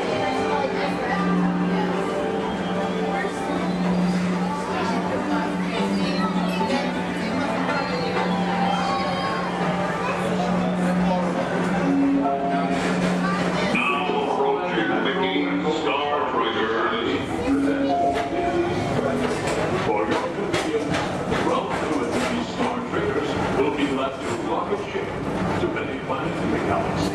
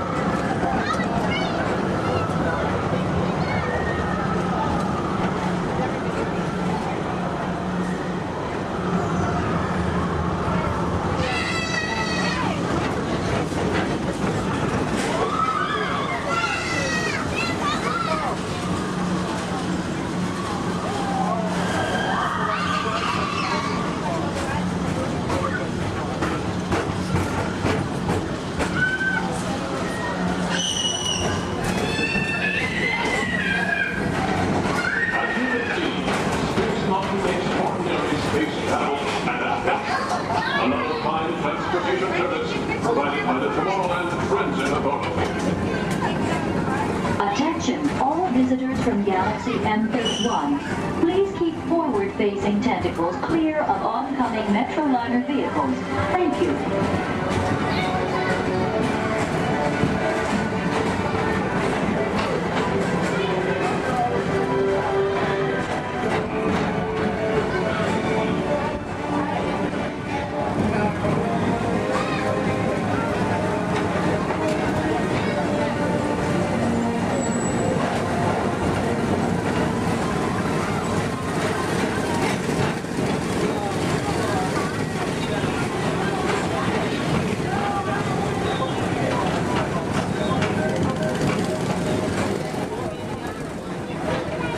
The centerpiece of Rocket Tower 1 is the League of Planets Astro Orbiter.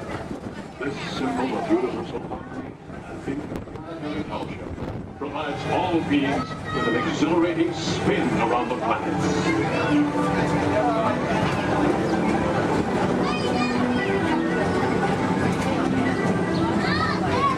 Remember, Blue Line passengers, for all your future travel needs, the GTA services all of Tomorrowland's outlying areas, including the personal rocket ship docking lot, and of course, perfect parking, the latest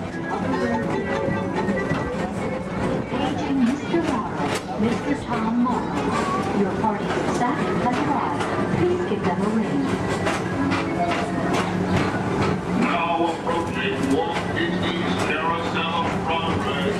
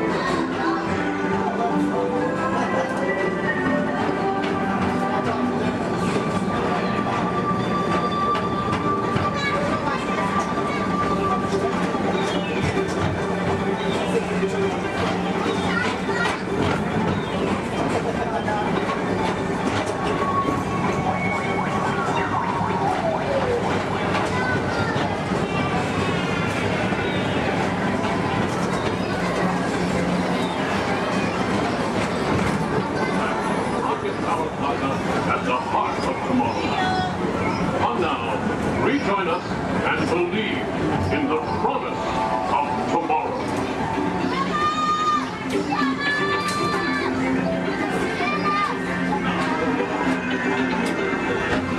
Rocket Tower Final Station.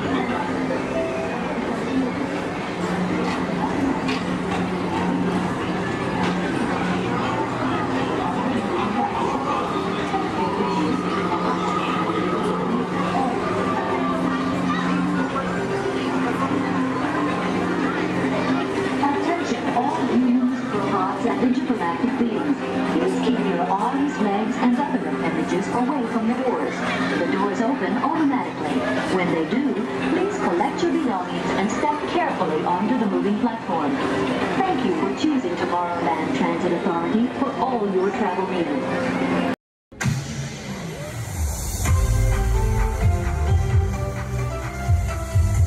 All who come to this happy place, welcome and good morning, everyone.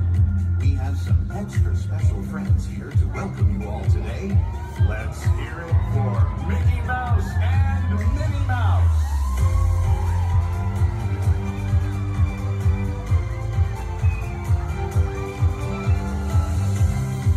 Well, hi, everybody. Good morning. Gosh, it sure is great to see so many amazing friends. It certainly is.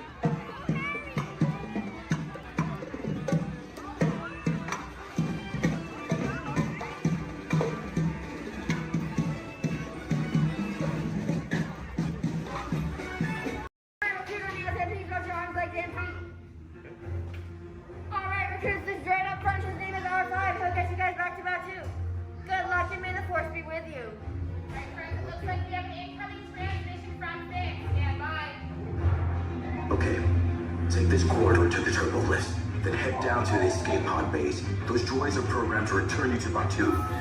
Hurry and don't get caught. Lieutenant Beck will guide you. Recruits, for your safety, stay seated with seatbelts securely fastened. Keep hands, arms, feet, and legs inside the transport and supervise your children. Tell them it's a prisoner transfer. Did it work? Good. Now get a move on. There's a clear path to the turbo lifts at the end of the hallway. Turn right. A probe droid. You're lucky it didn't spot you. Take those turbo lifts and stay out of trouble. Hey, you're not authorized. Wait, those are the prisoners.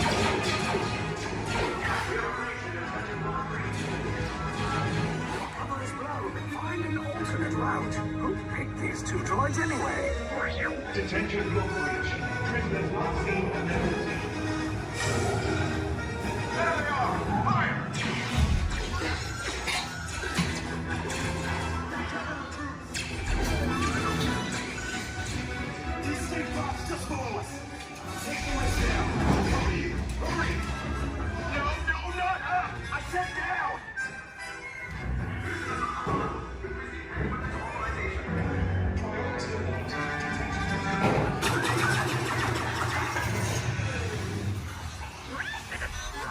This does not look good. Try to find another way down to the escape pods. The Resistance will attempt to rescue the prisoners. They have neither the resources nor the courage to engage us. You underestimate their conviction. Raise the shields! Shields? I see no evidence. Now! Sound the alarm! All personnel to their stations! Sir, the prisoners have escaped. How brave, but ultimately hopeless. There's nowhere to run.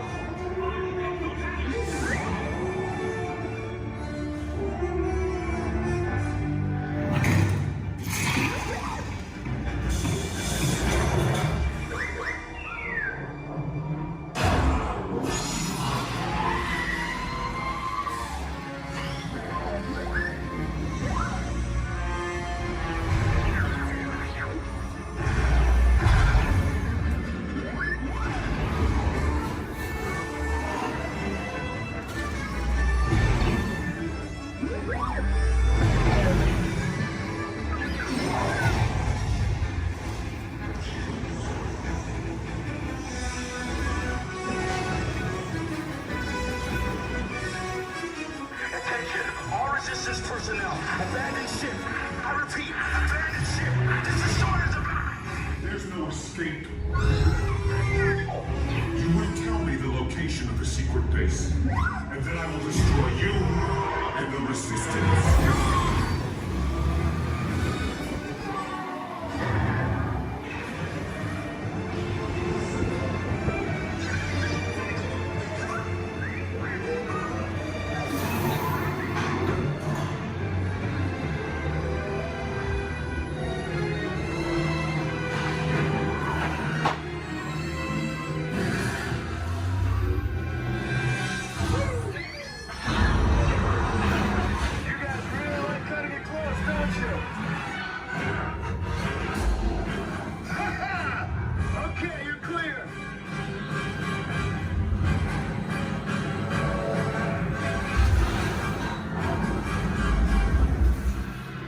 Your escape pods came in a little off target. Ground crews will meet you outside the wreck. All right, nice job, recruits. Not what you signed on for, but hey, you're Resistance now. I think I have that authority. Right, Beck? Where's the lieutenant? I need eyes on Beck. Rhino, Scapper is talking. 4 escape pods down in Sector 4. Verification pending. Lieutenant Beck here. Beck! You're alive! I should hope so. Great job, recruits. Thanks to your heroism, the location of the Resistance base is secure. Bravo! Yes, R5, you too.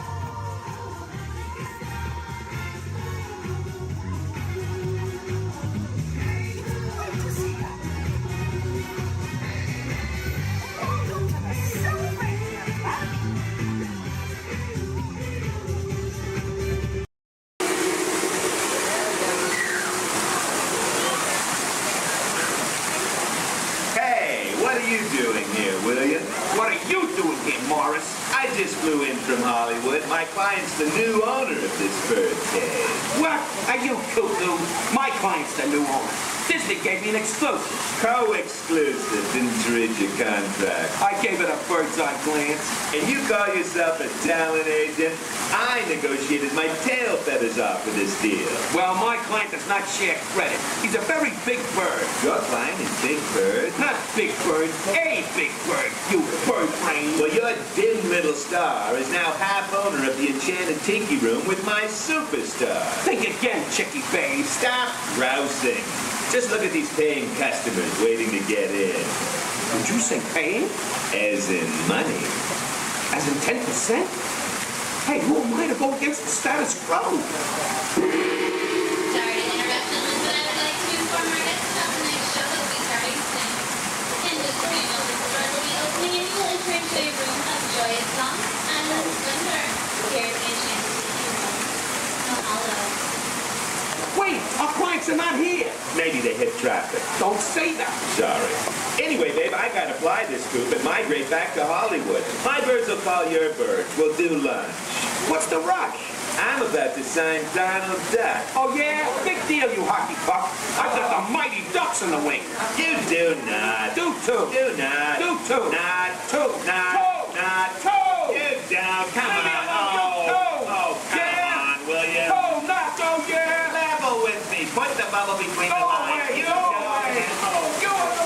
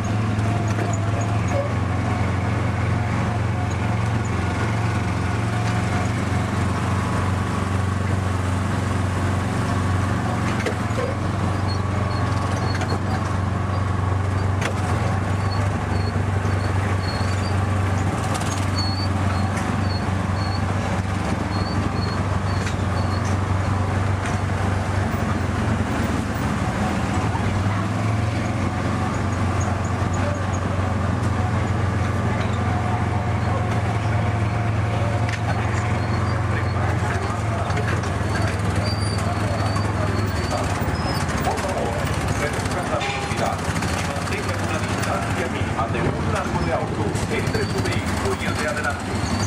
Para parar su auto, quiten el pie del pedal. Gracias.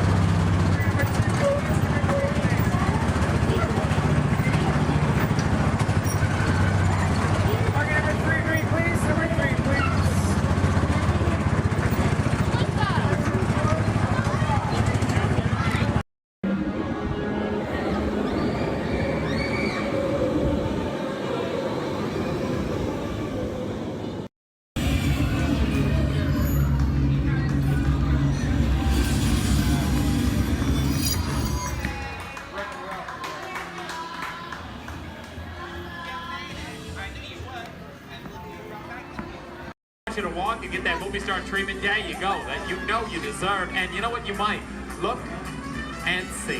And see. This could be the start of something wonderful.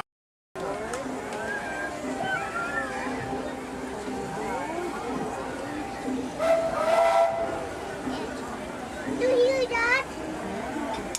It's a choo-choo.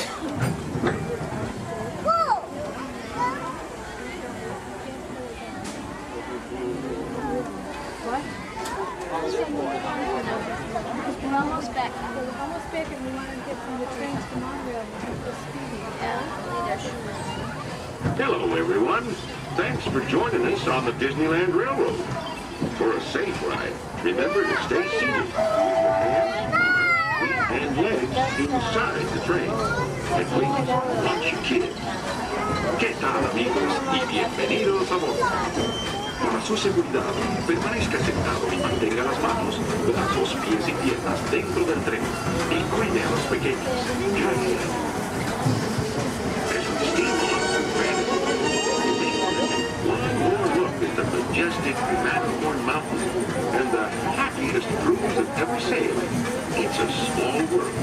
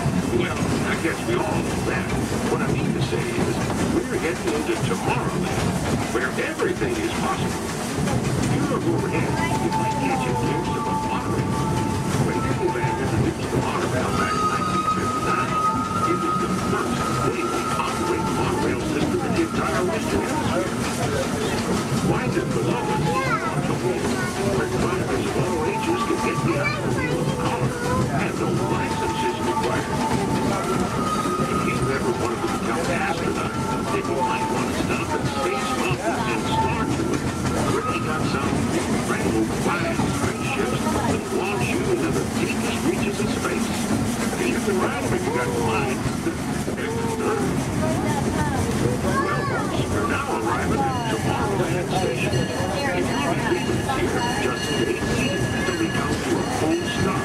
Gather your belongings and step carefully from the train. Thanks. Have fun in the future.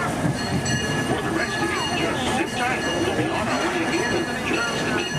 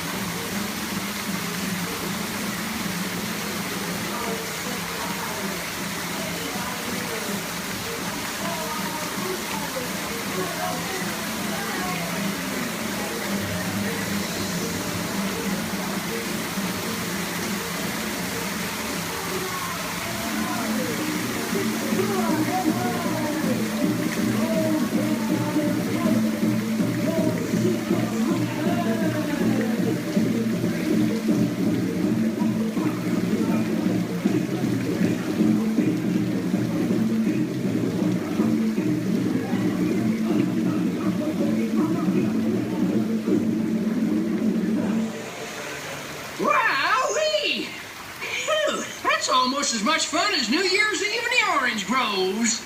My word, we did get a mite carried away, huh? Yeah. I say, look out there across the water. It appears we're a bit of company. Law me, yes. Welcome, you all. Permit us to introduce ourselves. My name is Claude, and my loquacious cousin over here is... I'll introduce myself, if you don't mind. Hi there. I'm, well, let's see now. It's right on the tip of my beak. Clyde Birdbrain. Oh, yeah. I'm Clyde Birdbrain. I say, perhaps you good people have never conversed with toucan birds before. Well, neither did we, till one day we discovered this magic sunshine pavilion. By Jove, yes. I remember just how it happened many, many bird baths ago. There we were in an explorer's launch on a mysterious river in deepest Adventureland. Off in the distance comes the fierce roar of an African lion. And as we round a bend in the river, a huge bull elephant bellows forth in protest of our intrusion. Suddenly, the treetops explode in a frenzy of outraged birds. Oh, come, you can jolly well do better than that. I can jolly well do one at a time.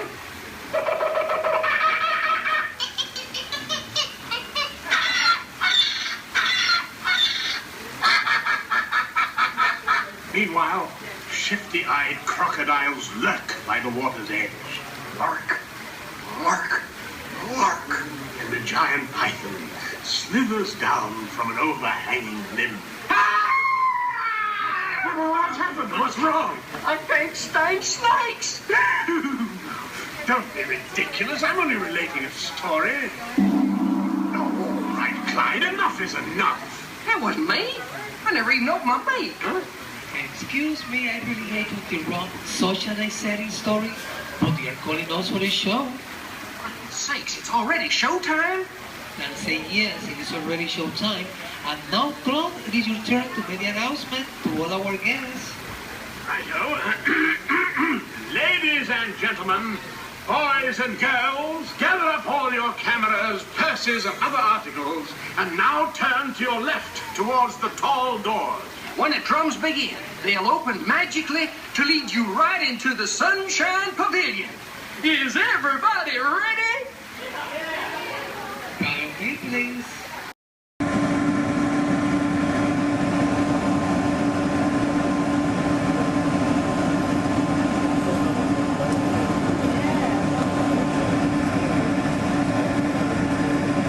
To those of you who have just joined us, welcome aboard the Disneyland Waterway. For your safety, please remain seated. Keep your hands, arms, feet, and legs inside the train. Watch your children and no smoking, please. Bienvenidos a bordo. Para su seguridad, permanezca sentado y mantenga desnudos sus brazos, pies y piernas dentro del tren y cuelgue las piernas. Por favor, se quedan gracias. We're now approaching to our final stop, the Tomorrowland Rockaway Station.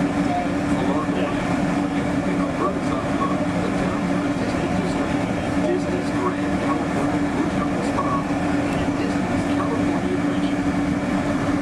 To the left of the monorail is the main entrance of Disneyland, the happiest place on earth. Disneyland is truly an American tradition. Since its opening in 1955, it has hosted more than 500 million guests around the world, including presidents, kings, and celebrities. It is the original Disney theme park, created and enjoyed by Walt Disney himself. To the right is our transportation plaza, where you'll find taxis, hotel shuttles, and other transit stops. We are about to enter Disneyland, so the closes are fantastic. So be sure to remain seated, keep your hands and arms inside the cabin.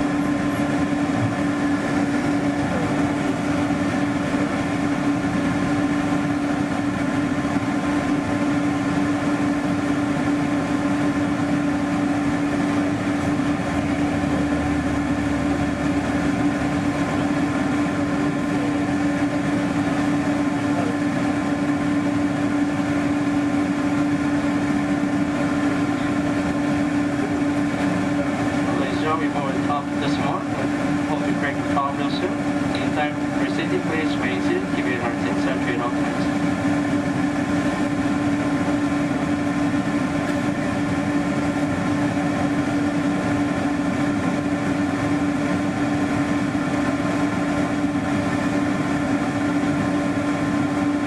All right, ladies and gentlemen, now clear for seat. Please remain seated. Keep your hearts in center at all times.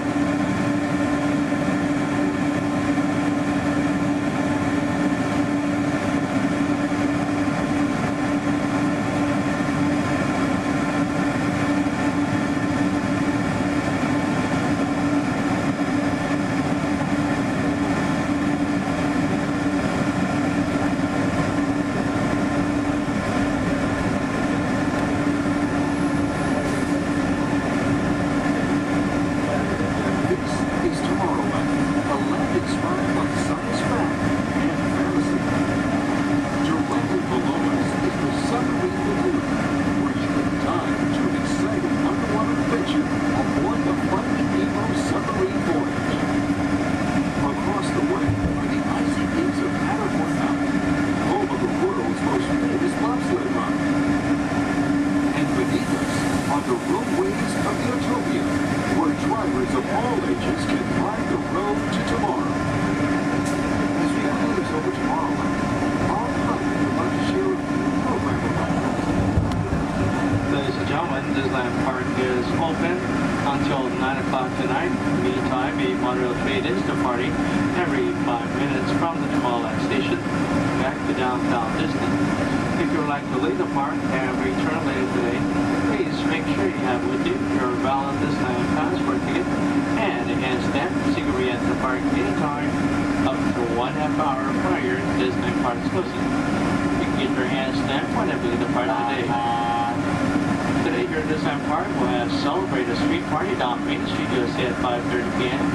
And also tonight, as part of Halloween time at the Disneyland Resort, we'll have Halloween Scream, a bonus surprise in the sky at 8 p.m. Thank you, and have a pleasant day here at the Disneyland Resort.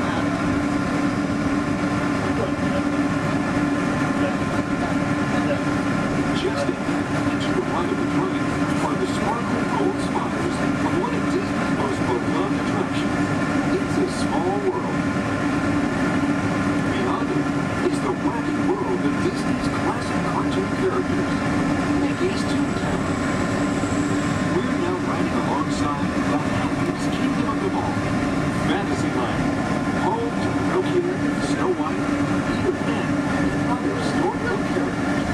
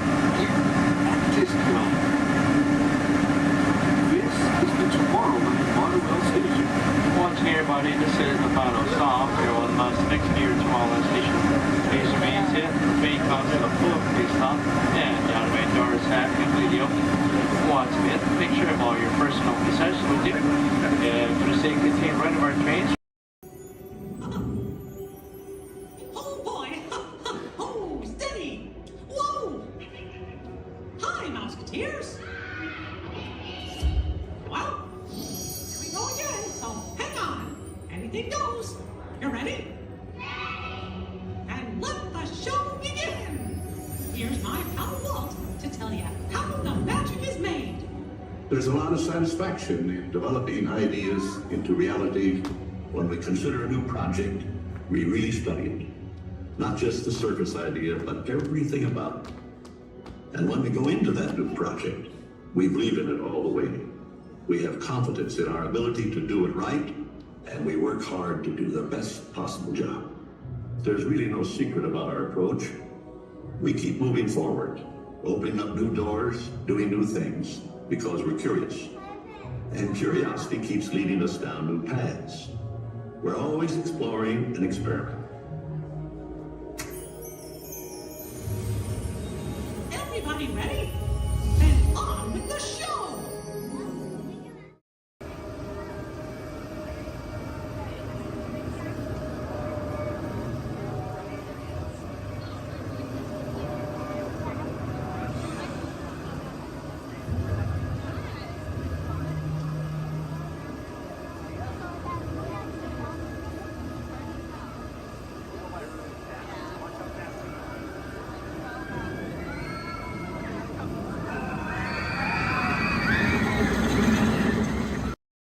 Ask everyone to please remain seated throughout the show, and please keep your hands, arms, feet, and legs inside the vehicle at all times.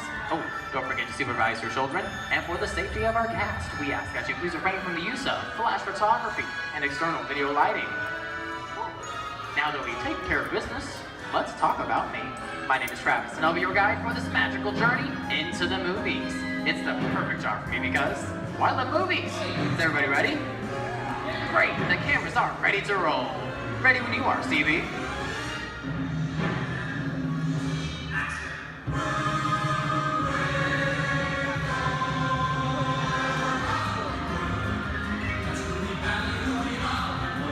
And we are rolling.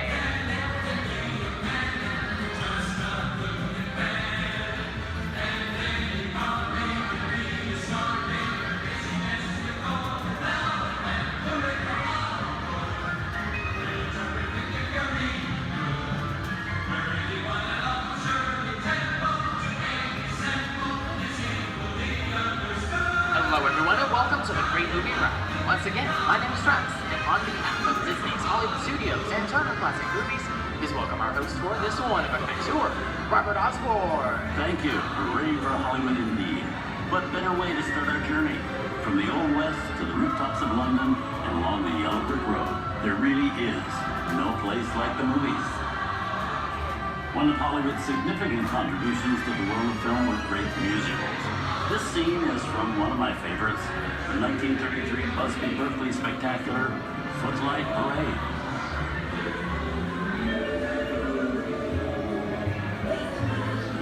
Here's one of the most famous of all dance sequences. It's from the 1952 musical classic, Singing in the Rain. Here's Jim Kelly singing in the rain. Literally.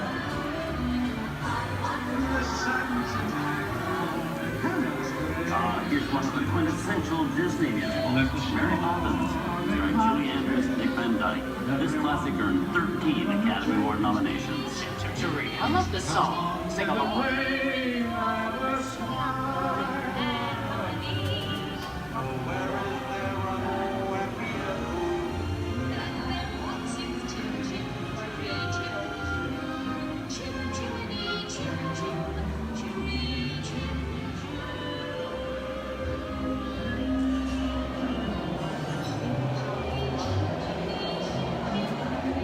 Hold on those wallets and purses, folks. This doesn't look like a very good neighborhood. Here's the birthplace of the gangster film, the seedy underbelly of Chicago, from The Public Enemy, starring James Cagney. Released in 1931 before strict censorship rules were enforced, Public Enemy is a gritty, realistic, and violent look at the world of gangsters of the Depression era. I love this movie. In one famous scene, James Cagney shoves a grapefruit in May Clark's face. She can never look at breakfast in the same way again. These tough guys could turn anything into a weapon.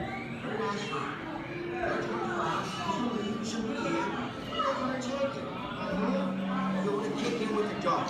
If you don't, somebody's going to drop by here and kick your teeth out one at a time. And me, I get you. Now beat it. Tough guy,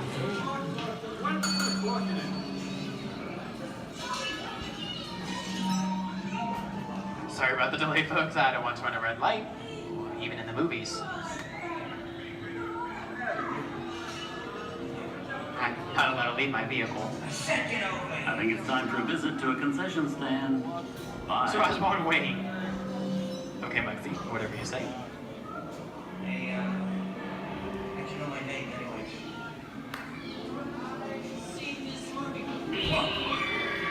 I hear someone singing your fancy cars like to get out of here. So beat it. I said straight out of here or you're gonna get hurt. What reason is that? Here they come, Bus! Get out, you grinders!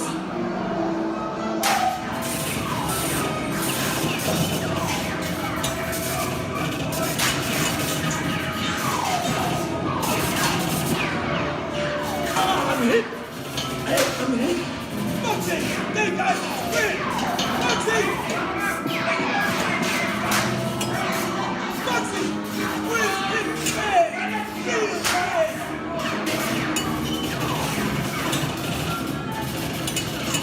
Everybody just sit tight. Running about lights against the law. I will never break the law. Hey, watch this. No more red light. Bugsy!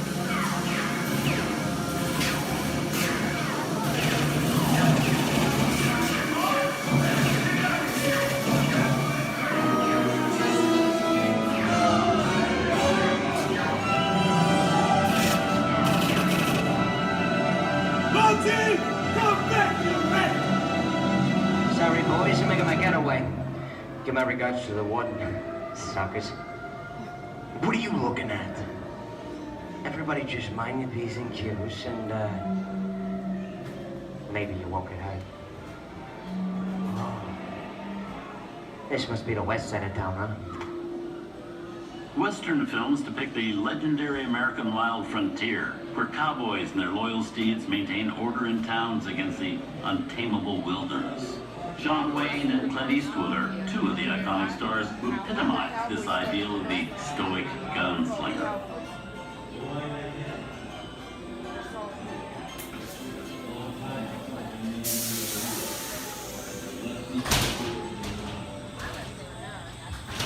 sleepy little bag, ain't it? That's some mighty tough territory you're heading into, Pilgrim. I'd think about turning back if I was you. That is, if you want my opinion. But I reckon No, we're in the clear. This looks like the perfect time to collect up all your valuables. We'll start with the jewelry and then we'll... What are you talking about? I didn't even order this neighborhood, Kappa.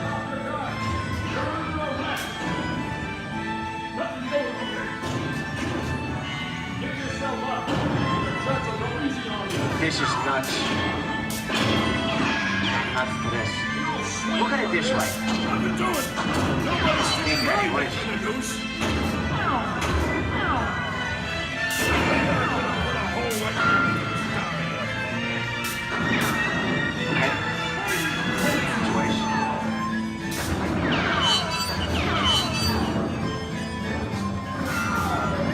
I don't know about you guys, but this is starting to get kind of creepy. Where are we? JC? Science fiction has been a staple of classic movies, from George Méliès's Trip to the Moon to George Lucas's Star Wars. In 1979, director Ridley Scott and Sigourney Weaver made audiences believe that in space, no one can hear you scream. This is Aliens. Hey, you get down, please. How do we get out of here? Warning. Remain in your vehicle. The area you are entering is extremely dangerous. Proceed with caution.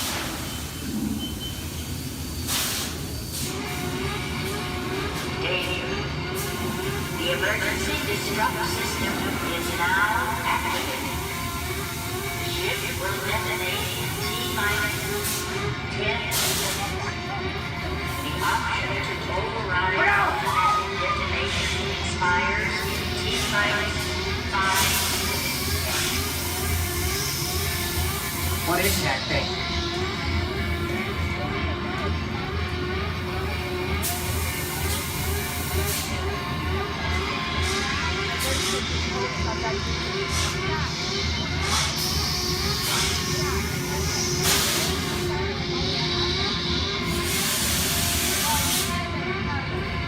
Get it together.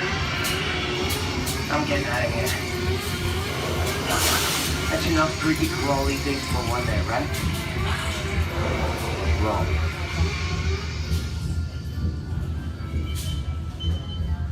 Steven Spielberg and George Lucas cemented their status as the blockbuster boys with their first partnership. Here from that legendary collaboration is Harrison Ford as archaeologist Indiana Jones in Raiders of the Lost Ark. Snakes. Why did it have to be snakes? Some of the biggest horror stars of Hollywood appear in the ancient story of a cursed Egyptian temple, a priceless jewel that beckons to all, but be warned, the temptation always leads to destruction. Look at that show, guys. Time for me to get back to work. Good thing I don't believe in ghost stories. Don't nobody move while I go get the goods. I don't think they'd notice a few extra bodies around here, if you know what I mean.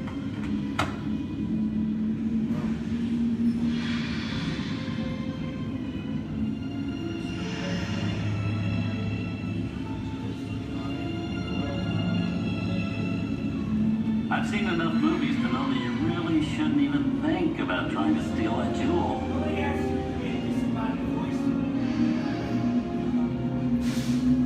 Halt, unbeliever. Disturb the treasure of the gods, and you shall all pay with your lives.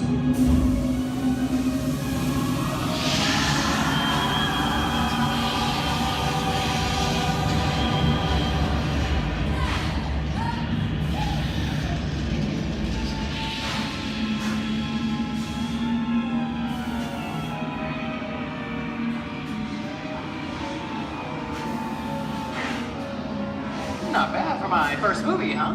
The twist ending. That just goes to show you anything can happen in the movies. Now, let's get on with the show. I see, things that go bump in the night have always been a staple of movies. One of the first horror films was the silent short featuring a dancing skeleton, written by the Lumiere brothers in 1897. Both That film makes film really interesting and cop was a film horror was a used to describe a film until the 1930s. Wow. There's really a jungle out there. Where are we? This is the jungle home of one of the most famous movie characters of them all, Tarzan. The movie's most popular Tarzan is undoubtedly Johnny Weissmuller, who's run through 12 films as the King of the Jungle. Over there is Reno Sullivan as Jay, and Tarzan, sidekick Cheetah, who was portrayed by over a dozen chimpanzee actors over the years.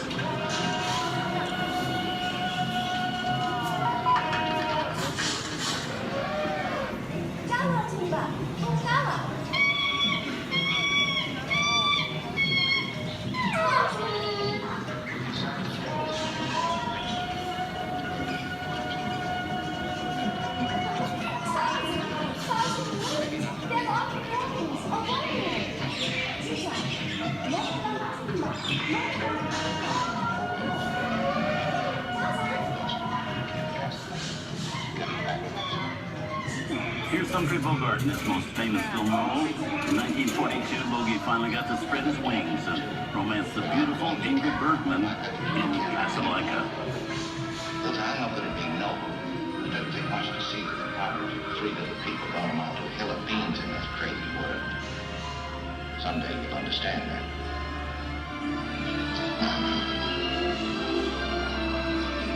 He's looking at you, kid.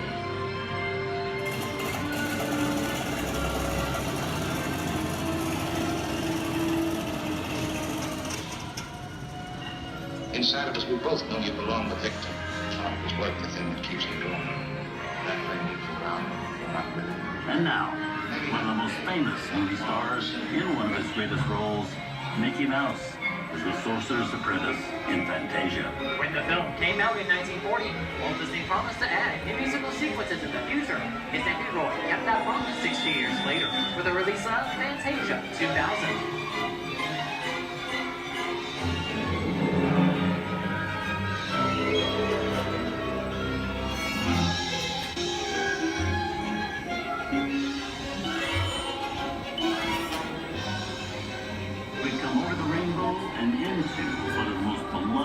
Most watched films in movie history, The Wizard of Oz. Toto, I have a feeling we're not in Kansas anymore.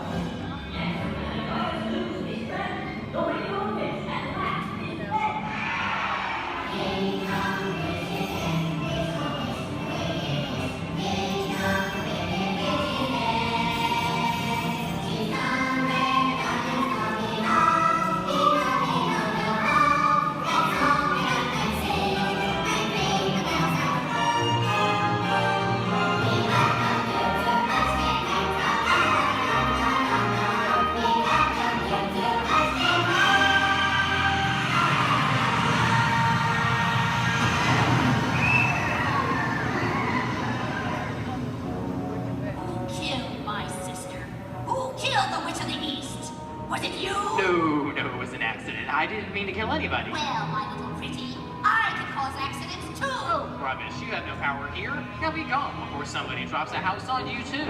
Very well. I'll bide my time. But just try to stay out of my way. Just try. I'll get you, my pretty, and your little dog, too. I wonder how we get out of here. What do you folks think? Which way do we go? Follow the yellow brick road. Follow the yellow brick road. Follow the yellow brick road. Oh, why didn't I think of that? Sing along, folks. You know the words.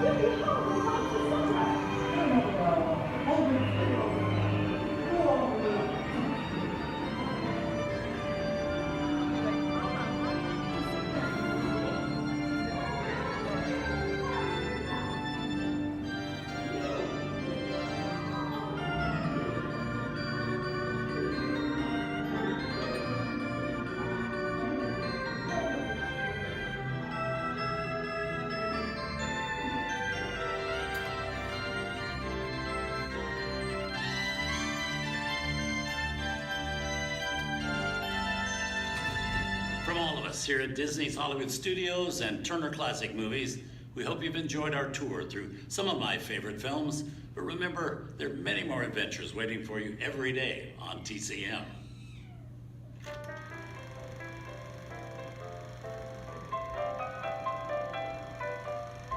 We didn't need dialogue. We had to face it. Wait a minute. You ain't heard nothing yet. Step in time!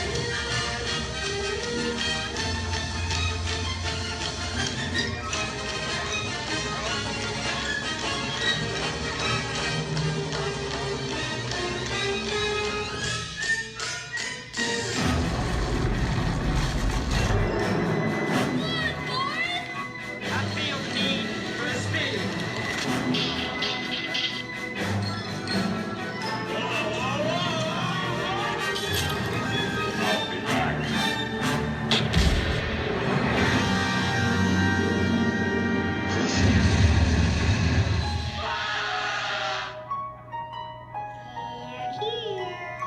You best start believing in ghost stories, Miss Turner. Is it safe? No, you're not! I have a feeling we're not in Kansas anymore. I'm a man. Well, nobody's perfect.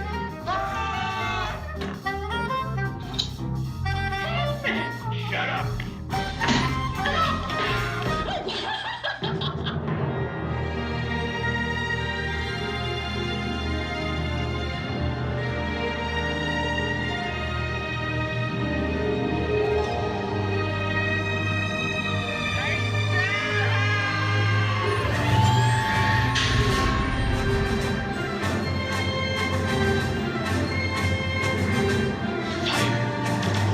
Force will be with you always.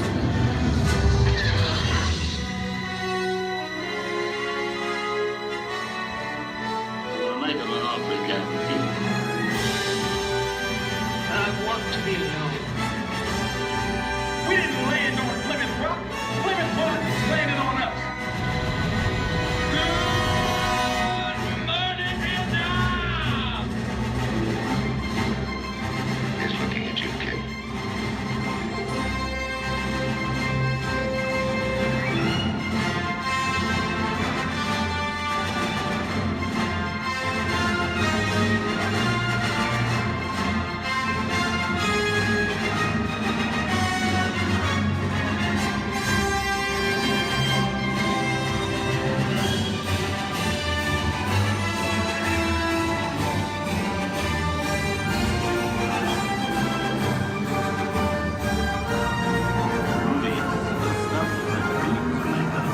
I hope you've enjoyed our ultimate celebration of classic movies. And remember, you can find many more beloved stories and legendary stars on Turner Classic Movies. On behalf of Disney's Hollywood Studios and Turner Classic Movies, we'd like to thank you for joining us on The Great Movie Ride. Now please remain seated until the vehicle comes to a complete stop. Please take small children by the hand and gather your personal belongings. And once these doors have opened, rise dramatically to your feet and make a frantic exit towards the rear of the vehicle. Oh, and one more thing. When I yell action, don't forget the thunder is the law score. Yours truly. Okay, clicks everybody. And action! Thank you. Have a wonderful afternoon at Disney Hollywood Studios.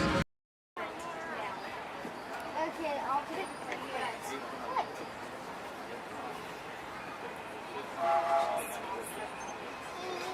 Okay, look at Mama when you say cheese. Josh? Oh my gosh, really? This train could probably take us to the roller coasters. Hey. But it always seems up. So Scott done with his deadline? To those who just joined us, welcome aboard the Disneyland Railroad. To ensure a safe ride, remember to stay seated with your hands, arms, feet, and legs inside the train. And please, watch your kids. Para su seguridad, permanezca sentado y mantenga las manos, brazos, pies y piernas dentro del tren. Y cuide a los pequeños. Gracias. We're now entering Splash Mountain, where every day is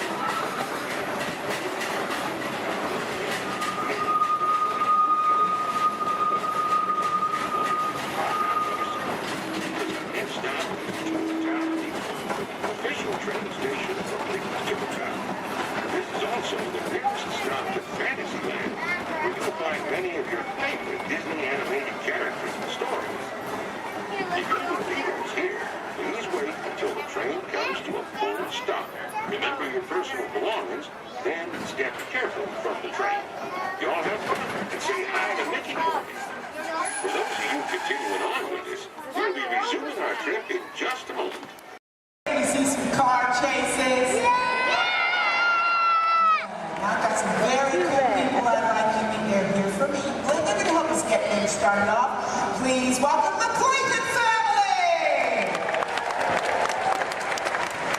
And we're going to get everybody in the mood by showing you a few gags from some soon-to-be classic action movies. So, cue, Clayton family. Nice! Action! Perfect.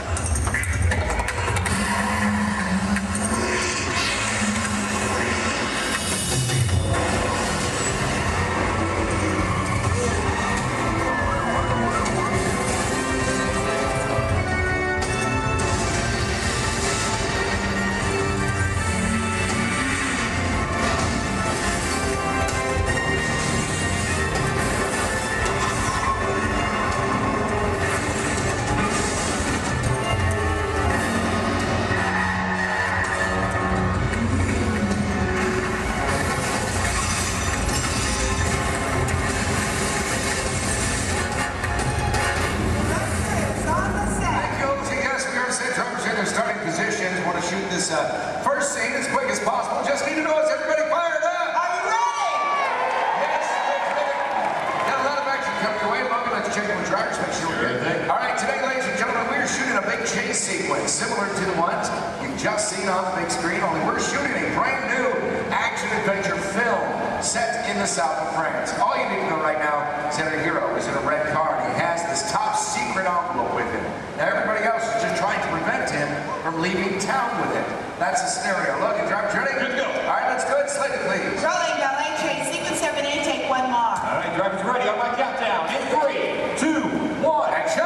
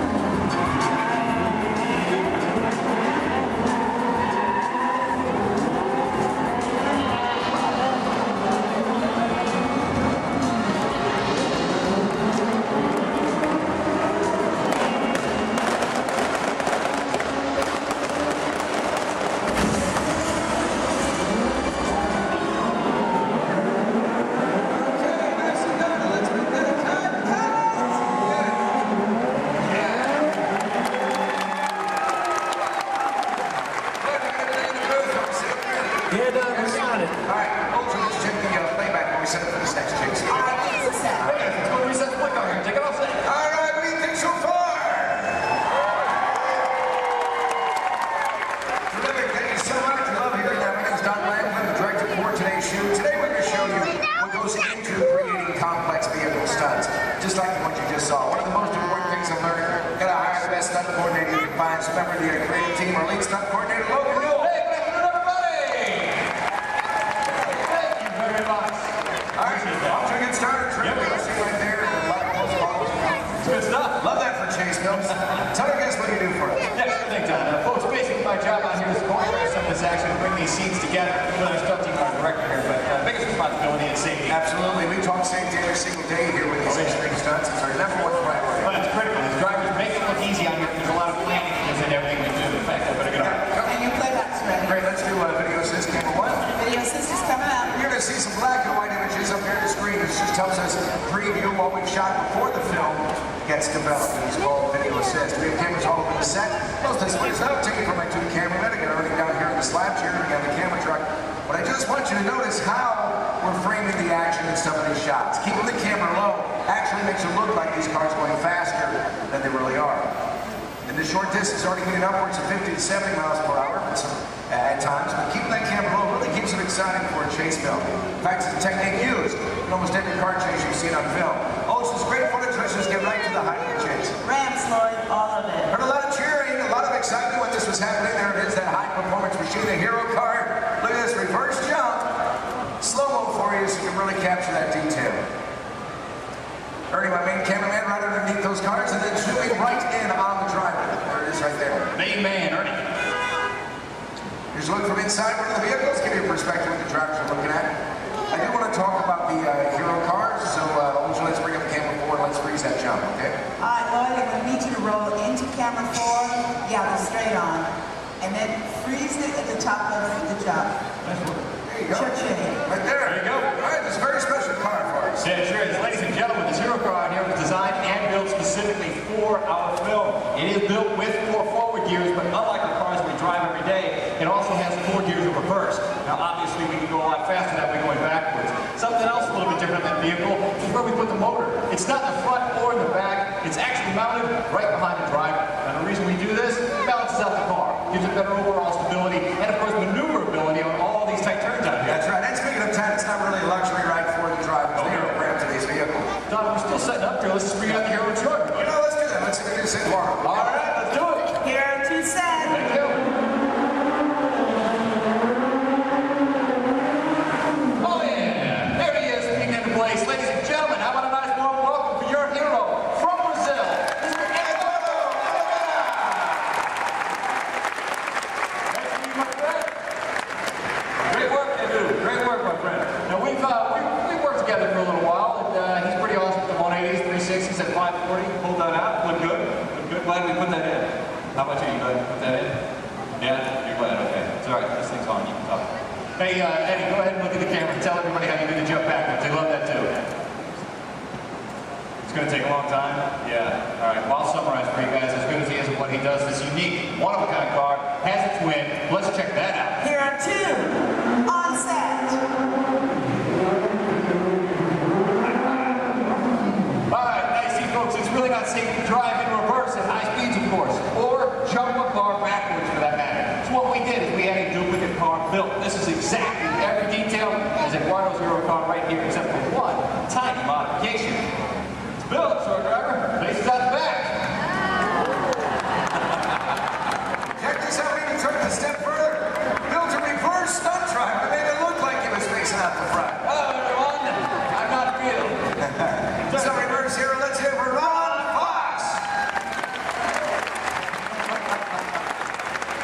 Nice work, guys. Great exchange. Now, folks, you may be wondering out there how we're able to switch these vehicles mid-take like that without you noticing. In fact, Olga, we got that on video system. We bring it up? You got it. I need cameras 1 and 6, Lloyd. Roll. There we go, guys. You can see right over here, this is our first hero, Eduardo, drove on the set. Our reverse hero, well, he was actually waiting in position to take over for him. That's right. The 2 cars are like runners passing the baton in a relay race. Once the main car disappeared, well, this reverse car took over without missing a beat. Let's hear it again for these drivers.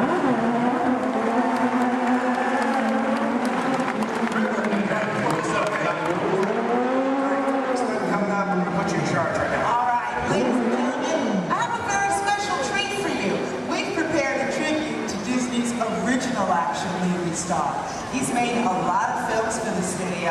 He's lovable, cute as a bug, and I understand he does all of his own stunts. Do you know what I'm talking about?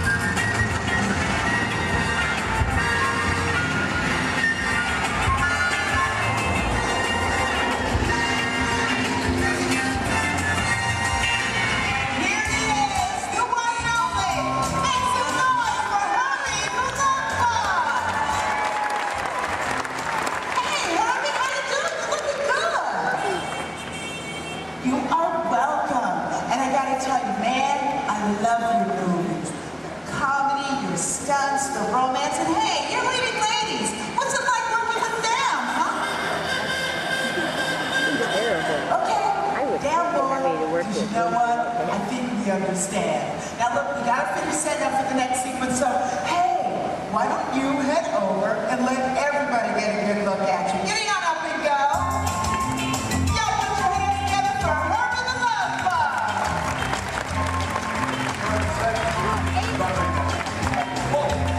Yeah, send it over and say hi to everybody. Okay, well, I've got the close to the title on the top. Herman, go now, hurry, go.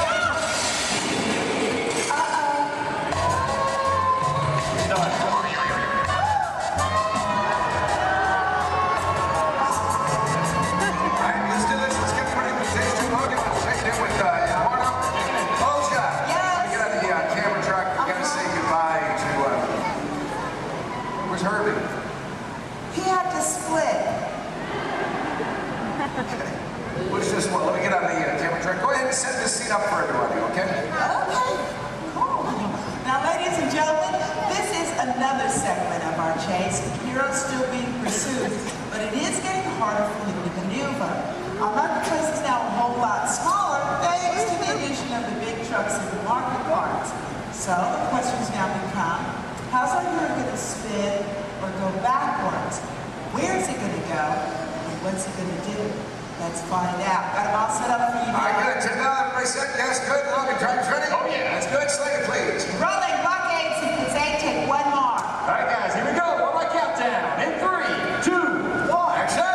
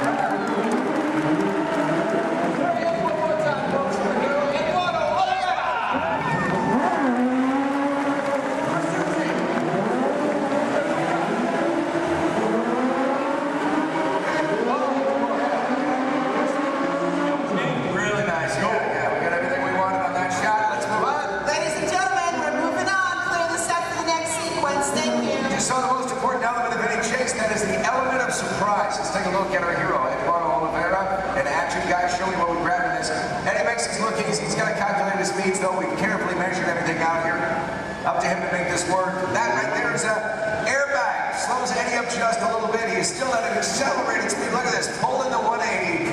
Otherwise, he's liable to hit the building. Not a lot of braking room. Not a lot of room to play with. That airbag, by the way, custom designed specifically for this stunt. I'm going to show you the finished film a little bit later on. You're not going to see the airbag in the film because of the magic of editing. Yeah, Don's got a great point there, folks. Again, another reminder, please don't try any of this on your own. We're showing you out here on the set. There's always a lot of safety equipment involved that you've never seen that finished picture, so always keep that in mind, okay? All right, terrific. Let's get the pickup shot in. Can we make that happen? Can we make it happen? Yeah, this is a great time. We're going to do it. All right, yeah, let's do it. I'll get your car. All right, Logan's bringing out the red hero car. We're going to do a pickup shot. But we thought we'd mix it up a little bit, make a dream come true. Olja, you around? Yeah, I'm in the air conditioning. Well, come on out here, okay? Yeah, you can't be in the air conditioning when we're all suffering out here. Yeah, well. But let's make a dream come true. I want you to head out to this crowd. I want you to find me one driver to get behind the wheel of that hero car. You actually drive the vehicle for us. Okay, what are you looking for in a driver? Gotta have quick reflexes, okay? Great hand-eye coordination. Yeah. If you play a lot of video games, you should volunteer. Wait a minute. Video games, that sounds like you're talking about like a kid. That's what I'm talking about. Give me a kid. Really? You really want a kid? Okay, how about Shade's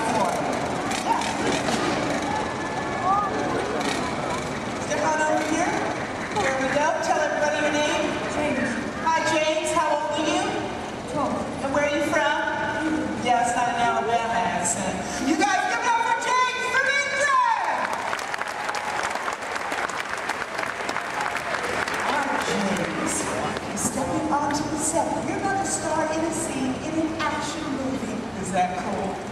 Yeah, high five to director. Who's your boss? All right, look right up here at this big screen. I'm going to show you a part of the film. Then I'll tell you what you'll do for us. Super 6 first student, Lord. All right, our hero's on foot. He's in trouble. He literally calls for his car. Look at this. Using a remote in his watch. Car gets to him on its own. Hero makes his escape. I need a longer shot of the car.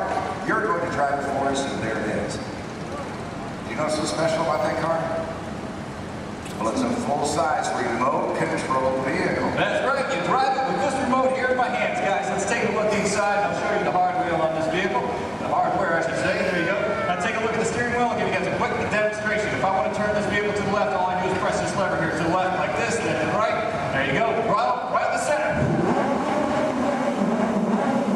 Oh, that's a fun little toy. Now, guys, this is just like any other remote control car that you find in a store, except it's a little bit bigger, obviously. It is custom built, bumper to bumper, all of our safety features inside.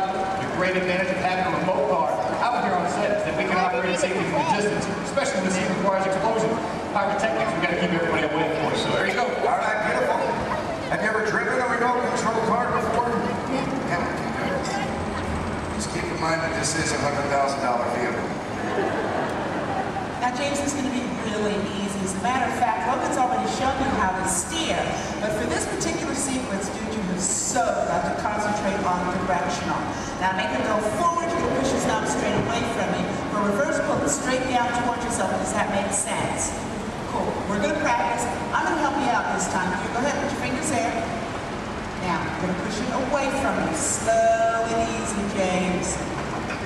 Nicely done. Watch your car. Now, to make her stop is even easier. All you gotta do is pull it. Let go. See that? Comes to a stop. Now, put your fingers back in place and pull it down towards yourself. Again, with a slow and easy. Now, Donna's steering is back to what we in the business call one. That's the starting position for anybody in a scene, whether that's even a movie, TV show, commercial, or even a music video. Let her go, make her stop. Beautiful. Now, James, I need you to be very, very careful with that car. Is that over there? Dude, that's your entire college career, man. Roll fast. Let's go faster, okay? Take this, move it all the way up. Ready? Go ahead. Action, straight. Punch it. Nice, James. Reverse. Okay, let go. Pull it down. Pull it down. And hold it. Next one is touch it red. Forward. Take it forward. All right, she's off track. Stop. Hey.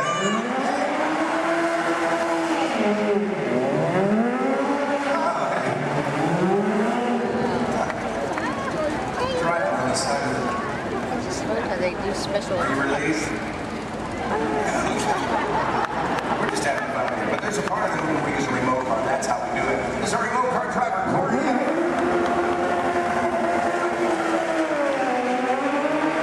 Actually driving the vehicle, but you were the star of the scene. And to commemorate this moment, I have for you lights, motors, action, extreme stunt show, honorary driver, men. Can't get this been anywhere in the world except for starring in the role you just did. That's how exclusive this is. All yours.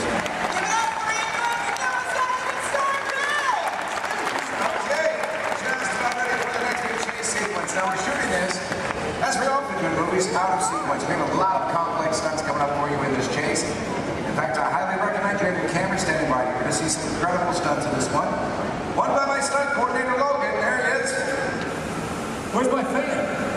They're all out here. 5,000 from Logan. All right, that was almost good there, Don. Thanks. Guys, right up here, we got a great scene coming your way. Full of more action, I promise you that. Working in the stunt business, guys, it's a lot of fun. A lot of responsibility, too, but for me, every day changes. One day I might double for our hero. Next thing you know, shooting at it just all depends on what our director needs. I'm pretty sure by now you guys all figured out how to get down, right? Pretty obvious? Yep, I'm standing just over 40 feet high during this scene. Falling into that pen, we're going to kick it off here momentarily. So, Don, when you guys are ready. We are shooting the very beginning of the film. This is where you see the hero for the first time. He's in a great jacket, just picked up this top secret envelope. This, of course, you met him earlier, our hero, Eduardo Olivera. And he's done a lot of stunt driving for the film already, but for this scene, he's playing the role of stunt double. Then we'll bring out a moto, so you're going to see a motorcycle chase. Ready to go? All right, let's go. Hold your slater, please. Rolling, motorcycle chase. Sequence 3, take one more. On the countdown, in 3, 2, 1, action!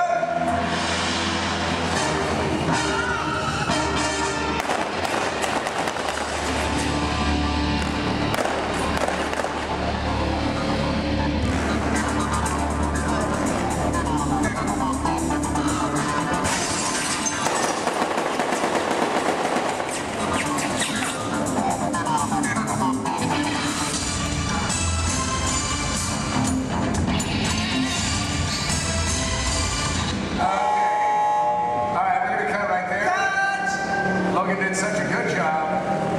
Knocked the hero down. That's not what we want, Logan.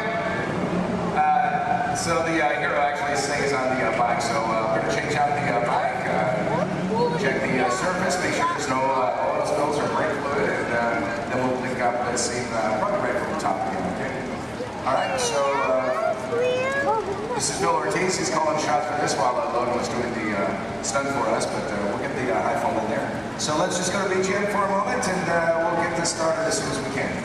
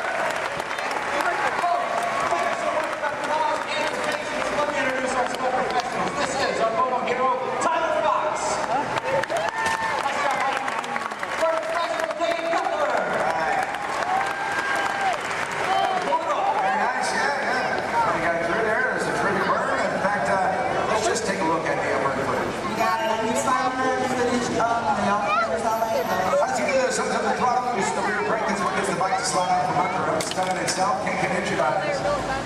Glides right through that dredge, just touches the fire, that's all we need. He's already off in flames right when he's at his feet.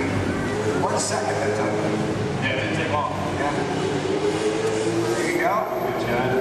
It's nice right there. A lot of this one's going to end up in the fire. Right there in the background. Love the hero. Background there. 10 seconds in, Nick starts feeling the intensity. You know what, as soon as he goes down, our crew right there to put him out. Absolutely. Then we'll wait for his thumbs up, make sure he's not feeling any hot spots or any part of his body. Which we get right there. Yeah. For stunts like this, we use as many different cameras and angles as possible. Well, folks, we have to. It's a big stunt, a lot of safety. We need it in one take. That's right, elaborate stunt, a lot of prep time involved. That's exactly right. A good half an hour of preparation just for Dave, our bird guy alone, folks. He is wearing 5 different layers. Now, the first layer that we put on him is a dry layer of Nomex. That's your fire retardant material. Then we throw on some pads, of course, for the impact of that fall. Another layer of Nomex. There it is. And the fourth is a specially designed suit that saturated in cool gel. That acts as a thermal barrier between Dave and those flames. The last is his moto driving suit. And what we do with that is paint it with a flammable gel. Now, ladies and gentlemen, it is the flammable gel that you know is burning and not Dave's moto driving suit itself. Now, one can do amazing things with digital effects, but nothing beats capturing fire stunts live. Yeah, that's what I like. That's right. Yeah. Hey, you know what? This is what I want to do. I know we set up for the final race. Let's get a pursuit route to camera out. Let's go inside and show our guests how much we modify these people. I got you. Let's do it. Guys, let's get V2 out to camera out. V2 set, camera out. V2 is on set.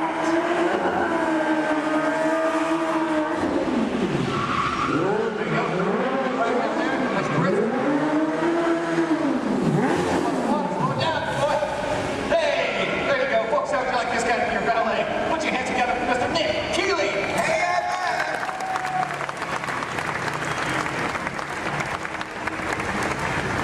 because the set is village in the south of France, that means we have to make everything match, and that would include the cars. These are local courses.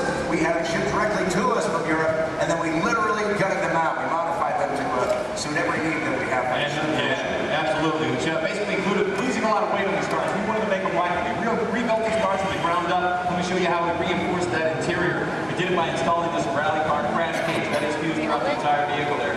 We also took out the motors that these cars came with. We replaced them, of course. Right behind the driver, folks, that's a 1300cc motorcycle engine. These cars are balanced out and modified. They're designed specifically for these stunts. Ernie, let's go on the side here for a second. Now, executing these maneuvers, pulling off these stunts that our cars do, it requires a lot of complex timing, using your clutch, your gas, and your emergency brake. These cars here, that e-brake releases the moment our driver lets it go. The cars we drive every day, it locks in position until we release it manually ourselves. These guys are pulling off all these maneuvers and they have to keep going. So that's why we release. Something else a bit different, the gear shift. Second, third, fourth gear just requires a little push forward. It's called the bump shift in our business. If you want reverse, you just turn the handle on top and you've got 4 gears of reverse at your command, just like that. And we are ready for final shot. Thanks a lot, Nick. All right, let's do it.